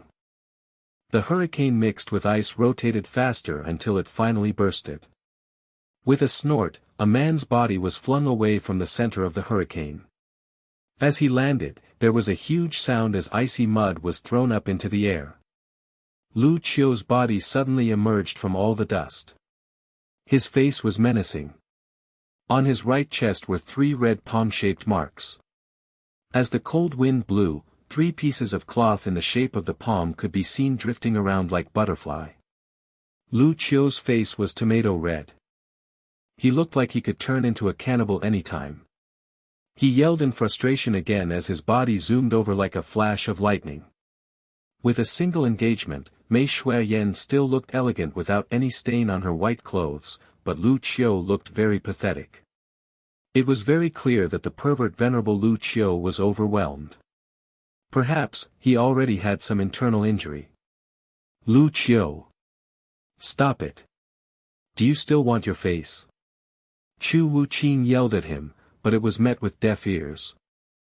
Lu Qiu was still dashing for Mei Shuiyan. He lost an encounter before so many people, he had to win it back. He was insulted by Jun Moxie, then beaten up by Mei Shuiyan. He was a venerable, how could he let it go at this point of time? If he did, how was he going to secure his stature as a top expert? Looking at the ugly face heading for her, Mei Shuiyan was calm as usual except for her cold smile. She formed a cross with her palms and made a gesture that looked like an orchid slowly blooming. Suddenly, the air seemed to become viscous. Wind stopped blowing and the clouds were frozen to their spot. Even the falling muddy snow dust was hanging in midair. Mei Shuiyan's eyes revealed her intention to kill. I didn't kill you because of your 5 comrades. But you are still trying to engage me. You don't even have an idea of what should be done at the right time. What if you're a venerable? Why can't I kill one? Anyone who tries to hurt Moxie will die. Seeing what was happening, Chu Wuqing was terrified. He used all his Xian Qi to propel himself forward at maximum speed. There was a flash between his arms as he produced his saber. He was trying to use his Xian Qi to break through Mei Shuiyan's blockage of free space to save Lu Qiu. He didn't forget to yell, "Venerable Mei, mercy." But it was too late. Mei Shuiyan coldly said, "The world cage." The zooming figure of Lu Qiu was caught in midair. He couldn't even budge anymore. It was like he was being sandwiched by the heaven and the earth. Although Lu Qiu had a despicable character, he had a high Xian cultivation. He was now on the second tier of venerable. But by now, Mei Shuiyan had reached the third. So her world cage could only be evaded by those equal or higher than the third tier of venerable. It was a completely different world cage than the one she had used in Tianfa Forest. Even Lu Qiu couldn't escape. The sudden occurrence caught Lu Qiu by surprise. He felt that his body was no longer under his control. He was like a fish in a pond that was completely frozen in a split of a second. He had lost his freedom. Immediately, Mei Shuiyan shot up into the air. She extended her palms and the sound of numerous blows followed. She hit out 30 times in that short period of contact. And all of them landed solidly on Lu Qiu's body. If Mei Shuiyan wasn't concerned about the incoming Chu Wuqing, Lu Qiu would have received close to 1,000 blows. Lu Qiu's body rolled down like a rubber ball. As he fell down in air, he was like a withered leaf, or perhaps even an apple that was being knocked down by a strong gust of wind. Simultaneously, Mei Shuiyan's body turned around in midair as she wielded her sleeves backward. With her stunning body shape, she was like a goddess performing a sacred dance. Her white sleeves were like the returning snow blown back by wind, but their speed matched that of lightning. They collided head-on with Chu Wuqing's defected saber. Or rather, the brilliant flash of the saber. Until now, the defected saber that garnered Chu Wuqing so much fame had yet to reveal its actual blade.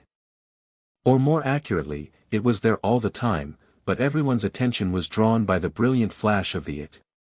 There was no tricks or fake movements, it was a true head-on collision. Boom! Mei Shuiyan's world cage finally shattered under the immense pressure. Mei Shuiyan's sleeves, which were filled with the purest Xian qi, didn't rupture at all as it contacted with the flash. Her body dropped back down, forming a beautiful trajectory. The next moment, she was already beside Jun Moxie, and her elegance and grace only multiplied. It was as if she had a refreshing stroll in the gardens. Chu Wuqing flipped backward to land. He stumbled slightly before finally gaining back his balance. He was now barehanded again and the glittering saber was nowhere to be found. No one saw what it really looked like. Chu Wuqing looked at Mei Shuiyan in awe. The third tier. Congratulations, Venerable Mei. Although he was verbally congratulating, his expression was a complicated mess of envy and unwilling. The other venerables in the back were also left in awe by his words. Third tier of venerable. It was a stark difference compared to the first and second tier. No wonder she wasn't afraid of facing the 6 of them. There were 3 tier 1s and 3 tier 2s among them. Before Mei Shuiyan's recent breakthrough, it would have been easy to deal with her if the 6 of them combined forces, even if she was a higher rank in the second tier than all of them, and despite her bodily build as a Xian beast, they were still stronger. But now, it was a completely different story. With her higher tier, compounded by her unique techniques and amazing speed, she could finish them off one by one. The 6 of them planned to show off their prowess to pressure the enemy, find an appropriate reason to declare war, and observe the true strength of their foe. They did the final job, but they obviously failed the first. They were being pressured in return. There was a booming sound in the distance, signaling that Lu Qiu's body had reached the ground. His body created a crater, sending bits of rock in the air. Again, Lu Qiu emerged from the dust, but now he was staggering and his ugly face was even scarier. Thick blood oozed down the corner of this mouth. Lu Qiu seemed to want to say something, but blood flowed out faster as he opened his mouth. He knew it wasn't time, so he closed his mouth tightly and used Xian Qi to help with circulation. He then closed his eyes, disregarding all the Xian beasts around him, and began resting. He knew that his injury could be fatal and he had no time to lose. Mei Shuiyan was very fierce this time. Although she had been conservative due to Chu Wuqing, Lu Qiu still couldn't withstand it. Everyone was shocked. The blood Lu Qiu was spitting out was fresh. It was blood from internal organs. It was the end for Lu Qiu. Everyone became clearly aware that even if he managed to survive, his cultivation would be cut down to 80%. Venerable Mei, that was merciless. With only one glance at Lu Qiu, Chu Wuqing suddenly turned back his head to face Mei Shuiyan. His eyes showed his fury. Merciless? No. Jun Moxie smiled. May I ask what you are up to, being gathered here? I'm guessing you aren't here to enjoy the snowy scenery.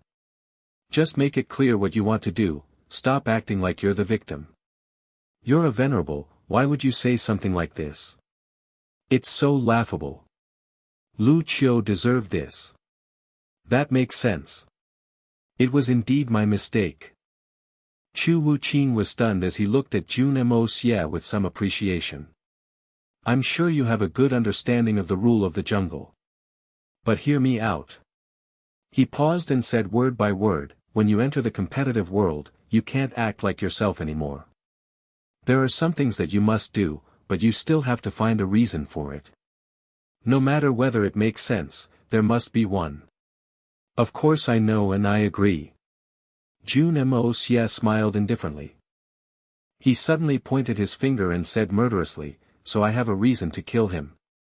He was pointing at Lu Qiu. Let me ask you, will you let someone who has explicitly coveted your wife go? Jun Moxie laughed coldly. That's your reason to kill him? Sure. Chu Wuqing smiled heartlessly. But we also have a reason to protect him. We come and go together. He looked at Jun Moxie with a mild but detectable contempt. Also, shouldn't you as a man deal with this problem yourself? What are you doing all the time? Hiding behind your wife. You can't even deal with him yourself. Let's end this today. We will settle everything in the Silver City tomorrow. Yes, you're right. But I didn't plan to hide behind my wife. I will kill him myself as retaliation. As for whether I can do it, haha. Jun Moxie laughed loudly and the heavy bloodthirst that radiated out disappeared in an instant. Immediately, his body began to fade. The eerie scene caught the venerables by surprise. They could quickly conceal their presence and intentions, but not as quickly and easily as Jun Moxie. His cultivation was indeed mysterious. Even with a closer look at Chu Wuqing, one would not see any difference. It appeared that he was standing there like a stone. But his body had actually moved in front of Lu Qiu. Although he despised Lu Qiu as well, he couldn't let others kill him when he was here. The other venerables stayed where they were. If all of them went, it would be shameful for them. One venerable was enough to deal with Jun Moxie. But Jun Moxie had completely disappeared. Mei Shuiyan was smiling faintly and showed no sign of helping out. She didn't look concerned at all. This made Chu Wuqing slightly anxious. Jun Moxie was completely gone before his eyes. He couldn't even detect Jun Moxie's existence with his venerable senses. It also amazed the other four venerables. They had never seen such peculiar technique. No matter how fast or tricky, a technique must leave traces, but there were none. Suddenly, a flash of gold zapped down. Chu Wuqing's right arm moved and the saber flash blocked the way of an incoming dagger, causing it to fall onto the ground with a loud clang. The dagger had a strange design. The blades were very thin and the curvature was smooth. It laid on the ground and flickered with cold light. Chu Wuqing was astounded. The dagger was small, but was sharper than anything he had seen. It even left a cut on the blade of his saber, which would not even bear a small crack even if it was beaten by some extremely heavy hammer. The dagger was heading for Lu Qiu and would definitely have cut Lu Qiu's throat if Chu Wuqing had not blocked it. Then again, the night sky was lit with a golden color. There were countless golden spots. Chu Wuqing hollered and the saber flash intensified until it resembled a rainbow. The rainbow flares shoved around before everyone's eyes as all the golden flashes landed on the blade before falling to the ground. Chu Wuqing had gathered all the golden flashes and hit them down. He was again empty-handed and still no one saw his saber. But he looked pale. Shit. The golden flashes were merely gold dust. It was a trick shot. Indeed it was. A deep and inhuman scream sounded behind him. It was Lu Qiu. Jun Moxie. Chu Wuqin was ignited. He didn't even turn his head and he began brandishing his sword rapidly, covering the two of them in numerous circles of saber flash as his body turned around and around as fast like lightning. There was no escape or anywhere to hide. Although he couldn't see where Jun Moxie was, he knew that Jun Moxie couldn't be far as he had just attacked Lu Qiu. The saber technique was developed by Chu Wuqin during the previous war for seizing the heavens. The invaders were also very elusive, but of course, were no match for Jun Moxie. But no matter how elusive or peculiar, this move would definitely work. Chu Wuqin had developed this technique on the spot and immediately killed his foe with it in the past. Storm all around to shake the world. That was the name of the technique. With hundreds of years of refinement, it was more powerful than before. The blade winds hollered. Chu Wuqin had used his full strength. Jun Moxie was able to hurt Lu Qiu under such protection.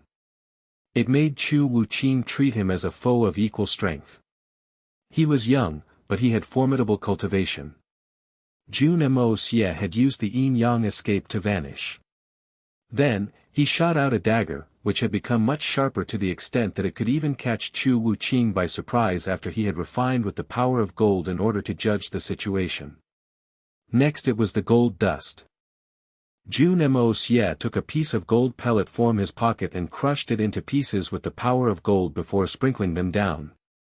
Seeing a similar golden flash would definitely induce a full blow from Chu Wuqin. He had to use his full strength because he was afraid that his saber would be damaged and that some would go past him and hurt Lu Qiu. In fact, with what Jun Moxie could do now, there was no way he could control so many daggers. If he really could, the power would be so strong that there was no way for Chu Wuqin to block. But of course, this was a secret known only to Jun Moxie. Chu Wuqin's reaction was exactly what Jun Moxie had expected. He then immediately used yin-yang escape again to get to Lu Qiu like a ghost. He remained invisible but kicked Lu Qiu very hard and without hesitation 13 times. And all of them landed accurately between Lu Qiu's crotch. How dare you covet my wife? And even in front of me. I can't vent my anger if I don't turn you into a eunuch. 13 kicks and Jun Moxie immediately backed off. As for Lu Qiu, the thing between his crotch was completely crushed. By now, even if Lu Qiu could survive, he would have to change his title. He would no longer be the pervert venerable. How could he still be a pervert without that thing? Jun Moxie was right. Chu Wuqin immediately responded with the most suitable technique for this situation. After his 13 kicks, Jun Moxie immediately retreated but only pulled back 2 meters before the saber flashes came from everywhere around him. Instantly, it felt like his body was being torn apart. He had no choice but to hide into the Hongjun Pagoda. Too bad. Nice technique, but I have a cheating machine. Do you have one? The flashes were so intense that it appeared to tear the air and soil into pieces as well. The giant glacial layers 10 meters away were sliced into pieces and tossed up. A region of dozens of square meters with Lu Qiu at the epicenter was left in great turmoil. Icy fog, tiny crystals of ice, and small pieces of rock were blasted into midair like a fountain. The blade left countless deep cuts on the ground concentrated together. In a width of a finger, there could be up to 3 cuts. But Chu Wuqin was very frustrated. As he had just unleashed his full force, but Jun Moxie had already returned to where Mei Shui Yan was and began saying something to her affectionately. He missed. The target was gone, but he couldn't end his blow immediately as it was initiated too suddenly in the first place. So he was like a monkey that was being toyed around, slicing and cutting at thin air as others watched. It was such an awkward feeling that he felt like he was about to vomit blood. And the man he was trying to protect was rolling around on the ground, hugging his crotch with a distorted face. As he rolled, the snow below was stained blood red with some yellow from the crushed organs. Lu Qiu's agonized screams no longer sounded like they could be made by a human. The other venerables were too flabbergasted. Although Lu Qiu was also a venerable and had an amazing cultivation, he was seriously injured from Venerable Mei's full blow and again received kicks to his weakest spot while he was trying to recover. There was no way he could survive. Even more surprising was the fact that Jun Moxie was able to sneak past a venerable with top vigilance to reach his target. Although Lu Qiu was now very weak and had no ways to resist, Jun Moxie was able to sneak in and out without showing any signs of unease. None of the four could do that. So they were absolutely astonished. They looked at Jun Moxie with more caution and killing intent. We can't leave him roaming the world. He's a danger as long as he's alive. If we don't kill him, we will soon become his prey. Even now, he is already a great threat, let alone letting him further develop. His teacher is being taken care of by the 9 saints, so there shouldn't be a problem in killing him now. The urge for them to kill grew. Mei Shuiyan was quietly observing the situation and analyzing it in detail. Her keen senses were closely monitoring the 5 venerables. If they dared act rashly, she would move immediately. Feeling the dense killing intent in the eyes of the venerables, Jun Moxie kept calm, but was also planning to murder. No matter how arrogant the 3 holy lands were, they wouldn't have sent the 6 of them alone. No matter how strong their combined forces were, it would be puny compared to an army of 2,000 Shen beasts. So they brought more men with them. So their lone appearance was only intended to be a flexing of muscles and pressuring the foe. But now with one of them down. Perhaps. Jun Moxie suddenly had a crazy thought. If we can kill all 6 of them right now, that would be great. They obviously don't want me to live, so do I still have to bless them with longevity? Jun Moxie's body didn't move and his expression was cold. But the thought was flourishing in his mind like grass growing with nutrients from fertilizer. As long as he could kill the 6, their men who had lost their commanders would be like tigers that lost their claws and teeth. It would create a great advantage for their expedition to Blizzard Silver City. Jun Moxie, you are so young, but why are you so merciless? The venerables could no longer suppress their anger as they saw Lu Qiu rolling on the ground, moaning in pain. It was especially true for Chu Wuqing, who would have pounced upon Jun Moxie by now if it weren't for Mei Shuiyan. No matter how despicable Lu Qiu was, he came with them. And being hit between the crotch was the most cruel and shameful thing to a man. Even if Lu Qiu could survive this time, he would forever be a joke for everyone on the continent. An eunuch at a venerable level.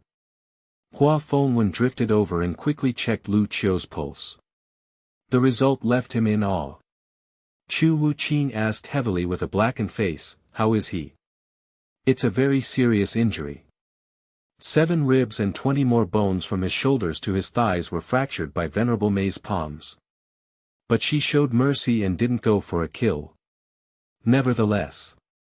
"What?" "His injury below was more serious. The force went straight for the internal organs, shattering them. That's not all. I was curious why Lu Qiu hadn't died from such serious injury yet. It's because there's a very strong life force in his broken meridians, ensuring that he will live for a few more days until all of it is gone.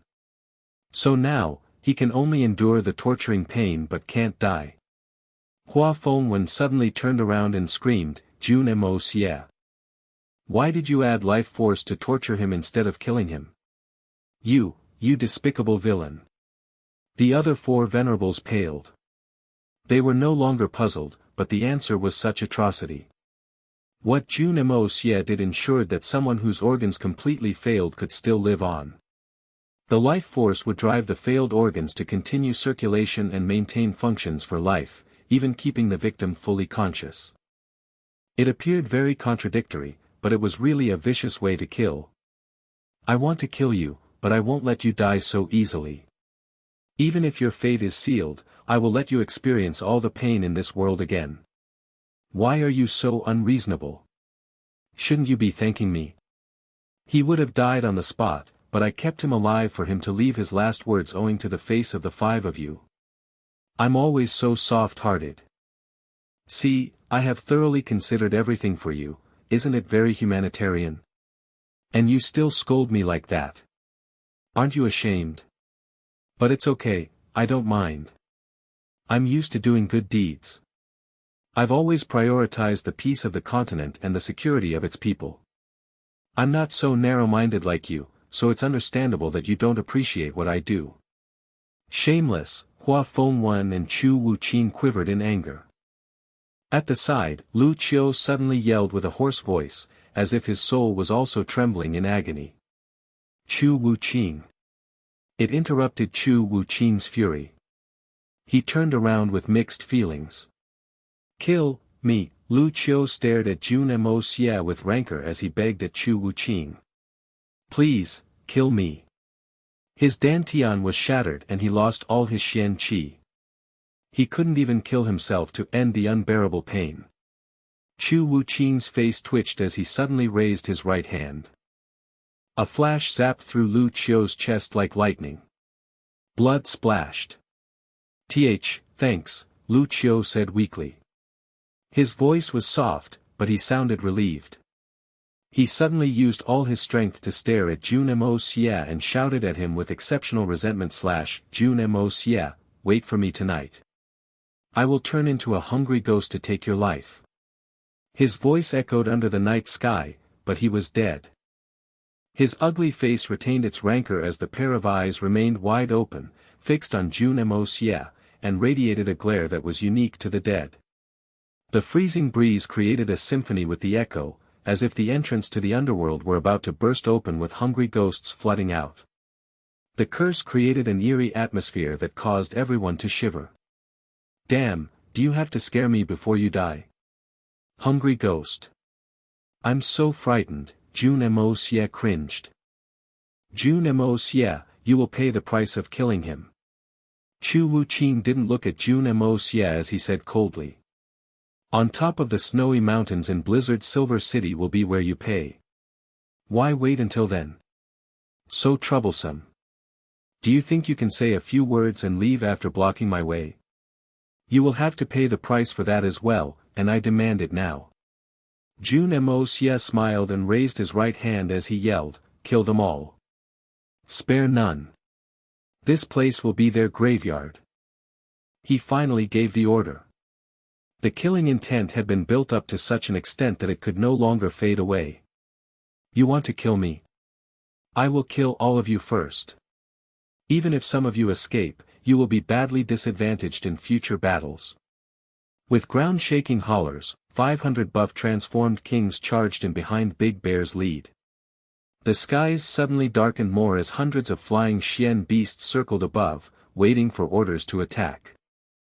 Now the venerables realized that the Xian beasts came from all directions. There wasn't even an escape route from above. When Jun Moxie had made up his mind to kill, he had already signaled to Jun Wuyi in the distance with an inconspicuous gesture. Jun Wuyi immediately understood and arranged the best formation in accordance to the standing positions of the 5 venerables. The Beast Kings received their orders and silently went to their designated places, and the venerables were soon circled. Their attention was being drawn onto Jun Moxie and Mei Shuiyan, so they were not aware of what happened around them. Moreover, they were very confident of their abilities and had not come up with a proper escape plan in the first place. How could they expect that the usually barbaric Xian beasts had learned how to strategize? Surely, the Xian beasts still didn't know how to strategize, but Jun Wuyi was an expert. He was easily one of the best in the world right now. The simple arrangement was very effective and the strategy was thorough. The aggression was also multiplied to the extreme by the arrangement. The Bear King, Big Bear, led 7 to battle the heartless venerable, Du Ju. The Tiger King, Earthcracker, led 7 to deal with the merciful venerable, Jun Xie. The Lion King, Careless Rock, led 7 to face the venerable of the broken sword, Hua Fengwen. The Monkey King led 11 against the venerable of the defected saber, Chu Wuqing. The Crane King, Long Crane, led 7 to engage the venerable of the edge of the world, Xiao Tianya. The Eagle King and the Condor King led the stronger flying Xian beasts in the air, and the Snake King, Green Hunter, commanded the other earth-born Xian beasts at the side. They would send a few to support whenever there was a need. Then the flying ones would shoot down like arrows and the dashing ones would charge in like tanks. The extra support at the side was also very well organized and their aid was effective. But each time, they wouldn't send out more than 20 in total, so as not to cause chaos on the field, and whenever they had provided enough support so that their comrades were no longer disadvantaged, they would pull back immediately. And the support groups that advanced would rotate around the various beasts. Jun Moxie was standing on the shoulder of a big, black bear, holding a small red flag in his hand. Whenever he waved the flag, the formation changed. With the experience of the Blood General, it was a piece of cake for him. Mei Shuiyan stayed at the side to help manage the flow of the battle. She didn't join in herself. She only looked on with heightened vigilance. Suddenly, Jun Moxie waved the flag and Green Hunter led a large group of Xian beasts into the battlefield like a tsunami. It effectively messed up the locations where the 5 venerables were being circled, separating the 5 of them into isolation. It was perfect. Now, they could no longer assist each other or join forces. Jun Moxie's flag waved again and the Snake King gave more orders. Groups of beasts from each tribe formed a circle around where their kings were engaged before they rotated to trade blows. It was a ground-shaking battle. By now, the 5 venerables were facing tremendous difficulty to win. Jun Moxie, you shameless rascal. Do you dare to fight one-on-one? Jun Xie shouted angrily as he fought the tigers with his bare palms. He and Du Ju were now the most disadvantaged as the Tiger King and the Bear King each had a very powerful weapon with them. Jun Xie was pierced on his shoulder as he was not careful, causing some rather serious-looking bleeding, hindering his battling efforts. Earthcracker laughed wildly and stopped attacking by himself. He just let the other tigers deal with Jun Xie. He looked from the side with the weapon in his hand, ready to pounce upon Jun Xie anytime. It was literally a tiger watching over its prey fiercely. With this, Jun Xie was put into an even worse situation. He had to divert his attention to be aware of the Tiger King. Shameless. My goodness, I finally made you say it. Do you know how much effort I've put in for you to say it? We have always called the 3 holy lands shameless, so I have always wondered when you would finally call me shameless. Now that I've finally heard it, I understand you. Being called shameless is so comforting. Although it's comforting, I'd still like to ask, aren't you more shameless to ask me to fight you alone when you are a venerable and I'm nothing? Jun Moxie laughed scornfully. Venerable Mei, you're also a venerable. How's it acceptable to win with numbers? Do you dare to face me alone? Hua Fengwen was able to leap up with his sword flashes, creating a bubble of protection around him after he had forced away the Lion King and the surrounding lions. However, Jun Moxie waved the flag and 3 black eagles came down to attack with their claws. Hua Fengwen's breathing patterns didn't allow him to smoothly deal with the sudden attack, so he could only roughly block with great unease. There wasn't even time for him to gasp for air. Now he regretted leaping up. At least his breathing pattern was not disturbed when he battled on the ground. Fight alone. I'm sure you're mistaken, isn't everyone battling you alone? Were you thinking of the 6 of you joining force against the 2 of us? Wait. The pervert venerable was killed by yourselves, so now you only have 5, but it's still the same. Jun Moxie smiled in surprise. Gosh, you guys are really merciless. You even killed your own comrade. Bullshit, how is this fight against me alone? Hua Fengwen was trying very hard to fend off the eagles' attacks. It was now a different trio of eagles. As his body began to fall back into the circle of lions, the Lion King was already prepared and advanced forward to give Hua Fengwen a blow on his back. Of course it is. You see, the Lion King is fighting you alone, so are each of the other lions. And you're still not satisfied, so you jumped up to fight with each eagle alone. Venerable Hua, disgrace to you, how could you bully the majority as the minority? Jun Moxie suddenly looked furious. I can't even describe how shameless you are. Hua Fengwen felt his lungs were about to explode with anger. How shameless can Jun Moxie get? What was bothering the five venerables the most was that they couldn't produce a fatal blow even though they were so stuck. The reason was that neither Venerable Mei nor Jun Moxie had moved. They were the biggest threats on the field. If any one of them used their fatal ultimate techniques, intentionally or not, it would infuriate Mei Shuiyan if Xian beasts died. By then, they would be in a very tragic circumstance in which they had to face against Mei Shuiyan, who was superior to them, and a handful of other beasts while they had exhausted their Xian Qi temporarily due to their ultimate blow. That would be the most dangerous situation.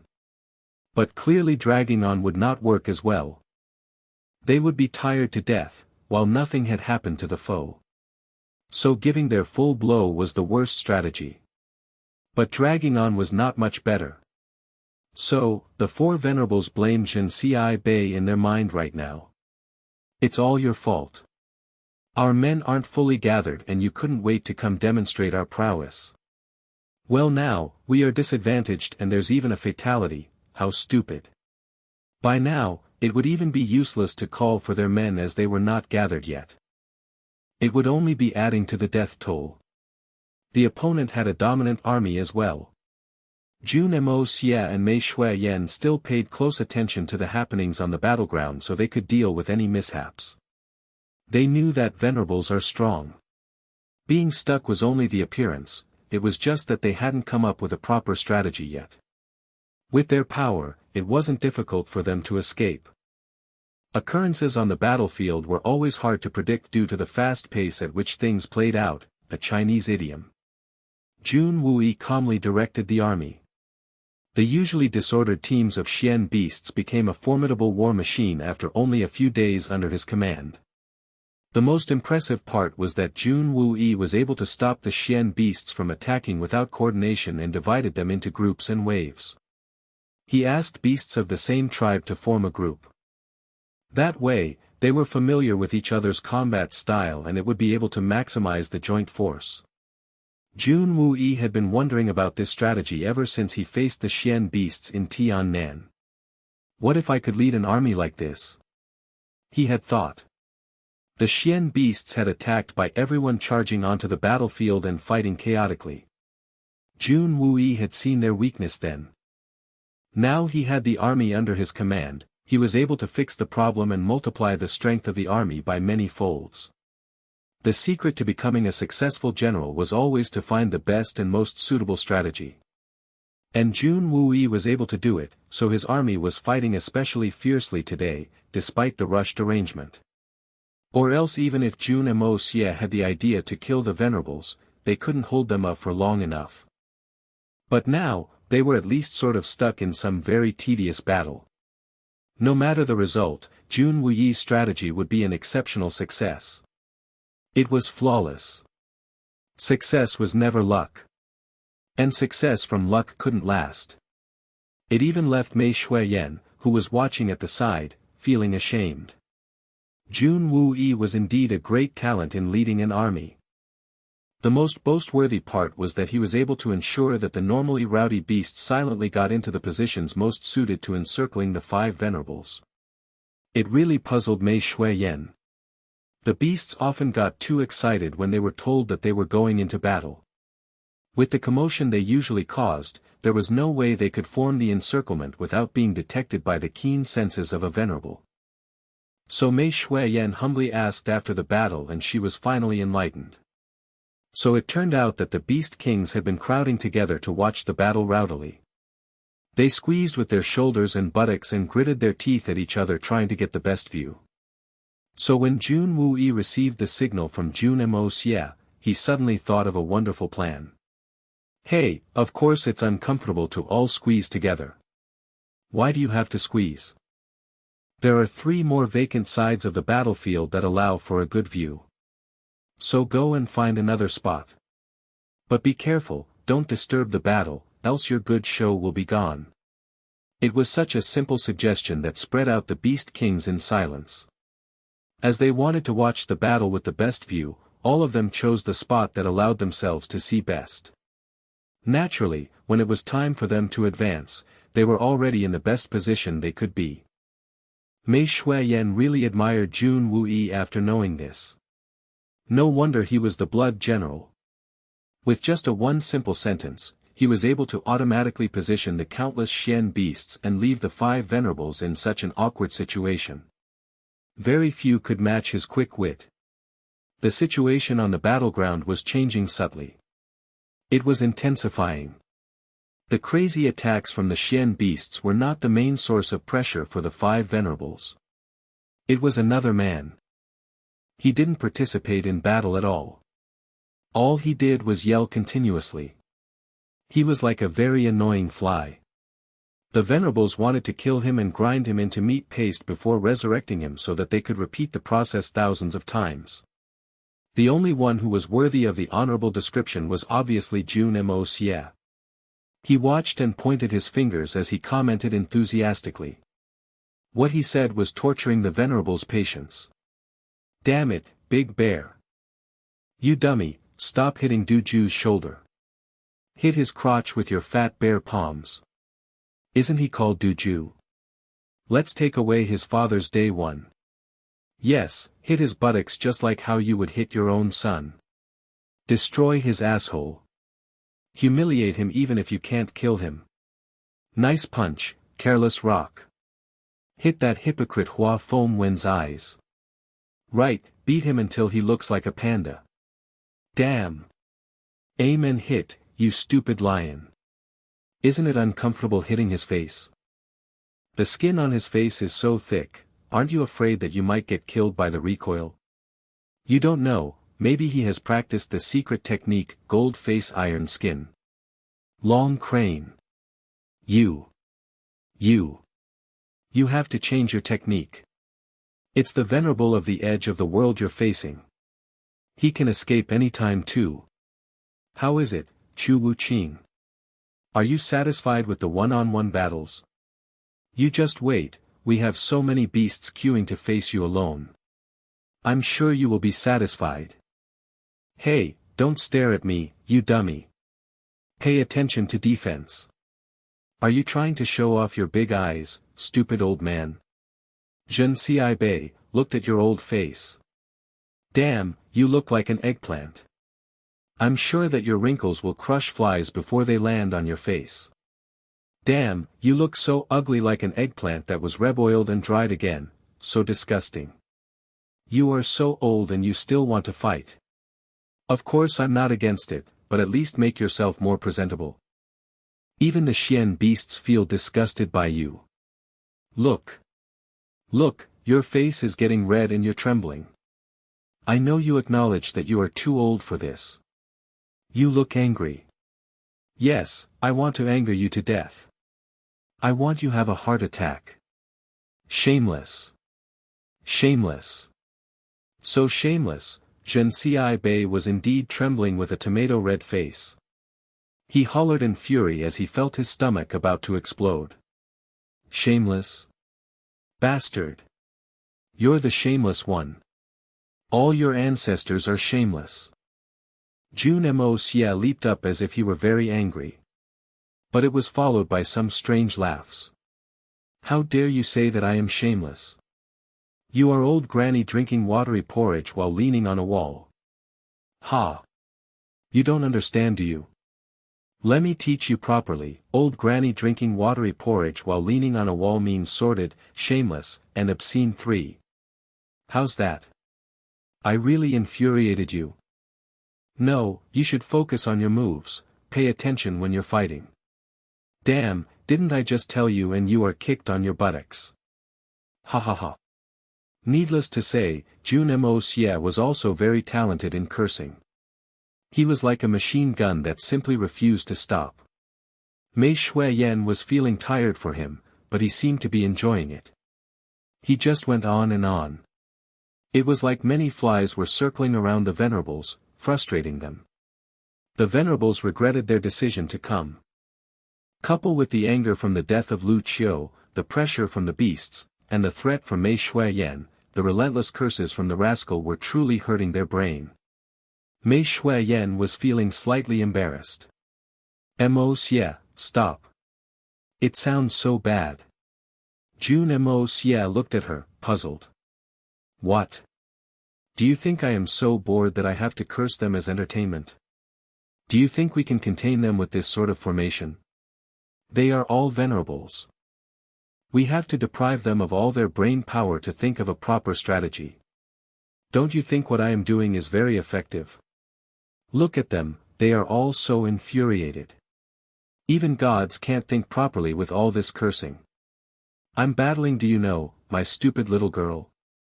Jun Moxie laughed. Your bro, I will teach you how to kill even venerables with my mouth. Jun Moxie was losing control with his cursing. His mouth even went for Mei Shuiyan. Mei Shuiyan was dazed by his unreasonable reasons and was maddened by what he said. She rolled her eyes at him and turned her face away. Even Mei Shuiyan, who was mistakenly cursed, felt so angry. Then what about the venerables?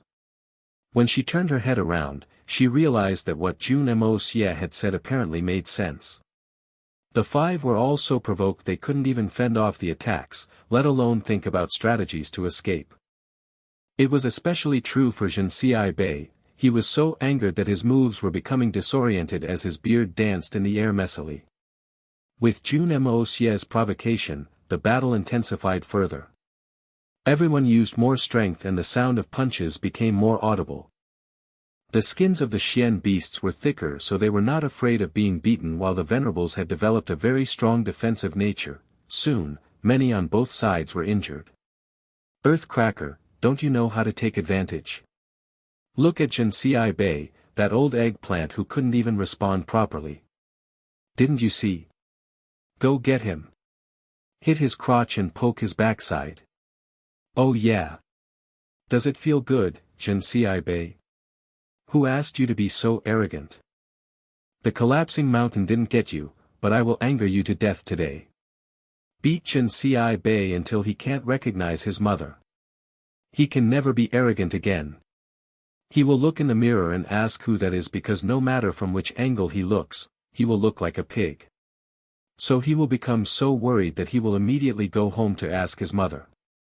His mother will say, "Gosh, my son, how did you become a pig?" Seeing that Jun Xie was the most agitated, Jun Moxie decided to focus on insulting him. As he finished, everyone around cheered. Brother-in-law. It sounds so poetic. Crazy laughter followed. Jun Moxie greeted all of them back with a big grin as he said proudly, "You're flattering me." Jun Xie let out a weird scream. His eyes had turned blue from anger and he could even feel his chest expanding to the brink of explosion. A mouthful of blood rushed to his mouth, but he swallowed it. He knew that Jun Moxie was deliberately provoking him, but he couldn't resist. His face turned purple and his moves became more disoriented. Eventually, Earthcracker's sword pierced into his thigh. Jun Xie roared in agony. There was a sudden burst of Xian Qi from all over his body and the sword was blasted off. The sword flew and finally flew into the ground behind Jun Wuyi, frightening the general. Fresh blood shot out from the wound on Jun Xie's thigh.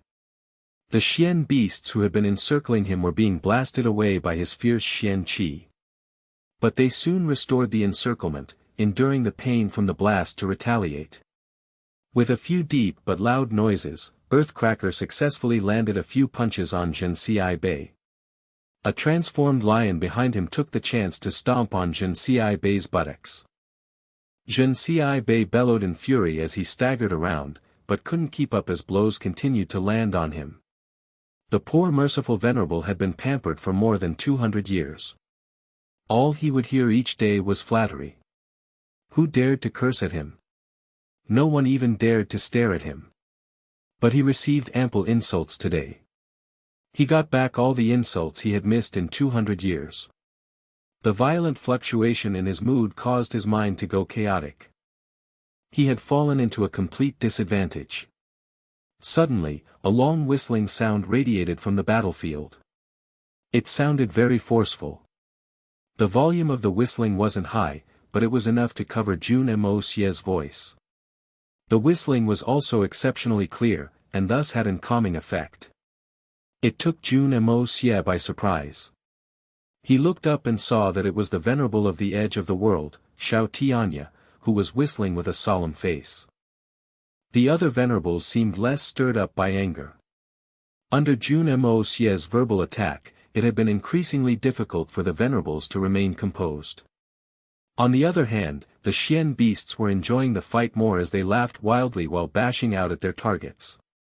The situation was becoming increasingly unfavorable for the venerables. The venerable of the edge of the world was aware of Jun Moxie's plans, so he whistled to calm everyone down without any more hesitation. Jun Moxie was exasperated. On the surface, Jun Moxie had been trash-talking to taunt them, but in fact, Jun Moxie was using his soul-sedating technique to hypnotize the venerables towards the end. It was at brink of killing Jun Xie with his own anger when Xiao Tianya disrupted. How could Jun Moxie not be frustrated? By now, Jun Moxie didn't have any other way to gain back the advantage. The venerables were now awakened and very cautiously guarding their souls. The same trick wouldn't work again. Jun Moxie was indignant. Damn, did someone from your family die? What's with that noise? Jun Moxie, there's no need to hide anymore. What you've done is countered by my whistling. If you try to continue, you will only turn yourself into a laughing stock. Xiao Tianya's cold voice sounded like he was hardly affected by the encirclement. Du Ju, Jun Xie, Chu Wuqing, Hua Fengwen, joined forces to break out of the encirclement from the north. I'll clear the way for you. Xiao Tianya shouted, trembling the ground. Mei Shuiyan frowned before she looked surprised. Xiao Tianya, you hid well. You've reached the third tier, but you're still hiding among the second tiers for so many years. Xiao Tianya responded coldly, Venerable Mei, you're not the only one in the world who can make a breakthrough. The wandering venerable and the venerable of life and death will soon come. By then, you, Venerable Mei, will be more concerned with your own safety. Let's go. With a howl, Xiao Tianya extended his arms. He shook his shoulder and with a boom, a strong blast of Xian Qi that resembled a nuclear explosion radiated from his body. Long Crane and the others who were circling him was pushed back by an irresistible force. Xiao Tianya was like a shooting star and an unstoppable ship as he maneuvered through the crowd of Xian beasts to head north. Xiao Tianya's cultivation was very high now. He was willing to be stuck here because he wanted to ambush the opponent. His ultimate plan was to launch a surprise attack on Mei Shuiyan. So he didn't intend to leave in the first place. However, he had to change his mind and expose his true cultivation. The reason was that under Jun Wuyi's command, the Xian beasts' formation had become impregnable. If they dragged on, they would be dying here. They had sustained some casualty and fatality. If more were to die, it would be very disadvantageous to them. So he immediately decided to break out by force. The strength of a third-tier venerable had to be acknowledged.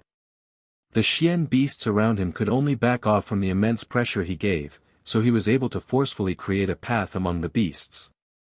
The Snake King came by to stop him, but she was blasted back by his palm force. Simultaneously, the other four venerables yelled in unison as they brandished their weapons and behind Xiao Tianya. Jun Wuyi's countenance was not pleasant. He waved the flag and pointed forward. They were going to stop the venerables even if it meant some sacrifices. It was the most destructive coordinated attack Jun Wuyi had formulated, and the only one that might bring fatalities to themselves.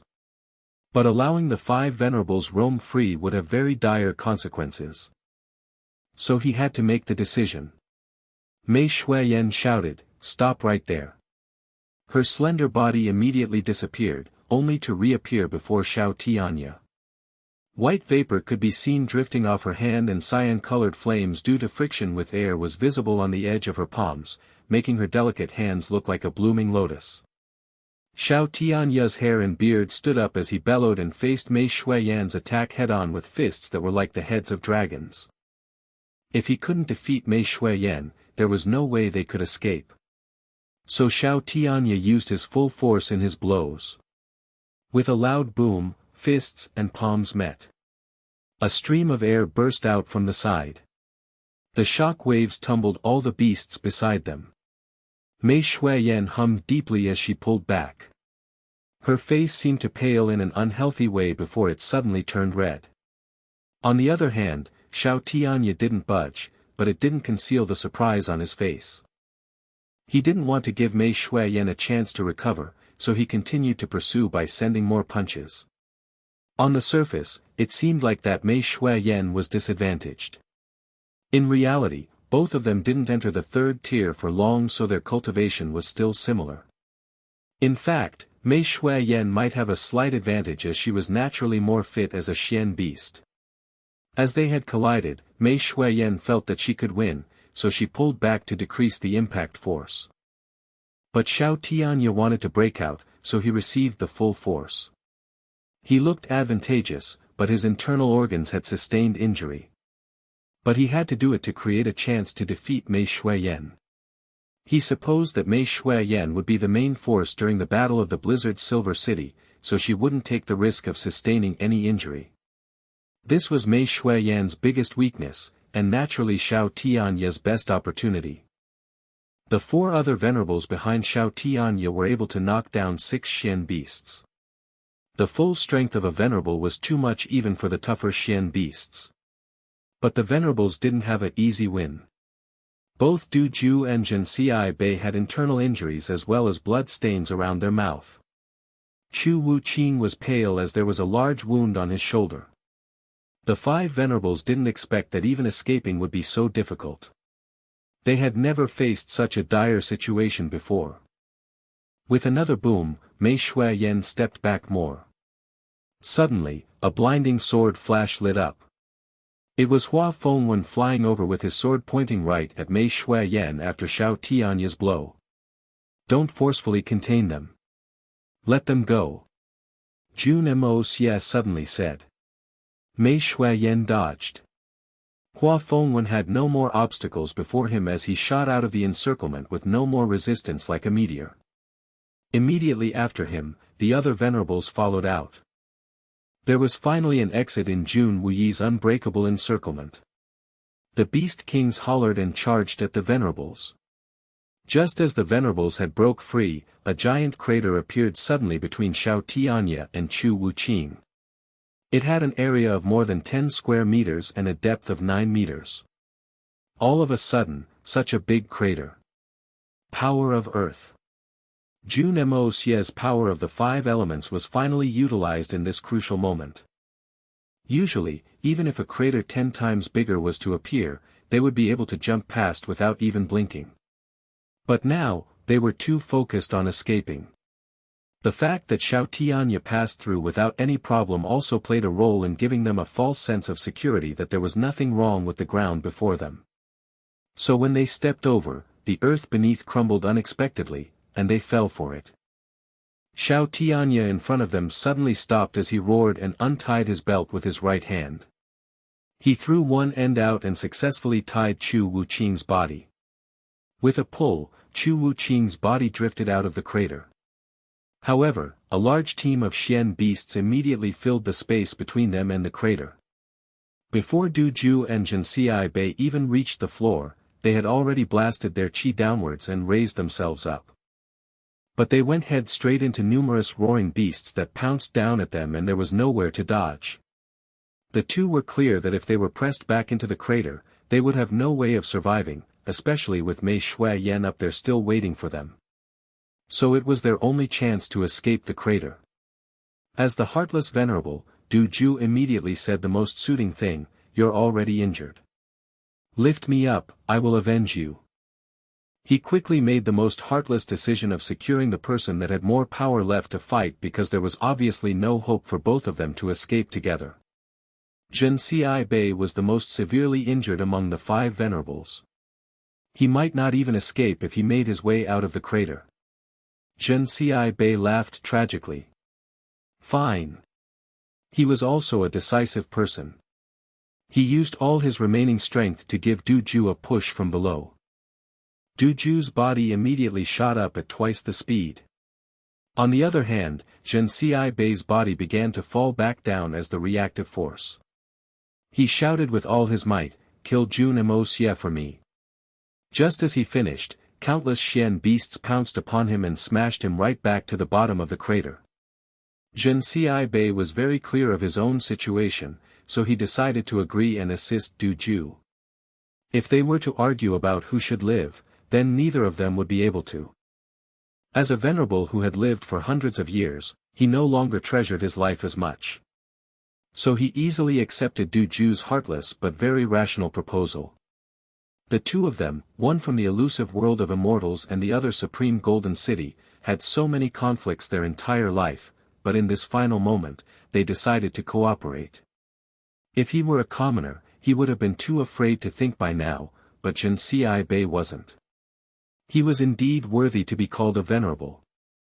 Du Ju screamed and shot up like a missile with the aid from Jun Xie.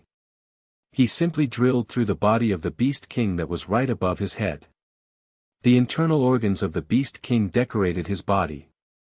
"I'll avenge you!" Du Ju yelled. His upward momentum hardly depreciated and continued up like a flash of lightning. Chu Wuqing and Xiao Tianye were right in front of him. He would soon be safe. "You're going to stay, Du Ju." Mei Shuiyan shouted and suddenly appeared above Du Ju with her palm chopping right down. Du Ju had no way to evade, the palm hit him with a bang and he uncontrollably sprayed out blood from his mouth. But he turned the impact force around, only to accelerate himself further to facilitate the escaping effort. "Watch out! Behind you!" Xiao Tianye turned around and blasted at 2 Xian beasts that were pouncing upon Du Ju from behind. Du Ju was shocked.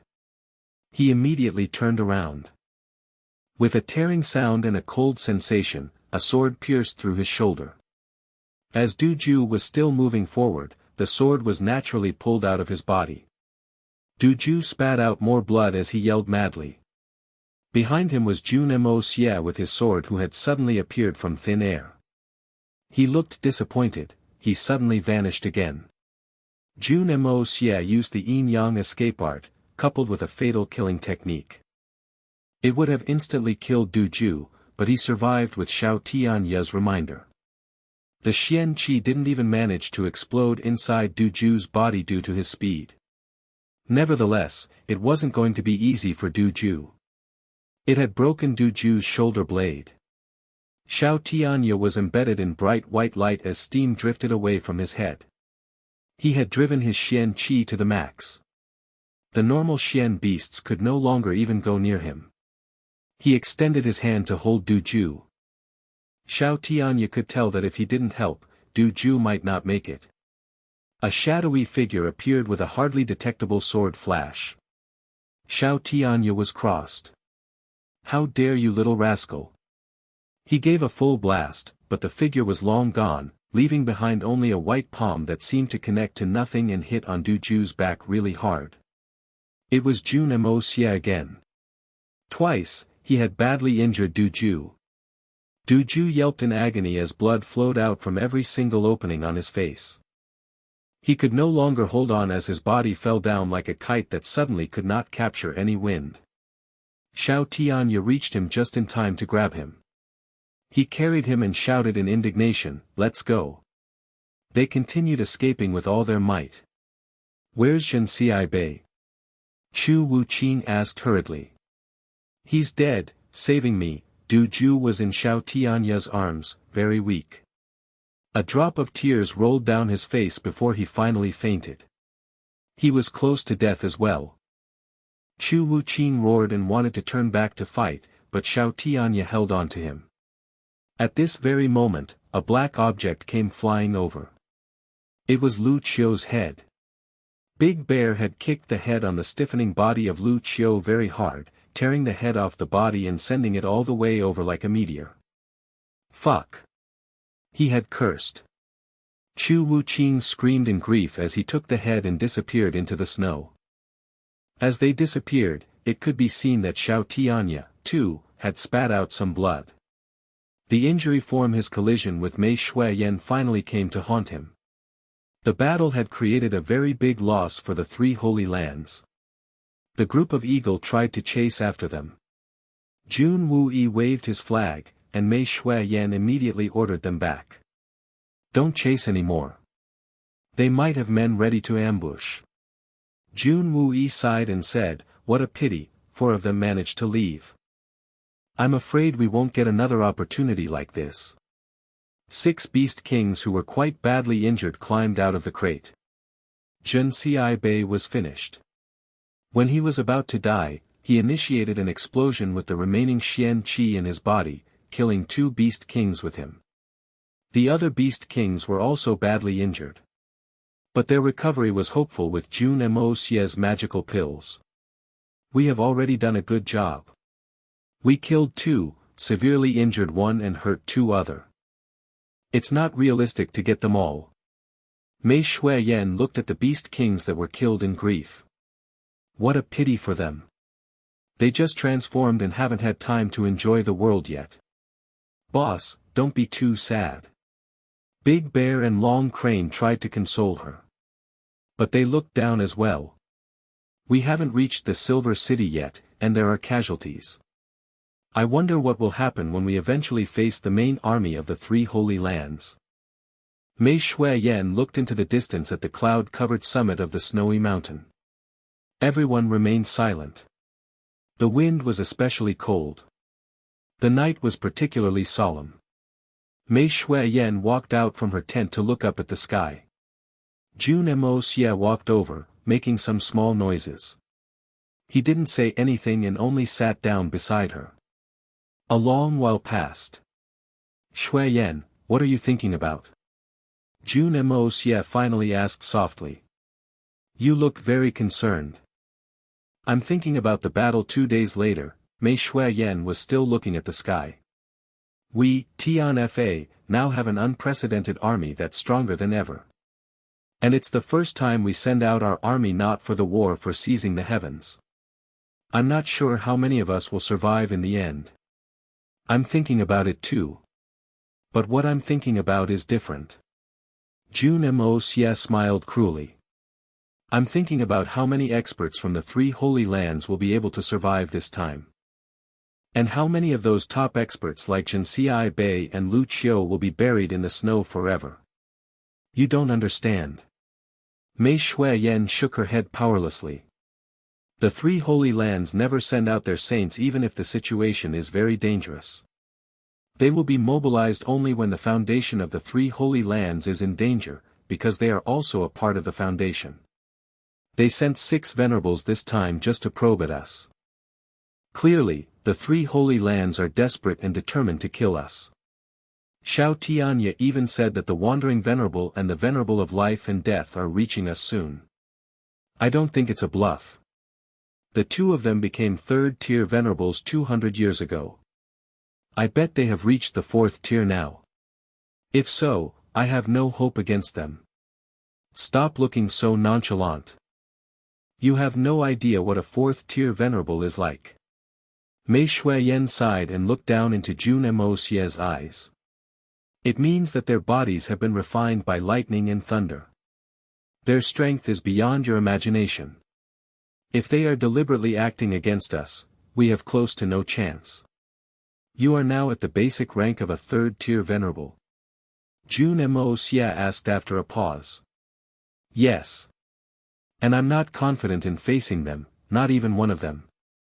There's no one on our side who can match their power. The only way we can deal with them is to damage them by the self-destruction of more than 4 Xian beasts. Mei Shuiyan's eyes flashed. She then sighed. Unless I have another breakthrough, we will have to face the unthinkable outcome of the battle. But it's close to impossible given that I've just reached the 3rd tier recently. Breakthrough? Jun Moxie looked like he was considering about something. You've just had a breakthrough. I suppose the qi in your meridians is scarce. Mei Shuiyan rolled her eyes at him. Isn't it common sense? No matter humans or Xian beasts, the Xian qi in our meridians will drop back to a very basic and low level, and that's exactly what the rankings are for. Only when Xian qi becomes abundant in the meridians will we be at the top rank and ready for another breakthrough. Why are you even asking this? Don't you know? I'm afraid that we will be very disadvantaged during the battle, but we can't retreat. Jun Moxie laughed bitterly and took in a deep breath as his eyes showed his brutality. We have announced to the world and caused so much commotion on our way here. If we lose, we will also become a joke or might even have to face demise. Ha! Is the Blizzard Silver City really forcing us into such a difficult situation? His pupils seem to be darkening. The interference of the three holy lands is really to an extent that I haven't expected. Mei Shuiyan softly agreed, yes, I thought they would only send a venerable or two at best. That would have been a very intolerable act. Who would have known that they would disobey the rule from their ancestors, which says that the three holy lands and one ferocious land should not fight against each other, to this extent? Jun Moxie said softly, although Xiao Tianya has reached the third tier, I'm sure he is not any stronger than you. With his injury, he will become weaker. Du Ju is seriously injured, so I suppose we can neglect him. Hua Fengwen has only minor injuries, so he might be a challenge. As for Chu Wuqing, he's also not in a good condition, so perhaps he is only around the level of Xiao Tianya as well. So for the original 6 venerables, they only have the power of at most 2.5 of them left. So our only problem will be the wandering venerable and the venerable of life and death. Indeed. But the 2 of them might be too strong for us to counter. Mei Shuiyan took a deep breath. We have a strong army, but they have much stronger top experts.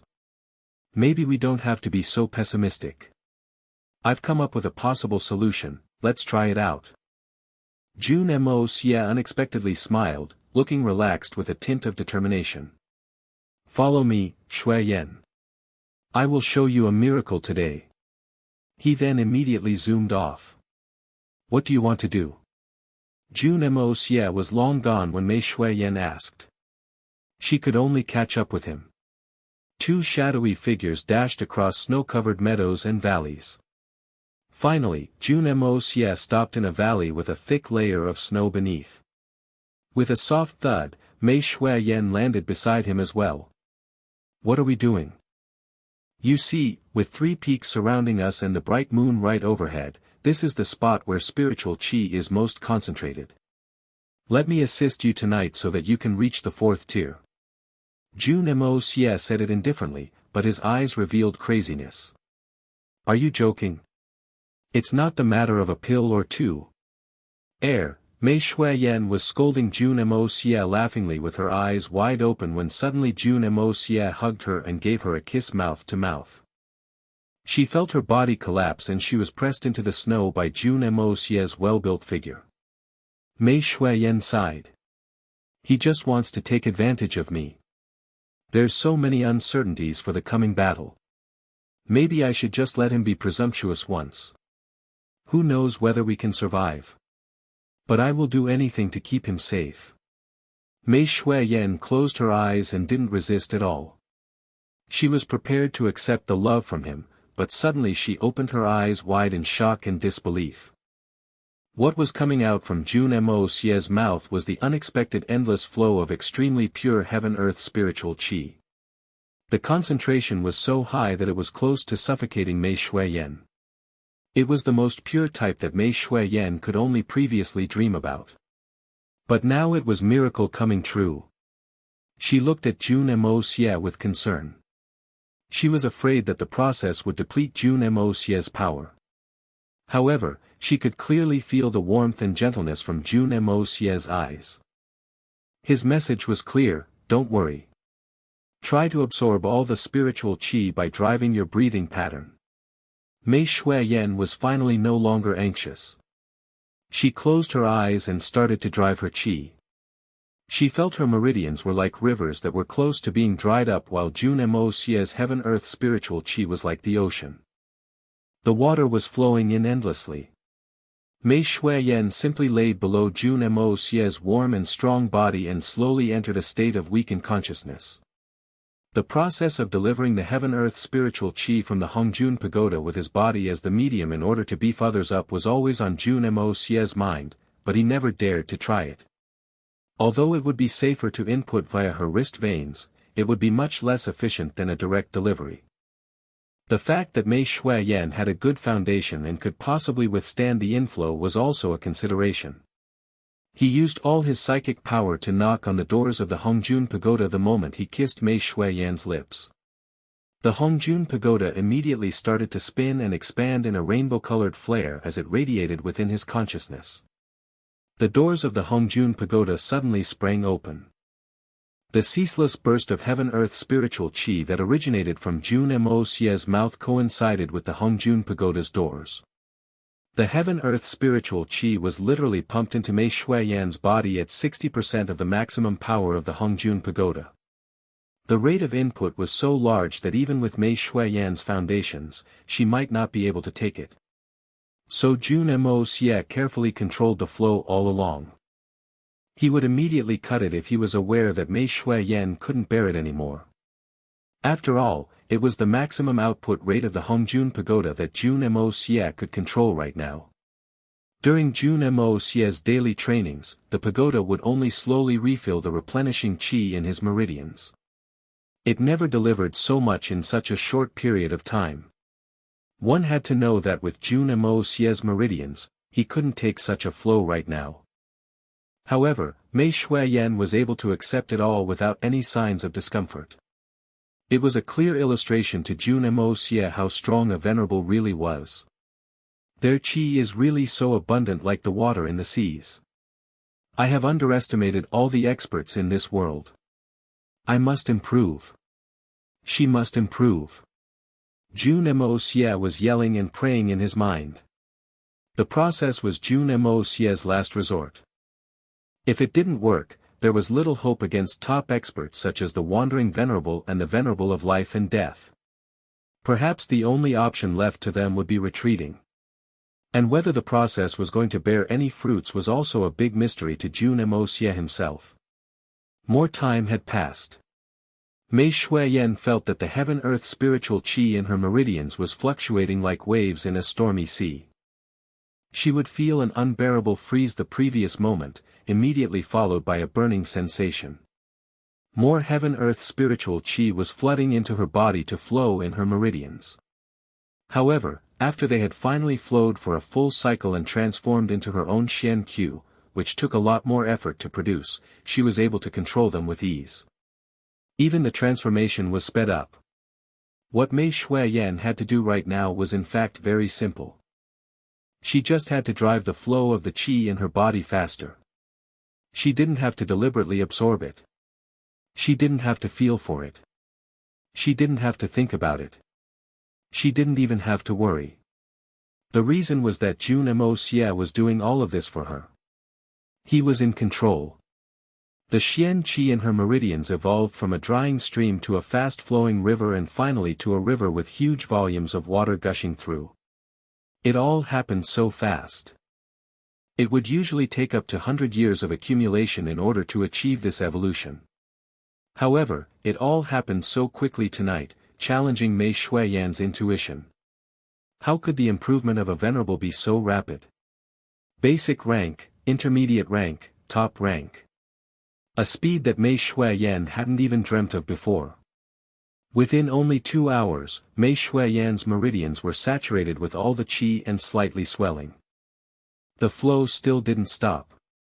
Now she was like a small reservoir with the whole oceans and its source, and suddenly, the sea water was let in, overflowing the small reservoir. Suddenly, a peculiar whirlwind began blowing overhead, carrying snowflakes with it up into the air. Abruptly, it stopped, only to welcome an even stronger gust of wind from north, gathering clouds to cover the brilliant moon and starry night. The clouds were like soldiers gathering upon hearing a command. Layers of different kinds of cloud entangled with each other, weaving themselves into a dark-colored blanket, blocking off any sources of light, rendering it hopeless to see. The speed of cloud formation was rare for even summer, let alone under such cold weather. The wind from north only intensified its whistling and rampage. The mountain forest trembled under the wrath of the heavens as they moaned while countless thick tree branches succumbed to the blade-like airflow and was blown away in a blink of an eye. More cloud layers stacked together like a gigantic darkening cotton wool slowly drifting down from the skies. However, it was definitely not soft and fluffy as it exerted a suffocating pressure to the ground. Occasionally, faint bursts of light were visible. They must have been internal lightning strikes that getting reading to escape from the walls of clouds to reach the soil. It was the wrath of thunder. It was the might of heaven and earth. The rumbling thunder sounded like it couldn't decide whether it had originated from the heavens or all around. The pressure was capable of driving weaker beings mad. The most strange thought was that all of this occurred in the northern snowy mountains where this sort of scene had not visited for tens of thousands of years. Meanwhile, hundreds of miles away, 3 teams of men were approaching the snowy mountains with breakneck speed. They suddenly stopped when the sky darkened from the clouds and the pressure could be felt. The 3 leading middle-aged men in the front pulled a face. Might of the heaven and earth. The wrath of thunder and wind. Who's having a breakthrough right now? How strong must he be to cause such a reaction from the heavens? We didn't expect someone so powerful in the north. A bearded man in white raised his head in awe to watch the snake-like lightning flashes. Right. Only during breakthroughs of reaching 4th tier of venerable or higher would initiate the thunder strikes. Xiao Yao, judging from the fact that he can trigger such a thunderstorm in the freezing northern snowy mountains, I'm afraid the man who's breaking through is very strong. Another man in linen showed some shame at feeling inferior. Another leader looked very serious as he watched the dark clouds. I thought our victory would be secured with our mobilization, but who would expect to find such an expert here? If he's our enemy, I'm afraid we will be getting ourselves into a hot mess this time. Let's hope that there isn't such ifs. The first man who spoke sounded uncertain and slightly afraid. He paused before saying, "Let's head over and see." "Don't disturb the person. We are trying to be as friendly as possible." The other 2 agreed and the 3 groups of men advanced like arrows pointing toward the direction of the thunderstorm. In Blizzard Silver City, everyone was stunned looking at the sky with fear. They had no idea what was happening. Before this, they would laugh at anyone who said there could be lightning and thunder here. However, the impossible was playing out right before their eyes right now. Many pinched themselves to check if they were dreaming. Isn't it a dream? Coincidentally, a group of men arrived at Blizzard Silver City. The guards of the city were knocked out. A few gloomy-looking men drifted over and stood at the central square right in front of the town hall. "Where's the master of the Blizzard Silver City? The 3 Holy Lands are here to assist, why aren't there anyone welcoming us?" It was Xiao Tianya. Upon hearing this, Han Zhanmeng and Xiao Xingyun immediately rushed out with others to welcome them. Han Zhanmeng felt uneasy while Xiao Xingyun was so excited. He was especially pleased when he saw that there were members of older generations of the Xiao family among the men from the Supreme Golden City. Xiao Tianya snorted coldly as he looked bewildered by the thunder and lightning. He directly ordered, "Get us rooms to rest." It was only until now that Xiao Xingyun discovered that the leading top experts of the group had all been injured. "Sir, what happened?" Xiao Xingyun asked cautiously. "What happened? Isn't it all for your stupid problems?" Xiao Tianya snorted and looked at Xiao Tianya with hatred. "We had a battle with the Jun family just now. The merciful venerable and the pervert venerable died. Xiao Xingyun, it's all your family's fault. Why are you still asking?" "What?" Xiao Xingyun was petrified. "How is that possible? Jun family is so powerful now. They sent at least 2,000 level 9 Xian beasts. What do you think?" Hua Fengwen said coldly. Upon hearing such a shocking news, Xiao Xingyan felt like he was shocked by the lightning not far away. Hua Fengwen didn't want to talk to him anymore. He peered up at the sky. Brother Tianya, this should be the breakthrough of a top expert, shouldn't it? Xiao Tianya looked gloomy. Yes. Or nothing could explain such a thunderstorm in the snowy mountains. Hua Fengwen could not veil his envy as he looked at the thunder and lightning. Do you think it's Venerable Mei? Xu Wuqing asked. Definitely not. Her cultivation is only on par with mine. She's only a basic rank 3rd tier. She needs at least 300 more years of training before she can break through. Xiao Tianya snorted. If she can break through, I'd have long been a saint. Everyone laughed slightly. All of them were well-informed individuals and were able to discern what Xiao Tianya said with the most accurate analysis. So they carried on with finding a room for Du Ju to rest in. After that, they gathered back in the square to look at the might of the heaven and earth. Each of them with different things on their mind. With an exceptionally bright flash, Mei Shuiyan was finally afraid. She began struggling. She knew that she was about to break through and would be faced with the might of the heaven and earth and the wrath of thunder and lightning. She might be able to withstand it, but Jun Moxie definitely couldn't. She couldn't allow anything to hurt her Moxie. Mei Shuiyan's lithe body struggled intensely, and her beautiful large eyes widened with anxiousness and pleading. She couldn't help but tears formed in her eyes as she looked at Jun Moxie's face, which was only inches away from her. Please hurry up and get away from me. Please release me from your embrace. Only when you are safe will I have the courage to endure and pass this trial. I beg of you, hurry up and leave me. Although she did not voice her words out loud, Jun Moxie could clearly hear the cry in her heart. However, Jun Moxie did not move and instead used more strength to control Mei Shuiyan's body. He was practically exhausting all of his energy. For the sake of controlling her, he even retracted his essence chi from the most vulnerable parts of his body and moved them to where Mei Shuiyan was struggling the most. If Mei Shuiyan were to forcefully break out of his grasp, the first thing that would break, would be Jun Moxie's 4 limbs. This kind of method was desperate to the extreme. If his 4 limbs broke in this place where lightning and thunder gathered, even the tiniest shock would be enough to claim his little life. Thus, Mei Shuiyan did not dare to struggle at all. Her usually calm eyes were filled with panic and despair.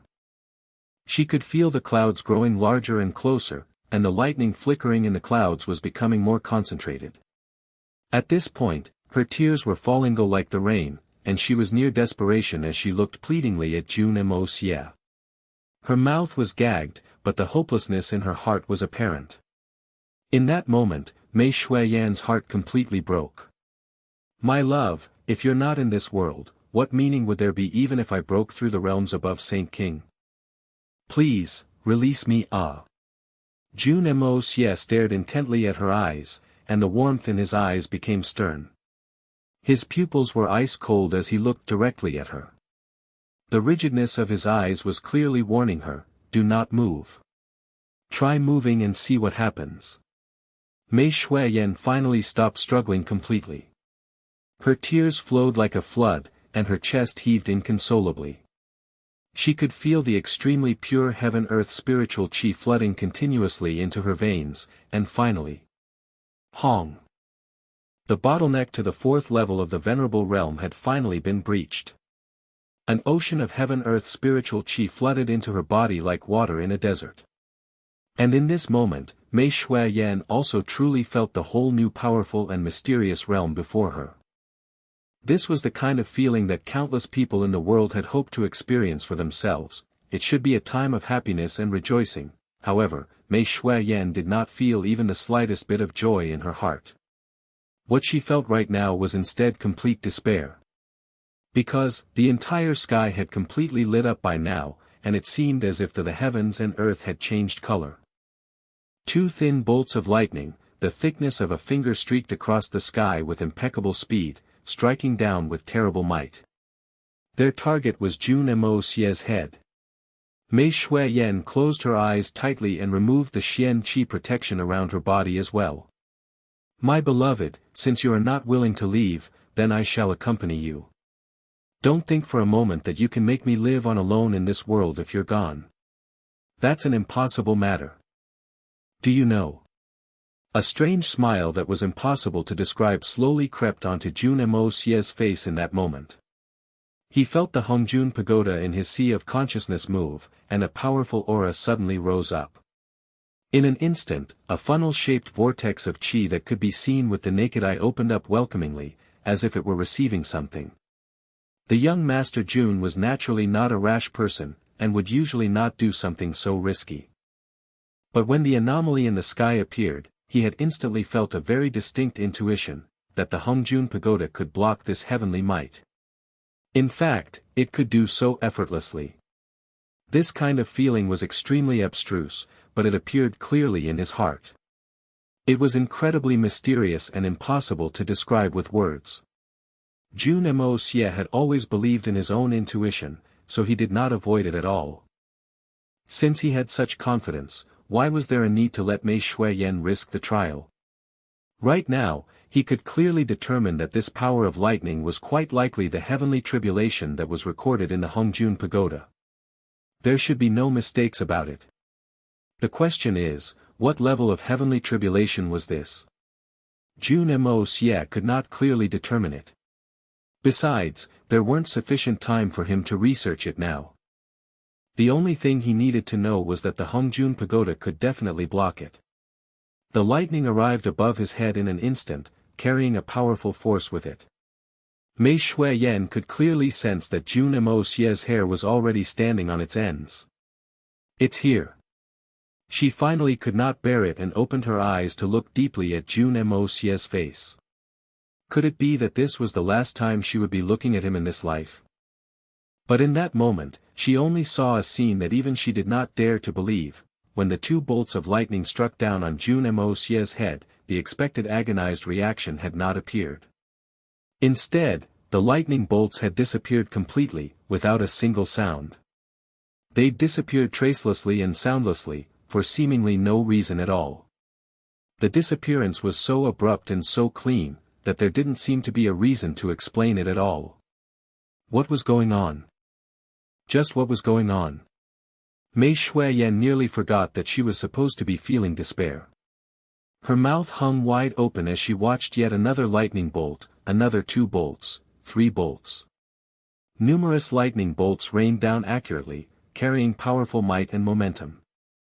However, all of them disappeared without a single trace and in the most mysterious way into his head. Such a powerful lightning storm actually did not do even a single bit of damage to Jun Moxie. How is this possible? Mei Shui-yen opened her round eyes dumbly. She had been shocked to the core by this sight. The thunderous sounds in the sky grew louder and louder, and the lightning struck down with greater frequency and power, growing thicker and thicker. It was as if they wanted to tear the heavens apart. Lightning flashed across the sky unceasingly, lighting up the entire sky. Right under the flashing storm, a pair of lovers sat together, hugging and kissing sweetly as the lightning struck down on them. It was as if the earth-splitting lightning storm around them did not exist at all. Far away, the 3 groups of people that were rushing toward the area all stopped on the spot. Only the 3 people in the lead flew over to take a look. The sight alone caused their faces to be contort with shock. Such a powerful lightning tribulation was something that even they had never seen before. Among the 3, 2 of them had already reached the 4th level of the Venerable Realm. But when they broke through, although it was also accompanied by lightning tribulation, the scale of that was many times smaller than this one.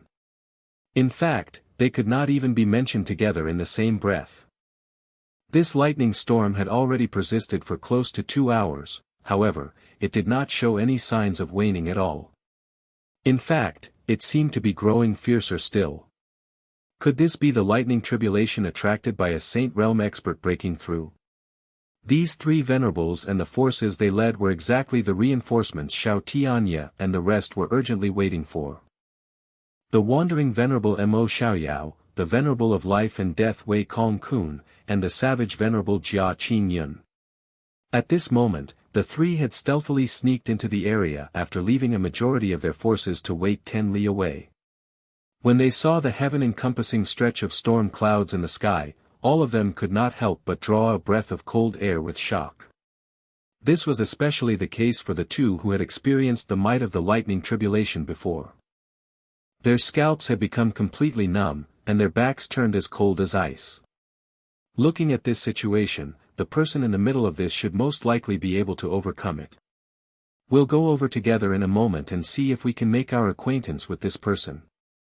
At the very least, we can't let such a powerful person stand in opposition of our three holy lands. If it's a recluse expert, that would be the best. Mo Xiaoyao's eyes were filled with worry, but also a trace of excitement. The other two nodded, their faces similarly heavy. Mo Xiaoyao furrowed his brows lightly and continued, later on, we must take extra caution to watch the tone of our speech. We experts of the three holy lands have grown too used to our arrogance, so if any of our words end up infuriating that person, it wouldn't be good. After all, there's no sense in creating a powerful enemy for ourselves out of nowhere. The other two laughed and raised their chins. All of us rose up to our current level step by step from the bottom. If we hadn't gone through the stage of toadying up to the powerful, would we have been able to walk to our current level? Relax, there definitely won't be any misunderstandings. Mo Xiaoyao could not help but chuckle a little as well. In any case, if that person does not accept our goodwill and insists on opposing us, we must not be merciful either. The moment I give the word, all of us will attack together. We'll make use of the fact that this person is at his weakest after just breaking through and eliminate the threat. Remember, if that scenario truly comes into play, we must go all out with the first strike. We cannot be lenient no matter what. Take out all your trump cards right from the start. Jia Qing Yun and Wei Kong Kun nodded slowly as their expressions grew grim. In that case, we shall prepare for both scenarios. No matter how it turns out, we'll handle the outcome cleanly. Mo Xiaoyao was the elusive world of immortals palace lord's blood sibling, they were born of the same mother. Mo Wu Dao was in charge of leading the elusive world of immortals, and his younger brother became its guardian. With Mo Xiaoyao's cultivation, he could have originally been a joint leader. But in order to please the masses, Mo Wu Dao demoted him by a rank, making a fourth-level venerable do the work of a protector. But Mo Xiaoyao never complained even once and continued to aid his brother with all his effort. His intelligence was already far above his peers, and he was also extremely meticulous in his work. One could say that apart from the venerables, everything else in the elusive world of immortals was managed by him, to a point of perfect order. This time, the three groups had, whether consciously or subconsciously, all acknowledged his position as the leader. His plan at this time was also the best. All of a sudden, the thunderous rumbling stopped, and in practically an instant, the dark clouds in the sky dissipated. If one raised their eyes, it would be a clear and cloudless sky above them for as far as they could see. Countless stars twinkled dazzlingly, and the bright moon hung high in the sky. This terrifying heavenly wrath had finally passed. The ordeal was shocking, but there was no hurt. Jun Moxie finally stumbled backward, away from Mei Shuiyan's body. It wasn't that he didn't want to take things one step further but that this was currently Mei Shuiyan's most critical moment. All her comprehensions and experiences of the new realm needed to be properly digested. Her cultivation and her new abilities needed to be solidified. Now was not the time for him to take liberties with her. Mei Shuiyan was already in a state of deep meditation. Jun Moxie looked at Mei Shuiyan, and his expression grew warm. He carried her up gingerly, and the two disappeared into the snow like two drops of water merging into the ocean.